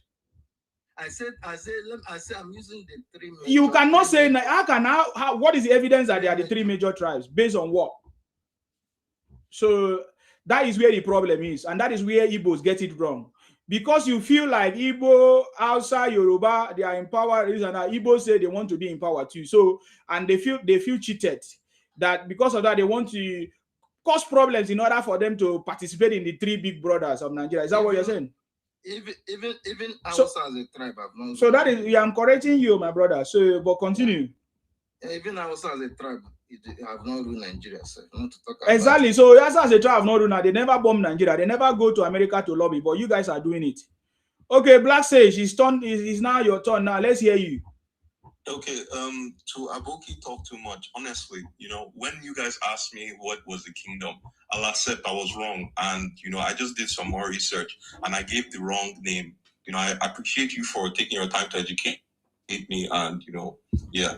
So the kingdom I was actually talking about, it's not like I was wrong. It's just that I got the name wrong. I was completely wrong on the name. It's actually the kingdom of Nri. I don't know if you would come back and tell me I'm wrong, but it was actually the kingdom of Nri I'm referring to. And then secondly, what's it called? In Sima, you're talking about there's no three major tribes in Nigeria. How can you be arguing with something that has been accepted for decades, even before you were born? Since the British came to Nigeria, they accepted that there are three major tribes. That is not true. Secondly, that is not true. Okay, no problem. I'm not going to argue. Yeah, but that is a lie now. Can you show us where the... Okay, that's a lie. Don't use my time to argue. Let me just finish. Please. Then another thing. That is why the country is having problems. Okay, I've heard. Can I talk? So now your premise is that Igbos are foolish and they're trying to demarket Nigeria. After 60 years, continue to do the same thing. That's why I call them foolish. Okay. Yes. Let me talk now, please. Don't cut me off in my train of thought. Okay, so look, you're saying this kind of thing, and you're telling me that this platform is not biased. Your premise already shows bias. And then when you're saying that Igbos are demarketing Nigeria, if Nigeria was a working country, a good country, a country with structure and leadership, do you think that Igbos would be able to demarket Nigeria? Do you think Donald Trump is stupid coming into Nigeria, that he's not done his research? He's stupid. He's stupid. He's stupid. Am I afraid of you? He's stupid. And look at what you are saying. You are not debunking the fact that Igbos are the one demarketing the Nigeria. You say, according to you say if Nigeria was working, that Igbos could have not demarketed the country. Can you see what you're saying? You guys are foolish. I said, look at what I said. I said after 60 years, you continue to do the same thing. Is that not foolishness? At what age do you accept that you are foolish? At what age? After 67, after 60 years, you say that you are not foolish. Is it because Nigerians have not said it to your face? You will begin to hear it. I'm telling you to your face, you begin to hear it now. You are foolish. Igbos are foolish in Nigeria. Can I speak? Especially Igbo Biafra. Yeah, go ahead. It's very funny when you tell me things like I'm stupid and foolish. You are exhibiting it that you are foolish. You even come here to talk about the Nri Kingdom. You don't even know what Nri Kingdom means. You are so foolish. Does the Nri Kingdom belong to the Igbos? You don't know what you are saying. That you are so stupid. Because you are foolish. We argue with foolish people. Since I started this conversation, I haven't. Oh, guy, you don't need to do anything. You are a foolish person. You are a foolish person. You are a foolish person. Very, very foolish. You personally attack. The way you know that you're losing an argument is when you are a very foolish person. You are one of the Igbos that are foolish, thinking that you know what you are saying. Foolish. You boldly declare economy until when you were taught. Now you came back with Nri. When they will educate you now, you will also say you are sorry. When we will educate you about Nri Kingdom now, you will still say that you are sorry. That's why I say you are foolish. But we will still educate you about Nri Kingdom because you don't know about Nri Kingdom. You can't read. You can't read. You are a foolish Igbo. You can't read. You can't read, man. You keep talking about being foolish and stupid. Do you think you're smarter than me or Donald Trump? Very, very smart. If I'm not smart, oh yeah, put on your camera. Let us see your ugly face. Let us see your ugly. I've told you, anybody that invade Nigeria is stupid. Even if including Trump. Anybody. You're stupid. You are a very stupid person. You think that Nigeria is a working country? Where are you now? Where are you now? Where are you now? Where are you now? Where are you now? Where are you now? Where are you now? What does that have to do with what we're talking because you were born in Nigeria, bro. Even as you are speaking, this English you are speaking now, Nigeria taught you. You are a very foolish person. How do you even know that I grew up in You grow up in Nigeria, we know. You even grow up in Lagos. You grow up in a working environment like Lagos. You left your southeast where you come from. That Lagos is a working environment. Something is wrong with you upstairs. You see, you guys are stupid. Very Igbos are foolish. I tell you. Igbos make all their money from Nigeria, including Peter Obi, make all his money from Nigeria, including all your Igbo elders and wealthy people. They make all their money from Nigeria. That tells you that Nigeria is working. I say Igbos are foolish. I confirm to you that Igbos are foolish, and you're a proof. You're a proof that Igbos are foolish, especially the Igbo Biafra people. You prove to us that you guys are foolish, and every day you continue to prove to us that you guys are foolish. You were born in Nigeria. You were brought up in Nigeria. You were born in Nigeria hospital. The English you are speaking was in Nigeria. You are making your money from Nigeria, and you are still talking nonsense about Nigeria. That shows that you guys are foolish. Very complete foolish idiot. So when you go on the market Nigeria, you think that people will not respect you and give you are a very foolish person. Please, General, go ahead. Okay, General is not there. We will tell it to your face. You think that we are joking here? Is it because we have not been doing it? Don't worry. Apple, please go ahead. It's your turn. Apple is not there. Okay, hold on. We are not joking here. We haven't been saying it to your face. Now we are going to tell you to your face so that you know that we are not joking here. Are you getting me now? We are not joking here anymore. For a very long time, we kept quiet, thinking that over 60 years, you guys will have a rethink. But you guys continue to be foolish. We need to declare to you guys that you guys are foolish now. That is what is going to happen. Go everywhere, you will see what I'm talking about. Everybody is calling you out that you guys are foolish. You guys are completely foolish. Trying to demarket your country, thinking that people will respect you. Please go ahead if you are there. In fact, I don't even know how to start with the way these people think, and they are so good. In fact, they feed themselves lies. It is the mental disorder is so obvious, and they keep confirming and proving to us that they are so different to Nigeria. Their aim is to just rubbish Nigeria, just because things that they wanted is not working for them. And we cannot allow this set of people with this ideology, with this retarded mindset to continue to demarket Nigeria. Look at it. Somebody said the Hausas have not even ruled Nigeria. Hausa is one of the people, Nigerians, tribes in Nigerians that have been like marginalized too, just like the other tribes. And yet, you will never find Hausas trying to demarket Nigeria, even when the other tribes are overloading all their lands, taking over everything. But these Igbos, they are given opportunities in all parts of Nigeria, and they will continue to become a menace to their host. That is their nature. They just want to dominate and be given everything. I remember, I used to look at this nation. We are not like this. In fact, we are so tolerant and we are we have this hospitality nation. Yeah. We were in my house. I have these evil people, tenants.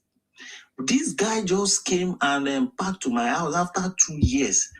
We have other tenants in the compound, and this guy is an Igbo guy, and he is a keke rider, and he came with all his other keke that are not even in the compound, and they started having this their meeting. I don't know what they have with all this their meeting, and they continue to have the meeting. And I told this guy, you can't be doing this thing because this thing does not contribute, and no other tenants is in this meeting. You can do it in your apartment.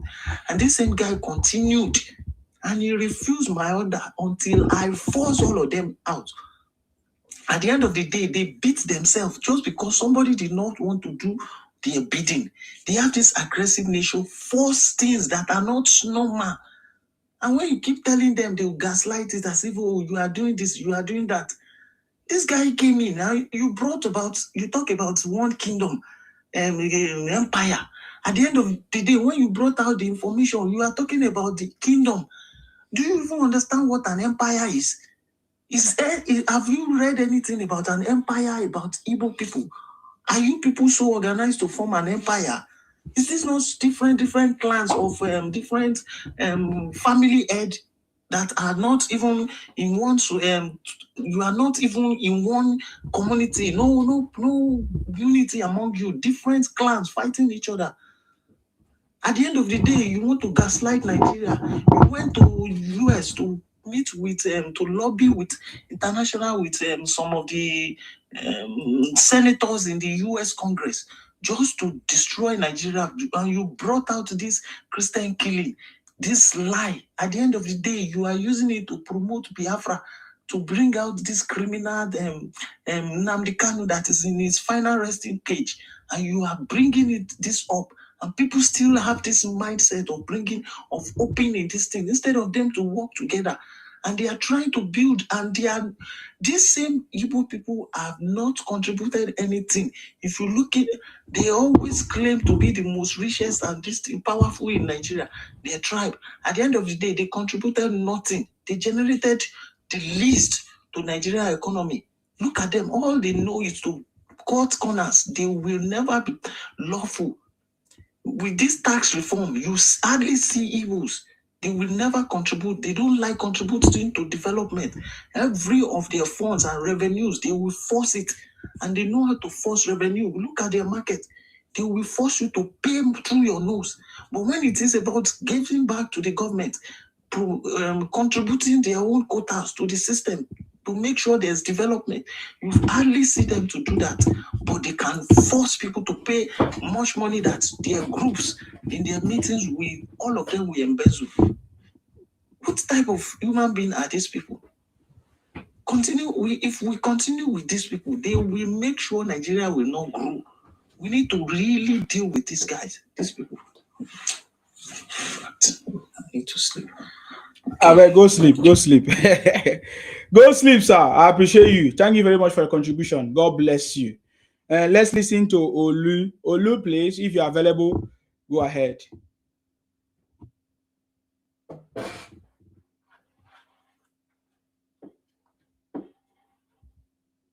Okay. Olu, are you there? Okay, you are not there. Let us wrap it up. Blueface, why are you laughing? I tried to bring you up because I know you are one of the Igbo Biafra. Let's hear from you, because we are looking for any Igbo people that will talk something that makes sense. We have not been able to see. Movie Connect. I salute you. Tell us. Yeah, good morning. I salute everybody. You're welcome. I don't really have much to say. Okay. I like the way they knock them. That's all I have I to say. knock them at Bako. I like how well it is sweet for body. Okay. God bless you. God bless you. These guys are criminals. We need to. We have been keeping quiet for so many years. We can't allow that to happen anymore. Telling you, man. God bless you. Movie Connect for that. Okay, I'm going to wrap it up then, since you don't have much to say. Abogi talk too much. You are back on the stuff. Do you want to educate him about Inri? Yeah. He's a stupid idiot. I just want to give him a little bit of hints. Yeah. You see, the Inri kingdom, yeah, took orders passed from the ancient Benin Empire. The reason why most of you just think you go to the Gogo and what you see in Gogo is exactly what it is. Listen, if you look back, it was the British, the Inri kingdom fell to the British. And if you have heard some other speaker spoke here, the Benin Empire was there even after the Inri kingdom fell to the British invasion as a result of the Atlantic trade, slave trade business. The Inri kingdom failed already. So the colonial masters, that's how you see them saying, because the Igbos were already traitors, they traded us out, the kingdom. So that's why the colonies, the colony masters actually made that decree on them, like set all those rubbish writings there that the Inri Kingdom predated the Benin. Nah, it's a lie. If you look deeply, when you say they say Wazobia was a scam. Wazobia was the Igbos. They classified both the south and everything. That's why today, if you go to the north, if you say you come from the south, they call you the Igbo man, because it is what the pre-colonial masters actually set up. It was a setup. You understand? And that is what has actually eaten deep into the Igbos now. That makes them think that, okay, Irin Kingdom. Can you actually tell me where which Irin Kingdom was like? It was like a worship. It wasn't a military. Yes, it was religious house. Yeah, it was a religious house. It wasn't a military power. The Benin Empire was a military force. It is not. If you black, I would advise you, if you're still under the sounds of our voice, please don't just jump at history. And sometimes there are some surface history you just see, but you dive deep. Go get books, deep books that will tell you the credos of our civilization. You know, you don't just, like, I was so disappointed when you said there was a kingdom that predated, then you now went to Google. I knew where you got those facts about Inri from. I've done all this research before. I've actually contrast from the both sides and say, you know what, Inri was an ancestral place where people go to worship, where people come together and seek the face of their progenitors. Where they say this is where the world started, this is where we met, this is where we all met and we went our various ways. You get me? But it wasn't an empire. It was a place of sanctification, a place that unified us, where we all come together. Even the Israelites do come there as well. Yeah, where we all come together. Say Israelite, these Israel people. But you see, sometimes when you say, that's why I still commend the SIMA. If not for the opportunity of this platform, most of the informations that people are learning, they wouldn't have had the opportunity to learn. And Inri also is connected to Igala as well. So yes, Igala as well. Yeah. So you see, the problem with the Igbos is I wouldn't want to use the word that they don't have history, because I don't know if they never taught them, or it was Bishop Ajayi that just came there and forged some things into their head and said, don't worry, Wazobia, Bia. Now you're saying you are the majority. No. What made them call you majority is the South and other regions, the Calabaris. There are even kingdoms that are even older than the Igbo kingdom in those regions. I'm not aware of any Igbo kingdoms, sir. So there was no kingdom that we know as Igbo kingdom. No. There is nothing, there is no history that will tell you that there was a kingdom or an empire in Igbo Southeast. Which empire? Okay. Your time is up, and is a black sage. Oh yeah. Okay, Aboki, I don't know if to thank you or to, but anyways, I'll just argue with what you said. So you said that the Inri people, that the British defeated the Inri people before the Benin people. Now, the Inri kingdom was in 900 AD, right? And then the Benin kingdom was, I think, was somewhere after that. And then the British invaded Nigeria in the 1800s. So can you tell me, how is it that if the British invaded Nigeria in the 1800s, and my argument is that the Inri people predate the Benin people, and their kingdom started in around 900 AD, how the fuck is it possible for them to, how does that argue with what I'm saying? How is it possible for people that invaded in the 1800s to have sold out people that predated the Benin Empire. Please, let's not, create logical fallacies here. And let's not be disingenuous. Because you want to make a point, don't make it seem like others are not, telling the truth. Anything that I'm saying here is out of good faith. I'm not here because, I'm Igbo or because I want to push an agenda. The person that's clearly trying to push an agenda, we can all see him here. So please, let's be very honest with ourselves. There's some other things that you guys said, like Igbo people don't have a history or, whatever you were saying. Do you realize that the reason why, the reason why that you see it that way is because you haven't done enough research on the Igbo people. Igbo people are indigenous to the areas that they are from. I don't know if you realize that. Igbo people practice,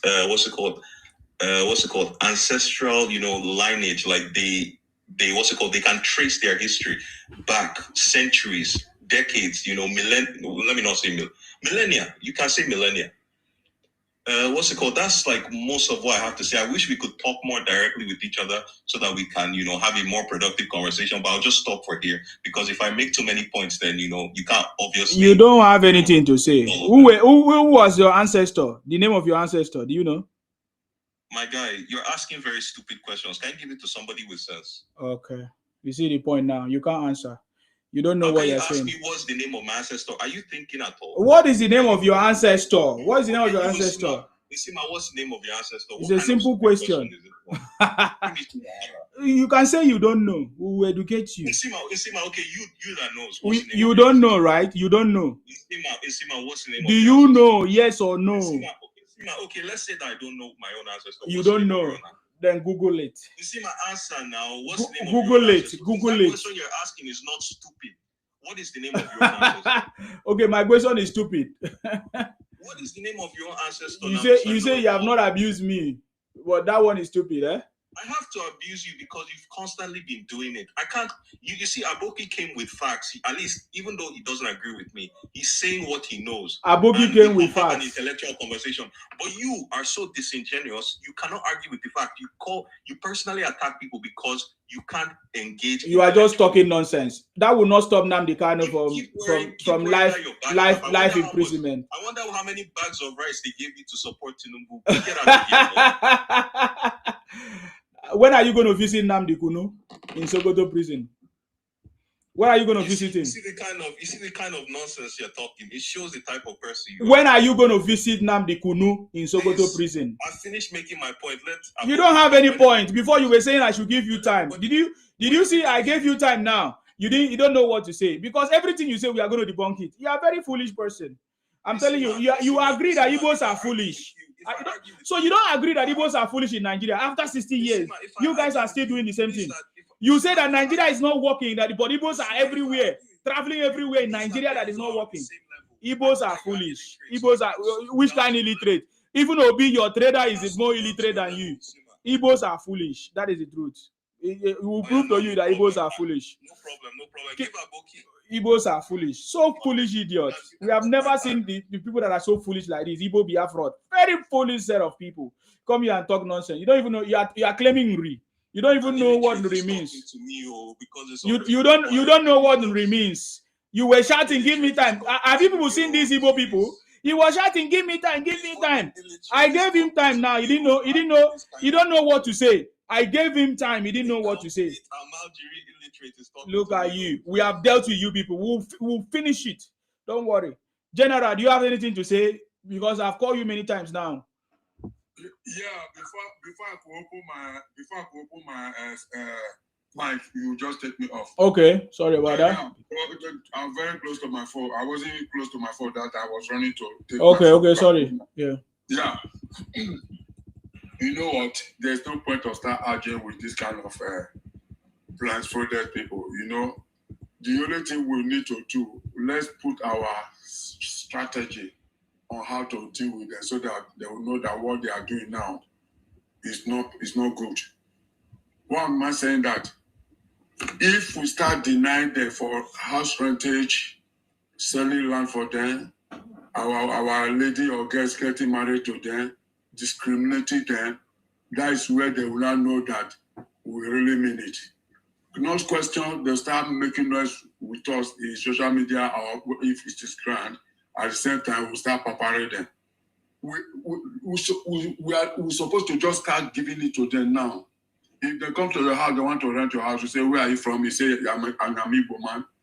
If I thought this say an Igbo man, maybe you measure at that place with the tongue, the way he speaks, you know it's an Igbo man. Don't give that house to them. That's why for me, no Igbo man can rent my house. That is the truth. And none of my children will marry to Igbo. I vow for that. Or none of my son will marry to Igbo. Let's start cutting them off. By the time we start cutting them off, all these things they are doing now, they will stop it. They will know that. Because hence they are people that are supposed to speak, they come out to come and speak. And they're just quiet, pretending that they don't know what is going on. By the time we start doing them like this, you see they will come up. How can the Agbero will be dictating for the intellectual people among the Igbo people? That's to tell you that all of them, they are the same. Because if they are not the same, they're supposed to come up. You see, when Igbo was coming out to say Yoruba nation, the intellectual ones among them call Igbo to others, say, hey, stop it. You are not educated and you are nothing. How can you say you want to lead us? Somebody that in Britain, UK, somebody that they are taking to be their leader is a barber. He's not even the one that owns the shop in UK. Even one guy came out and said both of them arranged this thing, but he later pushed him off. Say they want to make money from these people, and these people, they don't have sense. If I open my platform now, if I open any platform now, I started praising them, telling them what they like, you see they will be pumping money to me. But if you tell them the truth, they will not take it. This Biafra of a thing they are talking now every time. You want to get Biafra? Is it by force? Is it by insulting other people? You want to break up? If you want to break up, you pass the real channel. Tell your senators, your governor, all your people you know that they are leading you people, tell them that you place this bill to the House of Representatives or whatever they call it in Abuja, that they want this thing, and let them debate about it. Once they debate about it, it can be 1 year, 2 years, 3 years, even up to 4 years. They will be having hope.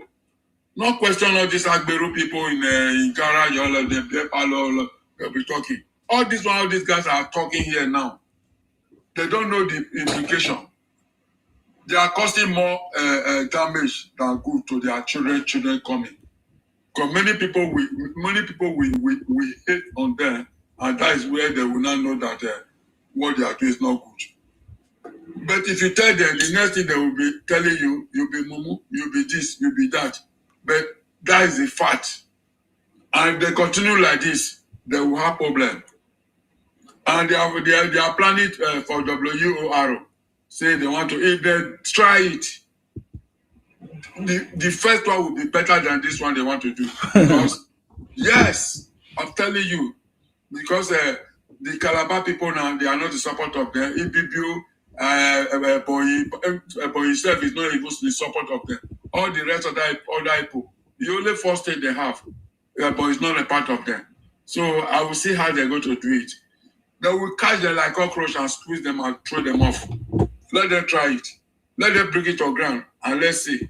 That's the only thing I have to say for now. My time is almost off. Thank you very much, sir. I appreciate you. Thank you very much for coming.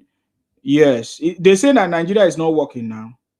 So we need evidence that Nigeria is not working. No problem. DK, is your turn to speak, please.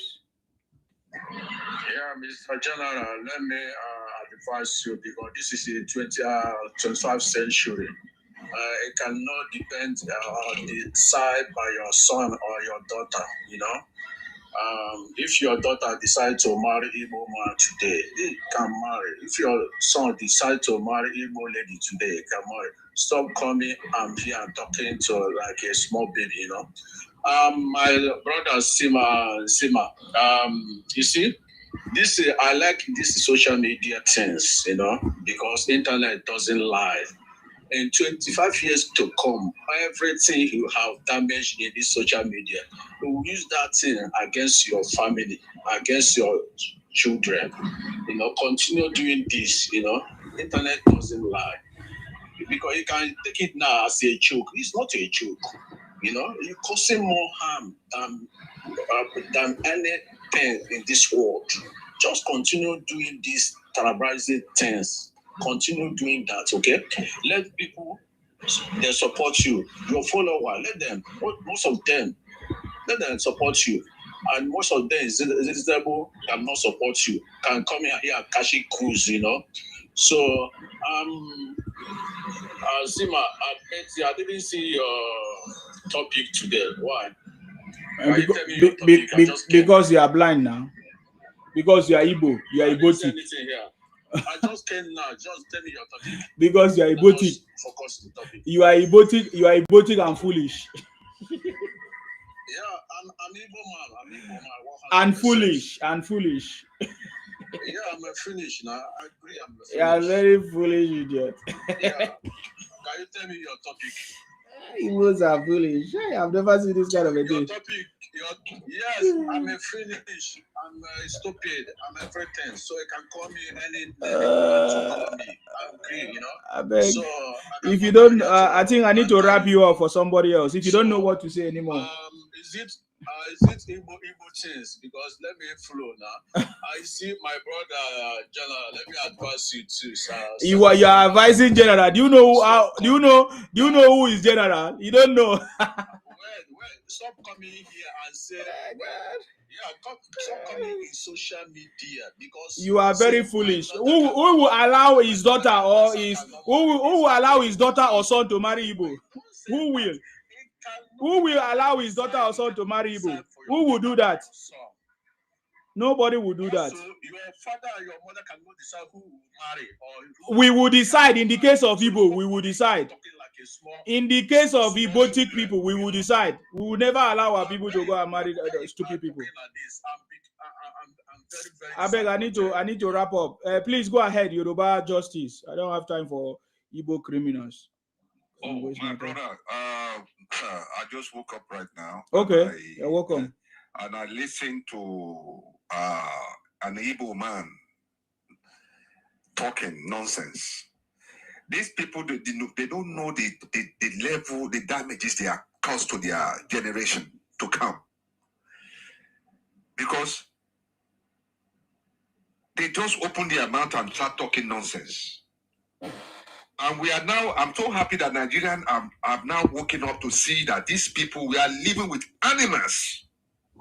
People who do not have any common human feelings. They love to open their mouth and start talking nonsense. They don't have any repentance, any repentant spirit. The damage the Igbos have caused to themselves, they will never be able to repair it. By the time we start giving it to them, people fully wake up in this country. They want to remove themselves from Nigerian space. Igbo do not know, number one, that they are not even Nigerians. Many of them did not know their history. Igbo are not Nigeria. They are not Nigeria. They don't belong to where we call Nigeria today. They were brought in by the British. The British codified their language. Igbo will not have culture. They are cultural bandits. They want to steal everything. They want to copy. And when they even copy, they'll try to tell the owners, the original owners of those culture, that they are not the owner. They'll start fighting. Huh? Igbos are natural animal people. Nigerians, we have to deal with these people. There's many ways we can deal with them. But the easier way is that we have to force our government to produce a prison. Prison is the best way for Igbo cannot live in a society comfortably. We cannot live with these animals comfortably. So we have to petition our government to build more prison so that we can keep them there. The other way is that we have to underline them, but that one is a waste of time, waste of money, waste of energy. Let us create more prison like America.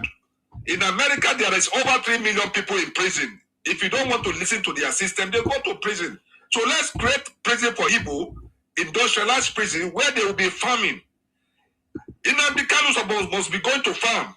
He can't be living in prison in Nigeria and not doing anything. He must be doing something for feeding.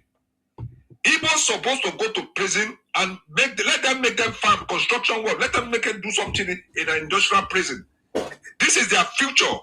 Igbo live among us because they are constituting nuisance. They are causing problem. They are causing division. They are causing hatred. They are causing so much harm to the country.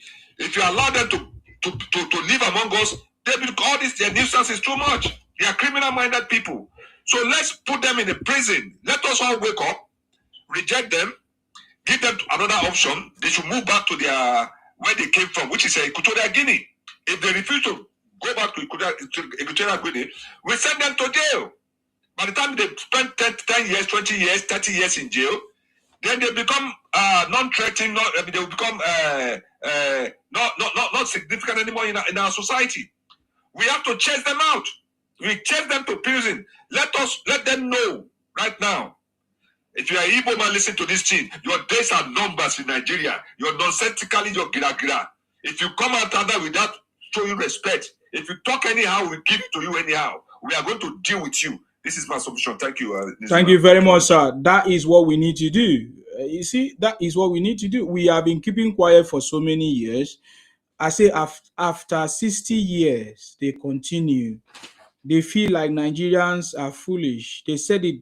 Do you not hear them say it? They say that Nigeria is not working, yet we still give them our federal allocation. We still allow them to live in our villages. We still allow them to marry our women, our brothers and sisters, our men. Are we stupid? Are Nigerians stupid to this extent? That is the point. That is what I'm raising for. I'm raising the consciousness of Nigerians to see what the Igbos have been saying against us, against Nigeria, even while they are the ones committing these crimes. But they say that Nigeria is not working because of the crimes that they are committing by themselves. Kidnapping our people, giving us fake drugs and fake drinks. Yoruba greatness, you're welcome. Please go ahead. Yes, good morning. You're welcome. Been listening. I've been in and out of sleep and listening. Okay. Look, I think now we need to start dealing with these people. Don't do business with them at all. We now need to shut them down. Do not sell your house. Don't buy from them. Do not rent your properties to them. Do not sell anything to them. Don't do anything with them at all. Literally, you need to shut them down. Shut them down. And also, I think we need to, apart from campaigning for 2027, Mr. Cinema, we need a new campaign. Isolate the Igbos. Do not speak. You see all of them that are coming up here? If they come to your door, you don't open your door to them. If you stop the marriages, because that is another one that they're using, you don't marry the Igbos. You do not do anything with them at all. You literally shut them down. Business-wise, whether they are rich, they are poor, you do not deal with these people. You literally shut them down. You see, they're so stupid. Look, these people are they're dumb. You can't stay in your space. You're going around to other people's regions. You're thriving, but the same people that you are living off, you are insulting. You're biting the hand that is feeding you. No. This is not a joke now. We need a new campaign. Igbos, we do not want to do any business with you. We are not selling anything to you. You don't sell your land. You don't sell you don't sell any property. You don't buy from them. If they're selling in the market, they're Igbo. You do not buy. You don't buy in the first place, especially when it comes to food, because you know that whatever they're selling is dodgy. You need to shut them down. You see all this that they're doing when you now send them to Coventry, you isolate them and you insist that, look, we don't want you here. Go back to your space. Go back to your space. What is driving them from their region? Let them go back there. Since they said they want their Biafra, start making your way there. Start making your way back to your forest. They don't even own the 5 plots. They only own one little dot. That is the Iswama region in Imoland and little parts of Enugu and some parts of that Anambra. We need to isolate them. Let them start going back. Nobody's saying that you should not have your Biafroid. If you know that you're serious, you want your Biafroid, you don't take part in any of the elections. You do not. Why are you voting? And who is going to vote for your useless Peter Obi? The way that you're insulting people. You have already allowed him to lose that election. No one is going to vote for you. And you will never, ever, ever, ever see that a presidency. You're already isolated. In fact, there should be a ground campaign. We do not want Igbos in our region. Start to campaign it. We don't want you here. Go back. We're not doing one Nigeria with you. We are not one Nigeria with you, Igbos. With you Isuama people. With you Igbo people. We are not. Go back to your region. Go and develop your region. We don't want you. We're not buying from you. We're not selling our lands to you. We're not doing anything. Mr. Suma, we need to start the campaign. We are already started, ma. Yeah, when they see that they are now being isolated, you've done this to yourself. I knew it was going to happen. Yeah. You have actually dug the pit for yourselves. No one is going to vote for that Peter Obi. Nobody. Sorry, Robert Green, your time is up. They say that Nigeria is not working now. We need to prove to them that Nigeria is not working. Please go ahead. Yes, Mr. Nsima. Yes. You see, I've been saying this years and years for the past 2 years. You know, at one point I started coming live. I was trying to see if I could see reasons if there are still some intelligent Igbos out there. But it still baffles me that out of their population, there is not even the intelligent ones that are coming out to say, you know what, you're not going to ruin our existence, our coexistence. These few illiterates from the village, these few illiterates that has been eaten up with a tribal bigotry, hatred, and everything. You come to the media space and you're giving us a bad name. I have not even seen a group of intelligent Igbos that comes out to say, you know what? We can't just sit back and watch these sycophants, destroy our livelihood within a country which we claim to be a part of. But you see, they're still going on. And so you see what this woman says, this Mrs. God bless you. That is exactly what we need to do. You see, when they said, like I said before, there is pride comes before a big fall. You see, that was how they made money before. They were beginning to thrive in our space. And that was when the egos came into their head. After they betrayed us, they actually assisted the colonial masters to infiltrate into our space. And after that, they still instigated a civil war against us. And when they were being pied, they were running away from their lands, running into our regions, and we were hiding them. My grandfather told me that then the Igbo man runs into our house. We hide them under the bed. The soldiers, police that he ran into here. Where is he? We would hide him, and we say no. He didn't come in here. Go. He's not here. Leave our compound. The soldiers will leave. This is what we did to save these people after they've messed up. After Nigerians' wrath fell on them heavily. But you see, after many years, and that is the question Isima is asking you today.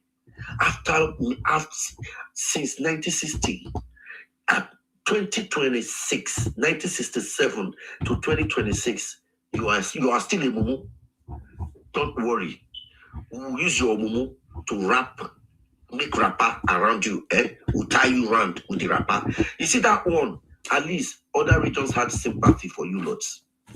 Where, we're protecting you, covering you. You came into our region with tailor machine on your shoulder that the white man gave you, and you will be sewing our clothes. You were, you.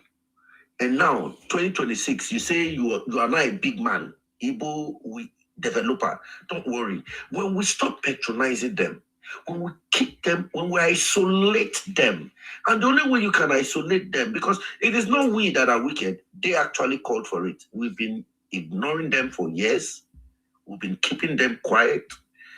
You go to Lagos, Igbo man fool everywhere like sand. Come to Benin, they fool everywhere like sand. What is wrong with your land? You said you want self-determination, but you're in people's places. Why don't you just go back to your place and let us be in peace? Tell your prime ministers to stop going to House of Assembly or your ministers or your House of Rep members, that you don't need them in that place anymore. And then we know you're ready. We know then you will make a loud noise. And that will show a sign that you are really ready for your struggle. But you cannot be in our midst, going in there to be collecting federal government bursary, and you are demarketing us. Your allocation is being sent to your state, but you're still in our states, our various states. Your children are going to our schools, money that is made for our own children. Oh, wow. Abogitomo, your time is up. Let's hear from this Igbo man. He's been commenting several times. The next one will be King, Yoruba Global, please. Let's listen to this Igbo man and see what he's going to say differently. Go ahead. Blueface, go ahead. Blueface, unmute yourself. Go ahead. Okay. I need to wrap up. Good morning. Yeah, go ahead. Yes. I wish everybody. What do you want to talk? What do you want to talk? Because the people matter when they talk to. For me, people never do party for me for Nigeria because when they bomb me, people never control Nigeria. People never do president when they bomb you. Because now the jealous for people matter. All those jealousy and no champion as stopper. Because those kind matter, my forefather, you experienced them before. You hear me? My forefather, all those one they do so. My forefather experienced them. This guy went on where my way to now, not back to key, don't be so. Now those one make no good life for that. Because they believe keto part development. When I went to Yoruba, now go carry SB, go proof our land. You hear me? Now they let us they talk. Now say that Igbo do not problem. Igbo not do not problem. Oba will not put on that land. That's our problem. So where are you from? Where are you from? Where are you from? Where are you from? So you don't respect the Oba of Benin? You don't respect the Oba of Benin? You don't respect the Oba of Benin? What you talk? Are you saying that you don't respect the Oba of Benin? Or Essence don't respect the Oba of Benin? He's not Yoruba man, don't go carry and come off our land. Igbo na our brother. We know Igbo people about Benin. You hear me? We know our past, Igbo people. Have you attempted to remove him? Because for Nigeria, now 3 people, for illegal Nigeria, now 3 people they do. Hausa, Igbo, Yoruba. Okay, even Esan, we don't know. Illegal Nigeria. Esan no dey inside. Now we create everything now. But nobody recognize you. Nobody recognize you. What was the name of your ancestor? What was the name of your ancestor that signed the treaty? What was the name of your ancestor that signed the treaty now? every three people come out. Because they see as everybody with a zero go. If you see Yoruba, you don't say that Yoruba be this one. You see outside, you don't say that outside be this one. You hear me? But you see us, now one will tell us say yes, this one are we. You take a go, you go and go. Now more better than they call you. They don't they call you almost assat. They don't they call you almost this, almost better. Now they call you for you. I Bell don't know why they do so, My forefather first experience had before. Don't attract, don't talk in no sense. Because they fight for freedom, they'll say the person is not good. And so they say if you chase some man, when they chase someone, they don't know what they first do that time. That's how they do so. I beg, don't stop one. Igbo don't do anything for Nigeria. Igbo people never rule you before. They never rule me. When I come to Igbo, I come my problem for Nigeria. I beg, when I leave Igbo alone, I ain't got beg you now. I don't know what to tell everybody. It's a pity. It's a pity for you. Yoruba Global. Yes, so I salute you. Are you eating? Greeting, brother. Okay. Yes, that guy we speak now. He should say him be Igbo because he say there was Obi in Nigeria. So he actually carry his own ancestors and try for dustbin and carry Igbo for head. Because if he's really an Esa man, sorry guys, if he's really an Esa man, he will not see Wazobia. He will also think that he himself also is important. So that's an Igbo criminal that needs to be dealt with. Your greatness don't talk a lot of things that are very, very important. And I've said this also many times. Igbos are leeching on us. It's like a host and pest. That is the type of relationship we have with Igbos in Nigeria. So this situation is very, very crazy. And then we have to boycott them. And then you start with the man Kechwede next door to your house. And that is how you have to force them back to go home. Because if you tell people to leave your land, it's like telling an immigrant, we don't enter desert. From desert, enter boats, enter Europe. Imagine if the European tell that kind of person, say, go back home. Which home you want to go? So the situation of Igbos is like this, is exactly as the situation of immigrant where they try to survive from Europe. We say they don't get paper. Those are the situation, because those who are in that situation will understand exactly what I'm saying. Telling Igbos, maybe they go back home is like telling them, maybe they go die. They are ready to buy where they are. And this is not a joke. We have to be serious with it. This is not a joke. Because you can also see the way they are trying to pass indigenous bill so that an Igbo can become any other tribe as long as one of them married to that tribe. Or they can become an indigenous after living in somebody's land for 10 years. They are not satisfied with the Nigerian law that has given them opportunity to move and walk around freely. They still want to take everything that belongs to other people. Things that the Igbos are very dangerous. They're the most dangerous people in Africa. These guys are the mafia of Africa. And we have to be very, very vigilant. One of them was saying to Isima here that 20 years to come, that something the internet will not forget. No. We have waited for the Igbo 60 years 60 now. years. The ancestors will change. The ancestors did not change. It's now 65 years now. And all the Igbo children are still momoing themselves. And we hope, we know that children in 60 years to come will still be crying marginalization. And they're not going to rule Nigeria in 60 years. You have to suffocate the Igbos anywhere they are in your environment. When I say suffocate them, don't rent them your house, don't sell land to them. They're leeching on you. Igbos are nothing without you guys in Nigeria. They are nothing. Igbo is helping nobody. Igbo is not employing nobody. Igbo does not build industry. Igbo is not good with administration. Everything about Igbo is criminality. And look at what they are coming to do for you, because these are very, very bad things.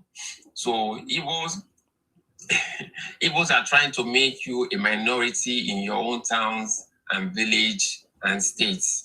How are they doing that? By influxing themselves. they are not just influxing themselves 50-50, like 50 Igbo men, 50 Igbo women. No. When you see 50 Igbo people, 59 of them is man, 1 is woman. When they come to your space, they're going to be dragging girlfriend with you. So, proximity brings relationship. So when they start to do all those things, they start to reproduce. So all your citizens, all your tribal people that are supposed to produce your tribal people, when the Igbo carry that tiny prick come, they procreate with them. They are producing Igbo people. You are decreasing, they are increasing. At the end of the day, they're going to make you a minority in your homeland, and that is very dangerous. And I'm sure you don't want that to happen. This is why you have to deal with them. You have to take a drastic step. Another thing they want to do is political control over your land and laws and culture. You can see the attempt in Lagos. It is a very, very serious situation, and they will take it to anywhere they have the power. I have a lot to say, but it's going to be next time. Thank you very much, sir. I appreciate you. Yoruba Greatness, you are back. Yes, I'm back. Yeah, we need the Igbos need to be isolated. It's because we have made the environment comfortable for them to thrive. When you remove the dummy from the mouth of the baby, then let us see if it's not even going to cry till it dries. They need to be isolated. That's the only cure for these people. Like I said earlier, you don't rent your house to them. Even in terms of engaging them in politics, you don't vote for them. Anything that is going to make these Inswama Igbo people comfortable in your region, you do not engage with them. You send them to Coventry. You isolate them to an inch of themselves. Make like they're not even there. They are literally invisible.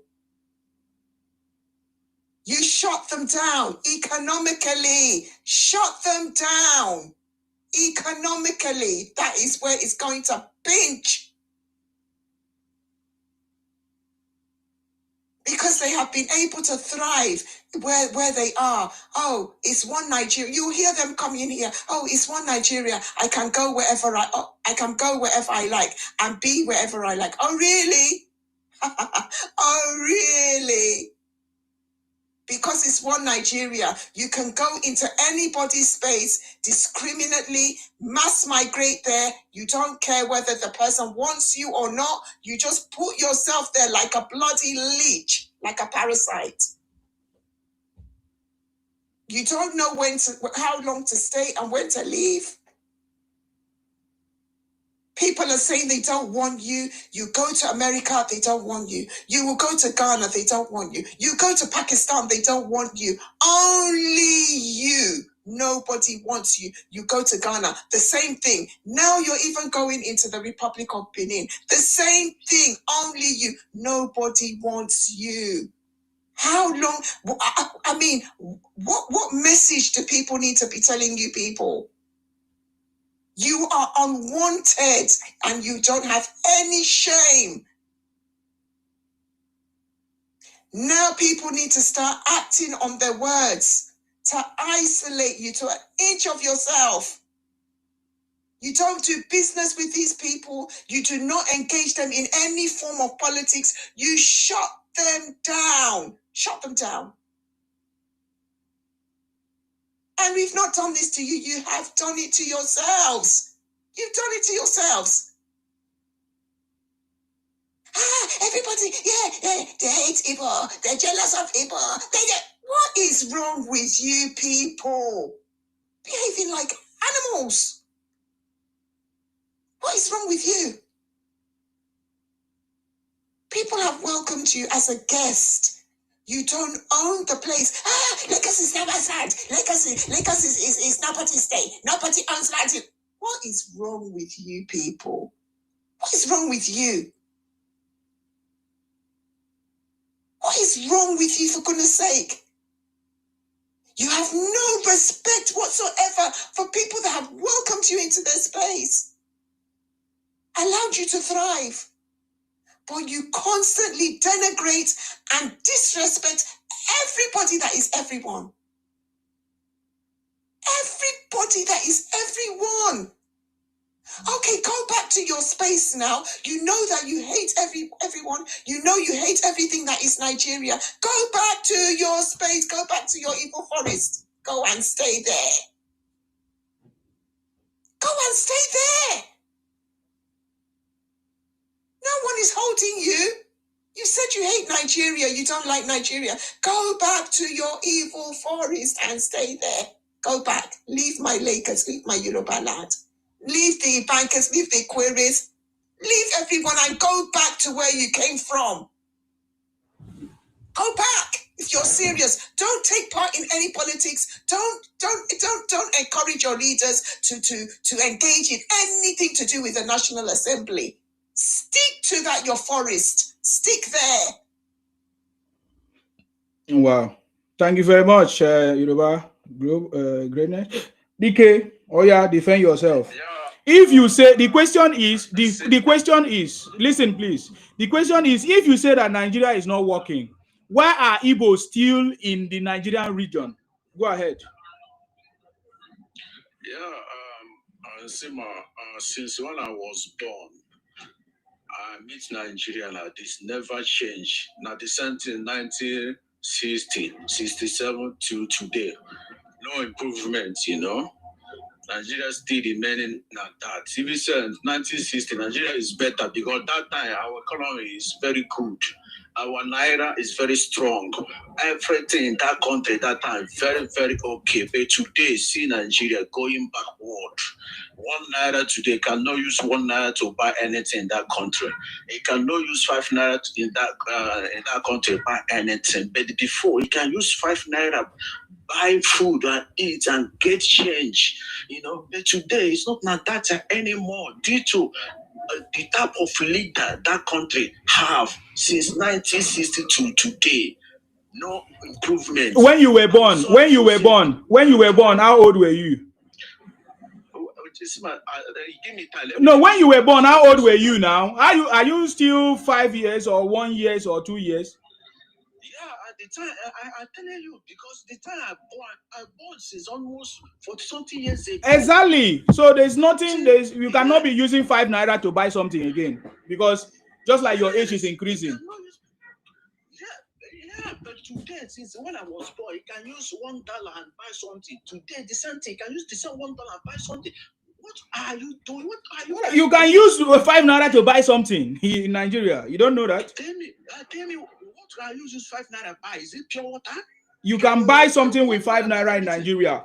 And if you are talking about the price of food, who are those increasing the price of food? Are they not Igbos? Can you tell me what that 5 naira can buy for you? There are so many things 5 naira can buy. You just need to go to buy from the right person. Yeah. Can you tell me one thing now? You see, madam, you can buy granules with 5 naira. You can buy anything with 5 naira. You give me time. Let me finish now. Madam, I'm very disappointed in you because I'm sorry for saying this. Your children can never learn any good thing from you. Without to hatred, jealous, greediness, all those side-by talk. I wonder how can you teach your children? You know, so I'm very, very disappointed in this platform. This platform, like a person who have a president or governor, but leave all those presidents or governor, go and tag individual doing his own business. Tell him, why are you not being road for me? Why are you not giving me electricity? You know that person is not a governor, he's not a president. You still go and attacking that person and leave all those governor and president you're supposed to be building road for you, give you a light, give you a water. You go and attack Igbo. Igbo is not your problem. Igbo is not your president. Igbo is not your, if you serve or senior president. I don't know why you people continue doing this platform like somebody doesn't know where he's going. I don't know. I told you, since when I was born, I meet that country, eating sese, toro, afo. Where is your toro? Where is your sese today? All those monies vanish. You have 1,000 notes. You have 500. Do you have 1,000 in dollar? Do you have 500 in dollar? You're supposed to, something is supposed to tell your governor, your president, make this country better for us. You leave and go and attack individual who mind his business. As I'm talking to you now, I'm a business area now, making my money. You will continue attacking Igbo. Igbo will still making the money, doing his own business. Igbo people are not lazy. Igbo people have hard work, very serious minded people. You cannot see them by this time doing cyber talk in social media. You know, I'm now talking, I'm doing my business, I'm counting my money. You will still continue attacking Igbo till tomorrow. Igbo is not your problem, according to one guy from Isako now saying people, stop doing this. We cannot help you people. This thing you guys are doing, it cannot help you people. And thank God, most of you now, your record there for police station, for DSS, you know, very soon now they will begin to pick you people one after the other. Is it DSS of Nigeria? I thought you said Nigeria is not working. God of gods, these Igbos are foolish, very deluded people. I thought you said Nigeria is not working. You are not talking about DSS of Nigeria. Olu, are you there? I don't know why I still leave this. Olu, where are you? Let me remove you from my listen. Because every time I bring you up, you are not coming to speak. You are not there. So you see what I'm talking about? You say that Nigeria is not working. You say some of you, your names are in the, your names is with DSS. Can you imagine these criminals? Isima. Yes. I know he's listening to me. Yeah. Yes. Okay. DK, the wise Mumu. DK, let me ask you a question.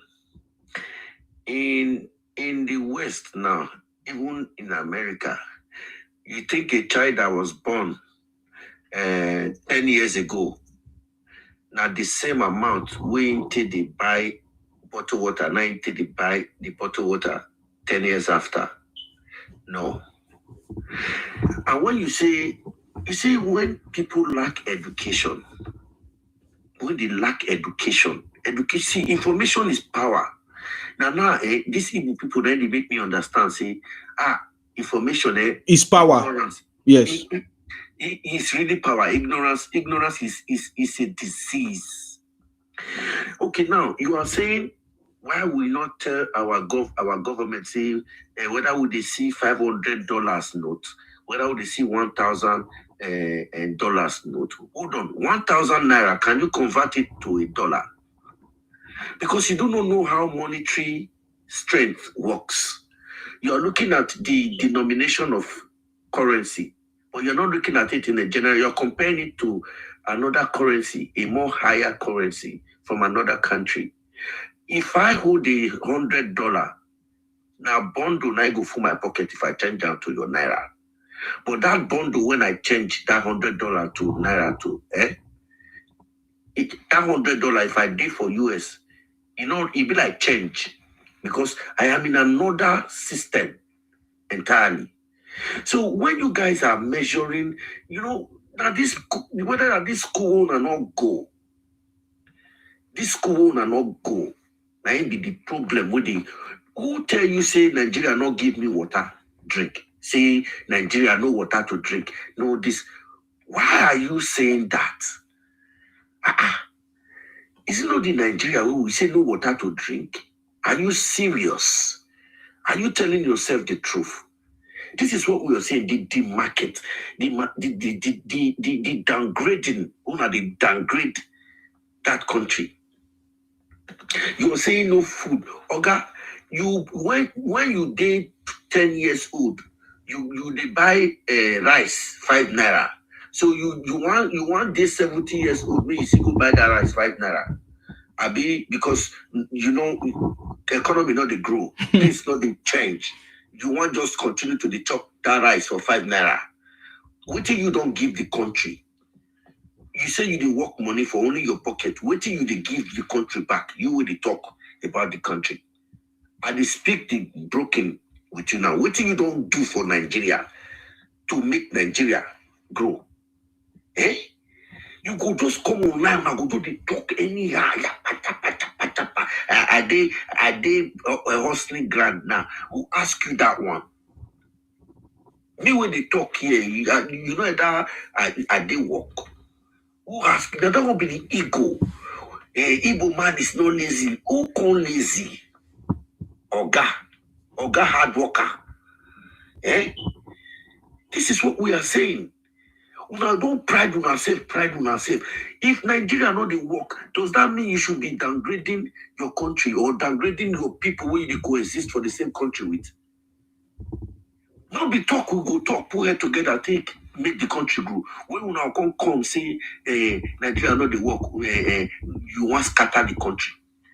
And we say we like the Nigeria, we not the work. We want put head together, make Nigeria work. May you carry your thing, come out, leave us for inside the thing, we not the work. It's as simple as that. I don't know what's so difficult for you to understand. Now you are saying all this hatred, madam, what will you teach your children? She will teach our children love. Now you they teach your children. You they teach your children bad things. Because that's why we need to take una come for the country. Because our children now, with our mindset, una don't feed our children that negativity. But yet you come here and I call it play victimization, see hatred, see this one. Who bring the hatred on you? How many Yorubas there for your east? How many of you Igbos there for other regions? I beg, make I rest my case here. My time is almost up. Thank you very much, sir. I appreciate you for that contribution. Thank you very much. Okay, King is back. Yes. So that book I read it on that time. Food is very, very much cheaper in Nigeria compared to the US. And that $1, you cannot buy a meal and then breakfast or dinner. You can't buy it in the US with that $1. But in Nigeria, you can still buy a meal with that $1 in Nigeria. So the level of stupidity of Igbo people is very, very high. I was on a platform one day where the one Igbo guy was saying that in 1960, that Ojuku father was a billionaire. So when we talk about stupidity, the Igbo people have some special type of stupidity. And like Kohanizi has said, 2 million Igbos have mental problems. And 2 million have trauma, post-Biafran trauma, post-Biafran war trauma. And they will never change. The same one that is coming here to rant. The Nigerian data shows that Igbos are the laziest in Nigeria. They're the most laziest people in Nigeria. You cannot force yourself to be the smartest. I mean, your record have to speak for itself. Look at the internally generated revenue in Nigeria. The Igbo land, if it is being run as a business, it will have bankrupt now. It will have packed up. Every single year since Nigeria have started for 65 years now, the Nigerian government is paying more to the Igbos than they are receiving from them. Every single year. So if you are not lazy, you should be building industry in that Igbo land. And we, that are Yorubas or Hausa or people from all over the country, Nigeria, should be coming to the Igbo land to seek for a greener pasture. So you have to prove to us that you are really smart people. Build the industry, be the leader of the industries, be the CEOs of the industries, and let us come and be working as a worker and they employ us. That is how to choose, that's how to prove that you are smart and you are hardworking. But you guys are the laziest. You're migrating into all part of the country like pest and locusts. The Igbos in Igbo land, hungry are killing them. Hungry is killing them there. If you do not migrate out of that space, they will not eat. Your mother, your father, your uncles in the village, they will not eat. Because you guys are just good for nothing. When we talk about human resources, what you have is zero. We are not going to eat your saliva. We are this, we are that, we are this, we are that, we are this, we are that. Bring evidence and show it here. Because we know in Igbo land, the loudest person is the smartest person. This your cry, you are crying, trying to gaslight us. It's not going to work. The Igbos need to be isolated because they are very, very dangerous. You have to boycott them. When you boycott them, that is the only way you can let them leave your land. Otherwise, they'll still be coming up there because where they are coming from a place of lack. Success is very expensive in Igbo land. And that is why anyone who is able to get success, he will try to oppress his brothers in the village. As backward as you are, 2025, you guys are still not able to give women inheritance. A lady's father died in Anambra one time. She was the only one that have taken care of the man, while his useless brother were roaming about the place. When the man died, they kicked her out and they took all the property and they told her that here women don't inherit nothing. This is a total backwardness, total stupidity.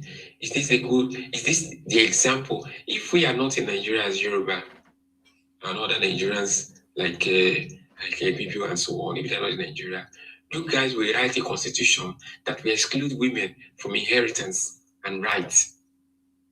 That is how backward Igbo people are. And we're going to deal with you because enough is enough. We are giving full lecture. You cannot gaslight us. It's too late. In fact, when I'm done with you, when I finish dealing with you, my children, just like you can stop put that evil in you. Our children will continue where we stop. They will deal with you too. The future is coming, it's bright.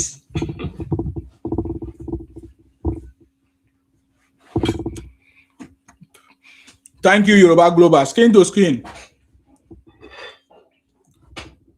Yeah, good day, everyone. You're welcome. I was just scrolling on my TikTok, Mhm. came across this platform. Okay. All I can hear is Igbo this, Igbo that, Igbo took my wife, Igbo make me not to have, Igbo make my dick not to stand, Igbo are the cause of the problem, blah, blah, blah, blah, blah. But I see some people here, they spoke very well, educated people. But, some educated people can also be illiterate, They all know the truth, but they can't tell you the truth. What is the truth? All of them are focusing towards Igbo. Even this General Joe, like the man with the Jews, they suppose they ask you, if you're both, you follow Jew, they do tribalism online. What is the truth? What is the truth? Joe, you don't get sense. Anyway, Tima, you personally, as you sit down for your chair now, all these people will mount your platform, all of them now fake accounts. Tomorrow for street, now you them know. All these men, they don't go day when something will happen to you for street. You're supposed to get and clear. All of them are using fake account. Only your face they show. You will be Mongo boy. You use your face, they collect bullet. All of them use fake account. They mount for your platform. So if I walk on the street, what will happen to me? Now, the next 5 to 10 years now, this man no go there with you. I don't know. It is say you go there UK forever, brother. Some people, they will not the things, they will not the reason sometimes. What are you even saying? What are you saying? Are you confirming that you are a criminal? So if you see me on the road, you will try to attack me. Is that what you're saying? Who you be, where person will attack you? So what are you talking about then? Your face down there every platforms now. Your face is everywhere. See, all of you, that you only they use your real face. All of them they use fake accounts. Now you they collect bullets for them. You don't get sense. You will be Mongo boy. Including you using fake account.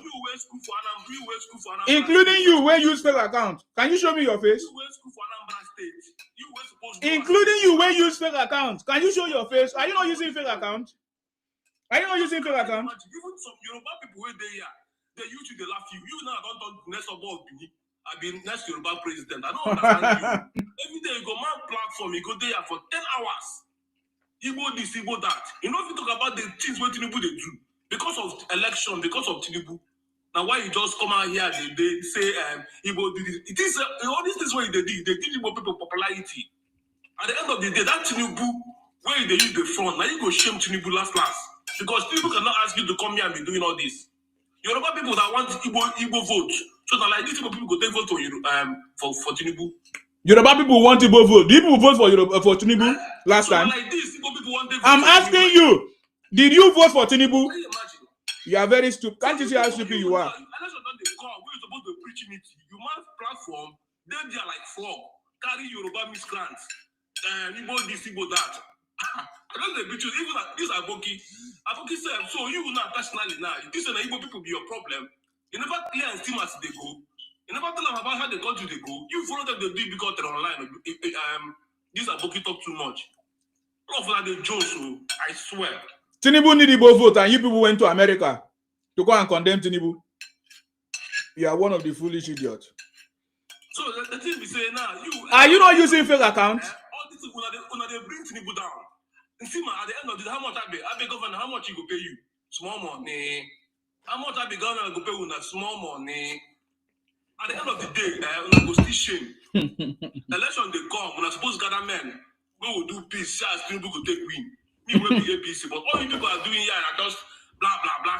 This how people, you know, other tribes they observe, other tribes they listen. Every day, same people they repeat on yourself. Every day, you guys are keep repeating yourselves. Oh boy, come chop rice. You will be Mongo boy. Oh boy, now talking at the chop. Oh, you see, I'm big talking, big talking, big talking, big talking. Do you see big talking? You want chop? You want chop? Oh, I be done transfer for you. Chop, they okay. I be done bank for you. Chop, they okay. So, I quite bon boy. So, if you say this the way they do, say you follow, continue on.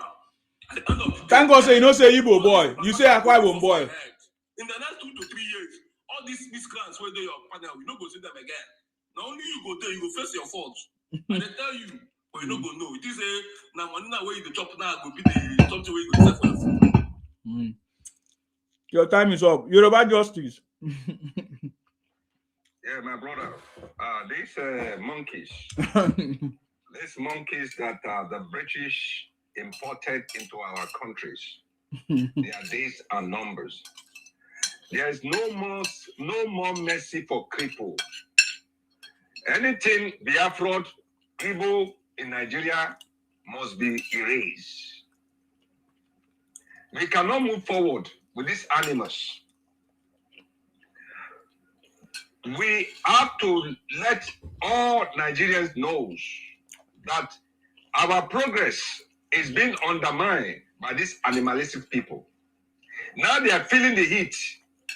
They are feeling the heat. If I was an Igbo man, I would say, I'll be begging, Nigeria, forgive us for our sin. Forgive us our sin. No, but they are not ready to. They are not ready to repent. They are irredeemable. There is nothing Nigerian government can do. Awolowo gave them 20 pounds. Awolowo gave Igbo who took up arms to fight against Nigeria and unalike a lot of millions of people. Awolowo gave them 20 pounds. He didn't give people who suffered from the atrocity of the Igbo in the Biafra war. In Biafra WAR. They collected that money. 20 pounds in those states was like a gold. 20 pounds was about 2 billion, 2 million, 3 million. They collected that money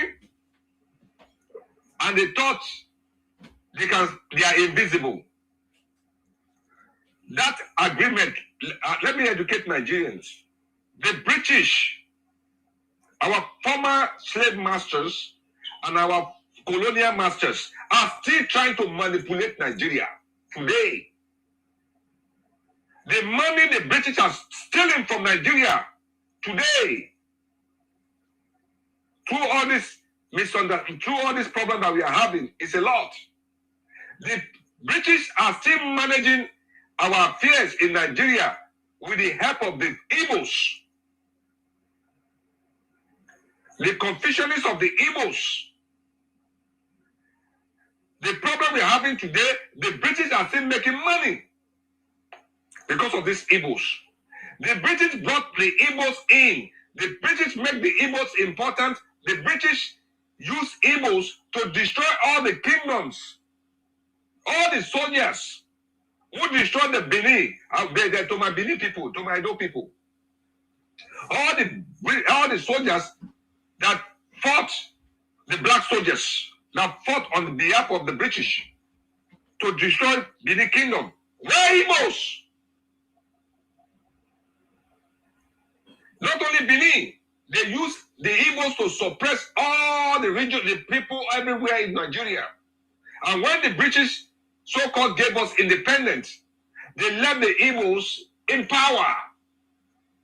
Up till now, the Igbos are the majority in the civil service. I'll repeat. Go and what is that? Go and verify. Anywhere, even in your own state in Nigeria, the Igbos are the one managing the affairs of the civil services. In your own region, in your own state, anywhere in Nigeria. That is why you see them all over Nigeria, like ants and cockroaches. When there's any little allocation that was supposed to be given to the indigenous people or in the state, you see that they'll give it to their Igbo brothers. Why are Igbos everywhere in Nigeria like ants and cockroaches? Taking your jobs, taking your businesses, trying to undermine you economically because they are managing the affairs of Nigeria. Enough is enough. We are calling on all Nigeria. Wake up, Nigeria. Stand up, Nigeria. You are Nigeria. Igbos are not Nigeria. Igbos are not indigenous to Nigeria. Igbos must go. Igbo must go. Igbo must go by fire, by force. Igbo must go. Igbo must not take any part. Must not represent you in your region. Igbos want to. Thank you very much, sir. I salute you. They have not seen anything yet. Keno, it's your turn. Unmute yourself. They have not seen anything yet, sir. Go ahead. They think that we are joking. We are not joking, no. Go ahead. Yeah, I agree. I agree with everybody. You know, about this issue of Igbo. Sometimes when they are, bashing them like this, I feel somehow pity, but somehow when I see what they are even doing to other people, it's their behavior. And the problem is they are not even willing to change at all. No matter how others will complain that, guy, this is the kind of character you people are behaving to others, which is not good. They can never, in Nigeria, for instance, it is only if you ask Yoruba person, then this is what I observe. If you ask Yoruba person, how do you see, what do you have to say about the Igbo? You will see, they will say that what the Yoruba man will say, they are very good in economy, they are very good in business, they are very. As Benin person, they will say, leave business for Igbo man. But as Igbo person, what I describe Yoruba man or Benin man, you will start hearing rubbish. They don't go to work. They are very lazy. They are walkabout. Even some in Port Harcourt, they even bash them in Port Harcourt that they are very lazy. They don't go to work. That means all the work in Nigeria, it is only people that are doing those work, and those are the people that accommodated you. They give you their land to excel. At the end of the time, you are bashing them. And they are still doing that thing today. But it is really surprising me that they cannot even take what they are giving out to others. It really surprising me. That is just, if not, I could have just be saying that, let's just come together. But they are not willing to change. They are not willing to change. Even till now, to some platform, you will still go there. They are still attacking people also. But when you do the same thing to them, they will be crying. You know, when the big person, you do expect the person make you not cry, you go cry. That is it. They are not willing to change.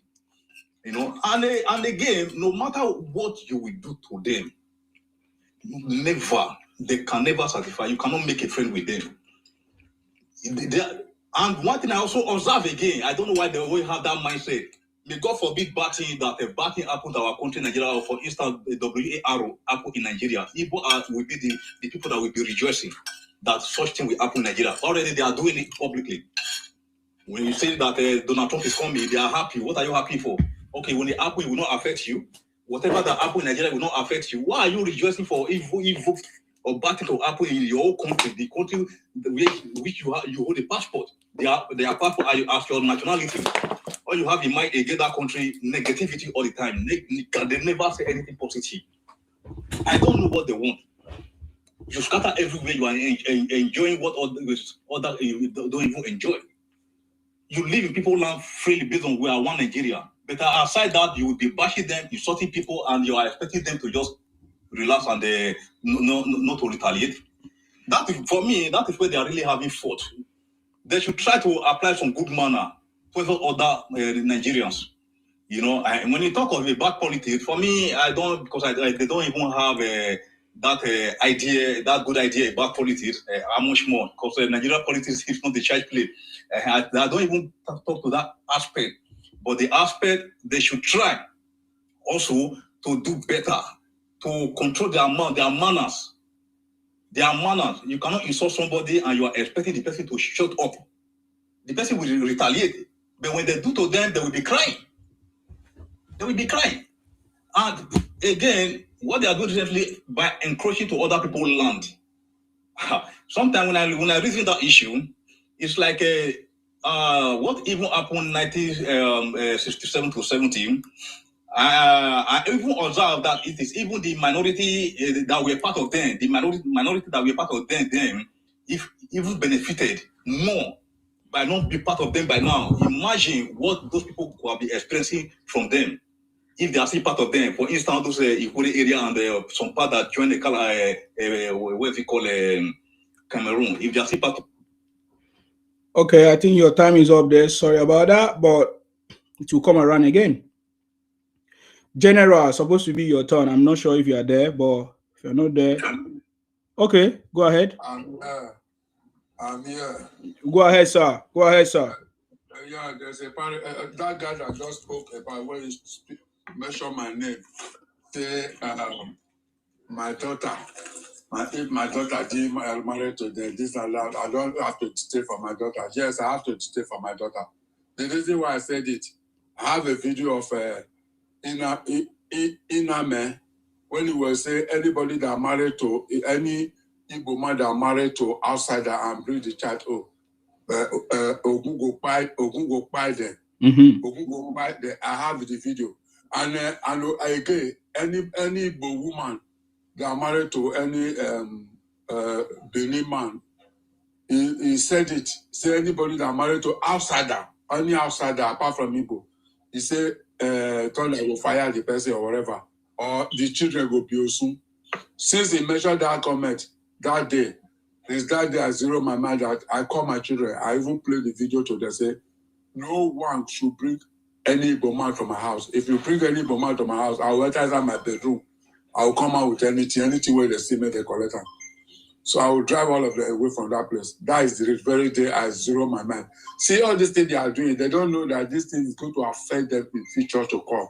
But they think they are doing the good thing. They don't know anything.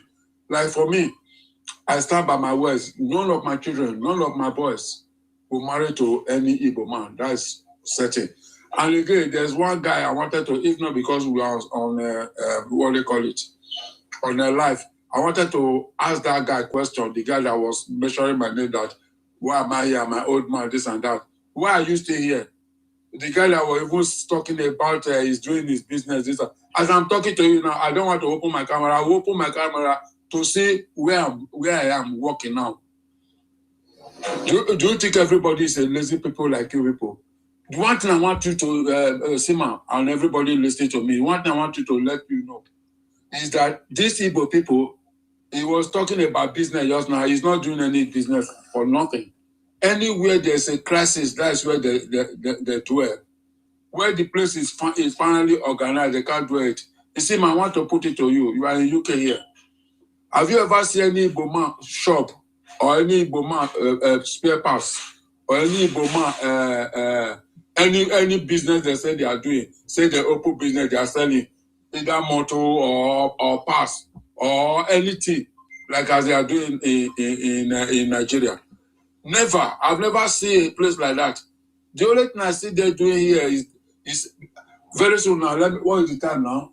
The time is about 7 minutes to 5 here in UK. I don't. You can fact check me. These people, I've been working since yesterday. Now I do 12-hour shift. I've been working now. Very soon now, by 6 o'clock, I will close. That's why I'll be with you ever very time you started. These people will be making noise, and whereas they don't do anything. When I was in Nigeria, I know one guy in Alaba International. He will go and bring one small boy from village, put it in the shop. Then we move and started cutting all this kind of high tension wire to go and sell. And one day luck run against and the high tension wire caught the boy, and the boy back in along near First Stack Abu Ward of it in along before you get to my 2 or when you are going to Ojo Alaba.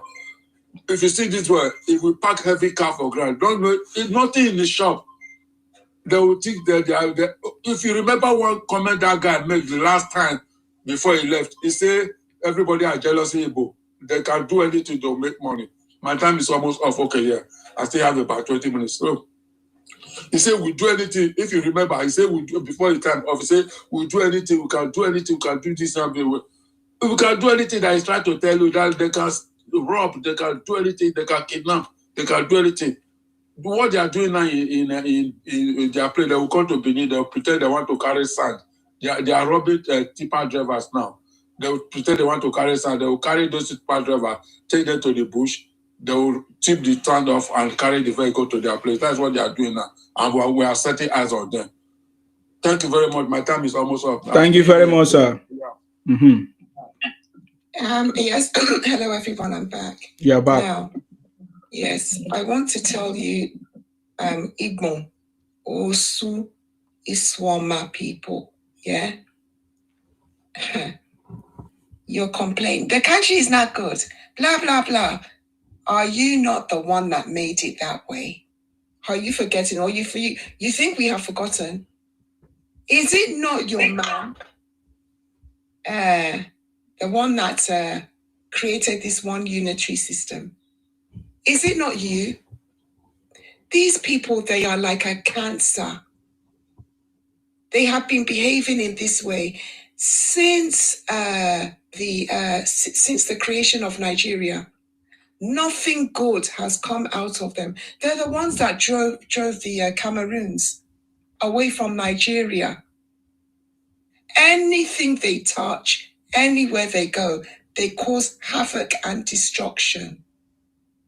Look, my fellow Nigerians, my fellow indigenous native Nigerians, I want to tell you, we are the ones giving these people power.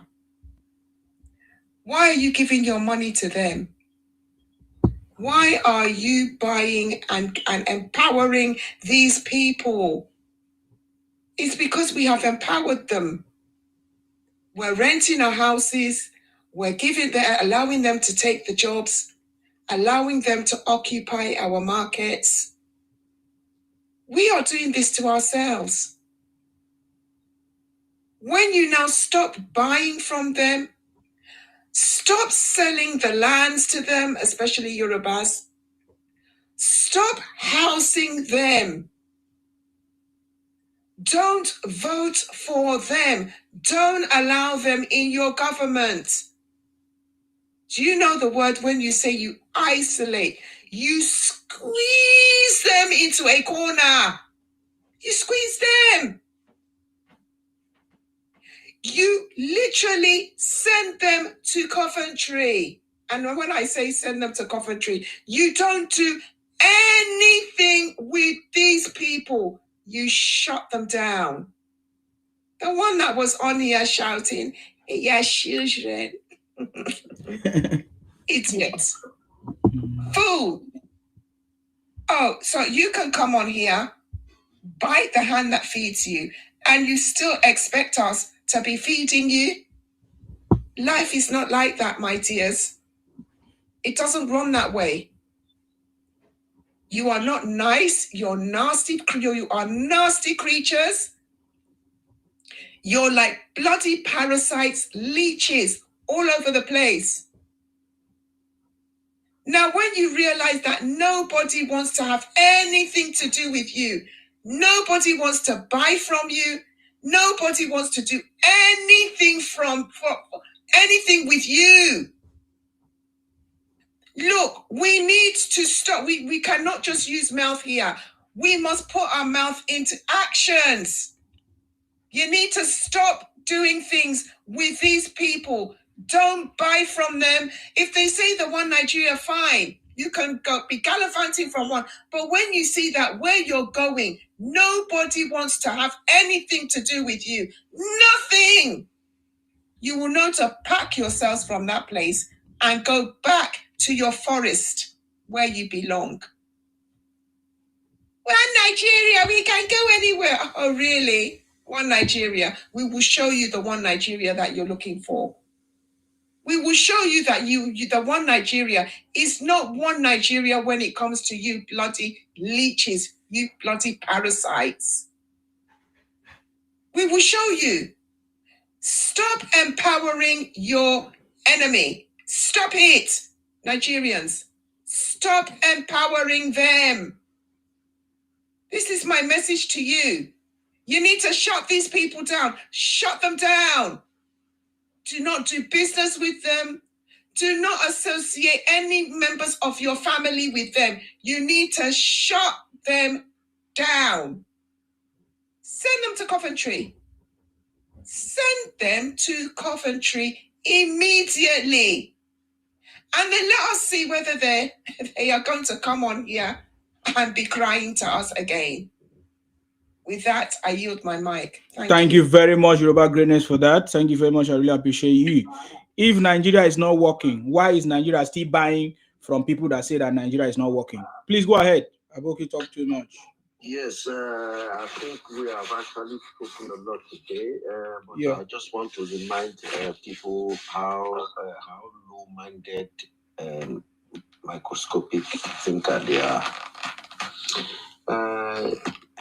People that says they are the majority. How come one man said he's their defense minister? He goes by the name Simon Ekpa. Ekpa in Yoruba, I think it's called corn.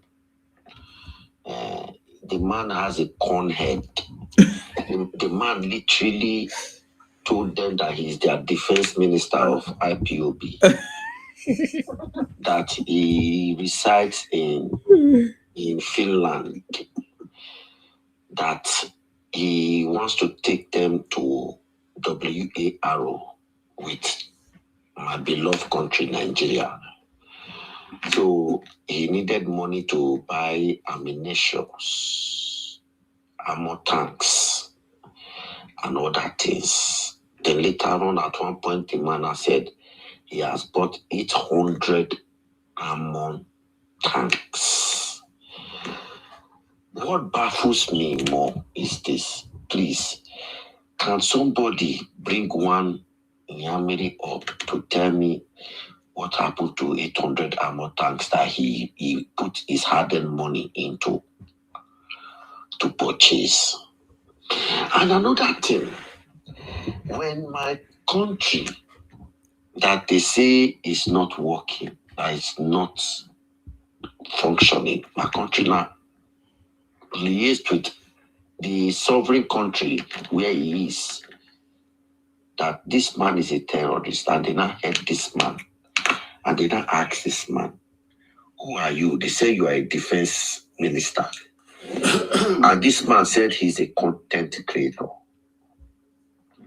This man said he's not a defense minister, he's a content creator. And now, why should I now have to think that these people haven't got a mental issue? They got a serious mental issue. One man sat in a sitting room in Finland, where he got the helmet from, I only God knows. And he dressed like a military man. And he said he's a defense minister. He bought 800 tanks.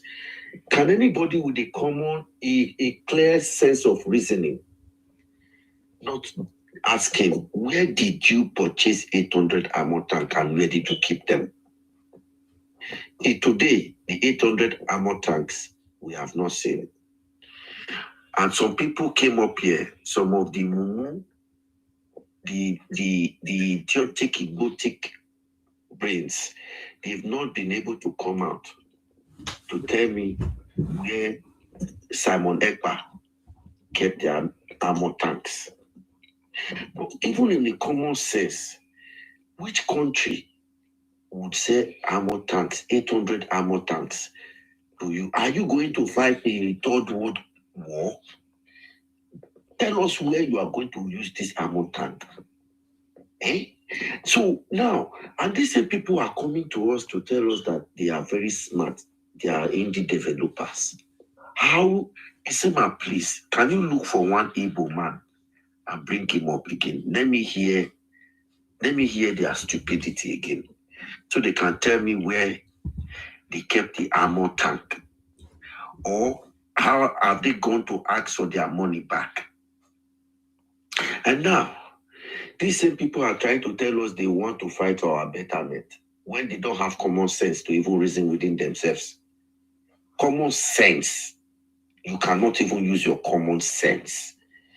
They open the franchise and they've been extorting you of your little pittance. That's more money that you're going to work for your orga. You will make 5,000 naira, you will carry 3,000 naira and go give it to Simon Ekpa. And he bought 800 tank. And yet till today, you have not brought the WARO to Nigeria. Or neither do we know where your armor tank is. Not be juju be this. Thomas, I salute you. Thank you very much, Aboki Tumosh. Dr. Mosh, thank you. Yeah, good morning. Yes. You see, I came up because that guy that said his name was his name called skin to skin, something like that. You're a stupid person. No, I wouldn't be surprised because you guys, your brains are still going under evolution process. So I wasn't surprised. First of all, there is a conspiracy against the people of Sarsat. I can still remember when this their writer, Chimamanda, I don't know if it was a CNN, went to tell them that they hold the oil region of Nigeria. If I'm saying the truth, let somebody correct me. So now they went to America and started lobbying that they want to give Port Harcourt to America. I once have a friend, he's an Igbo guy, he's a very good friend of mine, and a die-hard IPOB member. He said they are going to make a deal with Trump, that Trump should come and help them fight Nigeria and give Biafra, and they will make a deal with Trump to help them build Biafra land for 75 years. That was what that guy told me. So these are eye-opening to the people of Sasa. You people, you better wake up. There's a great conspiracy against you people for this. They want to dominate you. Even if they want to erase you, you can see they are changing histories here and there. And you, this skin to skin somebody who will destroy. Coming here to talk about Ekede. Are you mad? What concerns the issue of Nigeria and Egede of a thing? Ogu they kill you, kill that Egede when they talk about. Now Ogu they kill you, kill that Egede when they talk. Ogu they kill you again. This is what you brought to our region to distract our own people for them not to focus on studying or for them not to focus on their life. You brought that barbaric into our region and you are coming to this place and start repeating that word. Or go and kill that Egede when you talk. Idiots. Can you imagine? Now you are complaining of hatred, complaining of people preaching hate. Where we are you when now the coming we are preaching hate, calling people efulefu. You were enjoying. You guys were calling other people efulefu. Where were you when pastor from the region saying that any Igbo man that goes to Yoruba church is an idiot? Where were you? You were clapping and dancing around. Now you are receiving. We have never started. We will never ever start. We never ever start. It's just that it's so painful that a lot of people are still awake, are still sleeping. They don't know what is going on. By the time they know what is going on, you will see you will be demoted to the level of a wheelbarrow pusher. You will be our conductor. That's what is going to. That's going to be the end game of this, because your leaders have failed. Have turned you guys to a sacrificial lamb in order for them to gain political relevance. You still don't understand. People are trying to wake you up. You are calling hatred, saying they are hating on you. Instead of you to take your opportunity to learn what is really going on, what is happening to us with the Igbos. Come here to say we are preaching hate. Okay, are you sleeping? Are you not aware what Unani Kanu have been doing? Thank God that the Nigerian government they are now taking their responsibility. If not, if Unani have left free, or if they not put Unani Kanu to jail, I would have given up on Nigeria. I would have given up on Nigeria totally. I would have said that this is a conspiracy against the normal people of Nigeria, normal citizens. But thank God that they are waking up right now, and they should do better, because we are running out of patience. Nonsense. Correct. Thank you very much. I don't really have much to say. I'm not hungry. What the way that guy came and started accusing Joe of maybe calling you Ogede, kill you there. Idiot. You talk for you. Are you mad? Let's see you guys in Edo State again. Go and practice that nonsense, that barbaric area in Edo State again. We are going to be burning you guys alive. Bringing nonsense things to distract our people. We are here discussing on how Nigeria is going to move forward. You come here to say, get them. Look at people who went to America lobbying against the country. We are trying to correct you. You are coming here to say nonsense. Instead of you to be remorseful and talk about what people are doing. Idiots. Thank you very much, sir. I appreciate you, Thomas. Hello, good morning. Hi, Yeah. Walker. Yeah. Go ahead. Since you guys are here to preach hate about tribalism, let me still preach my own. You know, one thing you should know about Yoruba people are betrayers. These people are betrayers, and they are very lazy. Can't you see how Tinubu is running helter-skelter? Because he has betrayed the Fulanis and the Hausa. So he wants to bring his filthy acts to the east. That is why he made Obi Kubana city boy. Can't you see? You think if Yoruba did not betray the Fulanis and the Hausa, you think that they will come to the east. So what did they do? Wait, what did they do? Oh God, are you stupid? Tell us. Don't just talk nonsense. Tell us, what did he do? How did he betray them? That is how to talk. How did he betray them? Okay, can't you see what? Okay, why did they create ADC for him? What did they what? Did not create ADC. He betrayed them. Okay. Yorubas, we all know that they are betrayers, and even talk of this guy that is talking of Bini. Talk of this guy that is talking of Bini. You can never see. Sima, can't you reason? East does not have international airports. The only thing that Namazin Nadekalu is begging Nigeria. The Enugu International Airport is for what? Wait, let me talk. Okay, the Enugu, is it Enugu or where? The one that Obiano created. What is that one for? Relax. Why are you? We don't talk lie here. That's a problem. Everything you are saying is lie. You guys, guy, you the craze. Why you the lie? You say you don't have international airport, but you have it. You have international airports. God, why are you lying? That's the problem with you people. Then you are foolish. Then you don't know. That's why you are foolish. That's why I say Igbos are foolish.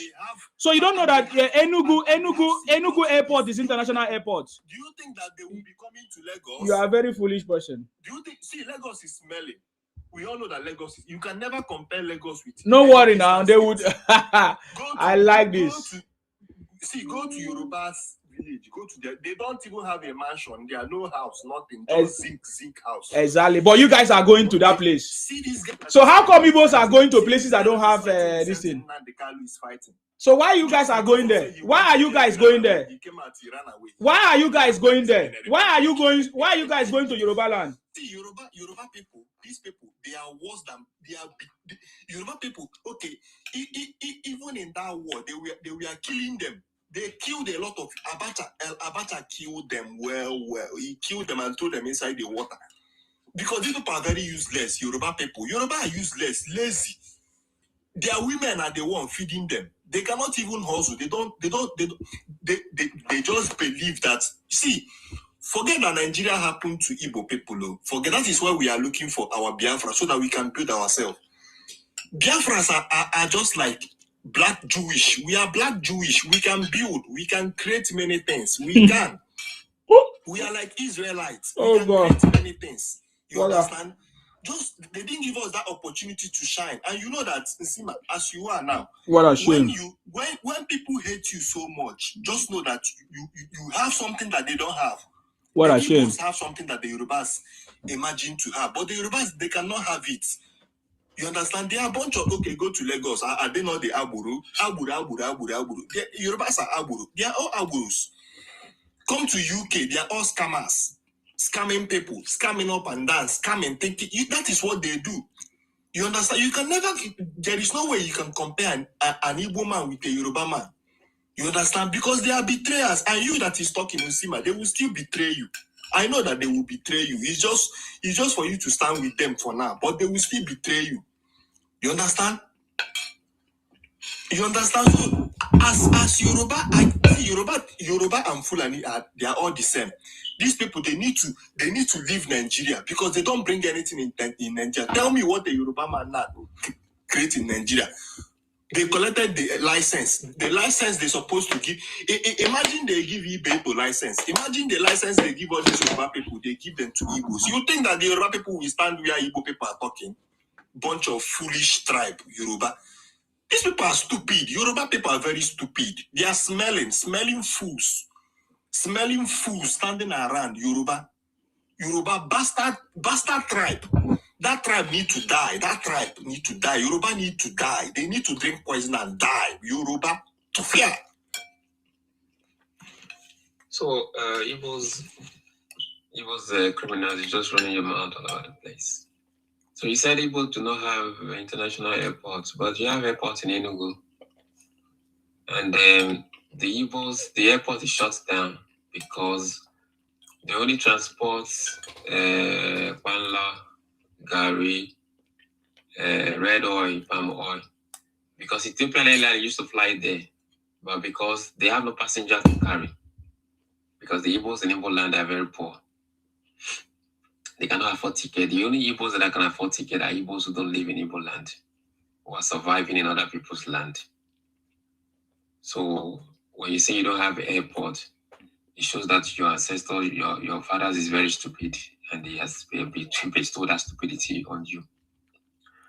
You keep on shouting betrayal, you keep on shouting all those things. We are still going to deal with you because Igbos are criminals. You can rant and shout and claim all you want. It's not going to change the situation. See, from 2023, things have changed. When he just said here that Tinubu, you said Tinubu need Igbo votes. Remember in 2015, because you will not remember, but 170 people here can still remember. In 2015, the Osu Igbo criminals people do not vote for Buhari. He won the presidential election in 2015. In 2019, Igbos do not vote for Buhari. He still won. Tinubu was even worse. In 2023, Tinubu still won. So what this data tells us is that Igbos are inconsequential. Whether you vote or not, your vote does not count. You don't matter. That is what we're telling you. Your vote does not matter. Igbos are a piece of shit. You say, you are hardworking, you are this, you are that. Because if you are really hardworking, you should be providing job for us in Nigeria. But it is the opposite that we are seeing all the time. You run your mouth like tap of water. You guys are born criminals. Your criminality has gone so far that police in Asia, they know that Igbos are criminals. What are Igbo women known for? Prostitution. You are born with body odor, you smell. All your land smell. It's Lagos is smelling, Lagos is smelling. We see Igbos, migrants are the ones that are shitting on the streets. And to be frank with you, the dirtiest city in Africa is Anambra.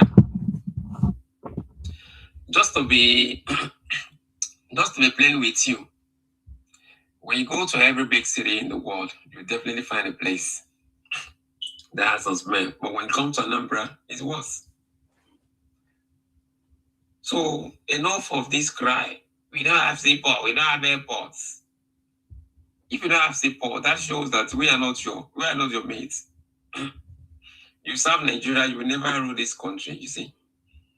You're under the feet of the Fulanis, and you're under the feet of the Yorubas. And your stupidity is beyond normal. We don't have seaport, we don't have airports, we don't have airports at this age. Everything is not banter or propaganda. You're not going to survive propaganda. See, all Nigerians are against Igbos. You still think this is a joke? The time you will be posting propaganda on the global platform has passed. Everybody knows you now. You will even carry this stupidity to Benin Republic. A newly built market by the government, PK3 market in Misebo. You guys went there and write Biafra markets. Those one too have started. They're waking up too. I said, so all what the Yorubas in Nigeria are saying, because that place is in Yoruba land. That is Ajashe, Kutonu, where the market is.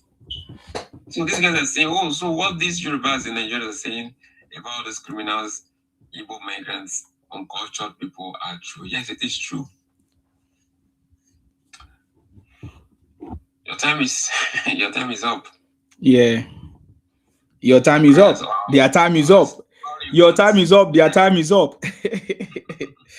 That's the spirit. I salute you, boss. Thank you very much. Let's hear from Favor or Favorable. Yes, Sima, good morning. Can you hear me? Yes, loud and clear, please. Go ahead. Thank you for a good job you've been doing. You're welcome. I've been with you for 4 hours and I've been listening. Wow. Okay. It's very unfortunate that we have this set of animal in our midst in Nigeria. And if you want to redirect our brain, we want to go back to Britain. The British, they have done us very, very bad before they left Nigeria.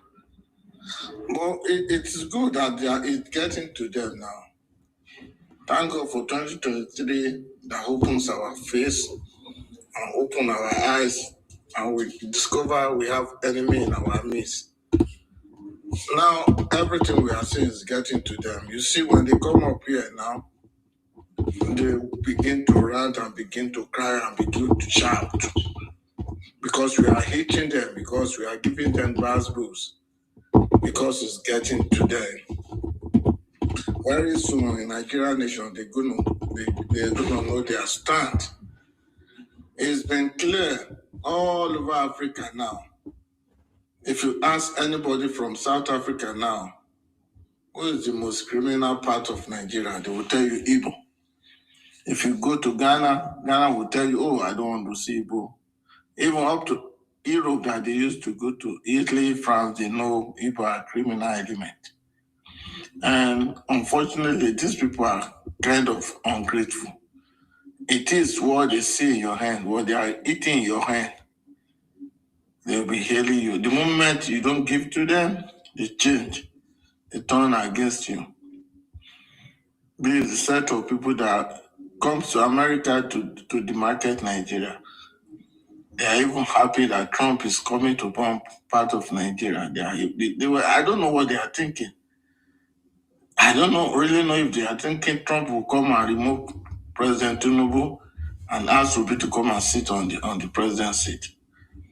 See, a lot of them, 25% of them only are educated. The remaining part of them, they are uneducated, and this thing keep affecting them a lot. When they're contributing, when they are talking in a platform like this, you will know that this one is not grounded, doesn't know anything, is not educated. Many of them will come up here and started talking about hate. What did they know about hate? Where are they for over 80 years? Igbo were bullying Yoruba. Nobody within Yoruba stood up to say nothing. Where are they when Anye Anabra started? Where are they when Namdi Shokoto started? Where are they where Ekwa prison started? Unlike of others that we'll be dealing with. Where are they? You see, what I noticed is that it's because of our presidency that is killing them. These people, they have the mind of entitlement. They are always want to get what you have, and they don't want to work for it. Look at their brother Obi is junket now, moving from one party to other, and he will come there and will promise. When he was in Labour, he was promising heaven and earth. I will never leave Labour. I will never da. Now he left Labour to ADC. Getting to ADC now is stuck. So Igbo, they were sitting, they were looking, they were seeing that they can't go to nowhere. They can't make it in life. Only criminal act. If you see any Igbo that is a millionaire or billionaire, if you look at them, if you look at them to the ground bottom, you will see the art of criminal within. This stupid guy come up here saying Lagos is smiling. And if they are going back, they will go through Lagos.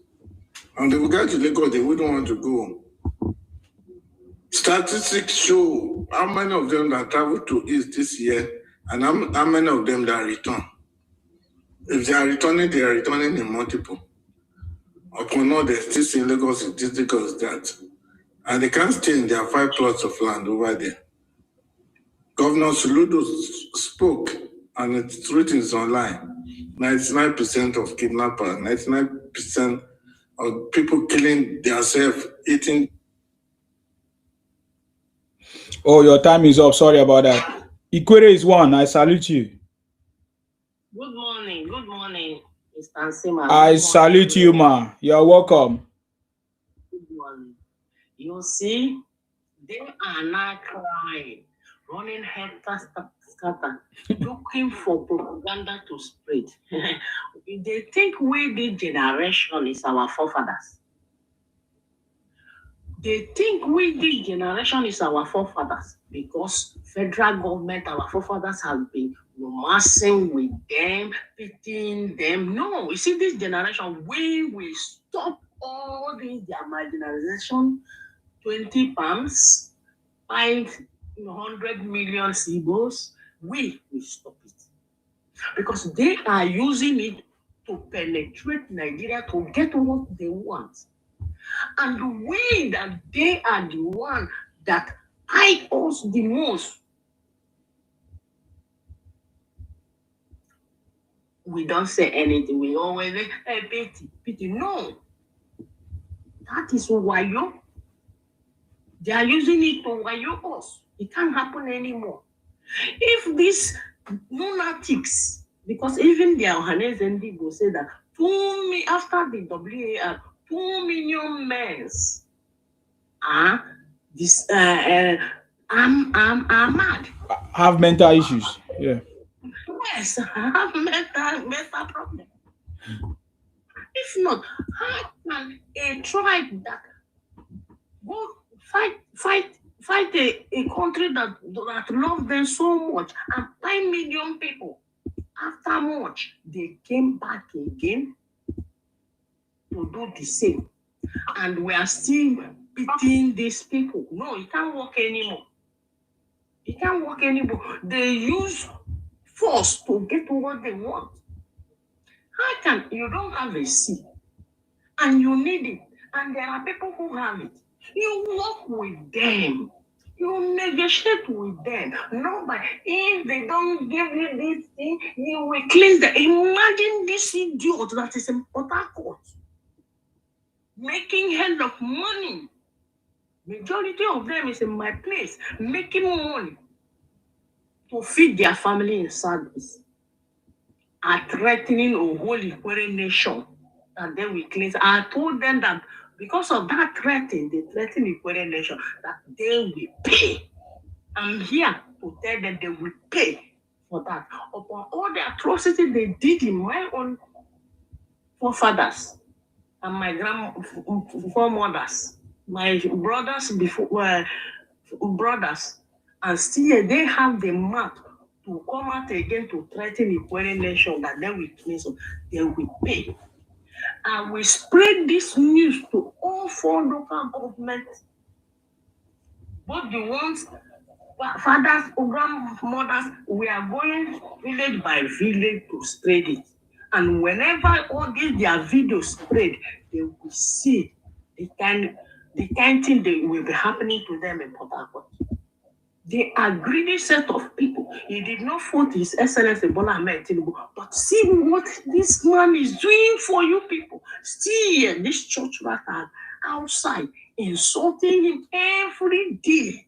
Every day, even go and pay another country just to come and remove him.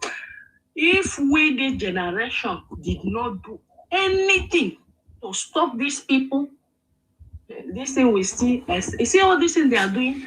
Now it's time of social media. Anything in social media is forever.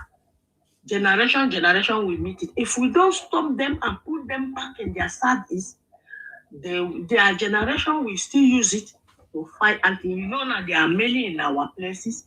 They will still use it to fight our next generation. We have to stand now to make sure our leaders push them back to their service. Then if they are coming to our place, they respect us. They know they are immigrants in our land. We have to make sure we put these people back to their service. If not, they will not respect us. They will still insult us, still claiming us. Imagine somebody in Finland stay there and create 40 states for themselves.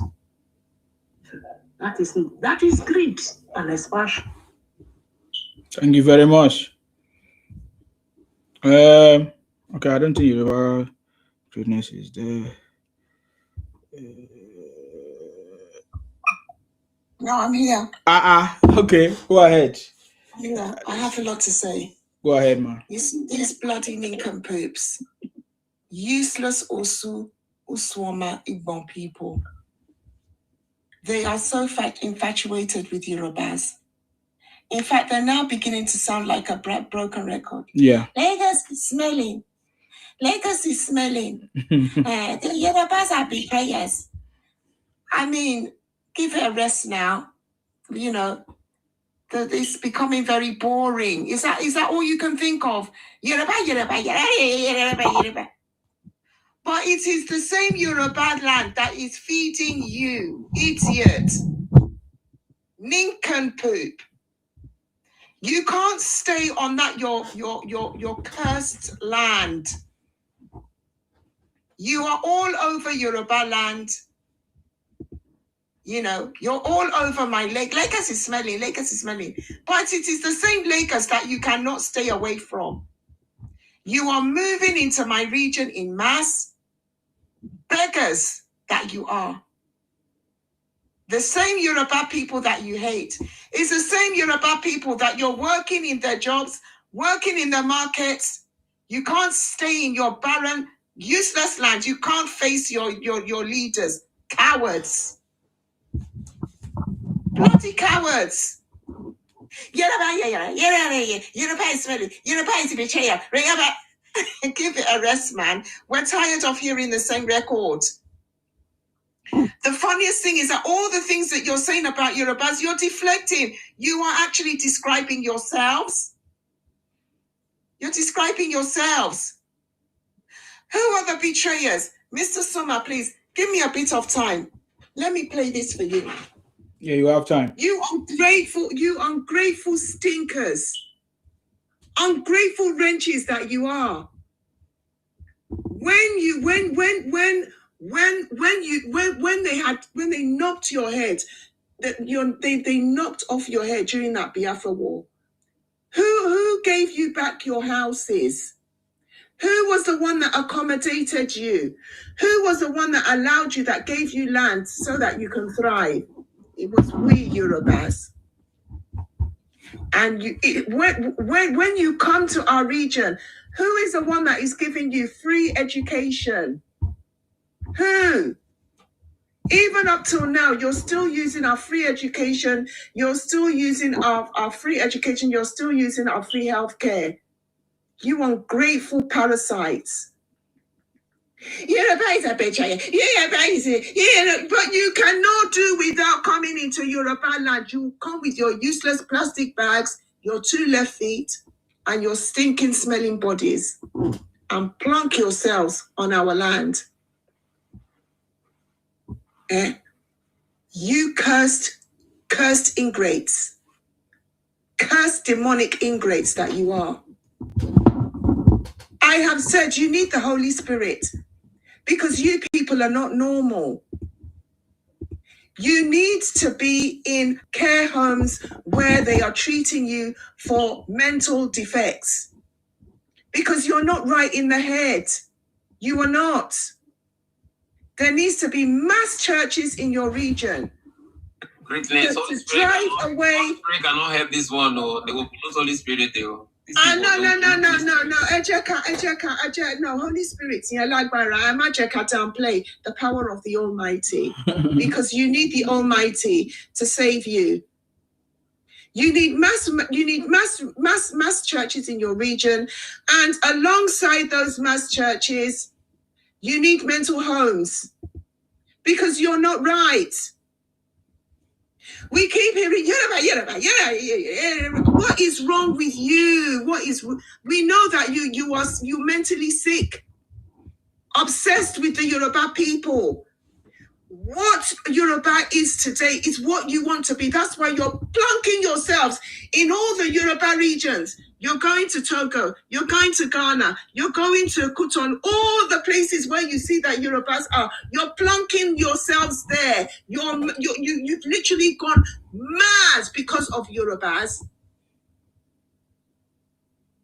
I'm calling on the Nigerian government that these people, because of the atrocities that they have committed, the cannibalism that they are practicing, and all the atrocities that they are doing, please, Nigerian government, we are asking you to place those mental homes in their region and at every boundary site that is in Nigeria, that when they want to come in, they use those mental homes and those churches as their first point of entrance. And I will continue my evangelism. Father Almighty God, all the demonic spirits that is inside these people, Father, help us in the name of Jesus Christ, by the blood of Jesus. Cast it out in the name of Jesus, Father. Destroy it. Any demonic forces that they want to come and use to come and disturb us in Nigeria. Father, Lord Jesus, I come against it by the blood of Jesus. Father God Jesus, Father, any demonic plans that they have to come and bring the Americans into Nigeria, Father, I come against it by the blood of Jesus. Father, I say that they are your children. Father, quench the evil spirit that is inside them by the blood of Jesus. I pour the blood of Jesus. I pour the blood of the Holy Spirit. The spirit that is in Pharaoh, Father, will be destroyed within them in Jesus' name, because that is what they have, the blood of Pharaoh. Any demonic forces that you have for expansionism, blood of Jesus, I come against it. I come against it by the blood of Jesus. I say that it is destroyed in the name of the Lord, because you will not succeed. You cursed elements, you cursed children of Pharaoh, you children of perdition. That is what you are. Children of perdition. And a child of perdition will be treated accordingly. You demonic forces, your demons. That is what you are. And you will not succeed. You will not take anybody's land by the mighty power of God. You will not succeed in your expansionist evil agendas. You will not. Asima, please give me a bit more time. I just need go to ahead, Ma. continue You have on time, my- Ma. on my Go ahead. space. Yes. You have Let time. me play this for you. Deal with These the devil. ungrateful wrenches. But I will continue to pour the fire of the Holy Spirit. Pour on them. Holy Spirit, fire of the Holy Spirit. Pour on these demonic forces. Destroy them in the name of God. Amen. I will pour the Holy Spirit on you. Amen. And you will look at what they're doing. Hear how crazy these people are. Listen to this. Because let's talk about the Igbos who are very quick to insult people when they hear something different. Again, it's the PTSD. Because it's something that happened right after that genocide. Igbos before then were very articulate, intelligent people. Check. They've never been intelligent. I correct that one. Dumbasses. All of them, some Mbakwe speak. Can you turn up the volume a bit? Like they spoke with a lot of intelligence. But the man's voice is very low. Who have come after that civil war, genocide, and what's been happening in Nigeria for a long time, you see that there's a difference. There's this anger. It's there. It's just easily triggered. Anybody that just says something, it's PTSD. It's a trauma that we need to deal with. I see it from people of other cultures too. I mean, I live in the United States. People who have been exposed to a lot of trauma, who have a lot of trauma they've not dealt with. That is how they respond. Everything is a trigger. Everybody is an enemy. Anybody that says anything that they don't think they understand is an enemy.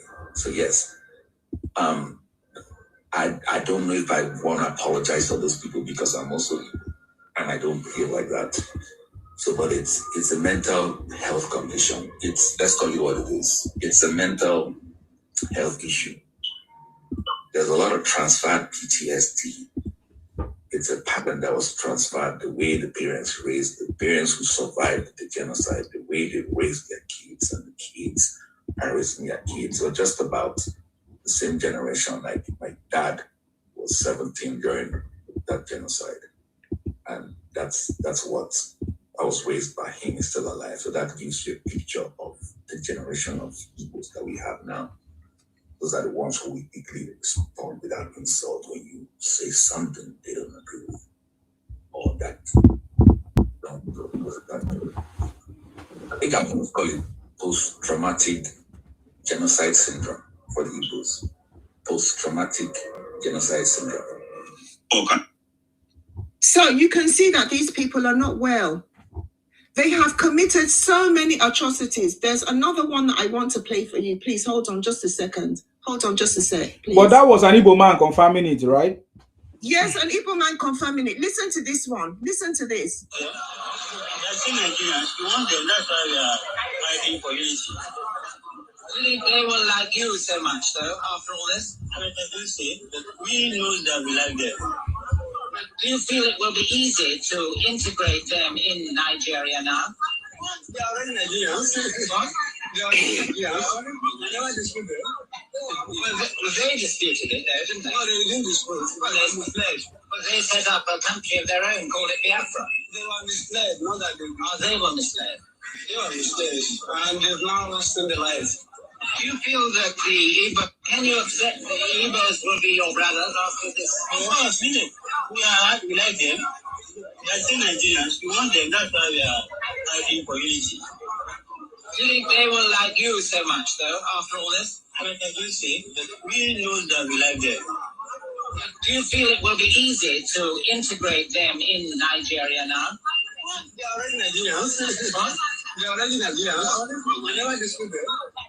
Well, they disputed it, though, didn't they? No, they didn't dispute. Well, they set up a country of their own, called it. I think that was Yoruba fighting for the Igbos. Yeah. After the war. And they've now lost in their lives. Do you feel that the Igbo... Welcome. Today we will be discussing a very important... Can you imagine? After the war, we were the ones that welcomed these people into our space. We even gave them land. We gave them land to start that. That's how they started all this, the Igbo trading. We were the ones that gave them land in my own Lagos. These ungrateful ranches, and that idiot, that nincompoop is coming on here and saying, yeah, right. You are referring to yourself. You are the one that is a stinker. You are the one that is so odorous that people don't even want you in their country. You're odorous. You smell. You stink. Odorous. You stink to the high heavens. That's why nobody wants you. Where do you see them driving Yorubas away? Only you. They will drive you away in Pakistan. They will drive you away in Cambodia. Even the Seychelles, they are driving you away. One of the most remote places in the world. They drive you from there. They drive you away from Ghana. They drive you away even in Nigeria. The bankers don't want you. The Edos don't want you. The Kwere people do not want you. Nobody wants you. You are odorous to everybody around the world. South Africa does not want you. Odorous. And you're coming in here disparaging Yorubas. It's because you want to be like a Yoruba person. That is why you're so angry. The jealousy has eaten into your bone marrow. Father, any spirit of jealousy, any spirit of hatred, Father, quench it in the name of the Holy Spirit. Amen. Come against it. Destroy it in the name of the Almighty God. Amen. I come against your demonic spirits. I come against it in the name of Jesus Christ. You stinkers. Look, we haven't started with you. You see this that you finished. We will help you to wind it up. In fact, continue. You're making the job easier for us. By the time you people are isolating yourself to an inch of yourself, that even call yourself any name will be like a, what's the word I'm looking for? I'm just looking for the right word. It will be like a taboo to even call yourself an Igbo man. A taboo. Continue. Wind it up some more. Wind it up. Because when it gets to the crunch of it, nobody's gonna buy anything from you. Nobody is going to empower you economically. Nobody is going to put you in their houses. Nobody is going to do anything with you. So continue with what you're doing. Wind it up.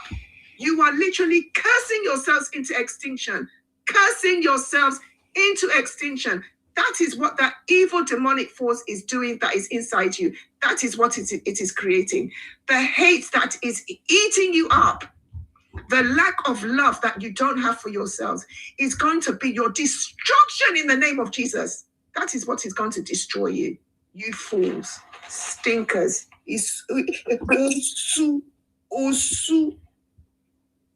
Thank you. Thank you very much. Thank you very much, Yoruba Greatness. I appreciate you. Thank you, thank you, thank you. Wow. I'm not sure they hear something, sure. I'm not sure. They don't know who's tribe. Yeah, Ikere is Igbo. Ikere is Igbo. Ibia is Igbo. But the Ikere man is on top there.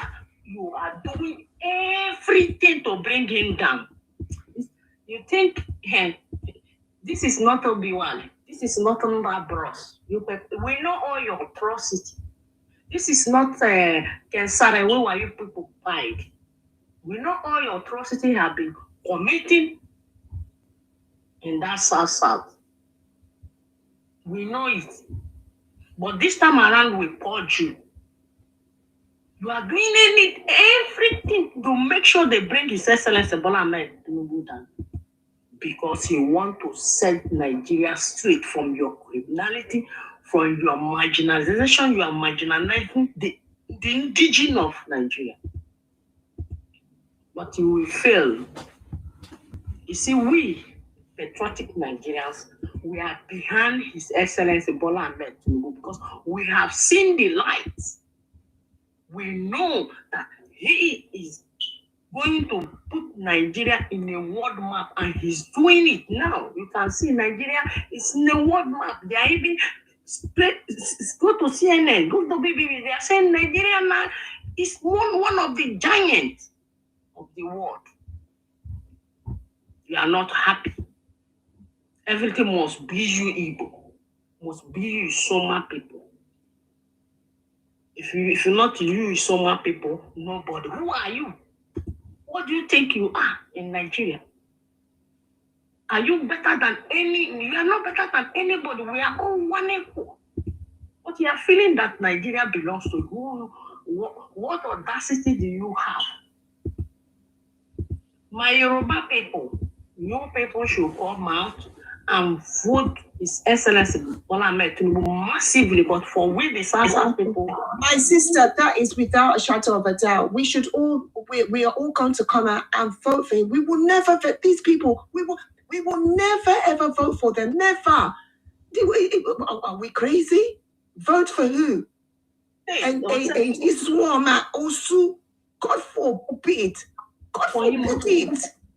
and then we, the patriotic Nigeria, have taken charge of our land, of our lovely country. Look at what Bola Ahmed Tinubu is doing. Fixing our economy, fixing road, standard road, student loan, giving authority to the local government so it will reach the local people. And these people are not saying the good work of His Excellency Bola Ahmed Tinubu. They are seeing this tribe are bittered, including their leaders. If somebody is in the Senate like Abaribe came out and said that His Excellency did not win 2023 election and he will not win 2027, I think this thing their children are doing in internet, they are not aware. They are aware. They are children of hate, bitterness. And we, this generation, will stop them. They will never, ever, ever in their life to raise their ugly head to insult anybody from the south and southwest, even the north. Look at this ungrateful tribe. They said they should build this thing in the Fulani in the southeast. They go there and bomb it. But look at these fools. They are in Fulani land making money. And Fulani did not chase them away. Don't you see that these people are mad? They are mental people. They are not ashamed of themselves. You pursue Fulani in your land and you are in Fulani land. If not, Nigeria is too near with these people. And they pursue Fulani in their land. Fulani is supposed to be pursuing them in their land. They don't know. You drive Fulani in your land and you are in Fulani land making money. Are you not ashamed of yourself? You are in Fulani land. You drive Fulani in your own land. Southeast. But you are in all those north who they are in Fulani land. Are you not ashamed of yourself? Jagaban, city boy. In 3031, nobody can stop it. If you like wrong kind of propaganda, you run it in 2023. No kind of propaganda you did not run. Russia will come, military will come, this will come, His Excellency will buy, Baba nowhere, this, that, he still be a match. Come become now where we don't see his good work that he's doing. He's putting Nigeria to the map. Nigeria now is among the world. And now we don't run propaganda where we won't listen to you. Your propaganda is not going anywhere. But now we will make sure all those your mouth threatening, insulting every leaders, every land, we will stop it. And we will see. My journey here is to make sure we push you back to your southeast. You must go back to your southeast And when you are coming to our place, you must respect us. And any person from the south side that will go to your place will respect you. That is what I'm here for. I will make sure they push you back to your southeast. Thank you. Thank you very much. Can I just say, Mr. Query, can I just say, Mr. Man? Go ahead, man. Can you imagine? Yeah, can you imagine? They're insulting. I mean, these people are not well. They are not okay. Who is going to vote for that Usubi? Who is going to vote for him? You are insulting everybody and everyone. Do you think people are going to forget? You can't stay on your cursed land. You can't stay there. You are gallivanting like a parasite, gallivanting like a bloody leech. Can't stay on your cursed land. And you're opening your dirty, smelling mouths, insulting everyone and everything. What kind of mentality is that? Ha! I've never seen these kinds of creatures before. You are demonic spirits. Nobody wants. Honestly, we really need the Holy Spirit to intervene in this matter. Seriously, I'm no joke at all. We need the Holy Spirit because these are demons from hell. Demons. Madam, do you know the kind of blood these people have hit? Yeah, look at all the fake drugs, fake drinks, all that illicit, illegal money that they're the ones introducing all the powder in Nigeria to for our children to be taken. These are demons from hell. But they say you can be greater than man, but you cannot be greater than God. You cannot. The power and the mighty of God, power of God will fall upon you because you cannot destroy his creation. You cannot. And in the law of this world and in the law of above, you do not take that and destroy that God has created. You do not. Look, when Noah wanted to build his ark, who were the people laughing? But when the hand of God fell upon them and destroyed them, it was within a twinkle of an eye. And that is how the power of God is going to deal with you. Because nobody is coming into your region to take what is not theirs. You cannot fight nature. It will destroy you. It will. And I'm not even joking here. You are tampering with God's creation. You are tampering with what God has created. God has divided every land to each man, and according to his language and his culture. And you, demonic creatures, children of perdition, you now want to come and destroy what is not yours. May the hand of God fall upon you and destroy you. That demonic spirit that is working within you, may it be destroyed by the mighty power of God. You will not take what is not yours. You will not. And I'm not joking here.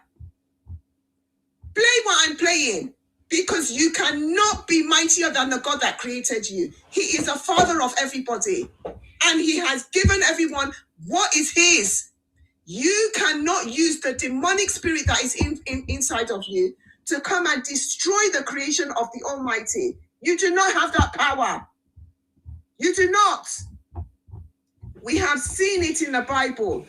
When Pharaoh came down on the Israelites, see how the mighty hand of God destroyed them. That is the same hand that is going to destroy you.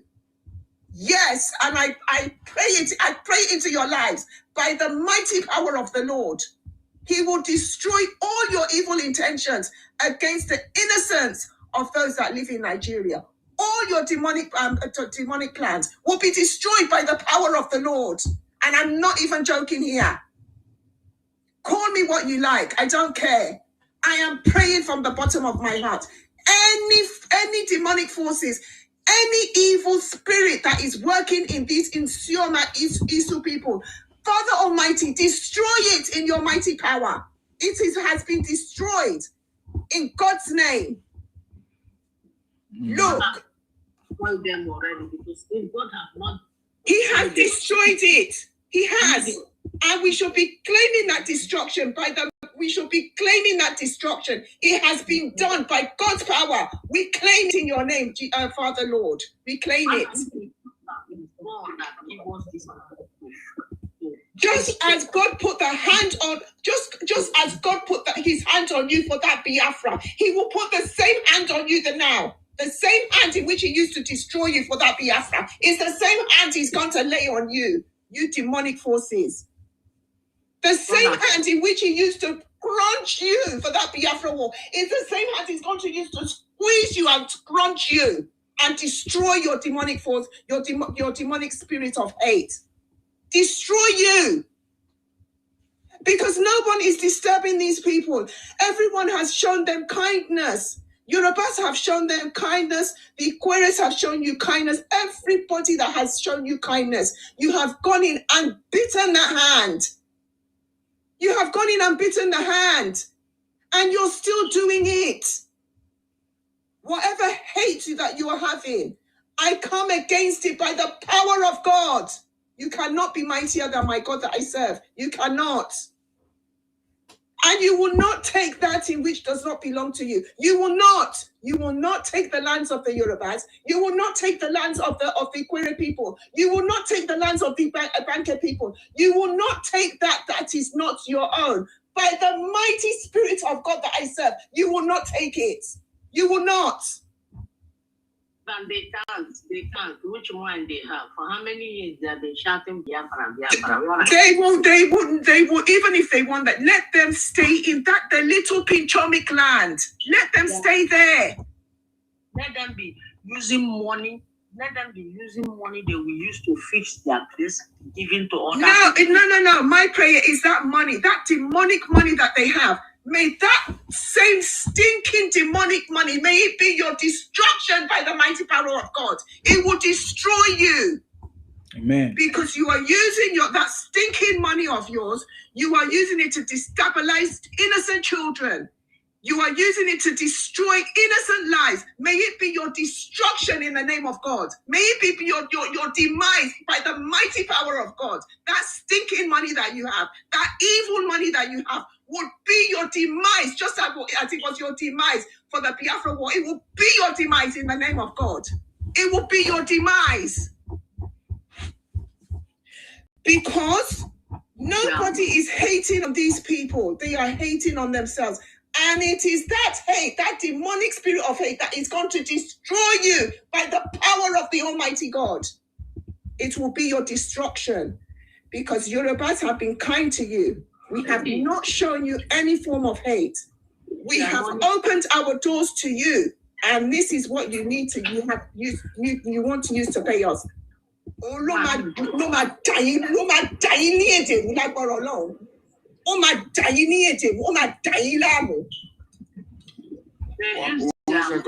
second, please. 1 second, please. Yoruba greatness. These people, they don't have money. When you test it, the money they have, they'll be happy. They don't have money. No. I said whatever they have on their physical and on their outside, it will be their demise by the mighty power of God. It will be your demise. If I thought they have money, for example, it's not a genuine money, it's an evil money. That's what I'm saying, that the evil money that they have, it will be their destruction. It will be your demise. It will be your demise. It will be your demise. I pray on you. I pray on all of you. Nobody will ever suffer for money and will betray that money anyhow. Because if money you don't suffer for, you throw it. Money in water. You can see a small boy in their place, about 15, 16 years old. First of all, if you want to ask, what is the source of your income, you boy, small boy that is throwing this money? Who is your father? Those are the kind of things I would like our government to start doing now. When they see persons throwing money anyhow, because money you work, money you suffer for, maybe they pay you per hour, or the business you say you are doing. Tell us the business you are doing. Let's give account of that business. You see that the money they are using is an evil money. So if you checkmate these people, you say that these people, they don't have anything. That is that. And again, you see, ever since after the WHO, their forefathers have put things into their brain by telling them a fake story. That's why all of them just depend on that one. And to come to cram it all, the problem everybody is facing in that country now is the Igbo people that cause it. With the help of they're the ones. They're the ones that put us in this. They're the ones. This problem started from Agu Ironsi. I'll just break it down a little bit. Agu Ironsi, they make a coup. They buy all the leaders in the north, buy in the west, buy in the Midwest. They did not buy anyone in their place, telling their Azikiwe to move away from the country, coming to London, while they buy the rest of the airport. It was then when the government said, okay, if that be the case, they do their quota coup, they stick by them. And see, these people, they don't have sense. You are making trouble with everybody in the country. And you are in everywhere in the country. By the time when the trouble really sets, you'll be seeing they'll be crying. They are buying Igbo, they are buying Igbo, they are buying Igbo. And by the time why you people are doing all these things, the people, Igbo people will not come out and say, this thing people are doing is not good. Don't come and implicate us. They will not do that. They will quiet. But by the time, if federal government want to really do something about these people, by the time this is why I like a military regime. If it is military regime, all this nonsense will not take place. Like I like Obasanjo, what Obasanjo will do. Obasanjo can deploy military people to go to that place, pursue them starting from Onitsha. You see all of them will run away. All this nonsense will stop. When this Buhari was there, Buhari not good. Buhari here, Buhari knows, Buhari this. For good more than 7 years, they were happy. When Buhari go now, nobody, Buhari is no more there. They're not descendants on what do you call it? Our man, president now. Jagaban. You know good. You know Jagaban. You know good. You know good. You know good. If Jagaban happen to come out today and they are not still there, you will see they will leave Jagaban again. Sorry if you hear noise, I'm driving home. Because I'm inside the traffic now. You will see, they will see Jagaban. Let assume Jagaban is no more there to the another person come there. You will see they will not call Jagaban again. They will start calling the other person's name. It's not these people, I don't know the kind of human being they are. You people are the people that spoil the country. When federal British people left the government, they left it for you people. You people were in everywhere. Aviation minister, defense ministry, ministry of wars, everything. And okay, come and see. There was a time they asked one lady from the east to share, I think, a location to different states. He gives 60 something to Anambra. He gives 80 something to Enugu. He gives so many numbers to so many states in their place. Like I don't think he gives just a very one. Another state one. So the other man that was questioning him, he said, okay, tell me how you share this thing. When he was saying it, he was shaking his mouth. He said it's not the one that do it. It's the paper they gave to her. This or that. When they do that, well, why can't you tell those people, say, okay, this thing you are sharing is not good. Instead of giving 60 something allocation to one state, why not split it into about 5 or 6 places and give to other people? That's to tell them that if Igbo happen to be the president of the country, they will slave the rest of the people. That's why God will never allow them to be. Because if they be, there will be problem in that country. And never allow Igbo to rule. Never allow Igbo to rule in that country. It can never. Because they are showing themselves. All these things they are doing, I continue to say it. For the good, for the benefit of those their 4 children they want to give birth to. Let's start changing their mind. Changing their mind, doing things that will be good so that people will embrace them back, because if they continue like this. No. Wait, I know what I'm trying We'll to never do. embrace them back. That was the mistake that we made. See, you never understand me. You know, before somebody can conclude on something, there's a way you will say something first before they will know. But this thing they are doing now, see, before they will integrate them to the system again, it's going to take them most about 20 to 60 years before they start. This, you see, the story their forefather told them after the war. That's what they are adding to, because they were there. Me talking to you now, I witnessed the war. I know what happened. Yes, I know what happened during the war. The Igbo people said we were hiding there, giving them food.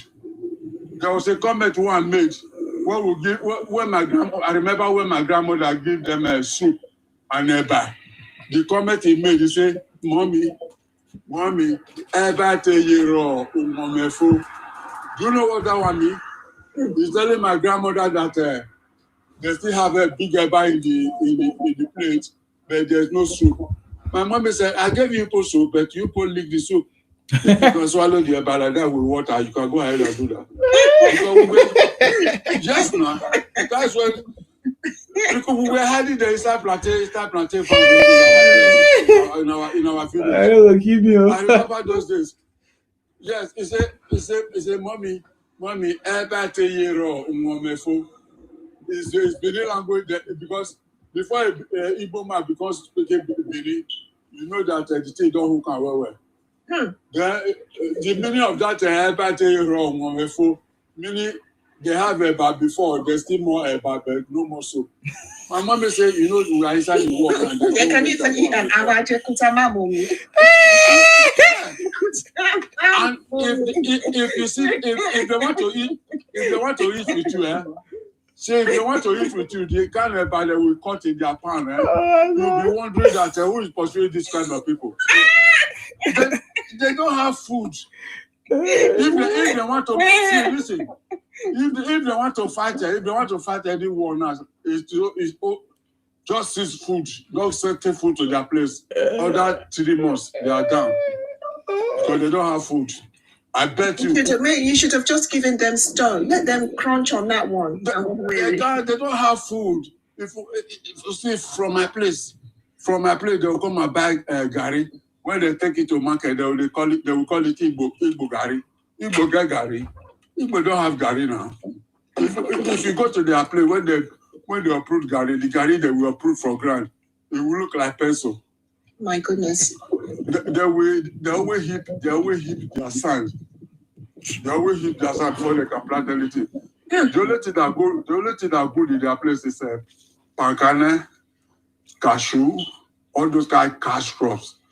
All these cassava, melon, corn, all those things there. All those ones doesn't work in their place. The only thing that works is mango, palm tree, cashew, and some other trees. The rest of that thing doesn't work. That's why they will come to my village, come and buy gari, put it in a rice bag, sew it round, take it to Igbo land.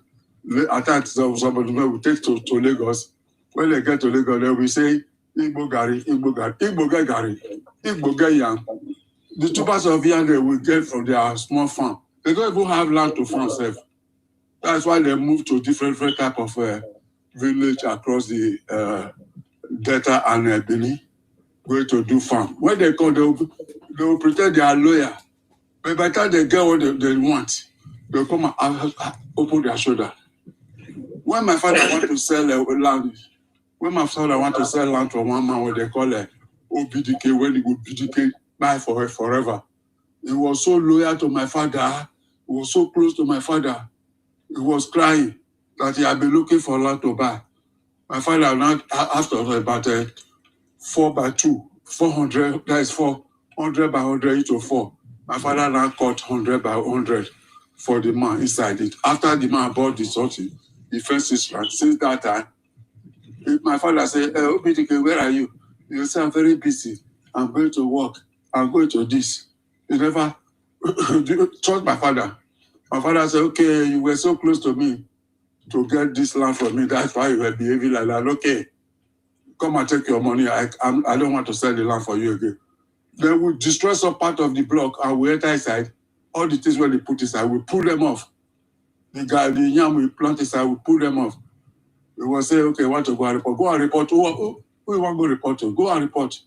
My father brought out the money and gave it back to him, and he said she come and remove all the block he moved. That's how we took the land from me. Come to our village, they want to come and buy because our village is not too open as that time. They want to come and buy land. They will say, give us land acre, so acre. Because we know the kind of people they are, they will not send a message to our elderly people back home. So they started revoking their land now because that is the system they want to integrate to our system. We don't want it. So that is that. And from today, I want to use this opportunity to tell everybody to start discriminating them. Don't give them land, don't give them house, don't give them anything, don't buy anything from them, so that they will know the kind of trouble they are into. Even the northern people, they should drive them from that northern area. And the western area, they should drive them. The Midwestern, former Midwestern area, which is now Edo and Delta, they should drive them. Let them go back to their state. Because you cannot, somebody cannot be feeding you at the same time. You are fighting somebody that is feeding you. Go back to your state and let's see who is who. Thank you for that. Let me stop here. Thank you very much for that. I appreciate you, General. Can we hear from Ade Young? Is it Ade Young? Please go ahead. Yeah. Good morning. I salute you. Go ahead, please. Yeah, what is your contribution? Yeah. I was here when this one guy they talk about Yoruba, this and that. Mm-hmm. So what I wanted to say about that is that these people cause trouble. They will cause the trouble, and when the trouble comes, they will be saying they marginalize them, they treat them anyhow, this and that. When Nigeria was in peace, after the independence, and we have regional government where everybody is doing fine. These people are the ones that come and destroy it. The problem we are into today, this big problem. If we want to judge them, if we want to judge what they do to Nigerians, I'm telling you, they're not supposed to exist. They're not supposed to exist because many people have died. Many innocent people have died through what they caused in Nigeria in 1966. Many innocent people, children, everybody, many people have died because I didn't create this problem. And this thing affects. The music by. Okay, many people have died. Yeah, thank you. I'm sorry. Many people have died, and it is we Nigerians. It affects other Africans. They created that time that is still affecting us today. It's affect other Africa. So, and these people, we still consider them like we Yoruba. You know, when they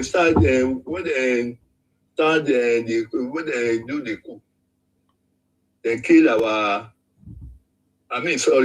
they buy our top politicians. They buy our top politicians. They buy our Hausa top politicians and our top military. And our top military that time, where we say none of Igbo people die. None of Igbo people die that time. But we still not hate them. Like we Yoruba, after the war, we still accommodate them without saying we want to revenge or we want to do this, we want to do that. We say welcome them to Lagos. No problem. We don't have problem with them. We still do as a brother to them. Now they now see Yoruba now. You know, we now, individual Yoruba don't have any problem with them. But these people are they are fighting state government. They are against the state government. You did for somebody land. You are saying the land is no man's land. You are raising your shoulder on somebody's state, raising your shoulder against government, the government of the place. How do you say you want to vote against the government of the state? How do you think the person will be looking at you? You turn yourself to enemy of that the state government of the state where you are making, instead of to face your business, and support the government of that state, so that everything will be working fine for you. You turn yourself to the enemy of that government, and you want the government to be looking at you.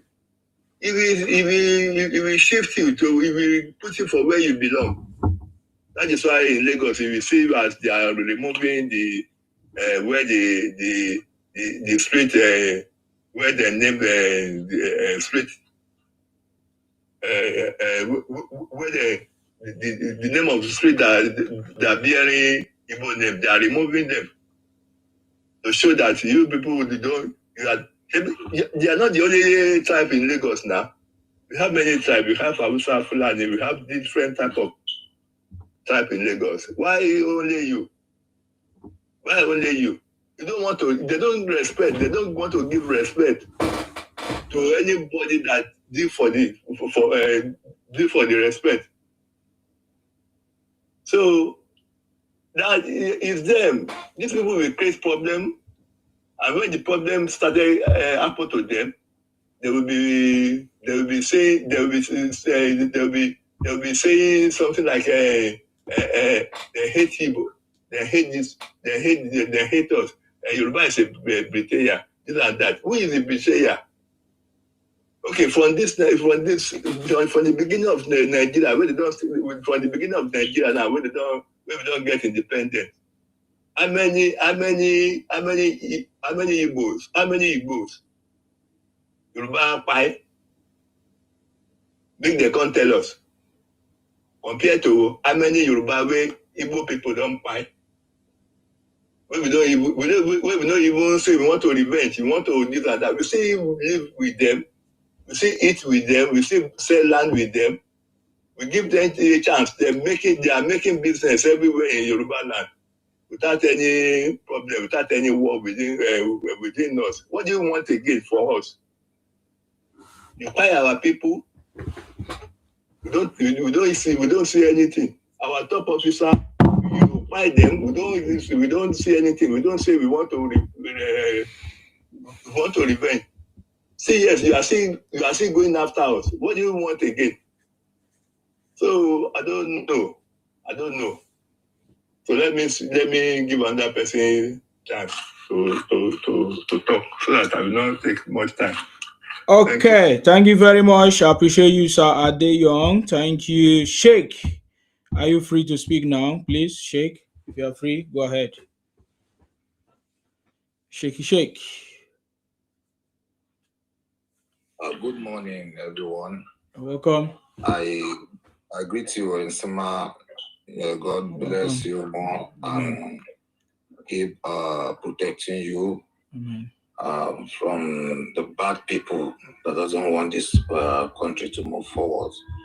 I greet everyone in the building. I say to the Muslims, Assalamu alaikum, peace be upon the Christians and the good citizen of Nigeria. So this country will be great again. Amen. By God's grace. I want to make a little submission about what everybody is saying and what everybody have been saying since this platform has commenced. I noticed something. There are people in this country that we need to sit them down and format their thinking. Their thinking faculty need to format need some formatting function. I think we need to sit them down and try to erase their previous thinking, the way they think in the early 60s, that everyone need to fight for their freedom. We Nigerians, when we was with the Europeans, the colonizers, when they colonized us country, I think the problem came from the colonizers. They group us together. Some are not Nigerians. Some people that were counted among us are not among us. I think that is where the differences started generating. I think since that time, I think we Nigerians, we have been showing Igbo's love. Sorry, it's just a call, please. Sorry, it's a call. Are people hearing me? We can hear you, sir. Go ahead. I think people are. All right, yeah, okay. Yeah, you go ahead.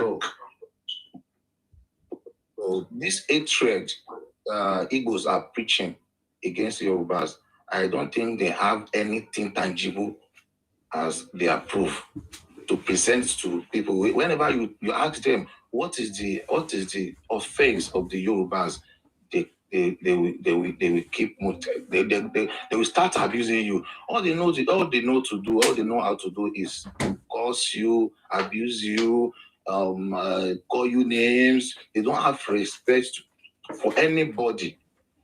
Even their monarchs, they have no respect for them. Their kings, their kings not even, if you reach Igbo land, their kings they not be anything to them. Or they point of talk correction. to them anyhow. Point of correction, they don't have king. They don't have king in Igbo. They don't even have king. Thank you. They don't have king. They don't get elders. They don't get person who they respect. Even their parents, they don't respect them. So these people are, even when we are calling them an ingrate people, we are still they are nothing, because we're calling them nothing. When you check yourself, you are saying you are among people, among different tribes, and you are the only one portraying yourself as an enemy to other tribes. You are not normal. Nobody loves you. Nobody likes you. Nobody liked the behaviors you have. Nobody liked the way you think. Nobody have like the way you behave. Nobody liked the way you talk. You are an ingrate. And those things you are doing, nobody can do it in your land. In Igbo land, you can't walk freely. If you are a stranger, you can't walk in Igbo. You can't be walking freely in their land. You can't get land anyhow. Say you want to buy land. I'm a Yoruba man or I'm an Hausa man. I want to buy land in Igbo land. How many land they even get self? The land they have does not even contain them. That is why you see them spreading all over the world. They come to Yoruba land. Yoruba will accommodate them. Go to any other tribes like they will accommodate them, feed them, buy things from them. When you are doing business in somebody's land and that person is patronizing you, you should be grateful to that person. Do you think we don't have any other way to fight you? Do you think Yorubas cannot do business as well? So do you think you have access to any business that Yoruba doesn't have the same access? So why are you people choose to be an enemy of the other tribes? I don't know. I don't know why you will be saying, okay, you want this land. The land does not belong to you. You say it's a frame, it's a no man's land. Anybody can be, but no, nothing like that can happen in your own land. Nobody can even be so bold to say that to say that in Igbo land. So I think it is high time for you people to save your children from being sidelined, because nobody wants you people. Your forefathers as build the foundation of hatred for you people. You guys need to wake up now and think, how can you erase this abomination from Igbo land? Why can't Igbo rule? It is because of your behaviors. Nobody hates you. Nobody hates you. You don't have belief. You don't have a great let me call it, we don't have anything that people will be okay. Let's consider these people where maybe they are maybe some of them. You people are just the same thing. If you bring any Igbo to this platform now to come and talk, you will see that it will be going differently. You know what people have been saying since one now. You will change that narrative because they think the same way, they talk the same way, they have the same habit, they have the same character. They don't want anybody to succeed except them. So I don't have much to say. What I want to say, you people should stop being a warmongers. Erase the hatred, the mind or the art of hatred from you, from your heart. Embrace love. Let people come through. Let people come to you.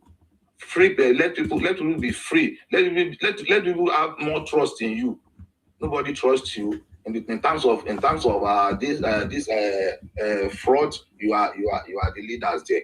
You people are the leaders. In terms of fake products, you are leading. In terms of waging war against other tribe, you are the only one. Nobody else. So what did you want in this country? And this country is now Tinubu is setting record that no one has ever set in this country. I think this is the first president we have. All the other presidents we have in Nigeria before, I think they are all caretaker, and they are not taking care of the country in the way they're supposed to. They're supposed to. Now the landlord is there. People that have the love for their country, not people that come to come and embezzle our resources. So now Nigeria is moving forward. You start your rubbish. You want to take someone's land. You want to wage war against somebody that accommodates you. Somebody that show you love. What have you contributed to this country? To say, okay, let's try to these people. At least Igala people are doing more better than you guys. I will vote if any Igala guy I try to emerge as a candidate of any so-called party. I will vote for them. They are doing well. They maintain their state. They are this thing. They don't cause trouble.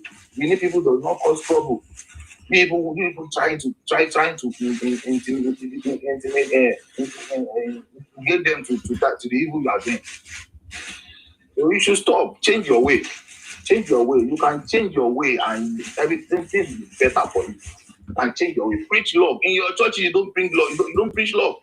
During the 2023 election, you brought the religion to the politics.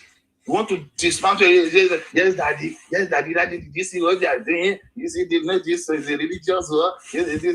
What is your problem? What is the problem you people have?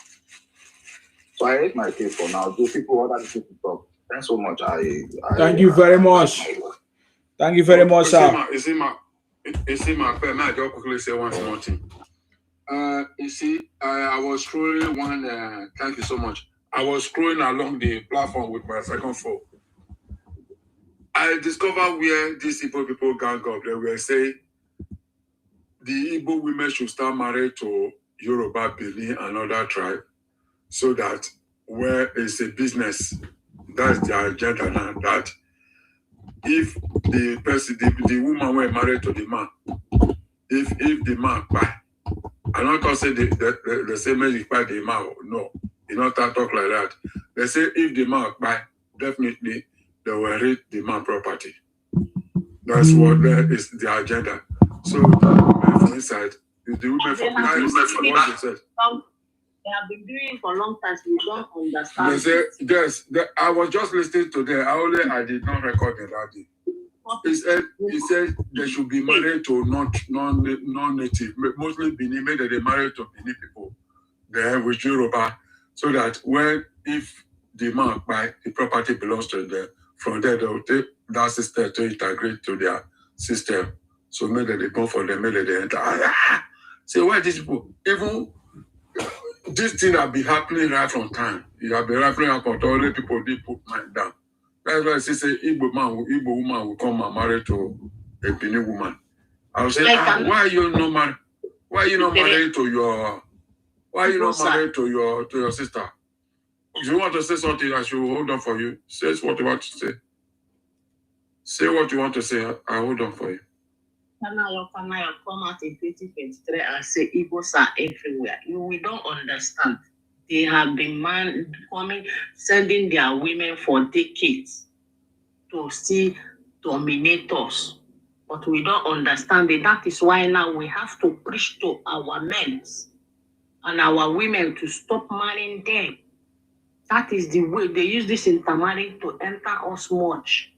And that is why you see, particularly in the South, we don't come and attract them upon all their bad things they have been doing to us. So we have to stop marrying them. We have to stop marrying them. That is another way that used to enter us. Let's stop marrying them. Let's stop marrying them. If our women marry them, they don't live there in peace.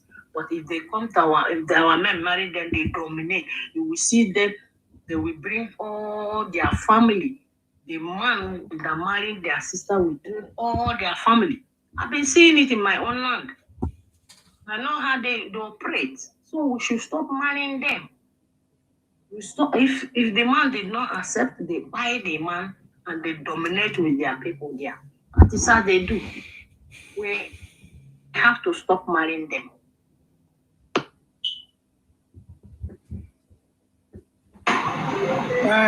Good morning, Sima.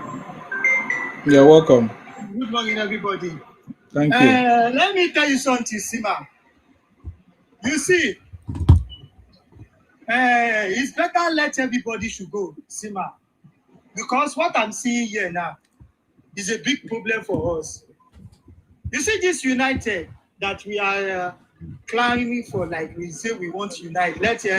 Some people are still believing in one Nigeria, one this. This thing will never work. Now, let me now tell you something. Something happened to me here yesterday. I was working. All the police people, all the immigration, they know me because I'm a public figure here. That is my job that I'm doing here. So,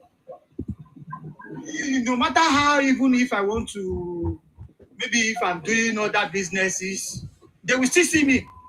So that is the reason why I don't involve myself in any other businesses. I just focus on my business. As you can see me like this, when I just go to work, after if I finish, I go home and go and rest. I don't go to club because I'm so very careful. Because people that you don't think that they know you more than yourself, sir. And you go to say they don't know you, but they know you more than yourself. So yesterday, I was on, maybe I just say, okay, let me just rest. I was sitting down in a park. This man, he just came to me. Because the way I saw him, the way he came to me, I already know that this man, he will be a policeman. But it's all those detective police.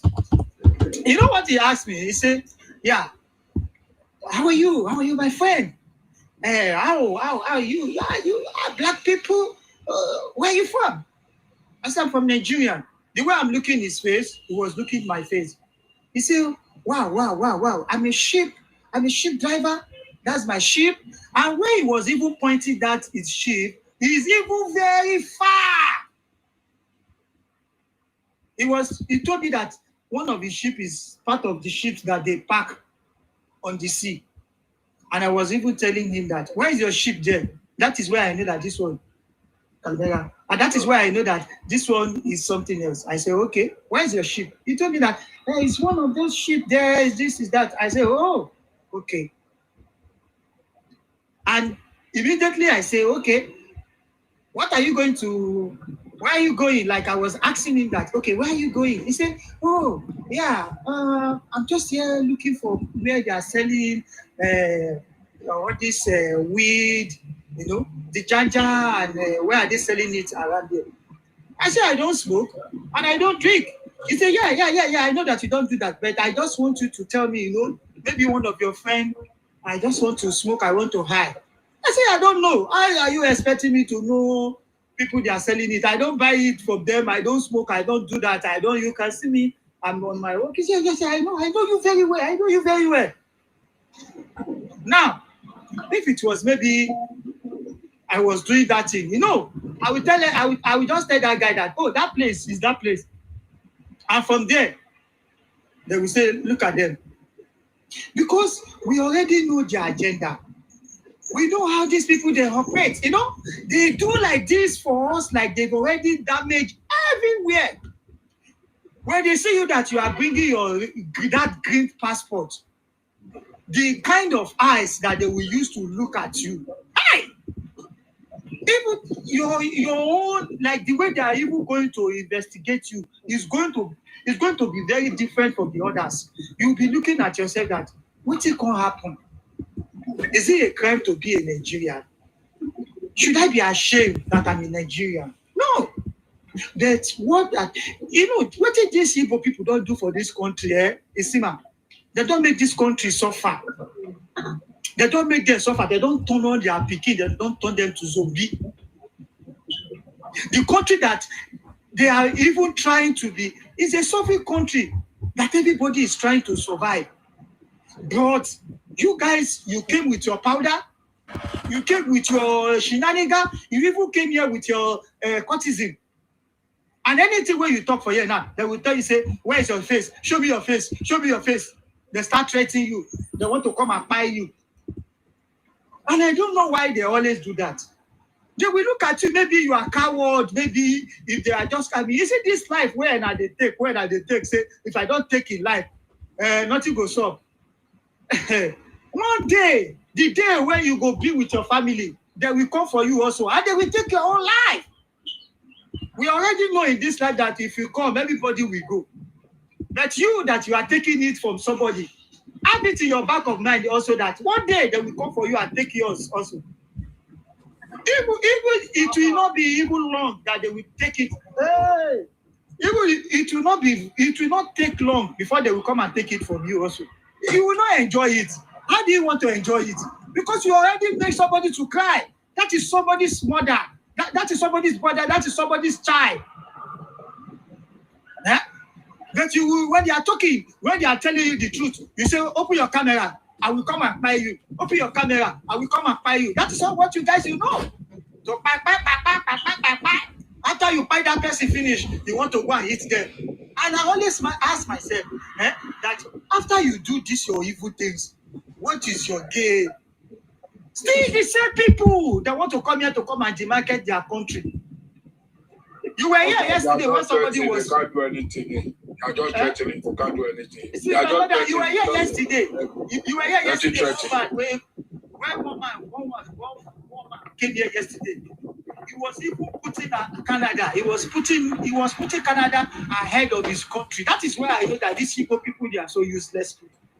Because how can you be putting your country, somebody's country, just because you are gaining benefit from that country? But you forget that where for you to that place that you are demarketing right now, it is where that you make that money before you go to that place. You forgot. But just because you are seeing small things eating there, your country now don't be bad country. Okay, now today now if they don't tell you, say okay, they go back to your country. Where you won't go? Yeah? Where you won't go? You know good, yo. And you see that way that they do. You see what they do. If they affect you, if they affect me. But then I know they know. If they affect you, they affect me. Or you just say that me they do. They spoil your generation. If you don't know, the more we are still one Nigeria, it's affecting you also. Because the way you are telling them, I will go to immigration, I will tell them that you Nigeria are bad people. Start doing that. Start doing it. Nobody is going to stop you this time around. Stop doing it. See, we are not going to stop you. Keep on doing it. Keep on doing it, okay? Keep on doing it. See, my hope is say, when it is time for us to go, we will go. And it will, you see, by the time that everybody just stay on their own, we have that regional system that we are looking for, you will see what is going to happen by then.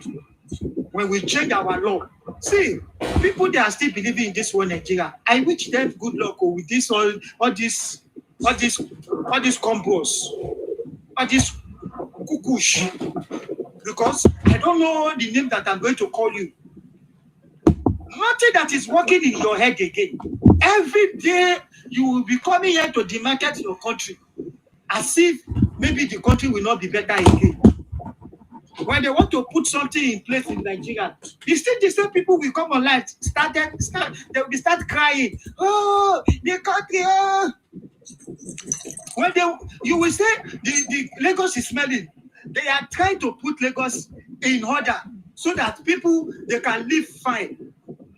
Still the same people coming online say that the government, what government is doing to people, they are very bad people. Do you know how long these people they have been talking about that makoko? That today now the government want to make good things for that makoko. Still the same people they are taking it on X. They say that look at what the government they are doing. Very wicked people. You are a very wicked people. I never see the kind of human being I live in this life. And that is the reason why we are telling our government that they should please let us stay on. See, that doesn't mean that we are not going to be doing this with each other. Let everybody just stay on their own boundary. You can come to my land, but follow my law. And that will be better. That is what we are asking the government to do for us. Because we cannot be staying with all these people that they will come to our land, they will post it online. They start marketing our state. But their own state, they will keep it. And that is when we don't even know when this our government that will wake up. There is a lot of things that is happening in Abia, is happening in Anambra, Igbo. That Igbo people will never post those things. When they want to come and post your own state, they will post it online. Can't you see that you are so foolish people? Eh? They will tell you even your what is it? They will tell you your name of your chairman. They will tell you your name of your councillor. But ask Igbo, what is the name of your own councillor? You don't know. Is that not stupidness? Eh? You don't know your chairman, you don't know your local government chairman, you don't know your House of Assembly, your representative, you don't know. But you already know somebody. Oh my God. Come on. See, I'm just praying. One day, all what you have been saying online, your voice is recording here, and they will play it to you one day. Even your children, they will come across it. They will come across it and they will see it. For this your shenanigan that you have been doing all over the world, that you think you can just bring everybody down, you come online to start insulting everybody. You think you are more superior more than everybody in that country. You are not more superior more than everybody. We are just looking at you just because we are not like you. You can't say that everybody is just nowhere that you are going now. They are just calling you out. When you do bad thing, Igbo people will never let you. They will not want you. They will not want you to call them out. But when they see somebody is doing bad thing, they are still the first person that will come and call that person out. They are the one. They will post, hey, look at this government, oh, look at this, what is they are doing, oh. But what about your own people? That's your people that they are selling powder all over the world, that demarketing the country. You never go and correct them that what they are saying is very bad. That when you see somebody that is doing bad thing in that country, you want to call it back. When they come here, hey, that Jagaban, it's a powder pusher. It's a powder pusher. But your own, what about you, your brothers? They are selling those things in the world. Huh? You are the one. See what is trending right now in Nigeria now. Fake drink. Huh? Fake baby food. Everything fake. Fake. Hmm? You already make this thing to be trending right now. Kidney problem now is trending right now in Nigeria. Kidney problem. What caused it? Just because of this what you are eating. Yeah? Nobody is even living long now in Nigeria. You just see 40-something years, that person already packed. 52 is already packed. And I still remember the olden days. My grandmother, I still have a grandmother. she's still living fine up till now. Eh? Most of us now God go make us make we live long because of waiting we don't put our man for that country. Everything is fake. Eh? Even that time I still remember that time. If anything where they do, you will be active. You go there active. But not be now. You can't be active again. You wake up like this, your body go there be like say one kind. Just because of what? Because of fake things. God will help you, Sha. Thank you, Sime. Thank you very much. Appreciate you for coming and for your contribution. Thank you very much. I salute you, sir. Go ahead, Yoruba Justice. Yeah, I'm going to start my summation by talking. I want to talk to my indigenous people who we call ourselves Nigeria today. The calamity that we are facing in Nigeria, called the Igbo problem, is not a joke. Nigeria is a cradle of civilization. We are supposed to be leading all African countries today. The Igbos have been sabotaging our development for so many long time. And we cannot contain the Igbos problem no more in Nigeria.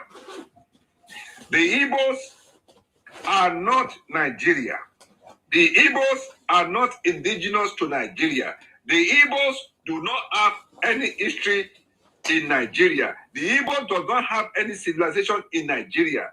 So let the Igbos go back to where the British brought them from. Fellow Nigerians, I'm begging you, I am on my knees for you today. If you have any relationship with Igbo, you have to reject it. If you have any business with any Igbo people, you have to reject the business with Igbo people. If you have sold any land to Igbo people, those land that you have sold to any Igbo people, those lands can be recovered back. You must have sold those land to them due to duress or some kind of technology that they use for you. Any property you have with Igbo can be recovered from them. Igbos must leave our space in order for Nigeria to survive, in order for Nigeria to live, in order for Nigeria to be progressive and to achieve our aims in this world. Igbos must leave our space. Igbos are beating their chest that they want to go. Igbos said they want their Biafra. We must, 2027, Igbos must go back to their Biafra. Igbos must never be allowed to vote outside Igbo land. Any Igbo who are tempted to vote outside Igbo land, please send him to the, you know where to send him? To the hospital. There's another place that you can send him to, where your ancestors are. Any Igbos who try to vote to change the geographical, the political landscape of your region, in your region, send them to hospital or send them to where your fathers, your ancestors are. Igbos do not switch us well. We have to wake up. Nigeria, we have to wake up. Indigenous people in Nigeria, we have to wake up. Wake up now. Igbos are more dangerous than the Fulani terrorism. Igbos are the wicked people. Igbos are the ones who are making you suffer. The hunger, the starvation, the unemployment, the whatever is happening in your region. Igbos are the problem. Igbos, when you see a devil and you see an Igbo man, devil, and wickedness is worse than the devil that you know. I beg you, my people, wake up. Wake up now. We love you. We don't want any WAR in Nigeria. Igbos are working with America. America can only come to Nigeria if Nigeria is ungovernable. Americans and those our colonial power The British also want to come back to Nigeria. Igbos have gone all over the world that the resources of Nigeria, that the America, the British, the colonial powers, our slave masters should come and take it. They don't need it. They have sold. Igbos have gone to America to sell Calabar and Port Harcourt. Say all the refineries, all the oil is for them, because they are being marginalized in Nigeria. So they should come and help them. They should come and destroy this place and come and take all the properties, all the property that belongs to you. Igbos are not Nigeria. Please, my fellow Nigeria, let us chase them out of Nigeria. Please, I'm begging you.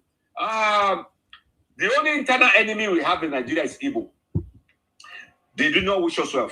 So we should show them pepper. This coming election, tell them, please, go and vote in your region so that you can choose the better representative for yourself.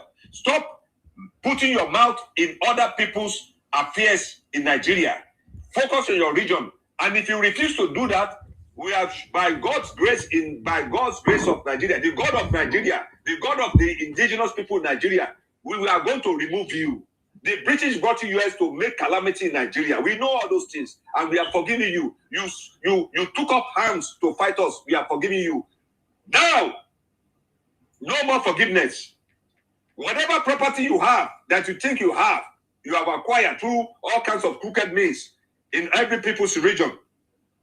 We can take it back from you. Please, any Igbo people who's listening to this communication, I beg you, go back to your region. Make your region great. Stop your evil ways. Your evil ways, we don't want it no more. And please, we are not a very wicked people or violent people. Don't push us to do things that we are supposed to do. If you push us to show you pepper, we are going to show you pepper. This is my submission. Thank you. Thank you very much. Thank you very much. It's been a long time coming. Over 60 years. We are still experiencing the same problem. COVID-19. Go ahead. What's your contribution, please?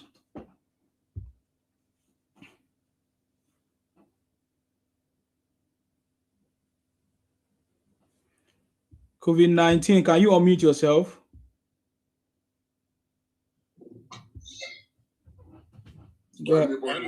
Talk. Drop on. Isima.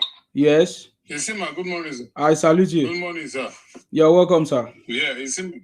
Isima, good morning. Please, I'm not an Igbo. I'm not Yoruba. I'm not Hausa. What I want to say is so what are you? Speech this man is proposing. What are you? I'm from Agbo. You are from Agbo? I'm from Agbo. Okay, so what do you want to say?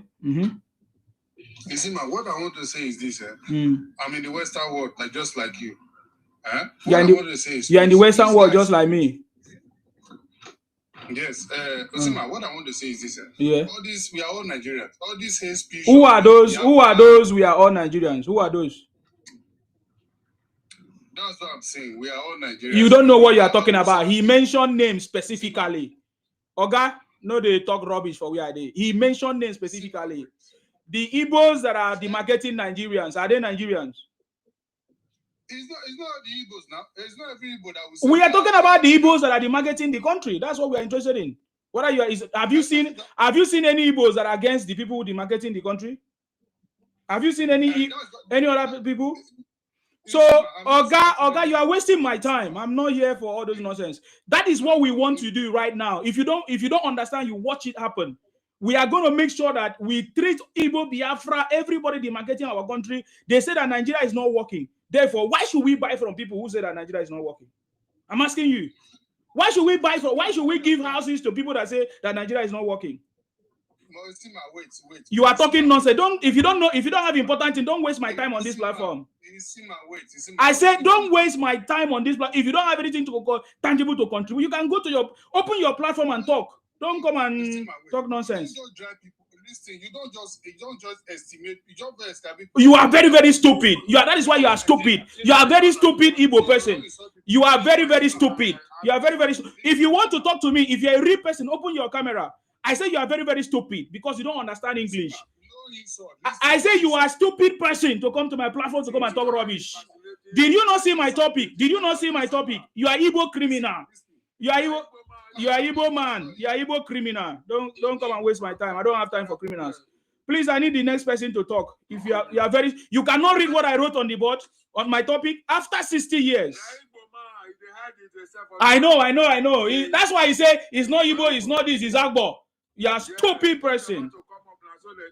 You are stupid. But you think that I have that? Oh, please go ahead. If you don't have important thing to say, you get out. I don't have time for nonsense. Yeah. Please go ahead. Yeah. I think who is talking now? Otumba. Yeah. Go ahead, please. Allow Otumba to speak. Go ahead. I celebrate you for bringing up this initiative. See, I think one of the problems we have as Yoruba is we've tolerated these people too much. If we go down the memory lane and see the activities of the Igbos before the Civil War and before the coup, we understand that we've tolerated these people too much. In fact, it is then that we should have taken the absolute step to stop them. These people, they don't want the best for Nigeria. They don't want the best for us because, and the major reason being that they are not aborigines of Nigeria. They don't have history in Nigeria. The Yorubas, they can easily refer to Obatala, they can easily refer to Dua, and that's where we get our moral value.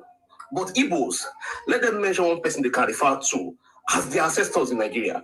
You understand? So they know that they have nothing to lose. That's why they are calling for outside world to come and destroy Nigeria so that they can take over. It is high time that we took things into our hand. It is high time that we stand up and stand against them. Look at these people. They go everywhere to cause problem. They will go to Ghana, cause problem. They will go to Sierra Leone, cause problem. In fact, now in Benin Republic, they are there now claiming Benin Republic's market as Biafra market. Benin Republic people, they are complaining now because these people are claiming their land as Biafra market. I urge every one of us to Google this article, American secret file on Ujuku. We should go and read it. If you read it and you are not moved to tears, I will not say that you are Yoruba. Once you read it, you will understand how much these people have betrayed us, how much these people have been the pain in our hearts, and yet we are still tolerating them. It is high time that we stand up and say no to these people. It's high time that we stand up, chase them back to the bush where we belong. I won't blame anyone. I will blame Ajayi Crowder for bringing these people out of the bush, out of the caves they belong. So now, this is 2027 is coming now. We should all stand up and chase these people back to their region. They are using reverse psychology for us. They are the one causing all the problems you have in Nigeria. The courtesan, the fake drug, fake news, fake everything. They are the one causing it. Yes, they will be the first to come out and claim victim. They will be the first to come out and call on Burkina Faso to attack Nigeria. In fact, they even gone to the point of supporting and praying that Nigeria should not win the Nations Cup because they hate Nigeria. So now tell me, when you are not patriotic to this country, how do you expect to enjoy from the wealth of this country? Do you understand what we are saying? So I urge you, and I urge every of my Yoruba people and my Hausa people, that these people, they are a liability on Nigerians. As we are taking one step forward, they are bringing us on the step backward. And we need to stand up and say no to them. We need to stand up and fight against them. In fact, we need to go to the point of stopping our children from getting married to them, because that's the strategy they are using to take over people's land. That's the strategy they are using to take over people's culture. You will see them, they will go anywhere. They will be calling Owambe as their own culture. They will be stealing people's culture. The Ghanaians, they are complaining about these people. Go to South Africa. They are spreading what's it called? Drugs in South Africa. We have veterans, the retired veterans in the US. They are the ones that came together to go and lobby with the US to come and invade Nigeria. And we have the veterans over there too. What are they doing? Why are they keeping quiet? Why are they folding their hands and watching these people defacing or demarketing Nigeria everywhere they go? You will see the Peter Obi that wants to be the president of our country. How can you be the president of a country that you are defacing everywhere you go? You are not a good citizen of this country and you want to leave that country. It is not possible. So please, as parents, as elderly ones, we have a responsibility. And what's that major responsibility? Is to make sure our children knows our history, is to make sure our children knows where we are coming from, so that they will be able to be prepared for where we are going. Is to let them know that our children have no business of getting married to those cavemen that we call Igbos. They have no children, they have no business getting married to them. So now let us take our stand. Don't let us be too accommodating to these people. That's one of the problems of Yorubas. They are too accommodating. They left their region, came down to Lagos. They are the one that are destroying Lagos. They are the one that are stealing their cables. They are the one that are sleeping under the bridge. They are the one that are defecating everywhere and destroying Lagos. Yes, they will be the one to come out and say Lagos is smelly, and say Lagos is bad, and say Lagos is full of beggars. But yet they are the one that is our problem. So they are using reverse psychology, and what they want is like for Nigeria to become real, so that when they become real, and all of us are in disarray, they cannot come over and take over. Please, once again, I urge every one of us, please take your time, Google that thing, that CIA's declassified information on Ojukwu. You have, America's classified information on Ojukwu. If you read it, you understand how much these guys hate us. You understand how much these guys has destroyed Nigeria. There was a video I was watching about Igbos in the US. That was in the 1960s. They were making protests that the US should come and take over Nigeria. Who in his right mind does that? If you know you have history in Nigeria, you won't call on others to come and rule Nigeria. And for you to know how devilish these people is, they don't know that if they call on US to come and destroy Nigeria, their family too will be destroyed, their children too will be destroyed. But they don't give a fuck. What they just want is, so far they cannot get this thing, let us all destroy everything. Which is totally devilish. I always say it. Devil will always sit down and write down tutorial when they see the wickedness of Igbos. Devil will always sit down and always learn from Igbos when they see their wickedness.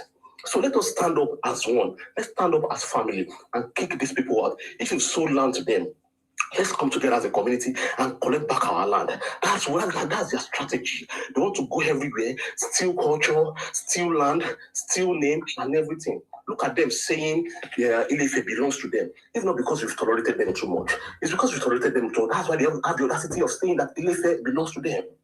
That's why they're saying Lagos belongs to them. And if you ask them, okay, how is Lagos? How do you see anything?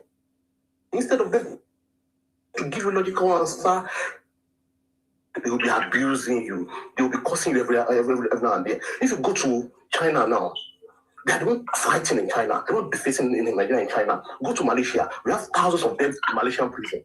Defacing Nigeria. But if they want to say anything, they generalize that Nigeria. But when it comes to something good, probably they are the world best in something, they will remember that they are Igbo. They will not remember that they are Nigerian. But when it comes to carrying drug and all that, they will see that Nigerians. This is bad. Please let us come together. I am still a young adult, and at least I know a little of the history that happened then.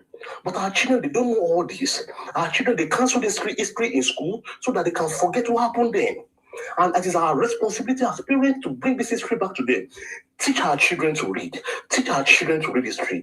In fact, sit them down every evening. Let us bring that back to the moonlight stories. Let us tell them stories. We Yorubas, we tolerated, we accommodated these people when they were in problem. And look at how they are paying us back. Now tell us who are the big betrayers. Please, we have those. Let us teach our children. Let us teach them to read. Let us tell them the truth. That's why the majority of Yoruba are supporting them. And another reason why the majority of Yoruba are supporting them is because they have mixed. They've gotten married to Igbo, so they don't know who and who to support. Yoruba generally, and children generally, they're generally closer to their mothers. And if you marry an Igbo mother, definitely she will inculcate a culture into the children. That's why we have some Yorubas. Okay, look at the father-in-law of Vivo, Badebo Vivo. Go and Google the name of father-in-law of Badebo of Vivo, and go and check the history of that man in the history of Nigeria. Check what that man has done in Nigeria.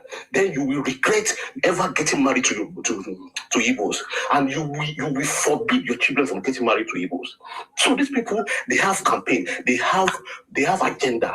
And the agenda is to take over people's land because they don't have a land of their own. The original Igbos are not these people. These people, they were dumped by the UK. They were dumped by the colonial master into the bush. And then rather went into the bush. And even the Igbos they are speaking now, it is a combination of different languages everywhere because Ajay Crowther gave them that language. They are not aboriginal to Nigeria. So let us come together and chase these people out. Let us come together and erase the agenda. It's because it's why they are having the temerity to continue with this toxic agenda. Let us stand against them. We are too tolerant. Let us stop it. Let us be too tolerant. Let us be too accommodating. Can we talk as well? All right, thank you, sir. Thank you very much, everyone. Oh, God, you have to. Why are you stopping him now? Let him finish. Criminal, we already know this is how you do when they are speaking the truth. You always want, you don't want to hear the truth, and that is why you always behave like that. Igbo criminal. Otumba, are you done? Otumba, are you done?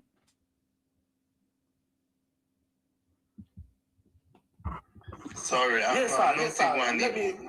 I'm a proper Yoruba, so I don't know what you're talking about. My point You don't act like a Yoruba. You act like the stupid Igbos. You wait for your turn. Anytime you go on a platform, you wait for your turn. You don't interrupt. If you cannot wait, you go. It's as simple as that. Please go ahead, Otumba, if you are done. Except you are done. Yeah. All right. Okay. Like I said, I've summarized everything. We should stand against tyranny. We should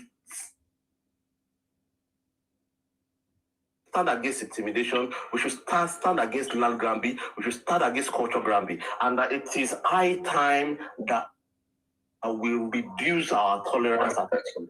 It is high time that we reduce our accommodative attitude, because they are mixing up our blood. It is because of this they are mixing up our culture. As a parent, it is our responsibility to make sure your children do not get married to these people, because if they get married to these people, their mothers we always corrupt their mind. That's why we have the likes of Gbadebo Vivo. Gbadebo Vivo want to sell out Lagos to them. They want to use that medium to sell out Yoruba land, and we must go against it. Thank you very much. God bless you all. Thank you very much, sir. I appreciate you. Thank you very much for your contribution. That is very, very correct. We have already told everybody 3 major techniques that the Igbo Biafra are using. Impersonation. Very, very important technique that they are using. Impersonation. Using our names, using our language to invade our land, to manipulate us and all of that. That is impersonation. You can see them changing their names to Yoruba names, to Ikwere names, to Ibibio names and all of that.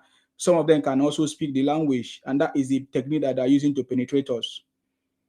You see, that's why I call the attention of the Yorubas. The Yorubas have been taking these Igbos for granted. The Yorubas brought the Igbos back when we were crying. So it's a very important thing for everybody to understand. This is over 60 years. They have not changed. They continue doing it. The number 2 technique is misinformation, propaganda, and lies, fake story, fake history. That's the number 2 techniques that they are using. They tell fake story, fake history. They use impersonation, misinformation, propaganda. That is what they use. IPOP was a propaganda machine for the Igbos, sponsored by the elites through Nnamdi Kanu. Those are the techniques that they are using. The target has always been the Yorubas, because they know that after Buhari is going to be Tinubu, the president. The 3rd technique is what we are talking about today, the intermarriage. They are using intermarriage to invade us. The other one could have been the 4th one, the one Nigerian concept, where they use one Nigeria concept to travel to every nook and crannies of our villages, our towns, to invade. When they go there, they want to take charge. They drive away the businesses there and they start their own business. This is a reality. These are facts. These are facts. These are clear facts. And then you hear them say Nigeria is not working. Yet every night they are traveling to every part of Nigeria with nylon bag and slippers. These are facts. People that say that Nigeria is not working, things are not working, why are they moving from place to place to our own space? People that say they want their Biafra, why they traveled to Christmas just this December, they still came back, but they say Nigeria is not working. So the problem is that we are the ones that are foolish. The Nigerians are the ones that have been foolish. That is why Igbos are saying that Nigeria is not working, and we still buy from them. Even when we know that they are the one poisoning us, we still buy from them. Even when we know that we are the ones selling fake products, we still buy from them. Are we not foolish? Is Nigeria working? It's a challenge. I brought this challenge to everybody to look at it. After 60 years, do you think these people are going to have a remorse or rethink, or they're going to change? Who is stupid here? Are Igbos not right that that Nigeria is not working? Because if Nigeria is working, we will allow these criminalities to continue. We will allow them to demarket us and still come back and sell for us and still come to our village. We still rent our shop, our houses for them. Is Nigeria working? It's a good question. I think that should be a bigger conversation that I'm going to use in the next broadcast. Is Nigeria working? Prove to us that Nigeria is working. Because if Nigeria is working, there is no other country you see the tribes or any other group do the same thing that Igbos are doing. It's high time for us to ask ourselves, is Nigeria really working? Because if Nigerians are working, Igbos cannot get scot-free and do what they are doing. Let me allow the next speaker here, Mubarak. Please go ahead. Mubarak, please go ahead. It's your turn. Good morning, my brother. I salute you. Fine. And I wish everybody here a very good morning. You're welcome. You know, I will begin by saying, you know, in this your platform, the Igbos find you as the boogeyman, the Baba Yaga of the Igbo people. Because as far as we are concerned, none of them could come up here and be able to defend his tribe that he is yearning for a country for. When they come to your platform, trust me, they cannot say anything. Why? Because it seems Nsima knows too much about them. Because when Nsima is talking, he is talking out of experience. You can understand that he knows exactly what they do to people when they begin to destroy things. Because according to history, they did a lot of things to the South during when they begins the civil war, and they caused so many destruction in the country. So they find you to be the boogeyman, somebody when they see they are afraid of. Say they are always running helter-skelter here.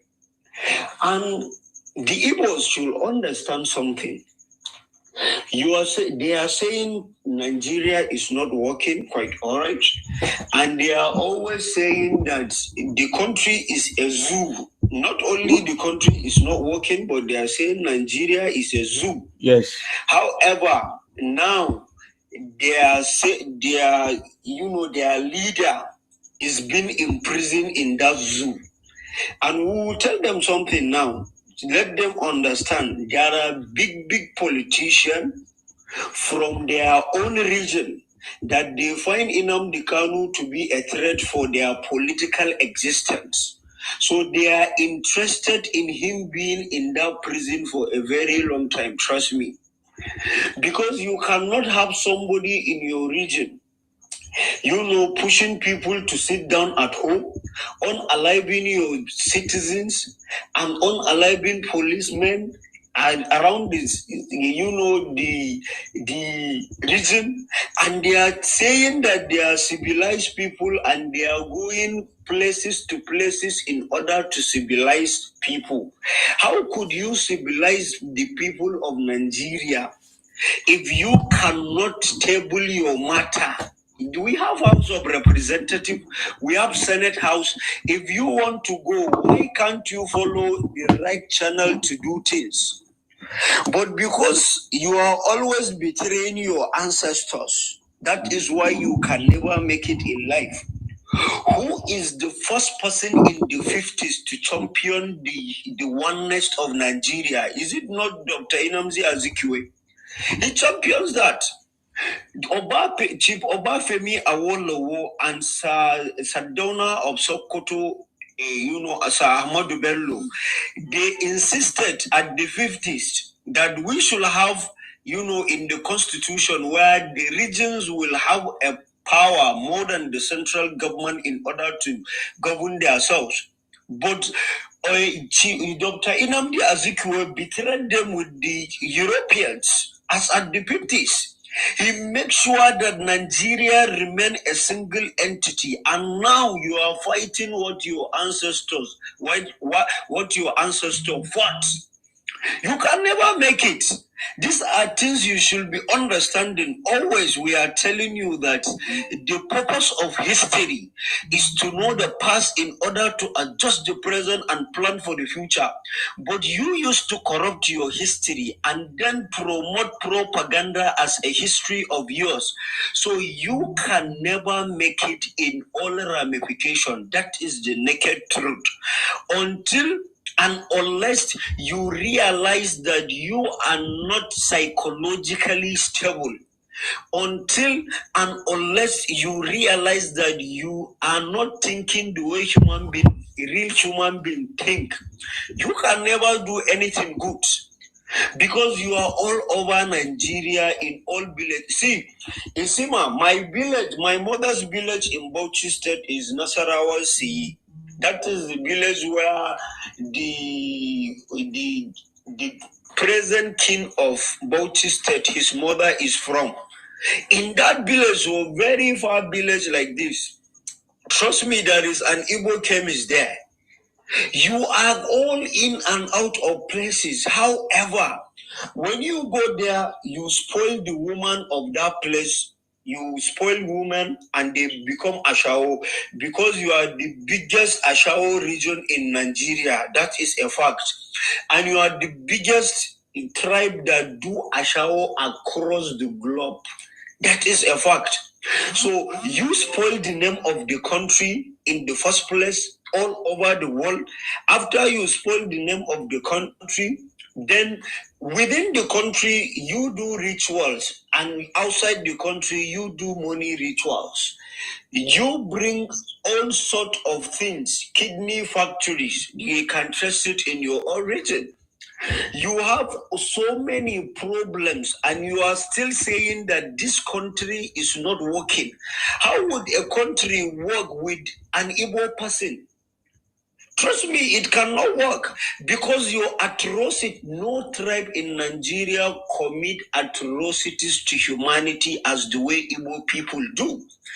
Because I cannot understand how somebody with an atom of sense be selling fake drugs for his fellow people within his own country. You do all these things, fake tires, fake everything. Now the case of Bilod it's a typical example. You are going to the China, get phones that are not even new, but you carry them to Nigeria as new phones, and you are exploiting people with abnormal profit. This is what you do, always creating unnecessary inflation because of the abnormal profit you are always creating within the economy. So the Igbo people should understand. You are saying that you are marginalized towards the end. So how could you expect to survive in a country where you shown your greed to the entire nation? You first of all cause civil war in the country. Then after causing the civil war, then you destroyed the regional government that today you are crying for, yearning for anywhere you go. You first destroy it and then centralize. You form a centralized system of government where you neglect every tribe in Nigeria, centralizing power to yourself. How could they now how could the other tribes in Nigeria trust you again with Nigerian leadership after what you exhibited? Because if at all you are not in support of what Agu Ironsi did in the 50s, you should have come out as at that time and say the central system of government you created will not be for the good and for the unity of the country. But you kept quiet and be comfortable with the central system of government he created. And then now you want to be the president of the country you claim to be zoo. Thank God, now your leader that you are agitating for Biafra is in prison in that zoo. At least you have some level of sense so that you think for your future. We know that we know for a fact that 100% of the Igbos in total, we have some little insignificant number that are not in support of what you are doing, but the large portion of you people are in this, you know, they are in this Biafra and this psychological instability. So until you change the way you think, trust me, nothing will change about your life. Thank you so very much, Insima. Thank you very much, Bubara, for that contribution. That is the truth. You are very, very clear in your submission, about this challenge that we are facing in this country. It's a challenge. For a very long time, we never have any leader, president, or any political leader that have the political will to address this issue once and for all. And we are calling on this government to address this issue. After 60 years, should we continue this way? There is a very big effect of the demarketing by the Igbos. There is a very big impact on the misinformation, propaganda that Igbos are pushing. There's a very big impact on what the Igbos are doing in Nigeria, poisoning us with fake products. That is the biggest. Our health is at stake. Why is the federal government still keeping quiet? Why is the federal government still allowing this? It's been 60 years or more than 60 years. This has been happening. This has been happening. The Igbos are saying Nigeria is not working, but we see them everywhere in Nigeria, and we are still buying from them. Are we foolish? That's a conversation we want to bring on board. I salute you, Dauda. Welcome back today. May God bless you, sir. You're welcome. Thank you, my brother. You're welcome. Yeah. Esima, sorry, Mr. Dauda, please, Esima, please, I want to tell this for something. Do you know that they are wishing you, Awusa people, what is happening in that your region? They are wishing you that is good for you, and they are happy that that issue it must not stop. Do you know about that, my Mr. M? What is your name? My Awusa brother. Do you know about that? And I want to ask you a question. If Igbo, if they want to campaign today, are you going to vote for them? If they bring their campaign to your side, are you going to vote for them? So that is my question. After my explanation, you shouldn't expect somebody from the north to. That is why they can never be president now. I told you, based on my explanation, is because of their actions. They are isolating everybody when they come to power. And power is meant to be shared among the region of the country for you to sustain unity. And now they are trying to, instigate propaganda as they normally do, as Insima explained. They are now trying to incite a fight between the Hausa and Fulani people in the north. Now that is their target, to bring about a fight between the two major tribes of the north. And they will not succeed because that their hypocrisy is already known by the large number of people around the north. So they are trying to do it, yet they cannot succeed. Why? Because see them around. We are seeing you people that you cannot even stay in your own homeland. And now you are telling us to fight our neighbors. How stupid would that people be if they agree with what you are saying?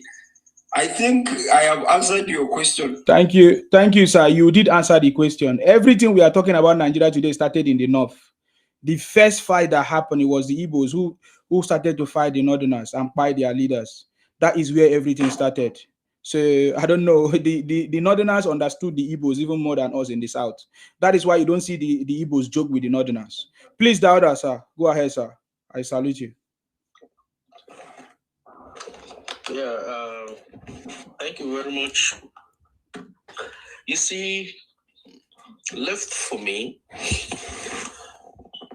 I would love to see a Nigeria where the Igbo love the Hausa, the North love the Igbo, the Yoruba love the Igbo, The Igbo love the Yoruba. That is a utopia. That will never happen. Let us not preach that one here. It's not going to happen. Yoruba greatness, hold on, allow him. That is an evil wish. What we wish is for these people to go back to their evil forest. Let them go back. Allow Yoruba, allow Dada to speak, please. Don't worry, allow him to speak. See, Mr. Doda, already Nigerian I know what I'm saying. If we did not let them, we can never allow them to be in our various I'm not even finished. So we accommodated them, but they are not accommodated. Please let Mr. Dauda finish. You will know where Mr. Guys, hold on now. That is what he wished.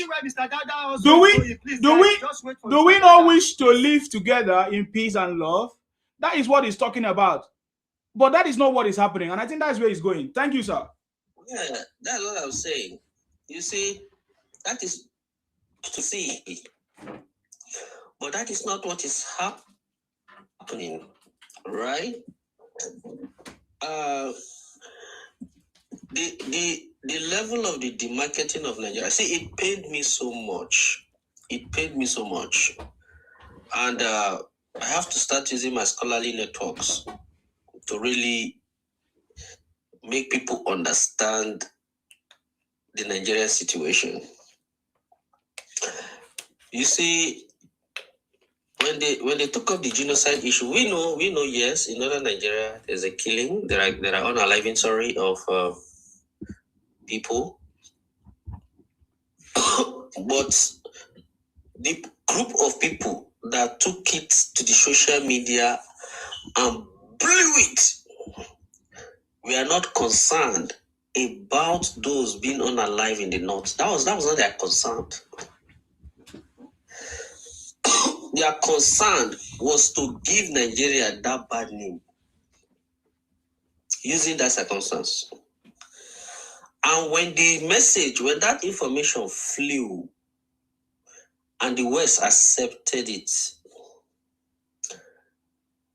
then because there's a coining that there's this term that I'm coining now. Biafra is not Christianity and Christianity is not Biafra. I know I'm saying those things. You cannot come to the America because you think the Republicans are Christian friendly.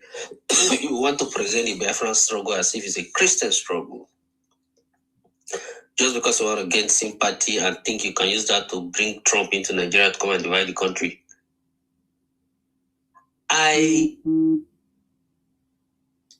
When they were demarketing Nigeria using that genocide stuff, though I'm not downplaying the fact that there is unaliving of people, it was not matching.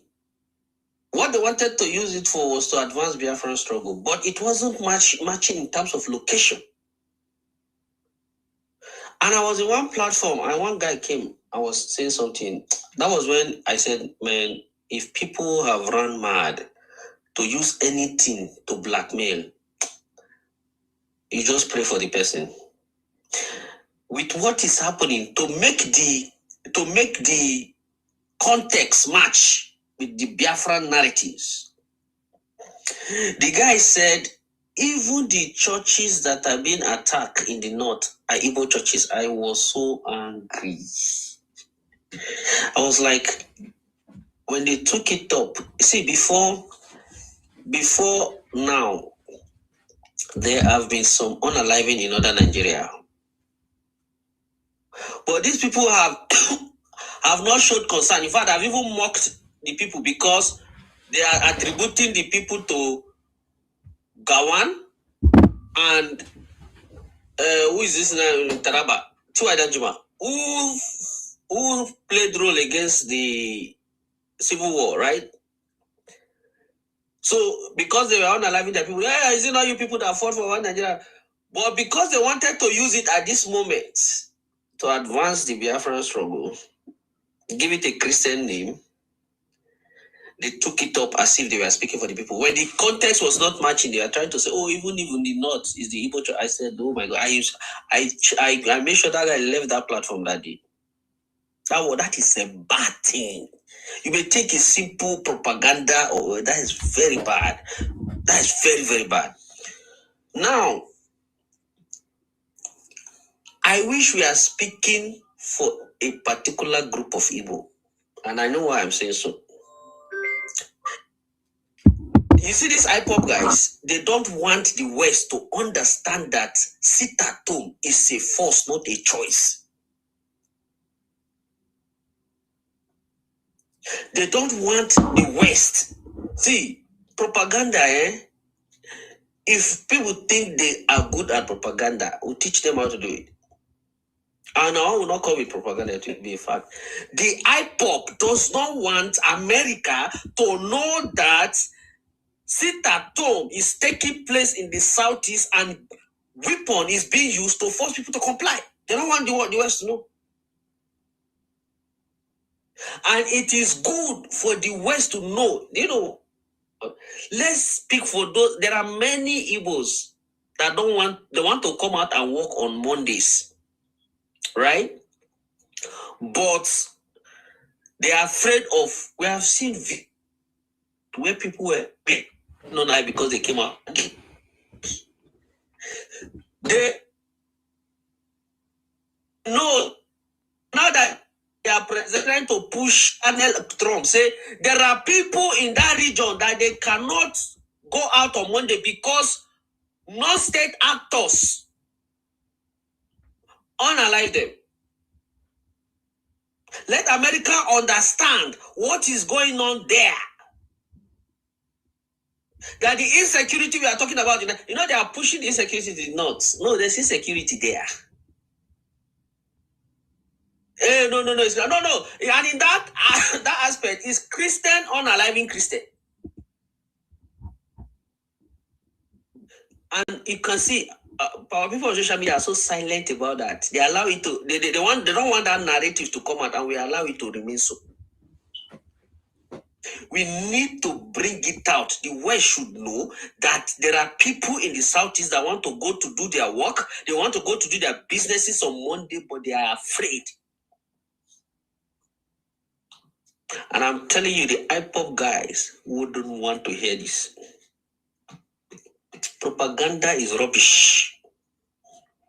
When you push people to the wall with propaganda, when people start bringing up issues, you can't stand it.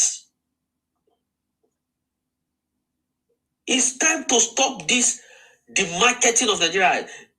You see, I think the IPOP have the opportunity now to demonstrate themselves as non-Nigerians. Carry your visa, your Biafran passport to America now.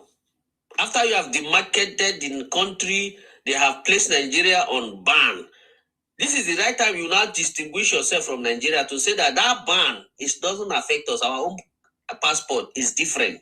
Our own nation is different. This is the right time you would tell us that you're not a Nigerian, because by taking another passport to the US, my people say evil is like when somebody that is urinating. When you start urinating, your urine goes far and then it starts coming closer to you. All the demarketing of Nigeria, and look at what the demarketing of Nigeria done. It has brought President Tinubu and America into good partnership. Weapons that would have been delayed will be facilitated. Is it not enough for you to know that, okay, this thing is not working? I said, Igbo, you are putting yourself in what in ritual study we call betwixt and between. You are neither here nor there in Nigeria.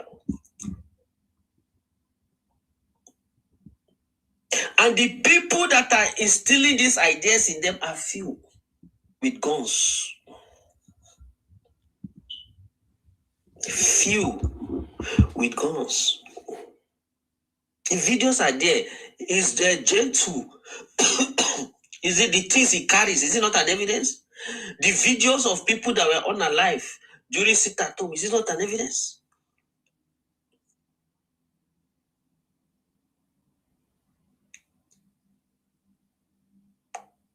If you go to Nigeria now, if you go to Gombe, if you see Igbo people's stores, anybody that want to build house must patronize an Igbo man, either buying tanks, water tanks, either buying rods, either buying toilet stuffs. Those guys are not ready to listen to them.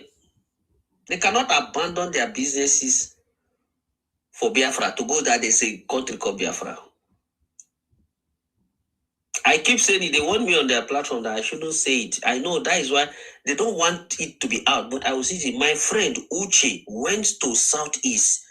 He forgot about Sitato. He had already planned to return on Monday. He went and sat in the bus station. No, he was not seeing anybody.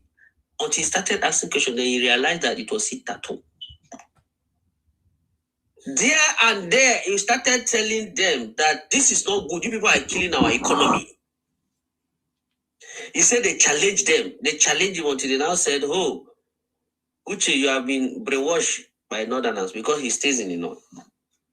Okay, now, the IPOP guys don't want you to bring this kind of story up because it will show that some people are forced to sit at home.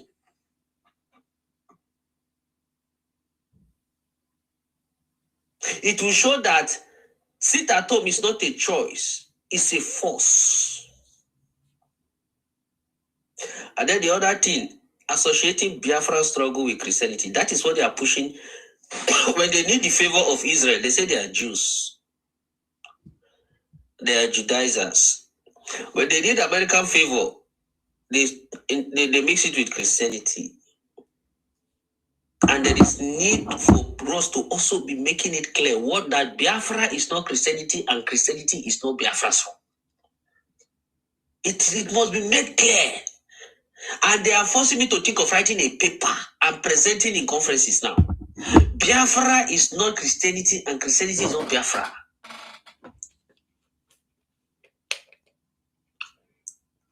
And I keep saying, even one should understand the future, read the future sign.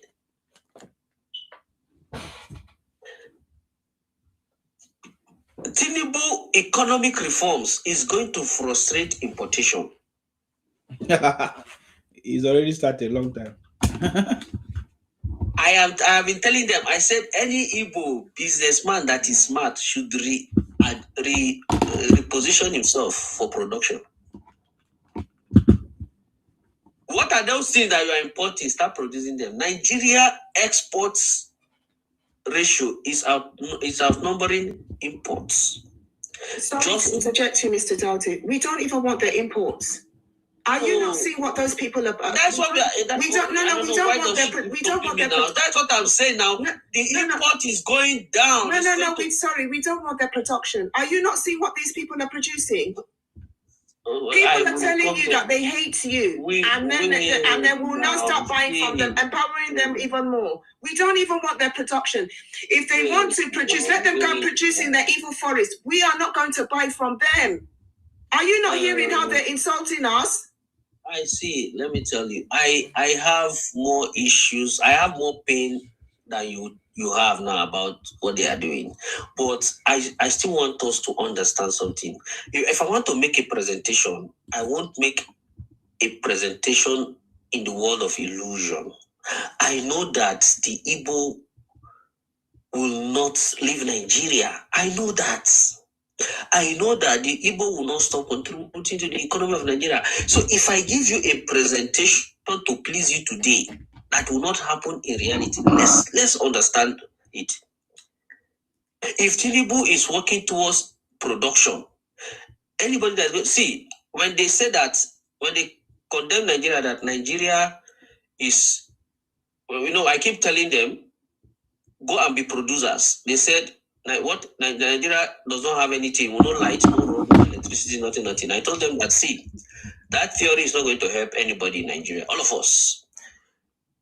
If we do not look at the factors that are relating to us as individuals, if we don't look at our creativity, ability to discover a need, respond to it, as what should propel us into businesses, forget about it. I said that's why when Nigerians move to America now, they have the road, they have the electricity, they have everything, they have the security, they have the loans to start businesses. But Trump said that 33% of us still depend on public funds. If light, road, electricity, etc., has been the reason, internet has been the reason why we could not do business in Nigeria. Now that we have them here, why are we still depending on government resources 33%? So it's easier to do business in Nigeria than to do business in America. And when you take a look at it, one, the fake products that are being produced in Nigeria will never be tried here in America, and you will not find yourself in big trouble. So even that they are fake products that they produce, it's even easier for them to do so in Nigeria. That they said it cannot help you to do production. Now, when you do that kind of production in Nigeria, what is it supposed to happen is the law. I have spoken against this many times. Expired condom have been sold to people. What is the difference between this and banditry? If both of them, the end result is the destruction of human life. What is the difference between fake medicine? The other day they arrested somebody. He had medicine that had expired. He rebranded it and fast forward the expiry date. I was selling it to the Nigerian people. What is it? When it's focusing on the end result, what is the difference between this and banditry? Do you know how many people die? So, do you know in America, over 300,000 people die annually of cocaine? Sorry, I don't know whether it's good to call that. 300,000 people. What is the difference between a drug, fake drug that is unaliving Nigerians, with banditry? I'm not justifying banditry in any form. But we should know the gravity of this problem. They went and found a mortuary used for harvesting kidney. Over 100. What are people talking about? And you cannot even come on TikTok and make it a topic. The impunity with which crime is committed need to be addressed. And the Nigerian government must not smile. Intelligence must be used, even among them, buy moles. Pay people that will be revealing. I said, see, anytime you go to a particular market, when you discover that this market have condoned fake products, close that market, let everybody go home. Wike was building road in Abuja, they were selling the manhole. But that thing was happening because the people that were buying it were by the side. Selling it. They call the place market. So the government must sit up on this issue of fake drugs, fake this thing. I have spoken about this several times. When you see, that's why I love Wicked Die. You know, Nigerians don't know who love them. If you want to fix Nigeria, Nigerians will unalive you. If you want to stop him from unaliving you, you will say that you are frustrating him and oppressing him. You need somebody that is not joking. Fake product in Nigeria, it is killing our economy. That is why we are still importing, because we feel that those ones are not good.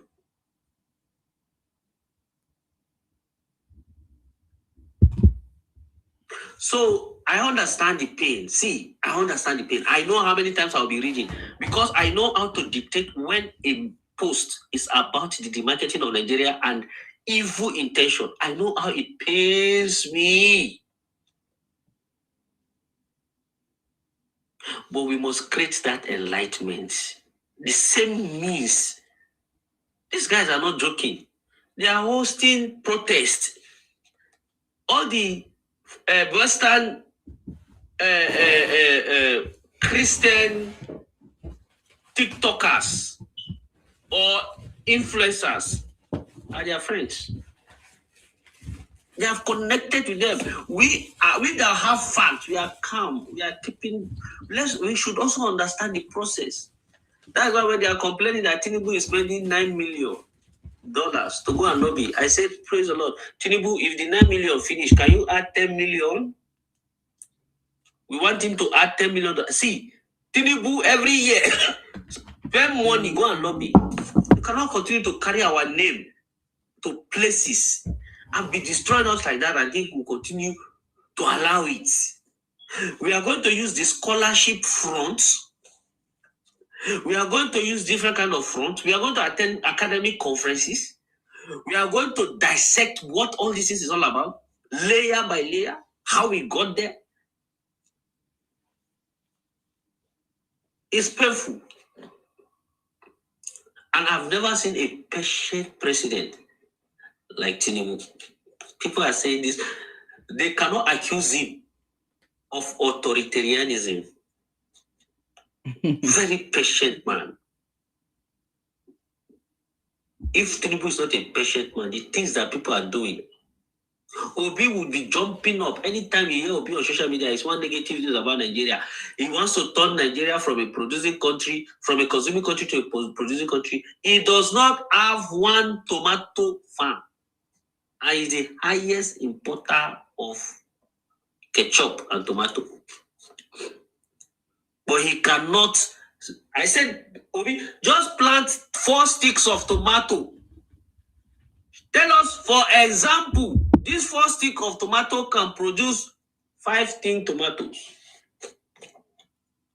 As an example, how you are going to transform Nigeria from a consuming country to a producing country. You do not have. From the time of Abacha, you were the Shawari of that time, activist. All your agenda was decentralizing the port so that you continue to import things. And after that, they built Coastal Highway that will boost our local economy, boost our local companies, right? You condemn it, and you are using your TikTok soldiers to advocate for the decentralization of the ports. The one that will advance importation, you are supporting. The one that will advance local production, you are condemning. This the Coastal Highway.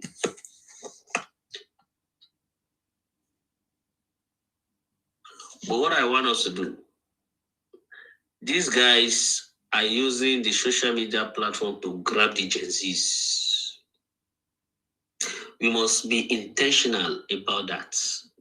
We must know how to reach the Gen Zs, the Tinubu campaign team. Mr. Dowda, sorry to interject you, sir. I think it's not like before when the Gen Zs themselves, I think the Gen Zs now are waking up that they were being used.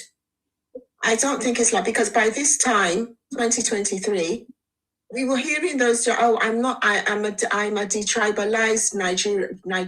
We were hearing it from those Gen Zs.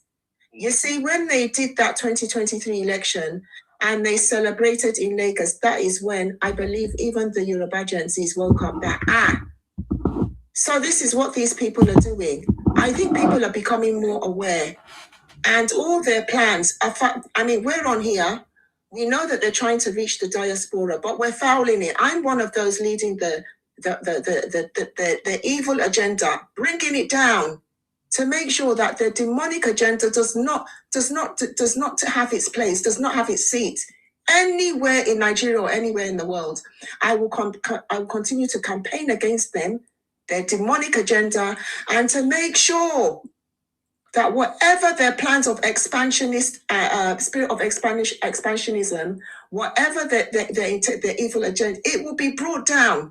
And I will continue to rain curses on them, curses of destruction against their demonic plans of expansionism and covetousness. I will continue to put the Holy Spirit and pray against it.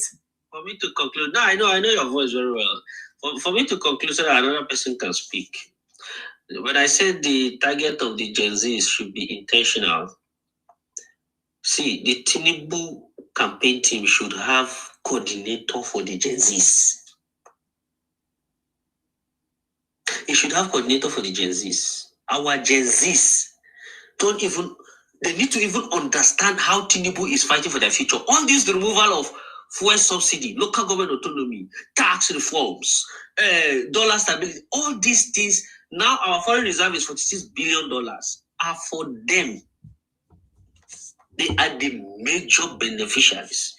But nobody is keeping this. Mr. Dauda, they will never come out now. The dollar now is 1,450. Oh. They will never come out to come and say about that. Oh. See, let me tell you one thing. Even the dollar that they are saying 1,450, right? Is 1,450 because Tinubu is using it to fight corruption. I'll explain to you what I mean. If Tinubu wants it, it can be 500 today or 600. But some people, corruption will return. So the floating had you now. Tinubu does not need to be running after people who are stealing, hiding. You know, when they have the opening. So what he just did is Nigeria is making extra gain from the dollar. That's why you're even seeing it at that rate too. The central bank is operating like a bureau de change. These were the money that we are going to Emefiele before that I was using to build bungalows, 750 story duplexes in Abuja. Tinubu said, central bank, you take it as income, add it to our revenue. Otherwise, because you can see, you know what Tinubu is, why that deal is a very smart deal. You know, when Trump added 14% tariff on Nigerian goods and businesses, right? We didn't feel the inflation. Do you know why? Instead of we to feel it, Tinubu just say, okay, for our business people who are going to buy things outside, give them the dollar at official rate. We're already used to the current rate, the black market ratio rate now. But in order to beat that inflation, he said, okay, now give the business people a black market rate. People will say Tinubu was intervening in the business. No. He decided not to make profit on those dollars and hand it over to the business people at official rates. That is, I don't know whether people understand the economics with which Tinubu is running Nigeria. He's traveling all over the country. They said he's just traveling. Now the traveling is bringing investment. More billions will be investing 20-something billion. And they said this is not enough, that when they finish, and they attribute the reason for the investment to Tinubu's leadership. Everybody that is complaining in Nigeria now is about Tuwo, Aku, or Amala. Anybody that is talking about real economics knows that this man is fixing the economy. And anybody that is fixing the economy of a country properly, there will be 3 stages: shock, readjustment, and growth. We went through shock. We have to be readjusting. And then the growth is coming. We are seeing it. You know the kind of investment that is coming into Nigeria. So we thank God. And I think all for Nigerians, we have a president that we can trust with suggestions. I keep saying we should take advantage of Tinubu. Everything that we need in Nigeria, this is the right time we should be bringing them. Because we have a president that if you tell him and he understands it, he takes it. And if he leaves and another person comes that does not know anything, we start crying. It is now. And that is why our protest, those people that are going to protest, don't join them. Anytime they are going to protest, they don't have agenda. It's when you start accusing them, no agenda, they'll go and create something and make it go viral. If they really want a better Nigeria, Oshowore will be fighting the governors now for not allowing local government autonomy. Ever since Tinubu, Oshowore will go and be fighting them. But to tell you that it's not about you, it's about their intentions and political interest. Look, something as delicate as local government autonomy, none of them took it up. Allow the governors to debate. Imagine, Mr. Delta, those demonic critters, those Osus.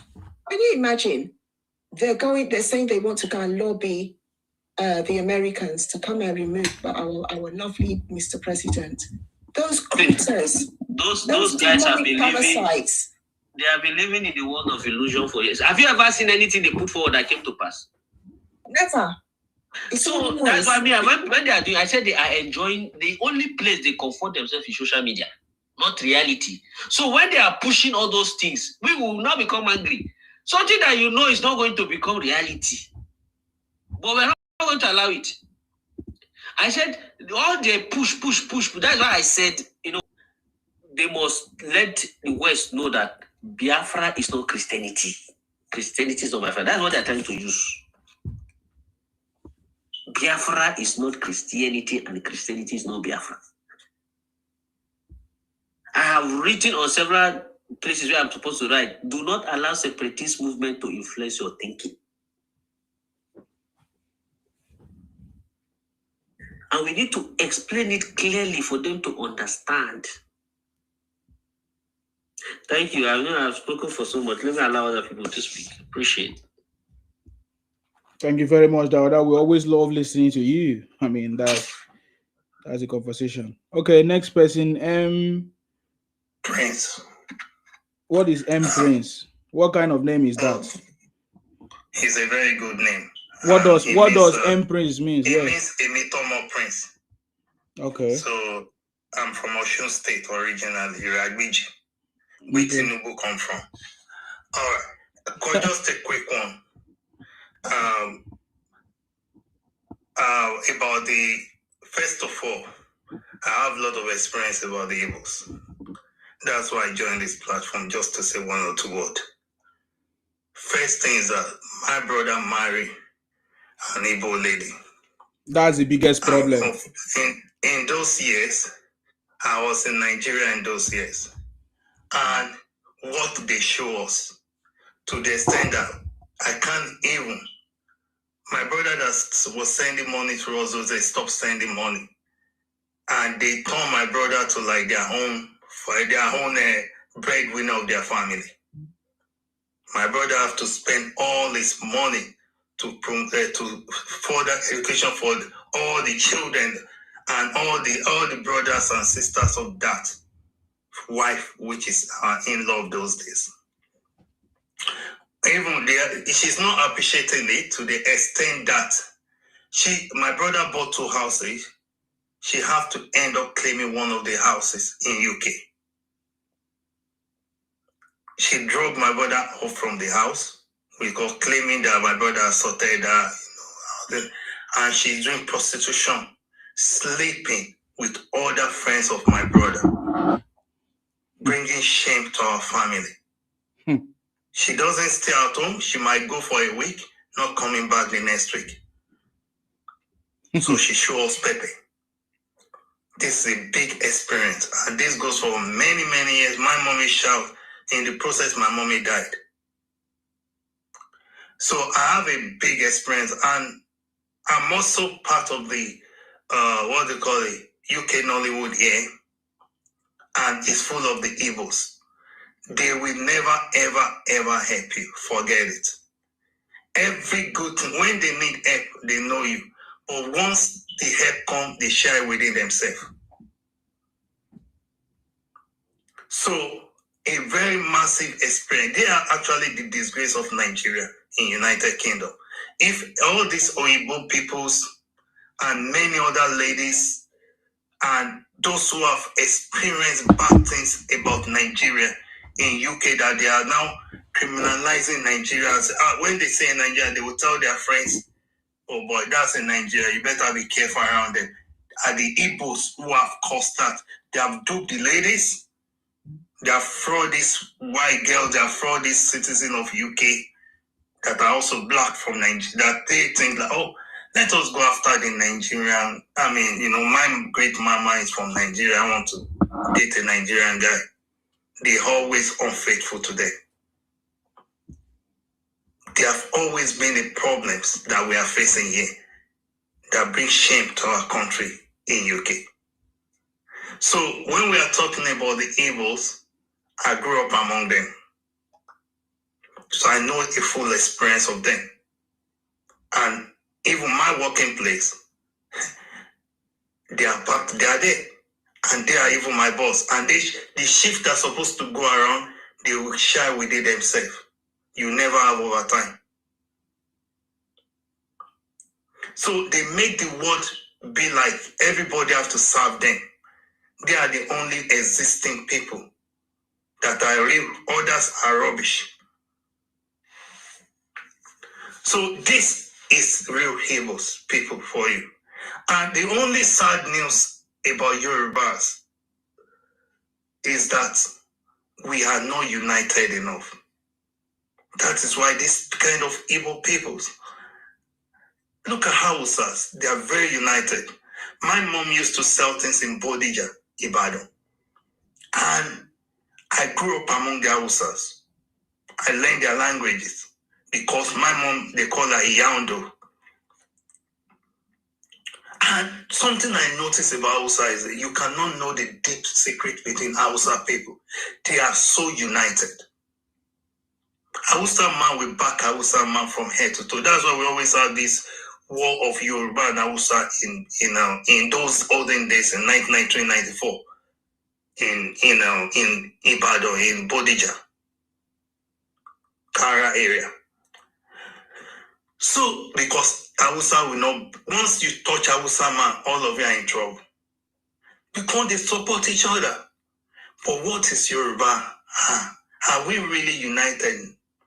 Look at Igbos. We are talking about Igbos. Why they are able to promote their evil agendas and their ways is because they are one way or the other united. Igbos will still bring another Igbo to the board. But is Yoruba really doing that?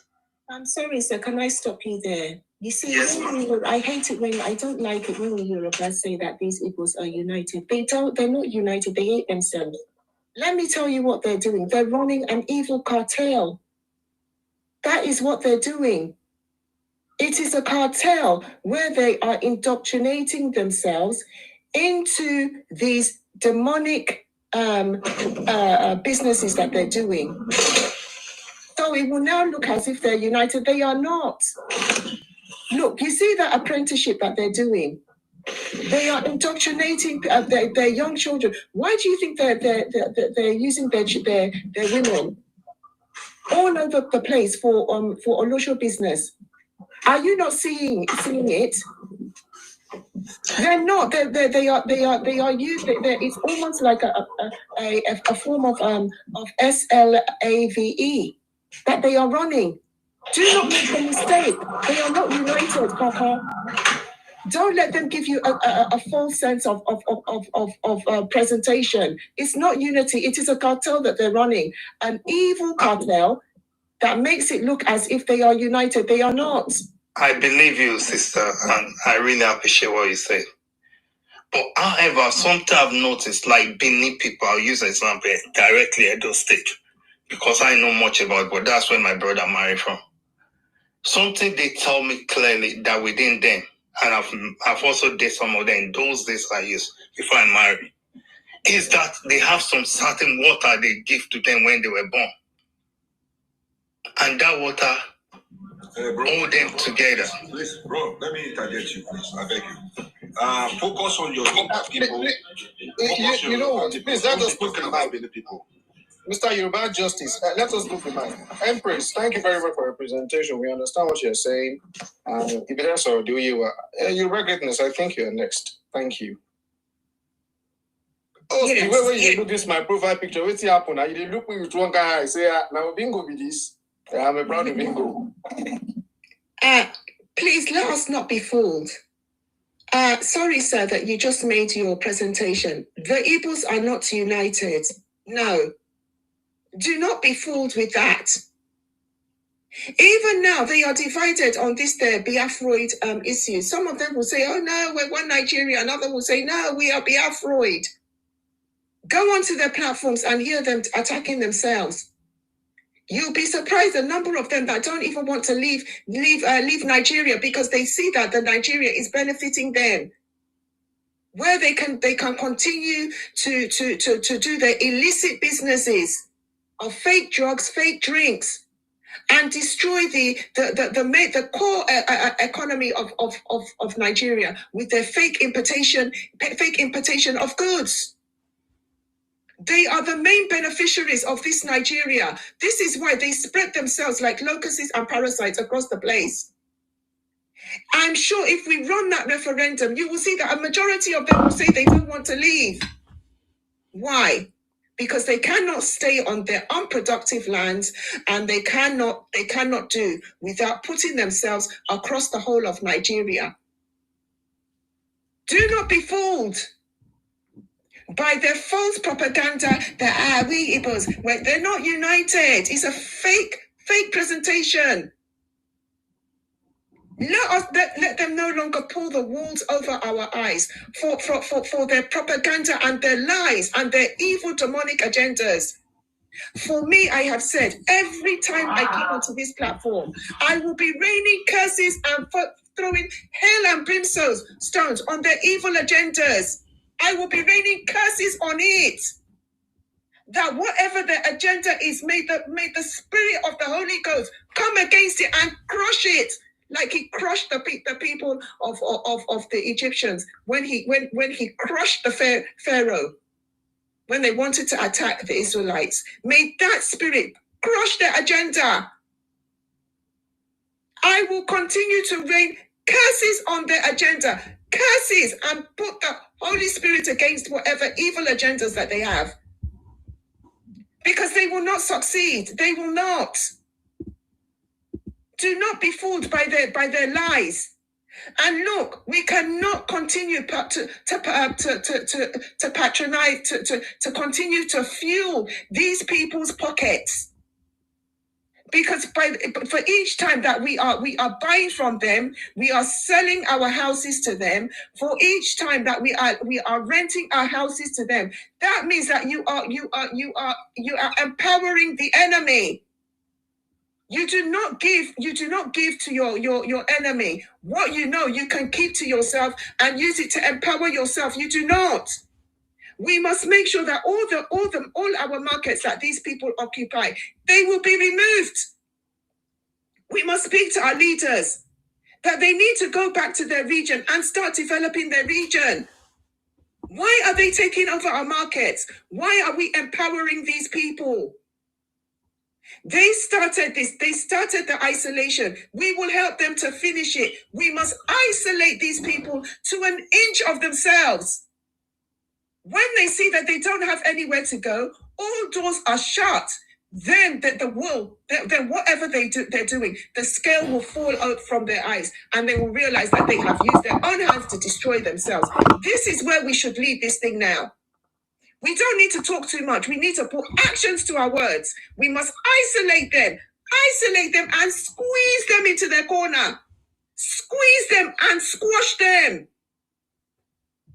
And call upon the Holy Spirit to squash and destroy their evil agenda of expansionism and covetousness. It will be destroyed by the power and might of Jesus Christ and by the power of our Almighty God. May it be destroyed and crushed. All powers of covetousness, all powers of expansionism, I come against it in the name of Jesus Christ. I come against and I call upon the Holy Spirit to destroy it. It will be destroyed. Because we did not call for this. They brought it on themselves. And I'm not joking with my prayers. I have not drank water and I have not eaten. And I put the mighty power of God on my prayers. I speak the spirit from the pit of my belly. Any demonic spirit of envy, any demonic spirit of jealousy, any demonic spirit of expansionism, any demonic spirit of covetousness, I come against it by the power and might of Jesus Christ. May it be destroyed by your mighty power, O God. Just as you put the tsunami on Pharaoh, so shall the tsunami fall upon these demonic spirits of these evil people. It will be crushed by the mighty power of God. Nonsense. Who do they think they're playing with? You cannot destroy that in what God has created. He has given you yours. Let everybody live and let live. You may be greater than man, but you cannot be greater than the power of my Almighty God. You cannot. And I will continue to rain curses and hail and brimstones on you. So long as I'm on this platform, you will not succeed in your evil agenda. You will not. And I suggest that we all join forces and put this in prayer. Because where they say where there are many, so the Spirit of God will be. It's not just us coming here and talking. We must call upon the Almighty God to take our side, so long as we are on the right side of justice. Because nobody hates these Igbos. Nobody has called hate. They hate themselves. They do not love themselves. Everybody has been kind to them. They have allowed them to thrive in their spaces. But what do we get in return? Insults and denigration. I will not even encourage even if they start producing. Nobody should buy from these people because they're evil. Look at the fake drugs and the fake drinks that they are producing, just in case they decide to go into production. Nobody should buy from them. Let them sell their poison to themselves. Nobody will buy from you, whether you go into production. Nobody is going to patronize you. You will sell that poison to yourselves. Auntie, I just will in there. So, host, good morning to you. Good morning to all my fellow bingos and disobedient Nigerians. Well, let's listen to this. So, it's not like the name Igbo. That one is cost. That one have run out proof it to you. Come on, the Facebook web. Proof you facts and figures. I don't care if you're out dining with your Yoruba friends or ours, I don't give a damn. The word LGBTQ is cursed because the people answering it are very, very bad. And I will tell you that later. That is why there is no group called Igbo in the world that is doing well. It's always rife with division, with envy, backstabbing, jealousy, betrayal. I'll stop right there. Backstabbing, betrayal, jealousy. So let's relate that to the Biafra today. You see them running around saying that the federal government of Nigeria is using $9 million. And I asked them, when was the first time Nigeria actually contracted DCI? They don't know. So Nigeria has been in business with DCI since 2017. So it's not something that is new today. And, I'm very, very happy. The agenda is to ensure no election holds next year. The agenda is to ensure that the entirety of Nigeria bonds. They don't have anything in their homeland. Igbos, they have nothing in their homeland. So they want everywhere else to burn. So we can all come to ground zero. They don't want to leave Nigeria. That's a fact. And you see, I see Biafra or Biafra. You see, one is already calling me an animal because I've brought the video of his supreme leader out, calling them cursed. You should curse him, they can't on me. So this is the way I see this Biafra and nonsense. So Biafra is headed, it's an organization headed by very smart Igbos. Then they bring the foolish Igbos into the fold. Those won't pay with money. Some of them pay with their lives and blood. And just like Dauda had said, I want to thank you very much for that wonderful submission, Dauda. You've actually, sparked an idea up in my head. I think it is high time we start talking about the evil atrocities these cannibalistic human beings committed against Nigerians. Because as it stands today, everybody living in the 5 eastern states, they are Nigerians. Young women turn to widows, children turn to orphans, and yet you still see them coming online doing all sort of nonsense. They will leave the shores of Nigeria, they will go to Ghana, start rattling the people there. They will go to Benin Republic, they will do the same. They will go Sierra Leone, they will do the same. And all under the banner of Nigeria. And when I go to these platforms where they are actually dissing and shading Nigerians, I tell them and I admit that Nigerians, we are criminals. Nigerians are criminals. Nigeria are this and that, yes. But when we come to Nigeria, we know the evil people that are committing these crimes. But just so you know, I understand but they are called the Igbos. We can stay here and say everything from today to the world ends. Each and every one of us. We have a very bad or one bitter experience with these Igbos. With these Igbos. So I don't want to generalize here. So that's why I'm putting these Igbos, not all of them. But we must come to understand that when an Igbo man is supporting you, don't think he's supporting you for one goodness. No. He has an agenda. Just know that whatever an Igbo man is supporting you for, it's your doom. And that's why the Igbo man is supporting you. Igbos are against anything progress. Igbos will tell you that Peter Obi won the election, that INEC is flawed. And when you ask them, oh, Peter Obi was declared winner in Lagos State. I mean, it's not flawed. And they start catching feelings. The same people will tell you all Nigerian politicians are criminals. Then they will tell you that Peter Obi and Alex Oti are the next thing after sliced bread. So please, my people, don't let Igbos gaslight you. They like to gaslight, and a lot of people fall for that. Do not let them gaslight you. Do not ever let them put you in a position to defend.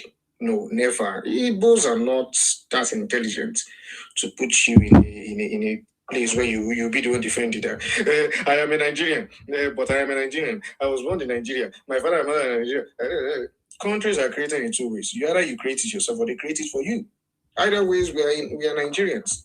Your forefathers wanted us to be in this mess and we'll remain here. And if you believe you need to leave Nigeria, you will pack your bags and leave the land. It is as simple as that. If you believe that Nigeria will cede 1 inch of land to you, you must be dreaming. And to my other 89, the 1 million Nigerians that know the truth, we understand that there are just a few of you. It's just a bad egg amongst you that is giving you bad names.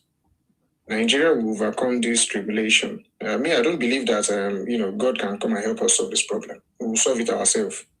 And I've always told them that what they are looking for, these Biafrans, what they are looking for, I pray they get it. What are they looking for? They are looking for WAR. Maybe this time will be a deciding factor where there will be no victor, no vanquish. This one will be fire for fire. And I've told them many times, the day you decide to start a WAR, civil war with Nigeria, I will gladly take my rifle with the Nigerian government and chase you into your hole. It's a fact. Thank you very much. Thank you very much. I salute you. Thank you for your contribution there. Ikwere is one. That's your turn. Good morning, everyone. You're welcome. You see,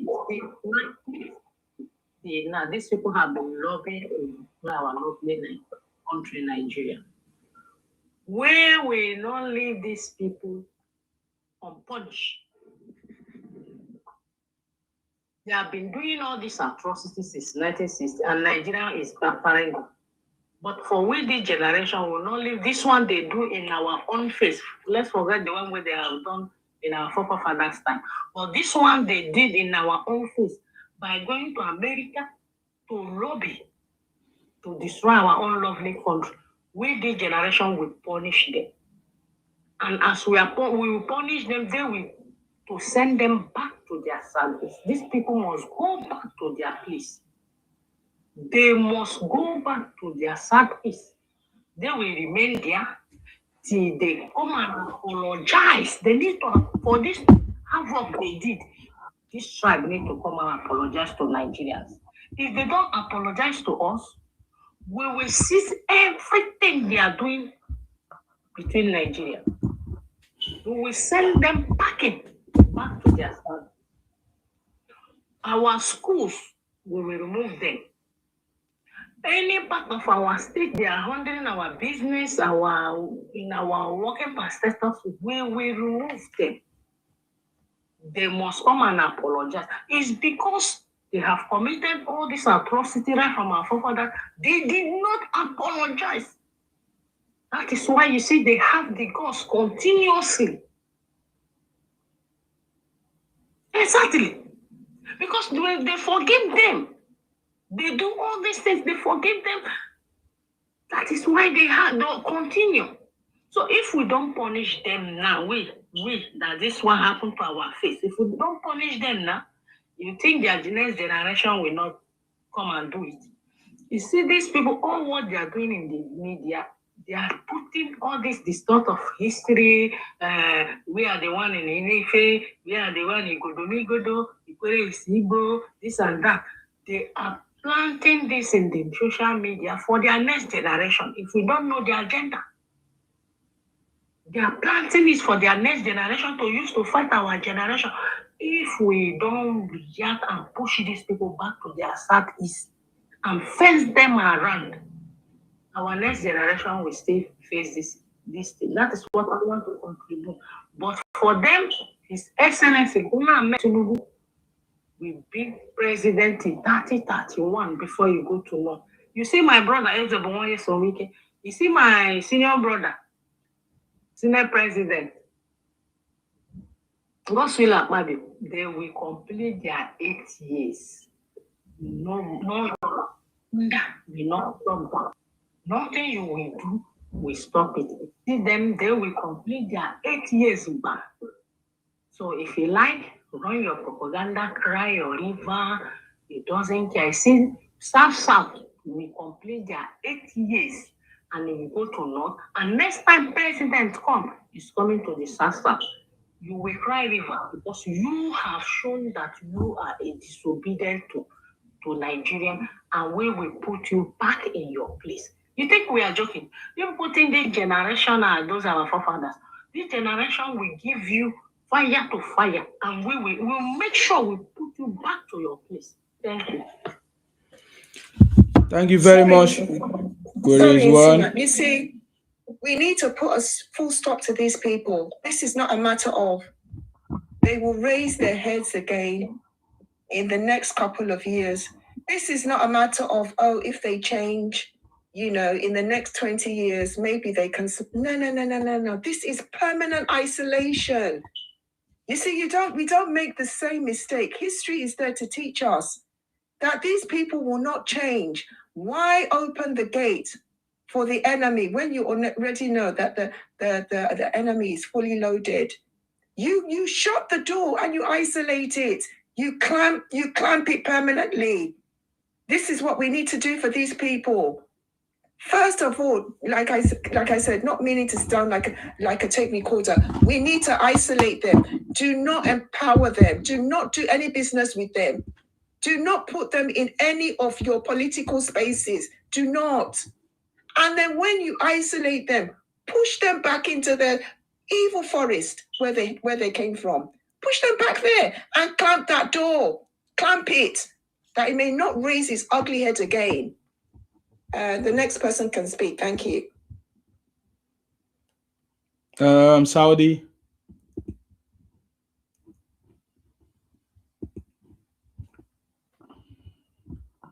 Thank you, Sima. It's Sima the Great. The DK Silva 2 of Akwa Ibom. Akwa Ibom, Ayaya, you've done very well. Because you've been doing it since last night, and I really enjoyed you. A lot of people have spoken. But now, I'm just going to tell these Igbo people that where they should continue, they should not stop what they are doing. They should continue. And at the end of the day, they are going to see what's going to happen. Because this generation is different from the generation of 1960.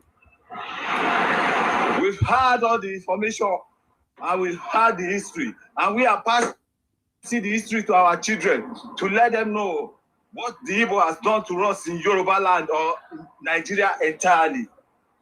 The Igbo has done more damage to Nigeria than anybody you can even think of. When they are talking about Fulani is 100% better than the Igbos. Igbo is full-blooded criminal. There's nothing in them that is good at all. You can never see anything good about them. They are all criminal and evil. They are worse more than the devil himself. Because number one, every bad thing that happened in Nigeria, they brought it to us. After bringing all those bad things, they never relent. They still continue.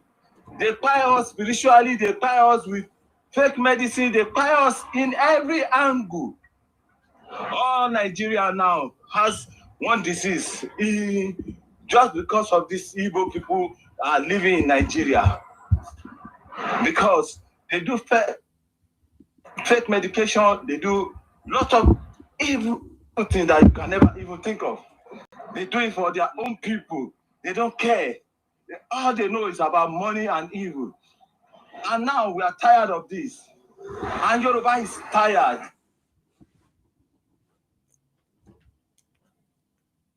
To do something now, but everybody seems that things is going to continue like this. No way. Things is not going to continue like this. No way. We are shouting now. We are shouting. They are thinking that we're just shouting because we are on social media. I'm telling you, we are not on social media alone. Because we are ready. That's what we are saying by shouting is we are ready. We are ready. Nigeria is sitting on the gunpowder. These Igbo people, they are sitting on the gunpowder because we are ready for them anytime. When they brought the first civil war, they think that by then they say no winner, no banquet or no nonsense. This time around, there's going to be a mass winner because we are more than them and we are going to face them squarely, one for one, blood for blood. And these Igbo people, if they do not stop this stupid migration to our own land, threatening us on our own soil, we are not going to grieve for them this time around. This will be the last time because I don't want to leave this. I don't want to leave Nigeria like this for my children. I don't want to leave it for my children like this. I don't want my children to come and meet the nonsense people are doing for the rest generation, the rest of us in Nigeria. No, we have to fight it out and sort it out. And this is the last time. I'm telling you, my brother, this is the last time. We are going to sort it out. 2027, no Igbo will vote in Yoruba land. And thank God my people has already understand now. We've been removing them from our political posts day by day. Every day we are removing them, every day. These people are just like termites. They come into Yoruba land and fool everywhere because we accommodate them. We are very nice to them. We are being generous to them. Our parents fed them. They fed them. They took all the businesses from our parents. Our parents they don't have market anymore because of this liberalism that being nice to people. This is the last time for them, Igbo. I'm telling you now. I'm telling you this thing every time. This is going to be the last of you in Yoruba land. The best thing you could do for yourself is just pack your load and go back to your sadist. When you go back to your sadist, you will never see a Yoruba man there. I promise you, you will never see anybody coming to see you there. You just need to leave Yoruba land. Thank you, Mr. Isima. I'm still with you. Thank you very much, sir. I appreciate you. Stay blessed. Let's hear from Toyin. Toyin Tomatoes. Good morning, Isima. You're welcome. Good morning, everybody. I've been listening to you since last night when one stupid skin-to-skin rubbish Igbo guy was talking about he was at work, he's making his millions, he's doing this, he's doing that. I don't know why everybody are tired of this Igbo. Every region now, even go to Ghana, go to Cotonou, go to Benin Republic, go to South Africa. Everybody's tired of this. These people, yeah, first, one day they will say they were from Israel. Next day they will say they're from Russia. The next time they will say they're from America. But people know you people are cannibals. We know that your leader, Ojumeku Ojukwu, wanted to fight his father. Ojumeku Ojukwu, yes, we have it in history that Ojumeku wanted to fight his father. There was this debate that his father wanted to disown him because there was this paternity problem with him. Chief Richard Akijide, the former minister of justice in Nigeria, Doris Shagari, who was a good friend to Ojuku's father. There was this animosity that his father actually rejected him, saying he was not the father, and he sent him back to jail in Niger State. So I don't know why Igbos, if you ask them to go, they will tell you we are one Nigeria. But in their region, they don't allow anybody. Since over 7 years now, you've been doing your sit at home. No good road in your region. No, and you keep shouting, you are the one building South. You are the one building Port Harcourt. You are the one building Calabar. You are the one building Lagos. You are the one building Ibadan. Everywhere, even there was one stupid idiot saying it's Delta Igbo. Somebody who lost his identity, saying that it's Delta Igbo or Benin Igbo. How can that be said? It's accessible. How can Benin people say somebody be saying it's there Benin Igbo? So definitely you'll be calling yourself Fulani Igbo soon or Yoruba Igbo. I don't know where you get all this madness from.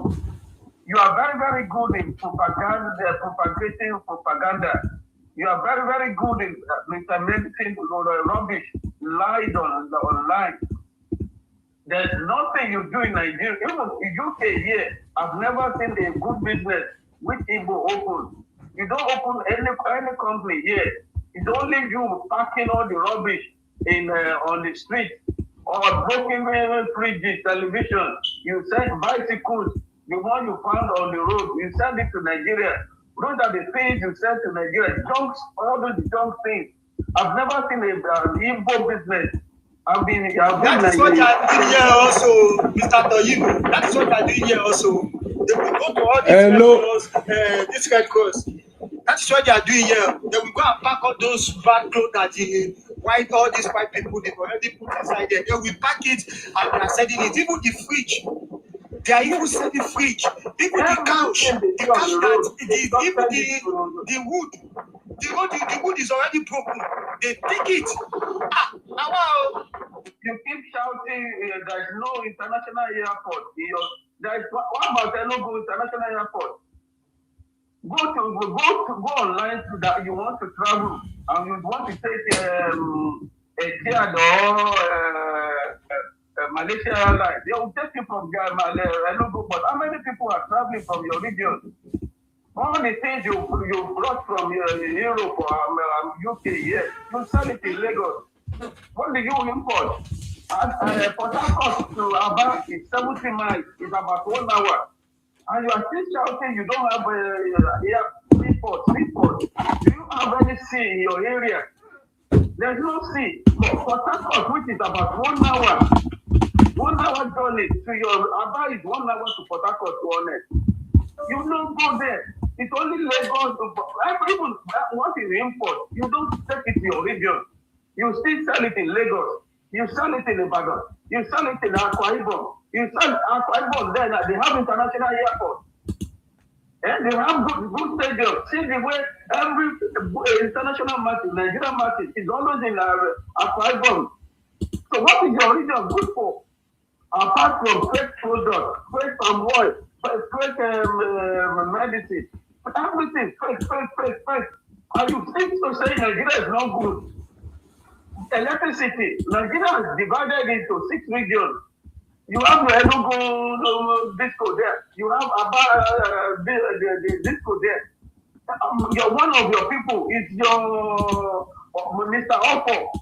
Is the one managing your electricity. So why is it the Nigerian problem again? So if you don't bath one day, it is Nigeria. If you cannot, your wife is angry, it is Nigeria. So what is good in you? Everybody is running away. You give Nigeria a bad name everywhere you go. You go to South Africa, go to Pakistan, go to India, go every country in the world. They are running away from Ghana, from Igbo. And you keep saying Nigeria doesn't want you to go. I've never seen a day your lawmakers, Abari Bay has been there for over 20 years. America has been there for over 20 years. He has never mentioned Biafra. But when it comes to your region, when it's election time, he will tell you, I will bring Biafra to you. You people, Golden Bleed, you will vote for him again to go to Senate. You did not ask him. What has he done for 20 years? He has been collecting money. What has he brought down to Abia State? You have women, you have all your Igbo senators, federal reps. You've never called them for one day to say, why are our roads not good? I watched on Arise TV yesterday night. You burned one of the local governments in Anambra. Where coming to obviously went there to see what is happening. You burned the local government. So how do you want the developer to come there? I think not the same money. You and the same thing your Lord and Savior told you people to go and do in Lagos, to go and burn all our infrastructure. In Lagos Airport, Lagos BRT. He asked you guys, because all these people went there to burn it down. But your region is there, and every Monday you'll be still doing it at home. You'll be killing your business there. You'll be destroying your businesses. You'll be destroying your economy. You never said anything. You'll be finding innocent people there. There's nothing today now. Like, this is Monday. Everybody's gone to work. Peter Obi opened his business in Abuja. He opened his business in other places. But he cannot go to Anambra or Southeast. It is today, Monday. And he's still saying he wants to rule Nigeria. So after, are you saying when he becomes the president, you go to stop the sit at home? Or you want him to release that terrorist? You've been trying to destroy everywhere. You go to America to say Nigeria is not working. But you didn't call your governor. You didn't, Governor Abia Alexoti, this 21st century, and you are still jubilating for someone who just commissioned a bus stop for you, and you are jubilating the best governor in Nigeria. You called Alexoti the best governor because he just constructed a bus stop for you. He just opened one water fountain roundabout, and you are jubilating, and you call that one the best governor. And Peter Obi is saying he's going to replicate what Alex Obi is doing in Abia. He's going to replicate it in Nigeria in 21st century. So you want Nigeria to be jubilating for bus stop, and Peter Obi is saying he's going to do that for us in Nigeria. Somebody who has never for one day open the company, apart from going to China, apart from going to Europe, apart from going to pound shops in UK, and be bringing fresh products to all the people in Nigeria. And you want Mr. Toyi, we will be jubilating over Bury. The Bury that he built, that we've not seen the head or tail of it. No.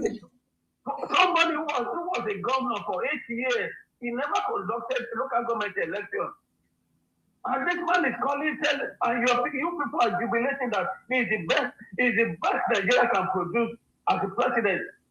You are saying you want Nigeria to produce Peter Obi, and God will never allow that in Nigeria. It is better.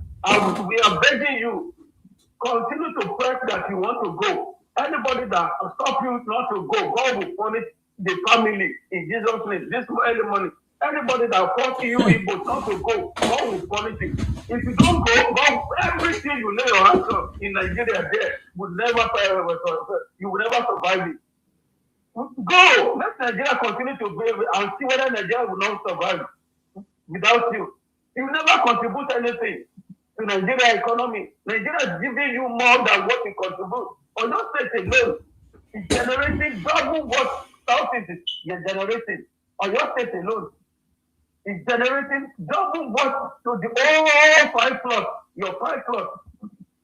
Or your state alone is generating it. So what are you contributing to Nigerian economy? If the oil you get there, it's not your own. It belongs to Port Harcourt people. And we have collected part of the oil wells in your region, and it's hell-bent of collecting the remaining oil wells in your region. So what is the benefit? What is Nigeria benefiting? You are getting more than what you are giving to Nigeria. Or your state is better than you. 2 times 2, the whole side to 5%.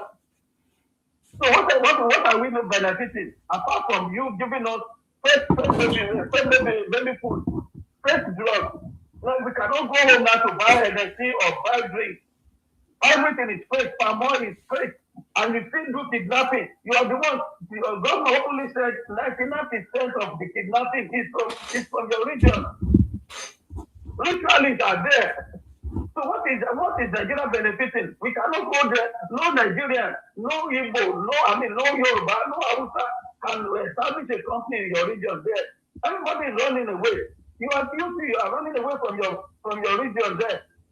So what are we benefiting? So it's better you go. God will, this morning, Monday the 26th, God will make sure that you go away from Nigeria. Anybody that says you do not go, God will punish the family in Jesus' name. Good morning, everybody. Thank you very much, sir. I appreciate you. They say they must go, so they must go. Or they say Nigeria is not working. So I don't understand why, as Nigeria is not working, we're still buying from them. So that's the point. That is the point I'm raising, you know. I really appreciate that contribution. Thank you very much, guys. Is there any other person that want to say something? Yeah, sorry, I'm talking too much, but you've just raised a very you need to talk. Yes. Yeah, why are we empowering them? Why are we buying from these evil critters, these demonic creatures? Why are we giving our monies to these people? Why are we allowing them to thrive in business, economically?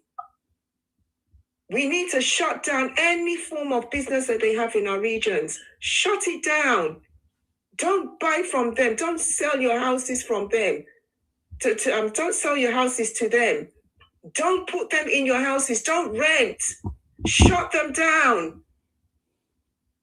When they see that they have nowhere to turn in all over Nigeria, they will scuttle themselves back to their little punitive, useless evil forest. They will scuttle themselves back there, where they belong, never to be seen again, to be squashed and squeezed into that little portion of land of theirs, and incarcerated into there. Isolated, total isolation. They have brought the isolation on themselves.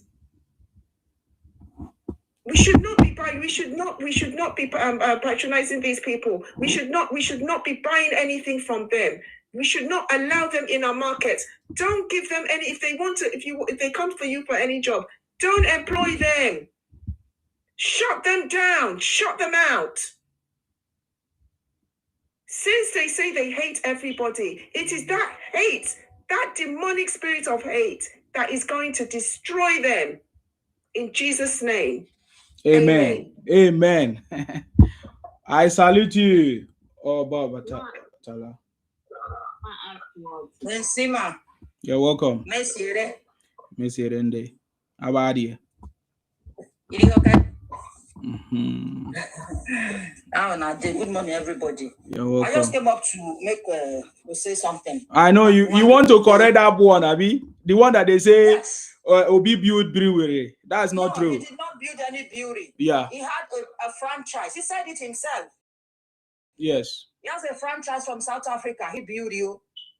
People will start putting it into their head. Obi does not have the capacity to do anything, indigenous for Nigerians. No. He was importing those beer from South Africa. He did not have any brewery. He had what did I just say now? Franchise. Yes. From somebody. It's not his making. He not build any brewery. That's what I wanted to say. I'm sure about that. Yeah, thank you very much. That one is even worse. The franchise is even makes it even worse. So yes, Mama Batala is here. So for those one that insulting I see my last time that you come to Mama Batala platform, blah blah blah. Okay, me too. Shame on me as I don't come here. You people not just get brain. Somebody that is supporting Tinubu, Even if I'm fighting the person, as long as you are supporting Tinubu, you are supporting something good for Nigeria. So we can have our differences. So that does not mean that maybe I will be enemy to him and then I will be friends to you, Nyamini. You are the biggest enemy that I have in this whole world, you Igbo. So now go and write it somewhere because we've given you content now. Go and begin the content that Omo Batala came to Insima platform. So shame on Omo Batala, okay? People that go begin that one. We don't care. Anything for Igbo to leave Nigeria is what we are doing. Because we had enough of your nonsense. You cannot be making 1.2 billion and be collecting 300 and something billion, I be 3-point-something billion, and you think you are the one feeding Nigeria. Nigeria is the one feeding you, and you know it. But because you always try to push wrong propaganda, and our own people that don't have brain, they will be the one to be narrating the propaganda for you. You will bring a propaganda out, Yoruba people will begin to push it for you. Enough of that. We are going to stop that. We are going to energize our people and, create awareness for our people to see that you are the biggest enemy of the Yoruba race and of Nigeria. You are the biggest problem in the whole world. In fact, I want to start something now. You see, the bashing on you will not be only in Nigeria. Sorry, I'm saying this in your platform, Insima. The bashing on Igbo will not be only in Nigeria. It should be all over the world. All over the world. We will let them know. In South Africa, in Ghana, in Benin Republic, in even in China, all these foreign countries, we will let them know that, yes, some Nigerians are criminally minded, and this part of Nigeria that is criminally minded is the Igbos. They will know the difference. We will tell them how, we've been telling them though, but we will, enlighten them on how to identify you. Some countries know you already, but some don't. So we will let them know that this is how to identify you. You understand? You say you don't want to leave Nigeria. Nobody is taking you out. You Scotch. You said nobody is taking you out. It will be better for you to leave Nigeria than to stay in Nigeria because you are going to be rendered useless. Information getting to me now. In all Yoruba states, especially in Lagos State, we are now hearing that you are already being rendered useless in Lagos. And more will come. More is going to come. So the best thing will be, pack your things now and leave when the coast is clear. Nothing you can do. You want to beg now, we will not accept your begging. It is too late to beg. Pack your things and go. You can develop yourself. Me, I'm sure that you can develop yourself. But we want you to go back to your this thing and your evil forest, like they said, and develop yourself. Don't develop yourself in our land. Because we know that what you are doing in our land is not even development. It is because you are into crime in our land. That's why you are there. And our people are nonchalant. They won't even report it when they see it. They will only give their family warnings that they are doing fake drugs there. Don't go and buy something there. Now fake there, they sell. You see that place, the pure water is not purified enough. So don't go there. Don't go. That is what our people do. Instead of reporting you to the police or to the authority, to NAFDAC, they won't do it. They will be warning their own immediate families. We will stop this. We will encourage them to do what they are supposed to do. We will teach them how to do what they are supposed to do. Your own will be finished in Nigeria. Better for you to leave than to stay. Because if you stay, you will be nothing in Nigeria. In fact, South, they don't take your place already. Since you say you no get head, South don't take your place already. And they will see. In fact, let me stop here. Thank you. Thank you very much. Calm down, though. I salute you. Thank you. Good morning, ma. Batala. I want to say good morning. Good morning. Do you know what? Yami, do you know what Igbo people they are doing now?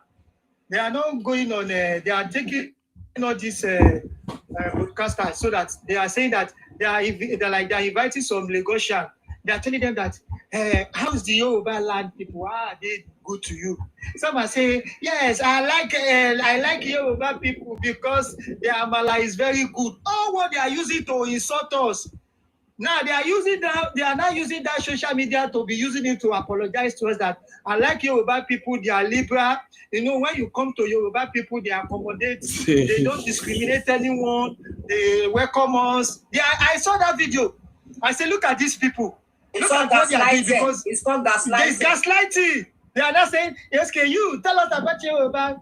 Since when I've been here in this Lagos, I've never seen a Yoruba man that tell me that I should go back to East. They are welcome people. I say, look at them. Imagine. They already know what is going on now. And they are feeling it. But I was thinking in my mind, but you said that you are the owner of Lagos. Why can't you change us out now? I'm expecting you to tell us that Yoruba people pack your load and go. At least you say you are the owner of Lagos. You buy the properties. I do my traditional. You read that I should stop. I do my festival. You didn't tell me that I should stop. I do my utonto. You didn't tell me anything. You are inside. But you are there. That was sweet. You are there, locking yourself inside one room, telling me that I am the owner of Lagos. I'm the landlord. If you want to do a landlord meeting, I've never seen a Igbo man that they will call that. Okay, Igbo, Mama Shukwendi, men are come sit down with us. You know what happened the other day? There is one people, they were like, they were trying to talk to people in Balogun. So they are now narrating it with Yoruba. You know what these people, they say? They say, why are they speaking Yoruba? Are you mad? In our own land. We want you to speak English. I'm not an Englishman. I'm a Yoruba man. I will speak my language in my land. Are you crazy? If you go to where you come from, that's your southeast, go and speak that your Umbata, be what you call yourself. Don't come here to come and tell us nonsense. Okay, thank you very much for that. I see some people talking about the election campaign. I've already been campaigning for. Thank you very much. Thank you. Let me just say something. I've already been campaigning for Tinubu, so I don't know what you are talking about. You don't even know how to campaign.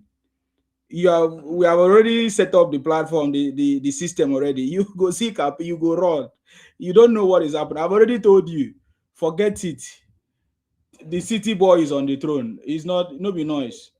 I salute you. I don't know who else want to say something. Is it lawyer Tani? Yes, Oh, Ikwere is one. Hold on, please, sir. Ikwere is one. Go ahead. Mr. Nsema, because of before they use this their propaganda. They use Yoruba name to Benin name to fight Yoruba. They use all kind of name to fight, so bring problem to us. So we will not be one to drive them away. But they don't know that they are just deceiving themselves. You will see us, we will both be new, both Yoruba, Ikwere, Ekao, all of us. We are starting. You will see us in one voice, campaigning for His Excellency Bola Ahmed Tinubu. You think you can come and cause us disarray, so we will not become enemy? No. Keep on crying. We are together now. The other day they say, they say Abi with Mama Batala in the same. You are just wasting your time. You will see us in mass. One voice. Pushing you people back to your starting. You think we are joking? I tell you, for you people to open your media, open and threaten Ihorona people, you will pay. You must pay for it. I will make sure I push you back to your service. It is a blame.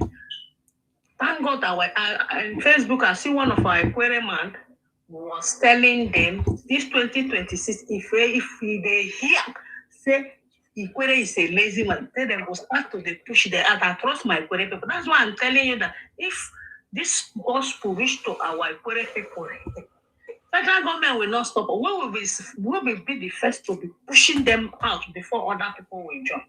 We are warning you people now. You are insulting the whole Ikwere nation. You will pay for it. We are now one voice. You see us here, and you see our squad. We never finish. We are now this squad.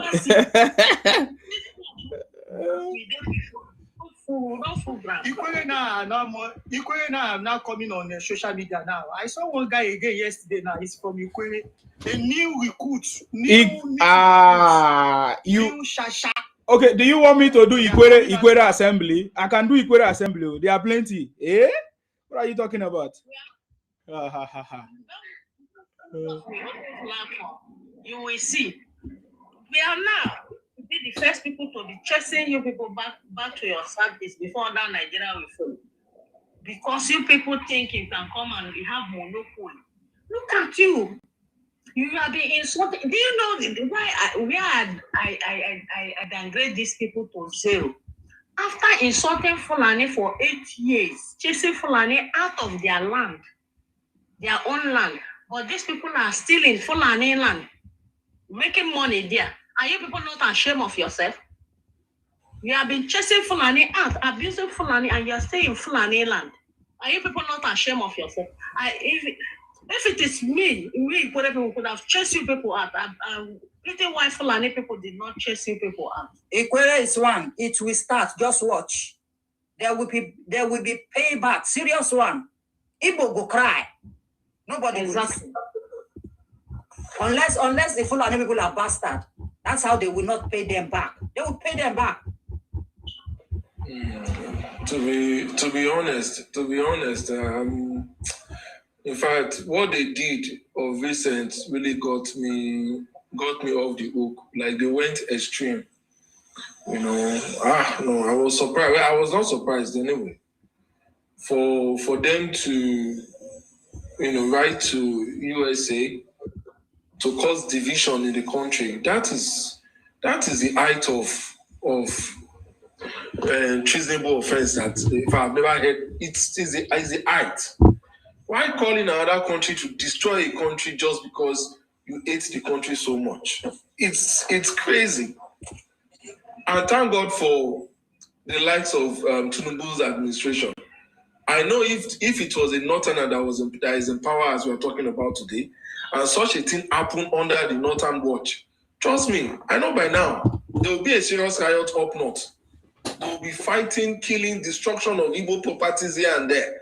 Now, why will you write to USA to divide Nigeria? Why?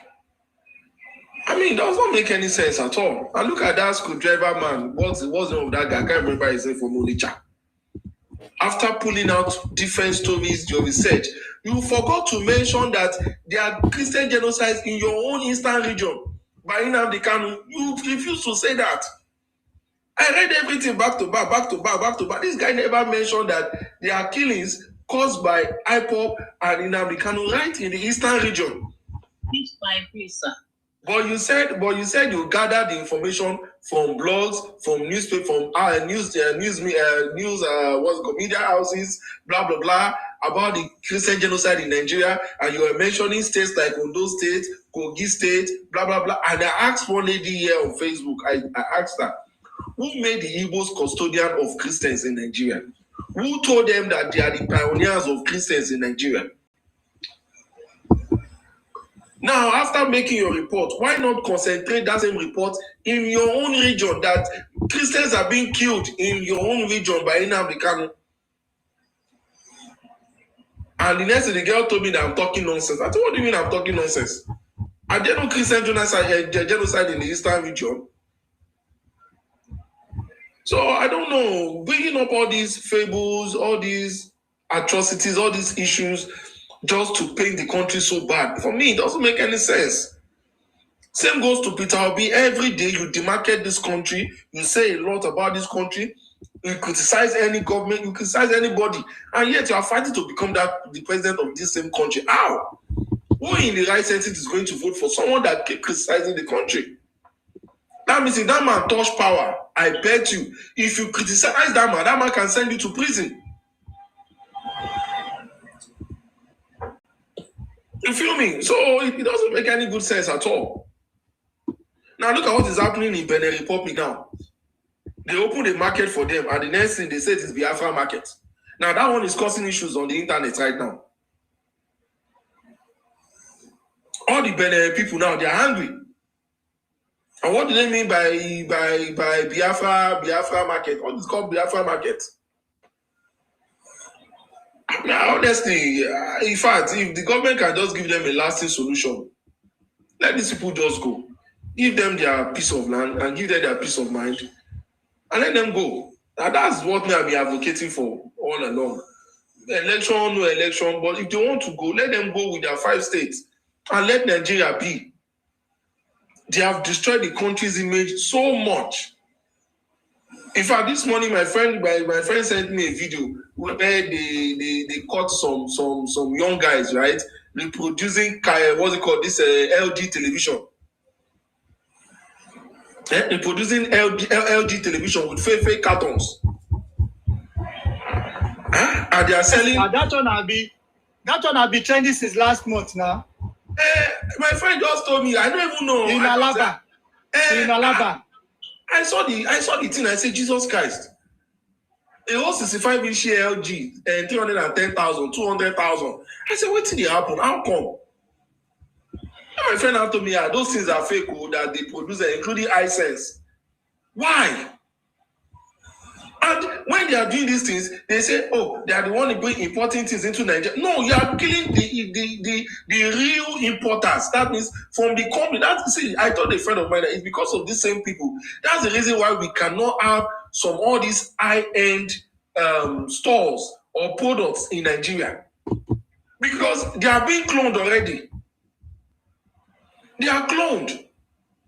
So my friends will be like, why is Apple not in there? I said, why will Apple be in Nigeria when somebody can import fake iPhones into Nigeria? And they call it upgraded, with a clone or whatever. How do you expect that company to flourish? How do you expect that company to sell? Despite the fact that Foani is in Nigeria and they have a big warehouse where they produce LG, iSense, Maxi, and other products, yet they are still cloning all these goods. Why? It's not too much. I'm telling you now, if Foani leave Nigeria and says that people that are selling this our LG television, right? We can't be okay. Maybe in a year we sold only let's say 500 pieces, but the people cloning that same product, they are selling over 1 million pieces because it is cheap. Foani will have no choice than to close down the factory and move back to their country. And if that happens now, they'll be the first person to come outside to say Nigeria is a failed nation. Nigeria is a cost nation. Look at all the companies in Nigeria. They are leaving Nigeria. Why would they leave Nigeria when you are cloning their products? You clone and you destroy their products. If you look at all these our pharmaceutical drugs that we are consuming today, most of these companies, they left Nigeria not because of the economy, because there are a lot of substituted drugs in the market from different companies outside Nigeria. It's easy for any of them to go to India, Pakistan, or wherever to just get the formula of this particular drug that is trending in Nigeria, just get me the same sample or whatever, import it to Nigeria, and they kill that business because people will stop buying that product to go after the cheaper one. At the end of the day, you say the drugs are not working. How come? How do you guys operate? Honestly, I don't tire because even when they bring the original, they will buy for 1 million and sell for 20 million, still impoverishing people. Yes. See, man, let me tell you one funny joker.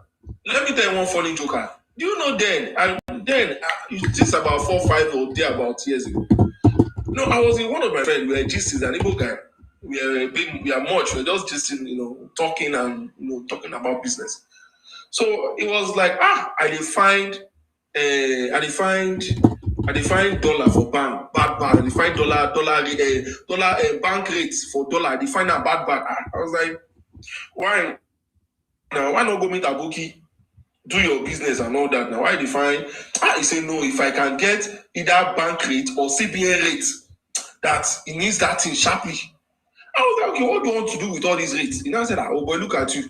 So if you buy them at a CBN rate, that means the dollar will be very cheap for CBN, right? At CBN rate, that when he sends the money to China or wherever he wants to send the money to, right, he's not going to spend that much. But when he gets the goods into the country, he will now sell at black market rates. That is times 3 of the money, or times 4.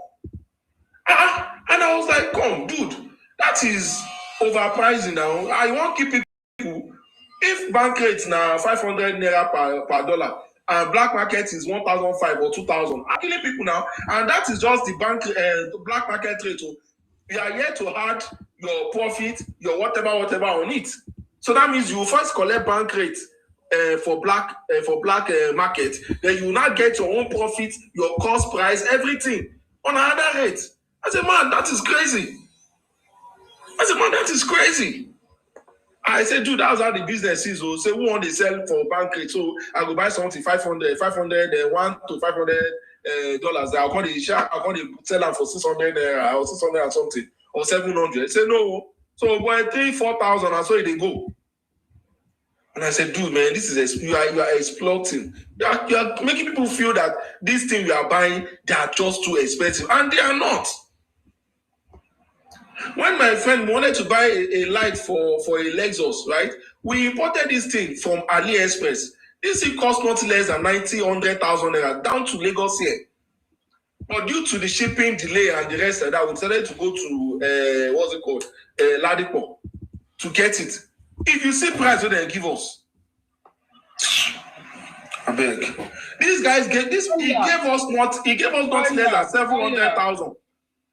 Lawyer, most of those things you see them selling in Ladipo, then they thief them for people car. Yes, Maga. They don't break my motor where now. They will naked people's car. They will move from street to street. It's part of their business. A man just bought a Lexus RS 350 that year. Then naked the motor, come out all the lights. They will move from one junction to one junction to look for car where they go naked. Come out the light, come out everything. It's their business. They know. Anywhere they go, it is problem. They go with problem. Look at what they did to Third Mainland Bridge. When they go, they come out all the camera where police arrest them. So are these business elements or destruction elements? You know, my brother, do you know the reason why they are promoting that camera? Because, my brother, do you know what the reason why they are taking that camera out? So that when they are doing their criminal, so that the camera will not see them. That is why they are taking that camera out. Do you know that all those iron that they always used to guide that bridge, they are the one. They are taking it out. Those aluminium that they used to guide that bridge, they are the one taking those things out. By that time, they are the one. They don't steal from Lagos. There are some people that they just get arrested. Is it not before yesterday? They were sleeping. There were many. They are up to like almost like 10 or 15 sleeping. And they were asking them, what do you come and do in Lagos? They say, I just come. Why are you not working? I'm just saying I'm looking for a job. But where is your house? You don't have a house. And this is what these people they do. They will come down to Lagos, they start sleeping on the street. And those ones sleeping on the street, Nema, those are the ones that they will come in the midnight to come and rob you. Those are their style. They will know where you are staying. After they know where they are staying, you will see them, they will just be like they will walk like a rat. You don't know that they are inside your room. They are the one they will just go and bath. Maybe you just go, you won't go back. Just open your door. They will take all your property, they will steal your phone. Criminal. Mm-hmm. That's why we will not give them. Thank God that Lagos State government take a very bold decision. Though some people might see it as being very harsh, but it's a bold decision to send out some criminal elements that are living within the water. Send them away. People who are using the opportunity to beg for money abroad and not helping those people. Their business has also ended. So there won't be any opportunity for them to be using those people to beg money abroad again. End of their business. So they are taking bold steps to remove all these elements. So as more as they decided that they don't want to do lawful business, they want to be a criminal. The laws are there now to send them to where they want to go. They will know there is law. The law is building up itself. The law was hiding before, but now the law is sitting on a chair, watching them to go to jail. So we will not beg them not to commit crime within the West. Let them come. We have prisons and jail for them. And the one who did the ones that are so obvious, which is spying person, he will also go to where the person is. So they can do whatever they want to do in the East and make that place a desert. We don't mind. It's their problem. And these are kind of people that even get scared of doing business within themselves. They don't trust themselves. They don't trust what they are buying from themselves.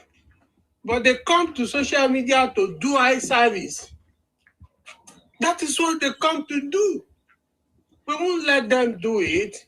We've been so quiet for years, allowing them to do most of their nonsense. Now we are awake to tell them, no, we know the truth. And we have to tell the world the truth.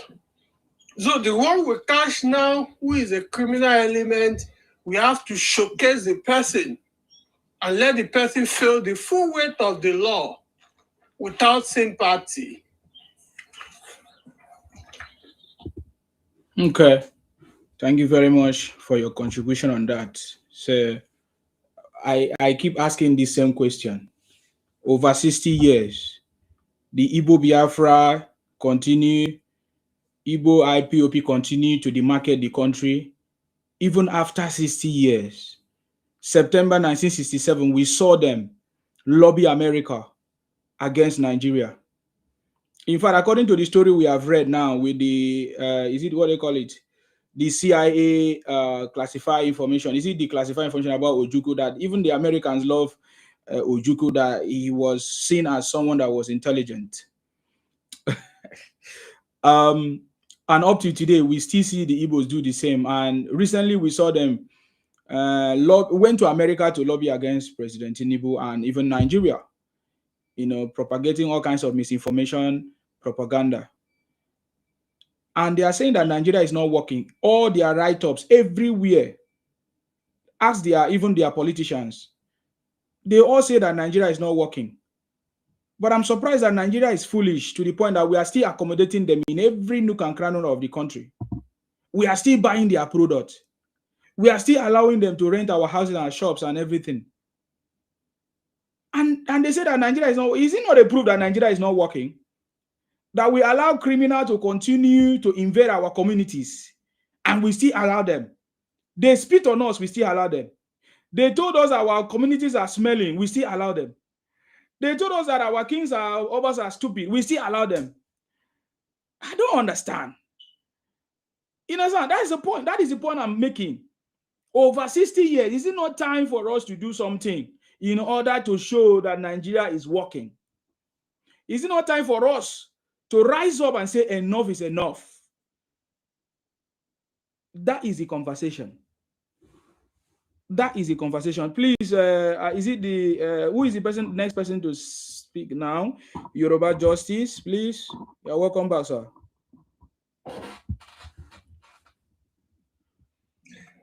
Fellow Nigerians, my submission right now is to deal with the Nigerian government. I am going to put Nigerian government on the witness stand. I'm putting it to Nigerian government that the Igbos are proving beyond reasonable doubt that they are the enemy of the country, enemy of progress, enemy of tranquility, enemy of justice in this country. Why are you still containing them? Why are you still allowing them to be mass migrating and doing all their criminality in Nigeria? I'm putting it to Nigeria. What deals, what submission? Because when we gain independence in Nigeria, we are supposed to fight for independence. Most country that is free today in Africa, in the world, fought for their independence. Nigeria negotiated independence from the British. We negotiated what we want to know the agreement that you signed with the British. Why are we still tolerating these people called the Igbos? The Igbos who are not Nigerians. Why are we still tolerating Nigerians? I am saying this thing. The Igbos are committing grave atrocities in Nigeria. All these atrocities that we are putting it on the Fulanese. The Fulanese, the banditries. It is the Igbos. The Fulani, they don't burn them well to be committing those atrocities. It is the Igbos and the bushes. The Igbos are in the bushes, masquerading as Fulani is committing atrocities. Fulani must come out and put the blame on the Igbos. We don't know the agreement that we signed with the British, that we allow this migrant from Equatorial Guinea to be undermining our progress in Nigeria. We are tired of this nonsense. Igbos, please remove yourself from any territory that you are. And those Igbos who are pompous, who are arrogant, who think because they buy some small, they believe they bought property. You don't buy properties. You don't buy land. You lease it. If you lease a land in anywhere you are that you are not indigenous to that property, they gave you that land for you to be of good behavior. We have seen that you are not of good behavior. Those property can be taken. All those people who sold or who lease land to Igbo people, remove them. Tell them to pack. Tell them to remove their houses. You have no allegiance to them. You have no anything to them. Move them. Because this is the arrogance. This is why they have arrogance. With their criminal system, they brought criminal way. And to my fellow Nigerians, listen. The money, all the money sent to Igbo land by the federal government of Nigeria for the Igbos to make Igbo land great people to develop their land, that money is not being used to develop Igbo land. Remember Peter Obi, he stole money from Igbo land, built a brewery, alcohol brewery, Ogogoro company. That is the Ogogoro that all these Igbo are drinking, that they are committing atrocities against Nigeria. They go and drink Ogogoro. People who are saying Peter Obi build building, be correcting them. Baba, Peter Obi did not build any building. He had a franchise from South Africa to build the building. Actually, 82. Thank you, sir. He stole money. That money is stole from the Obi. He bought franchise. The franchise is the largest shareholder in that building. The money is stole from the Igbo people. He put in that building to have the largest franchise. And that building now, they are doing Ogogoro. And when the Igbo man drink Ogogoro, he go and kidnap some people and rape fellow Nigerians. Nigerian government, wake up! We must deal with these people ruthlessly. They should stop leaving their region and mass migrate to other region people to undermine other people's progress. Fulanese must wake up. Hausa must wake up. I'm telling you, wake up. If you refuse to wake up and allow these people to be coming to your land and they be doing their nonsense in your land and making Nigeria a banana republic and going all over the world to spoil Nigerian name, it's going to be a problem. This is my submission.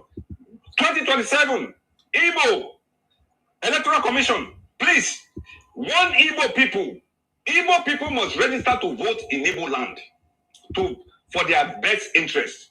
Igbo registering in other people's region to vote against those people's interests is illegal. We Nigerians must wake up. Nigeria, wake up. Remove them from your region. I salute you. Thank you. Thank you very much. Oh boy.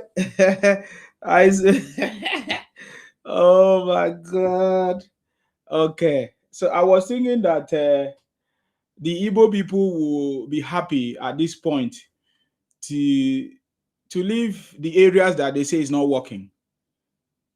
But I think it's like they use juju on all of us. Did they not use juju on all of us? Upon the fact that they keep abusing us, keep abusing the country, we still accommodate them and we still buy. Sometimes we even still defend them. Because even me, I defended them too. Even when they are the ones that, you know, buy my people and try to force us to become Igbos by force, try to Igbonize us. I supported them. At a point, I discovered the criminality. And when I come out and shout, they started even abusing me too. So I'm beginning to see that it's like these guys use juju on us. But I think enough is enough. Enough is enough. Somebody say, okay, Flex, say, every day, Igbo, I wish you Fulani. You are the Igbo Lani in Nigeria. The truth is that you are the real Igbo Lani in Nigeria. Moving from place to place, encroaching, invading people's communities, claiming people's communities with fake story, history, and propaganda. I have not seen the Fulani do that. It is the Igbos that is doing it. So you are the Ibolani in Nigeria, in our community, using all kinds of fake products, fake drinks, fake baby food, all kinds of tactics that you have been using for years. But we have not been paying attention. I think we are beginning to pay attention. I remember, is it Adeyinka grandson had already told us all these kinds of things already in the past. And today we have already seen it in fact, in our naked eyes, two broad naked eyes, how Igbos went to America to lobby against Nigeria. That still baffles me up to today. There's supposed to be a big outrage in Nigeria about Igbos doing this. Continuous demarketing of the country. Continuous lobbying. This is not the first time. I remember when Chimamanda wrote a letter to I think the former president, I can't remember his name. Is it Biden or something like that? This one say you collected IPO. I wish I knew I could have collected money. I wish I knew. I wish I see money to collect from IPOB. Are you getting me now? You guys are all noise makers. You know, because you don't see anything. Since 2023, you keep talking the same thing. I wish I knew I could have collected money so that at least I know that my time trying to support you guys wasn't in vain. Are you getting me now? One of the most educated, as they describe in their land, Chimamanda, wrote a letter to Biden. She said it by herself that she wrote a letter to Biden to intervene that it was his brother or her brother that won election, Obi. But when it was time for Obi to present the evidence that he won election, they couldn't. We have seen so many ridiculous statements, even from this same Chimamanda, who seems to be the educated one in quotes, claiming that some part of territories in South are Igbos, even in the Yoruba land, that there are 13 states which Igbos are residing. Are Igbos not residing everywhere in the world? Because they cannot stay in their home. They cannot make it in their home. They have to go every other place to make it. There's no problem about that. The problem is the insult, the propaganda, the demarketing, the disrespect to their host. That is where the problem is. And continuous articles, writing of articles and videos trying to propagate Nigeria as a country that has failed or is not working. And when we dig deep into what are those things, what is it that is causing the issues in Nigeria, we find out that those things and the people doing it are the Igbos.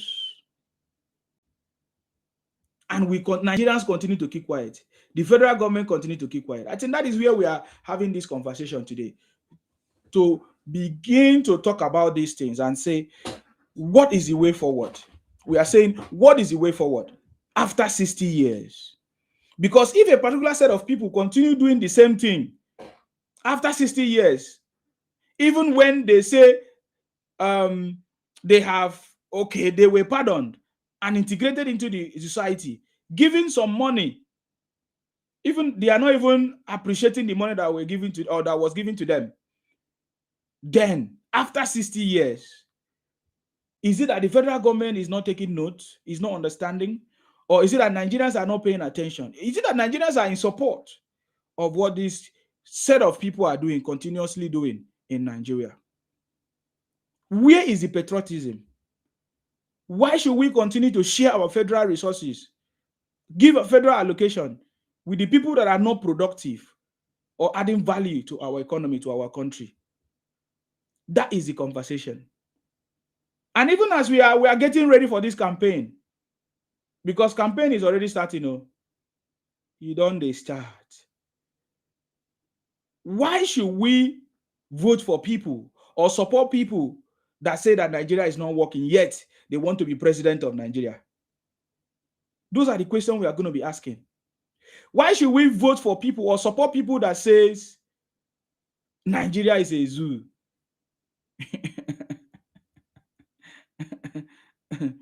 So that is my conversation I'm bringing on board. And I wish all Nigerians will pay attention to begin to ask this question. Oh, it's true. It's been 60 years or even more than 60 years. Why are these people continuing doing this? It means that there's something wrong. So that's the conversation. And I want to say thank you very much to everybody that come here. Oh, sorry, Ikwere is one. Do you want to say something like your last words with our Madam Oba Watala? Is it Oba Watala? Yes. So yes. Yes, ma'am. The last one is that federal government must punish Igbos for this their recent attitude by going to lobby for the destruction of Nigeria.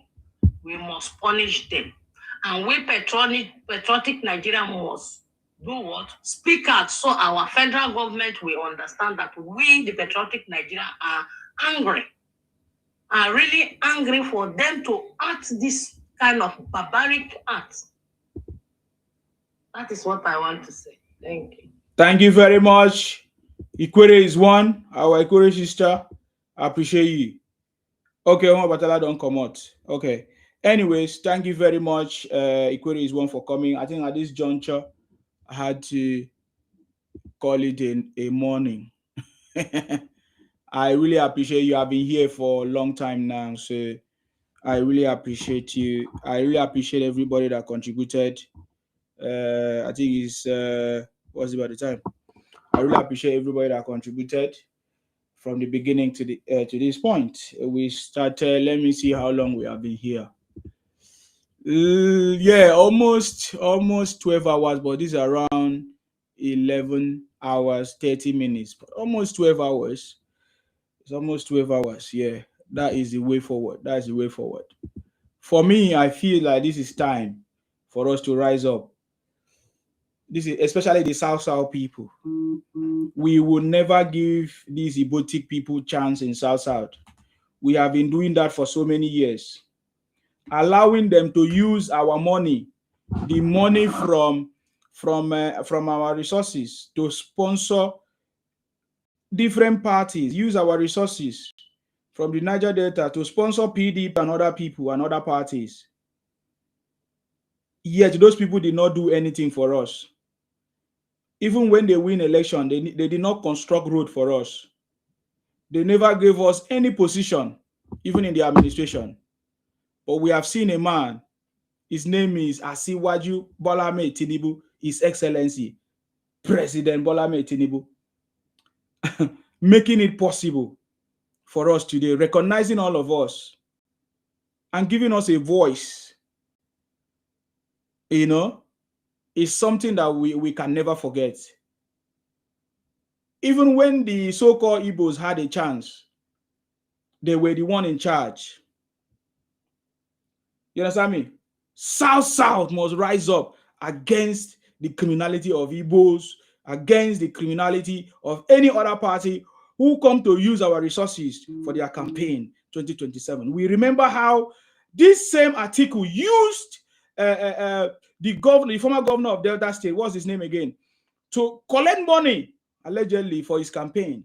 They always collect money from our governors in PDP as at that time. But today, it is 100% APC. 100% APC. So we must rise up. We are not going to give any other party a chance. We are going to show 100% solidarity, support for President Tinubu. I have never seen a man like President Tinubu who is so selfless.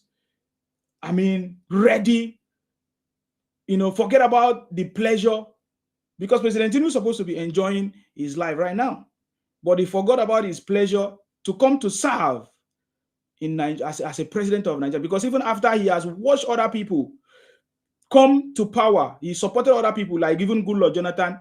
President Tinubu supported Goodluck Jonathan to become president, but he became a failure. Supported what do they call it? Buhari. Some people say Buhari tried, but it was all at the end shambles as Emefiele destroyed our currency as at that time. He said he want to do change of currency or whatever. They printed all kinds of monies, prevented Nigerians from accessing their money, makes life difficult. Even the incumbent did not allow President Tinubu to emerge. Of course, maybe he tried. They did all kinds of things to make it difficult for President Tinubu to emerge.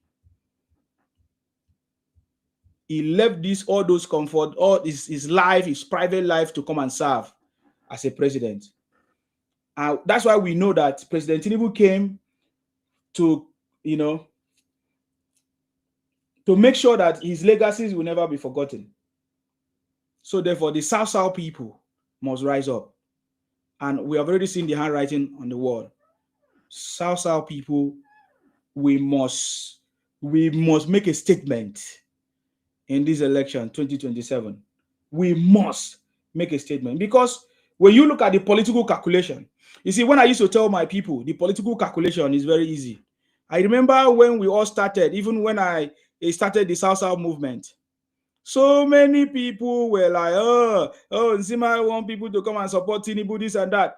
I was trying to explain what it's about, looking at the political calculation, that after President Tinubu, the mantle returns to the north, and when he comes back, he's coming back to the south. We need to play the political game professionally and with wiseness, looking at the future, and that has happened already. 100% South APC, which means we have a chance. We have a chance to partner with people who are ready to move Nigeria forward. So therefore, I call on all our people in the South to make sure you rise up to stop these Nyamiri people. These is Soma people. These Ipong Biafra people who have been so bent on taking over our land with fake propaganda, trying to Igbonize us. Ojukwu failed, and now they want to continue from the footstep of their ancestors, Ojukwu, that failed. You understand me? So therefore, we must be very, very strong. Of course, I've already sent a signal to my people. And even my people are already ready. They are ready. They are ready. The Yoruba people must understand that Igbos are working day and night to invade Yoruba land. How? During the election, they are not just targeting Lagos as they did last time. They are moving their voters card to every nook and cranny of Yoruba land. They already know that they are not going to succeed in South. I can guarantee that one. Therefore, their target is to see what they can do to at least get 25% in the South. Therefore, they are moving and transferring their voters card to Yoruba land, every Yoruba land. Because I know sometimes the Yorubas will only focus on Lagos. I'm saying this again. It's not just Lagos. It's every part of Yoruba land that Igbos are not targeting. The Igbo Biafra and other Igbos. It's a do or die affair. That is what they are doing. But just like I told them already, Obi have no party. You see, I've already said this thing a long time ago when people did not understand. Obi have no party. Obi have no party. There is no hope for Obi. Obi has no party. Obi is not going to be on the ballot because he has no party. It's only when you have a party that he can be on the ballot. So Obi looking for political party to hijack, just like he did last time, he hijacked Labour Party. the last time. But this time around, there's no political party for Obi to hijack. It's going to be difficult for him. Therefore, we must make sure that President Tinubu continue in this feat to liberate and work for the success of Nigeria. Oh, sorry. Do you want to say something? Toyin? Yes. Yeah, thank you very much for giving me this opportunity again. I just want to employ our people listening. Every platform you go now, let us make sure we tell these Igbos, let them go. Don't let us encourage them to say, listen to their rhetoric.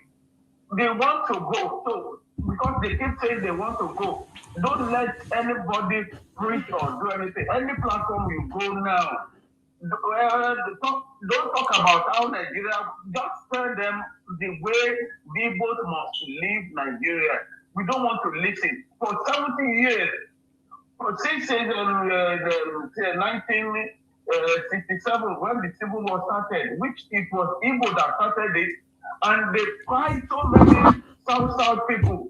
At the end of the day, they made people believe it was the Igbo that actually lost more than 5 million. In the other way, it was other way around. They were the ones that actually fight so many South people. And the Igbo yeah, please. It's very important song. Please let me sing. Please let me sing. Let me sing. Hold on now. Let it finish. Sorry, please. Let it finish. I want to give them 20 pounds to resettle their life again. But these people, they still have this bitterness that Nigeria didn't allow them. Nigeria is not fair to them. Nigeria is marginalizing them. Please, everywhere we go now, we must be telling everywhere that they must go. We must not listen to anything like appealing to them. Let us be telling them you must go. Please, if they don't go, let's be causing them that you have to go by God's grace. If you don't go, everything you lay your hands on in Nigeria will not prosper. Let us show that zeal that we are actually ready to let them go. It's like the same that they keep telling us that Nigeria didn't allow them to go. But let us now tell them, way out, tell your senator, go and protest in your region, protest to Abuja that you want to go. Go to your senator that he must present it to you. If you don't do that, that's what we need to tell them now. Now, we're telling them Nigeria is marginalizing them, they have 5 states. Yeah, let them go with their 5 states. Everywhere we go, please, everybody listening. At least we have over 100 or something listening now. Every platform we go, I've just listened to Rudolph, and it's on his platform talking about another people taking over. Want to say the polytechnic, they want the indigenous to be rector. So the students are protesting that they want their indigenous to be rector in their state. They don't want any foreigner to be a rector in their state again. These are the ways we need to start. So every player we go, every platform we go, let us tell them you must go to your region. Go back to your region, fight for your Biafra. If you don't go, every business you do in your other region, God will destroy it. So I think that's the best thing we need to do now. Let us lead them the way. Thank you very much, Sima. God bless you and your family. Thank you very much, sir. Appreciate you. Yoruba Justice, please go ahead. This is your time. Thank you very much, sir. How you doing? God bless you.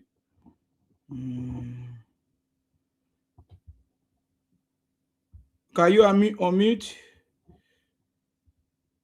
Yeah, please, bro. Yeah, I'm on it. Yeah, yes, I'm. Yeah, hello. Can you hear me, please? I want to sing a beautiful song for all patriotic Nigeria. Go ahead, sir. Yeah, I'm on it. Can you hear me? Yes, go ahead, sir. We can hear you. Can you hear me, please? We can hear you. Go ahead. Yeah, my song goes this way. Nigeria, we are going. Nigeria is moving forward. This way. Nigeria, we are going. Nigeria is moving forward. Without Igbo people. Nigeria, we are going. Nigeria is moving forward. Okay, I don't know what device you are using. There's a lot of noise coming from you, sir. Can you fix the sound? Meanwhile, let's listen to Olu. Go ahead. Oluwoko there, that's the name. Okay, go ahead. Good afternoon, everybody. Let me start first of all by saying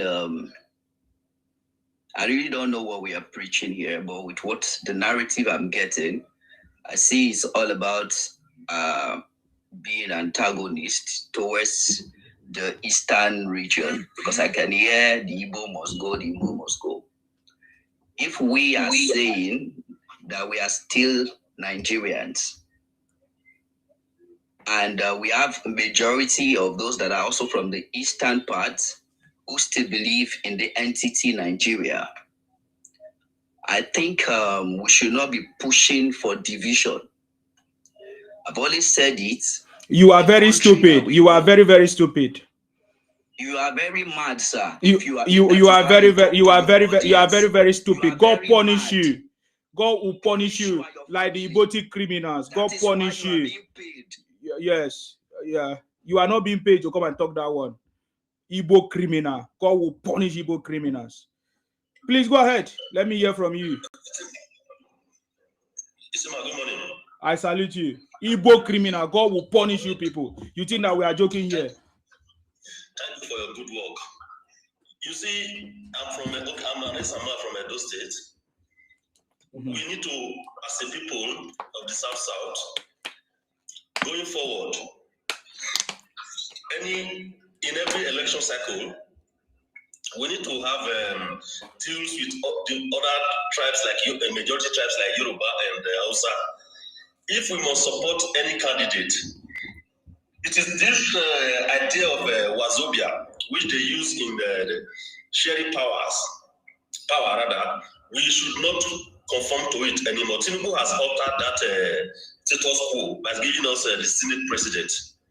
Going forward, any party or candidate we are going to support, we should get at least the Senate president or vice president. The idea of us being dispensables to Igbo people, because they give Igbo second or third positions, then they just lump us, they don't consider us as a major factor in elections, in the project Nigeria. So going forward, we must speak up. Any candidate that is going to give us at least second or third position, because we are all patriotic Nigerians. We don't intend to exit the country. We don't intend to secede from the country, or like Igbo people. We do not have any other country except Nigeria. So I see no reason whereby you are feeding your enemy to have more energy to fight you, to beat you. So Igbo people, they say they don't want to be Nigerians anymore. I think we should start encouraging our leaders, pressuring our leaders to give them what they want. They said they don't want, they are not. If you see the level of misinformation, demarket these guys are doing against Nigeria, it's very painful. So that's what going forward, Igbo people, okay, with this obedient movement, a lot of our youths, particularly from my state where I come from, Edo State, they are very gullible. They carry obedient movement on their head, even more than Igbos. You will see them attacking their own leaders. You will see them attacking their own leaders from their state, from their sub-region, in favor of Peter Obi. Peter Obi doesn't have anything to offer us. He has not to offer. Whatever he's fighting for, Igbo agenda.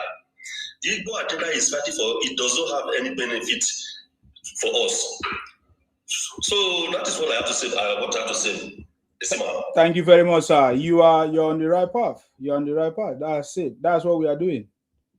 That's why if you listen to my submission, maybe you were not here, but that is what I'm saying. For so many years, we have been we have been allowing what do they call it? These people to use our resources to campaign for PDP at that time. Allow them. They use our monies.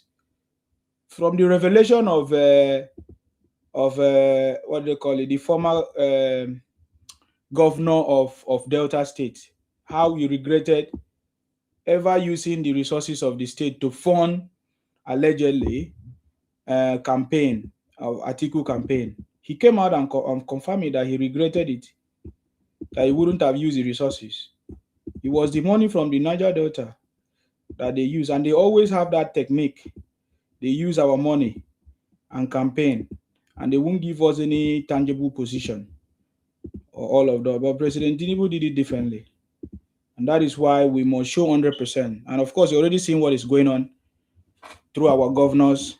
As it stands now, South is all APC, which means the funding that used to go to PDP or any other party is not going to be possible anymore.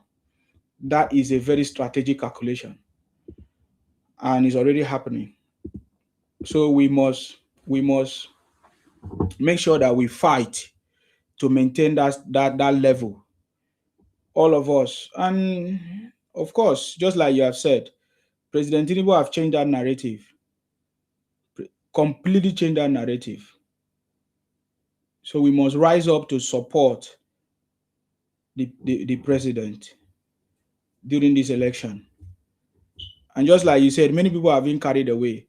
Those people that you say from your place, sometimes most of them are Igbos or have affiliation with Igbos, either through intermarriage or some other kind of way. So they are kind of show allegiance to Igbo or whatever.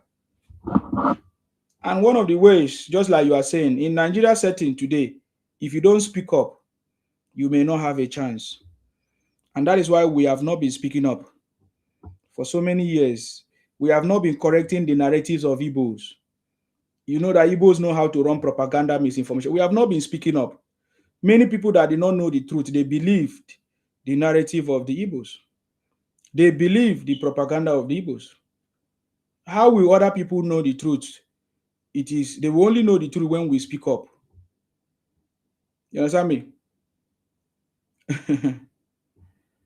Every other person will know the truth when we speak up. But if we continue to keep quiet, people will not know the truth. Many people classify us as Igbos when we are not. So, but when we begin to speak up, people will now know the truth. We have to speak up. Before, silence, we used to think that silence is the best way. Oh, they don't know what they are doing. They can't do nothing. They are just making mouth. No, because this is a digital world now. Digital world where whatever thing you say, videos, articles, comments that you make become a digital footprint. Create what is called a digital footprint that people can even make reference to. And if people don't know the truth, they will use what they see on social media as the true digital footprint against you. So we must begin to speak up. So that is one thing I think we must do as South people. We must begin to speak up and not keep quiet. That is the only way we can even draw attention of the government and every other person. If we don't speak up, they will say, oh, those guys are okay. They are mumu or they don't know. So we must speak up, sir. And I think that is what I'm doing. That is what other people are doing. That is why you see many people are speaking up. It's not that we don't have what else to do. We have what we are doing, but we know that this thing is very, very important to speak up. So, sir, just like you have said, speaking up is the number one step that we must take.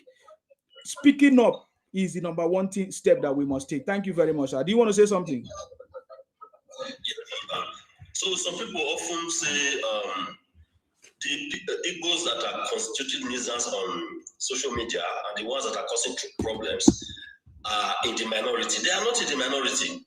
Even their leaders support them. Yes. You can imagine that their elites, Chimada, teacher, whatever, that woman has made a lot of misleading statements about the country. Yes. In a very intelligent manner. And that woman has a big platform. She's an international icon. Their leaders, have you seen any of their leaders, even be it business, religious, or political leaders, that has come out and condemned what their people are doing? They don't. They are like banking on it.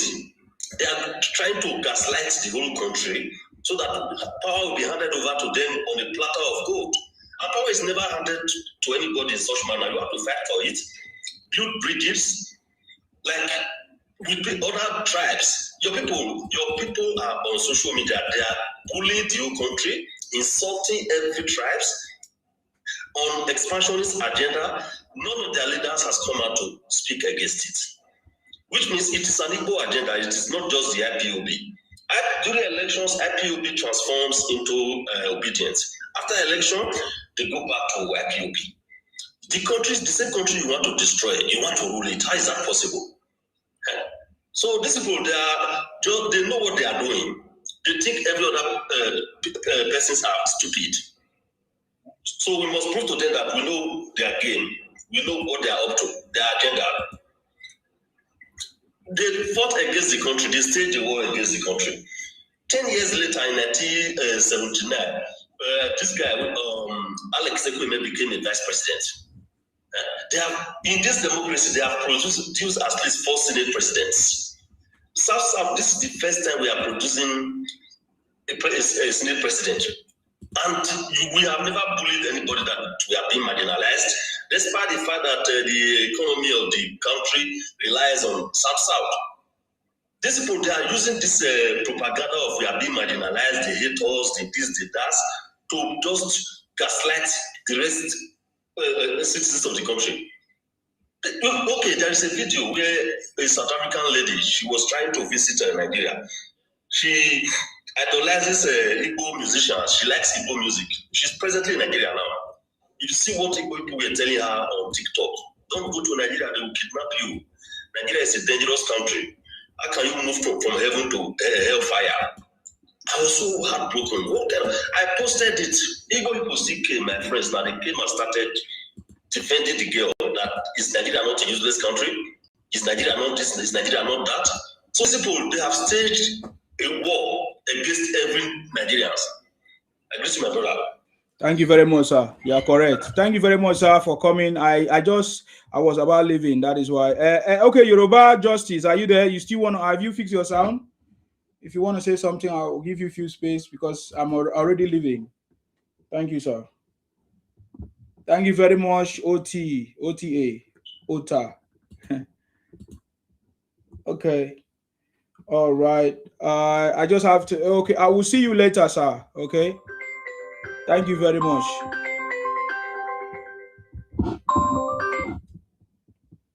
Thank you very much to all of you that participated today. Okay, this one say Oluwo coded. This one is Igbo Biafra. I say I'm looking for to collect my balance. This one say go and work. This is my job. I'm working and you are complaining. This is my job. If you don't know, are you not seeing my uniform? This is my job. You see me in my uniform every day, and you say I should go and work. I don't have any other job. This is my job. In case you don't know. In case you don't know. By the way, if you have not gotten my book, go and read it. This is it. Ikwere, Ijo, and Ibom people are not Igbos or Biafrans. How the Biafra project failed to take over the Niger Delta and coastal region of Nigeria since 1966 till date. Ikwere, Ijo, Ibibio rejected Ojukwu Biafra in 1967 and continuous rejection in 21st century. So it's no longer talking. It's now in a book. And the way I say it is the way I write the book. If you read this book, you will see Nsima. You will understand. You can get the book on nsimabooks.com. That's my website, nsimabooks.com. The book is there, nsimabooks.com. You can order the book there. Or if you have a Kindle account on Amazon, you can go and read it there. It's free. If you have a Kindle account, you can read it free of charge on Amazon. Just search for Ikwere, Ijo, Ibom people are not Igbos or Biafrans. by Nsima Nseobong Asuko or by Nsima. It will just come out. I'm telling you, my brother, this thing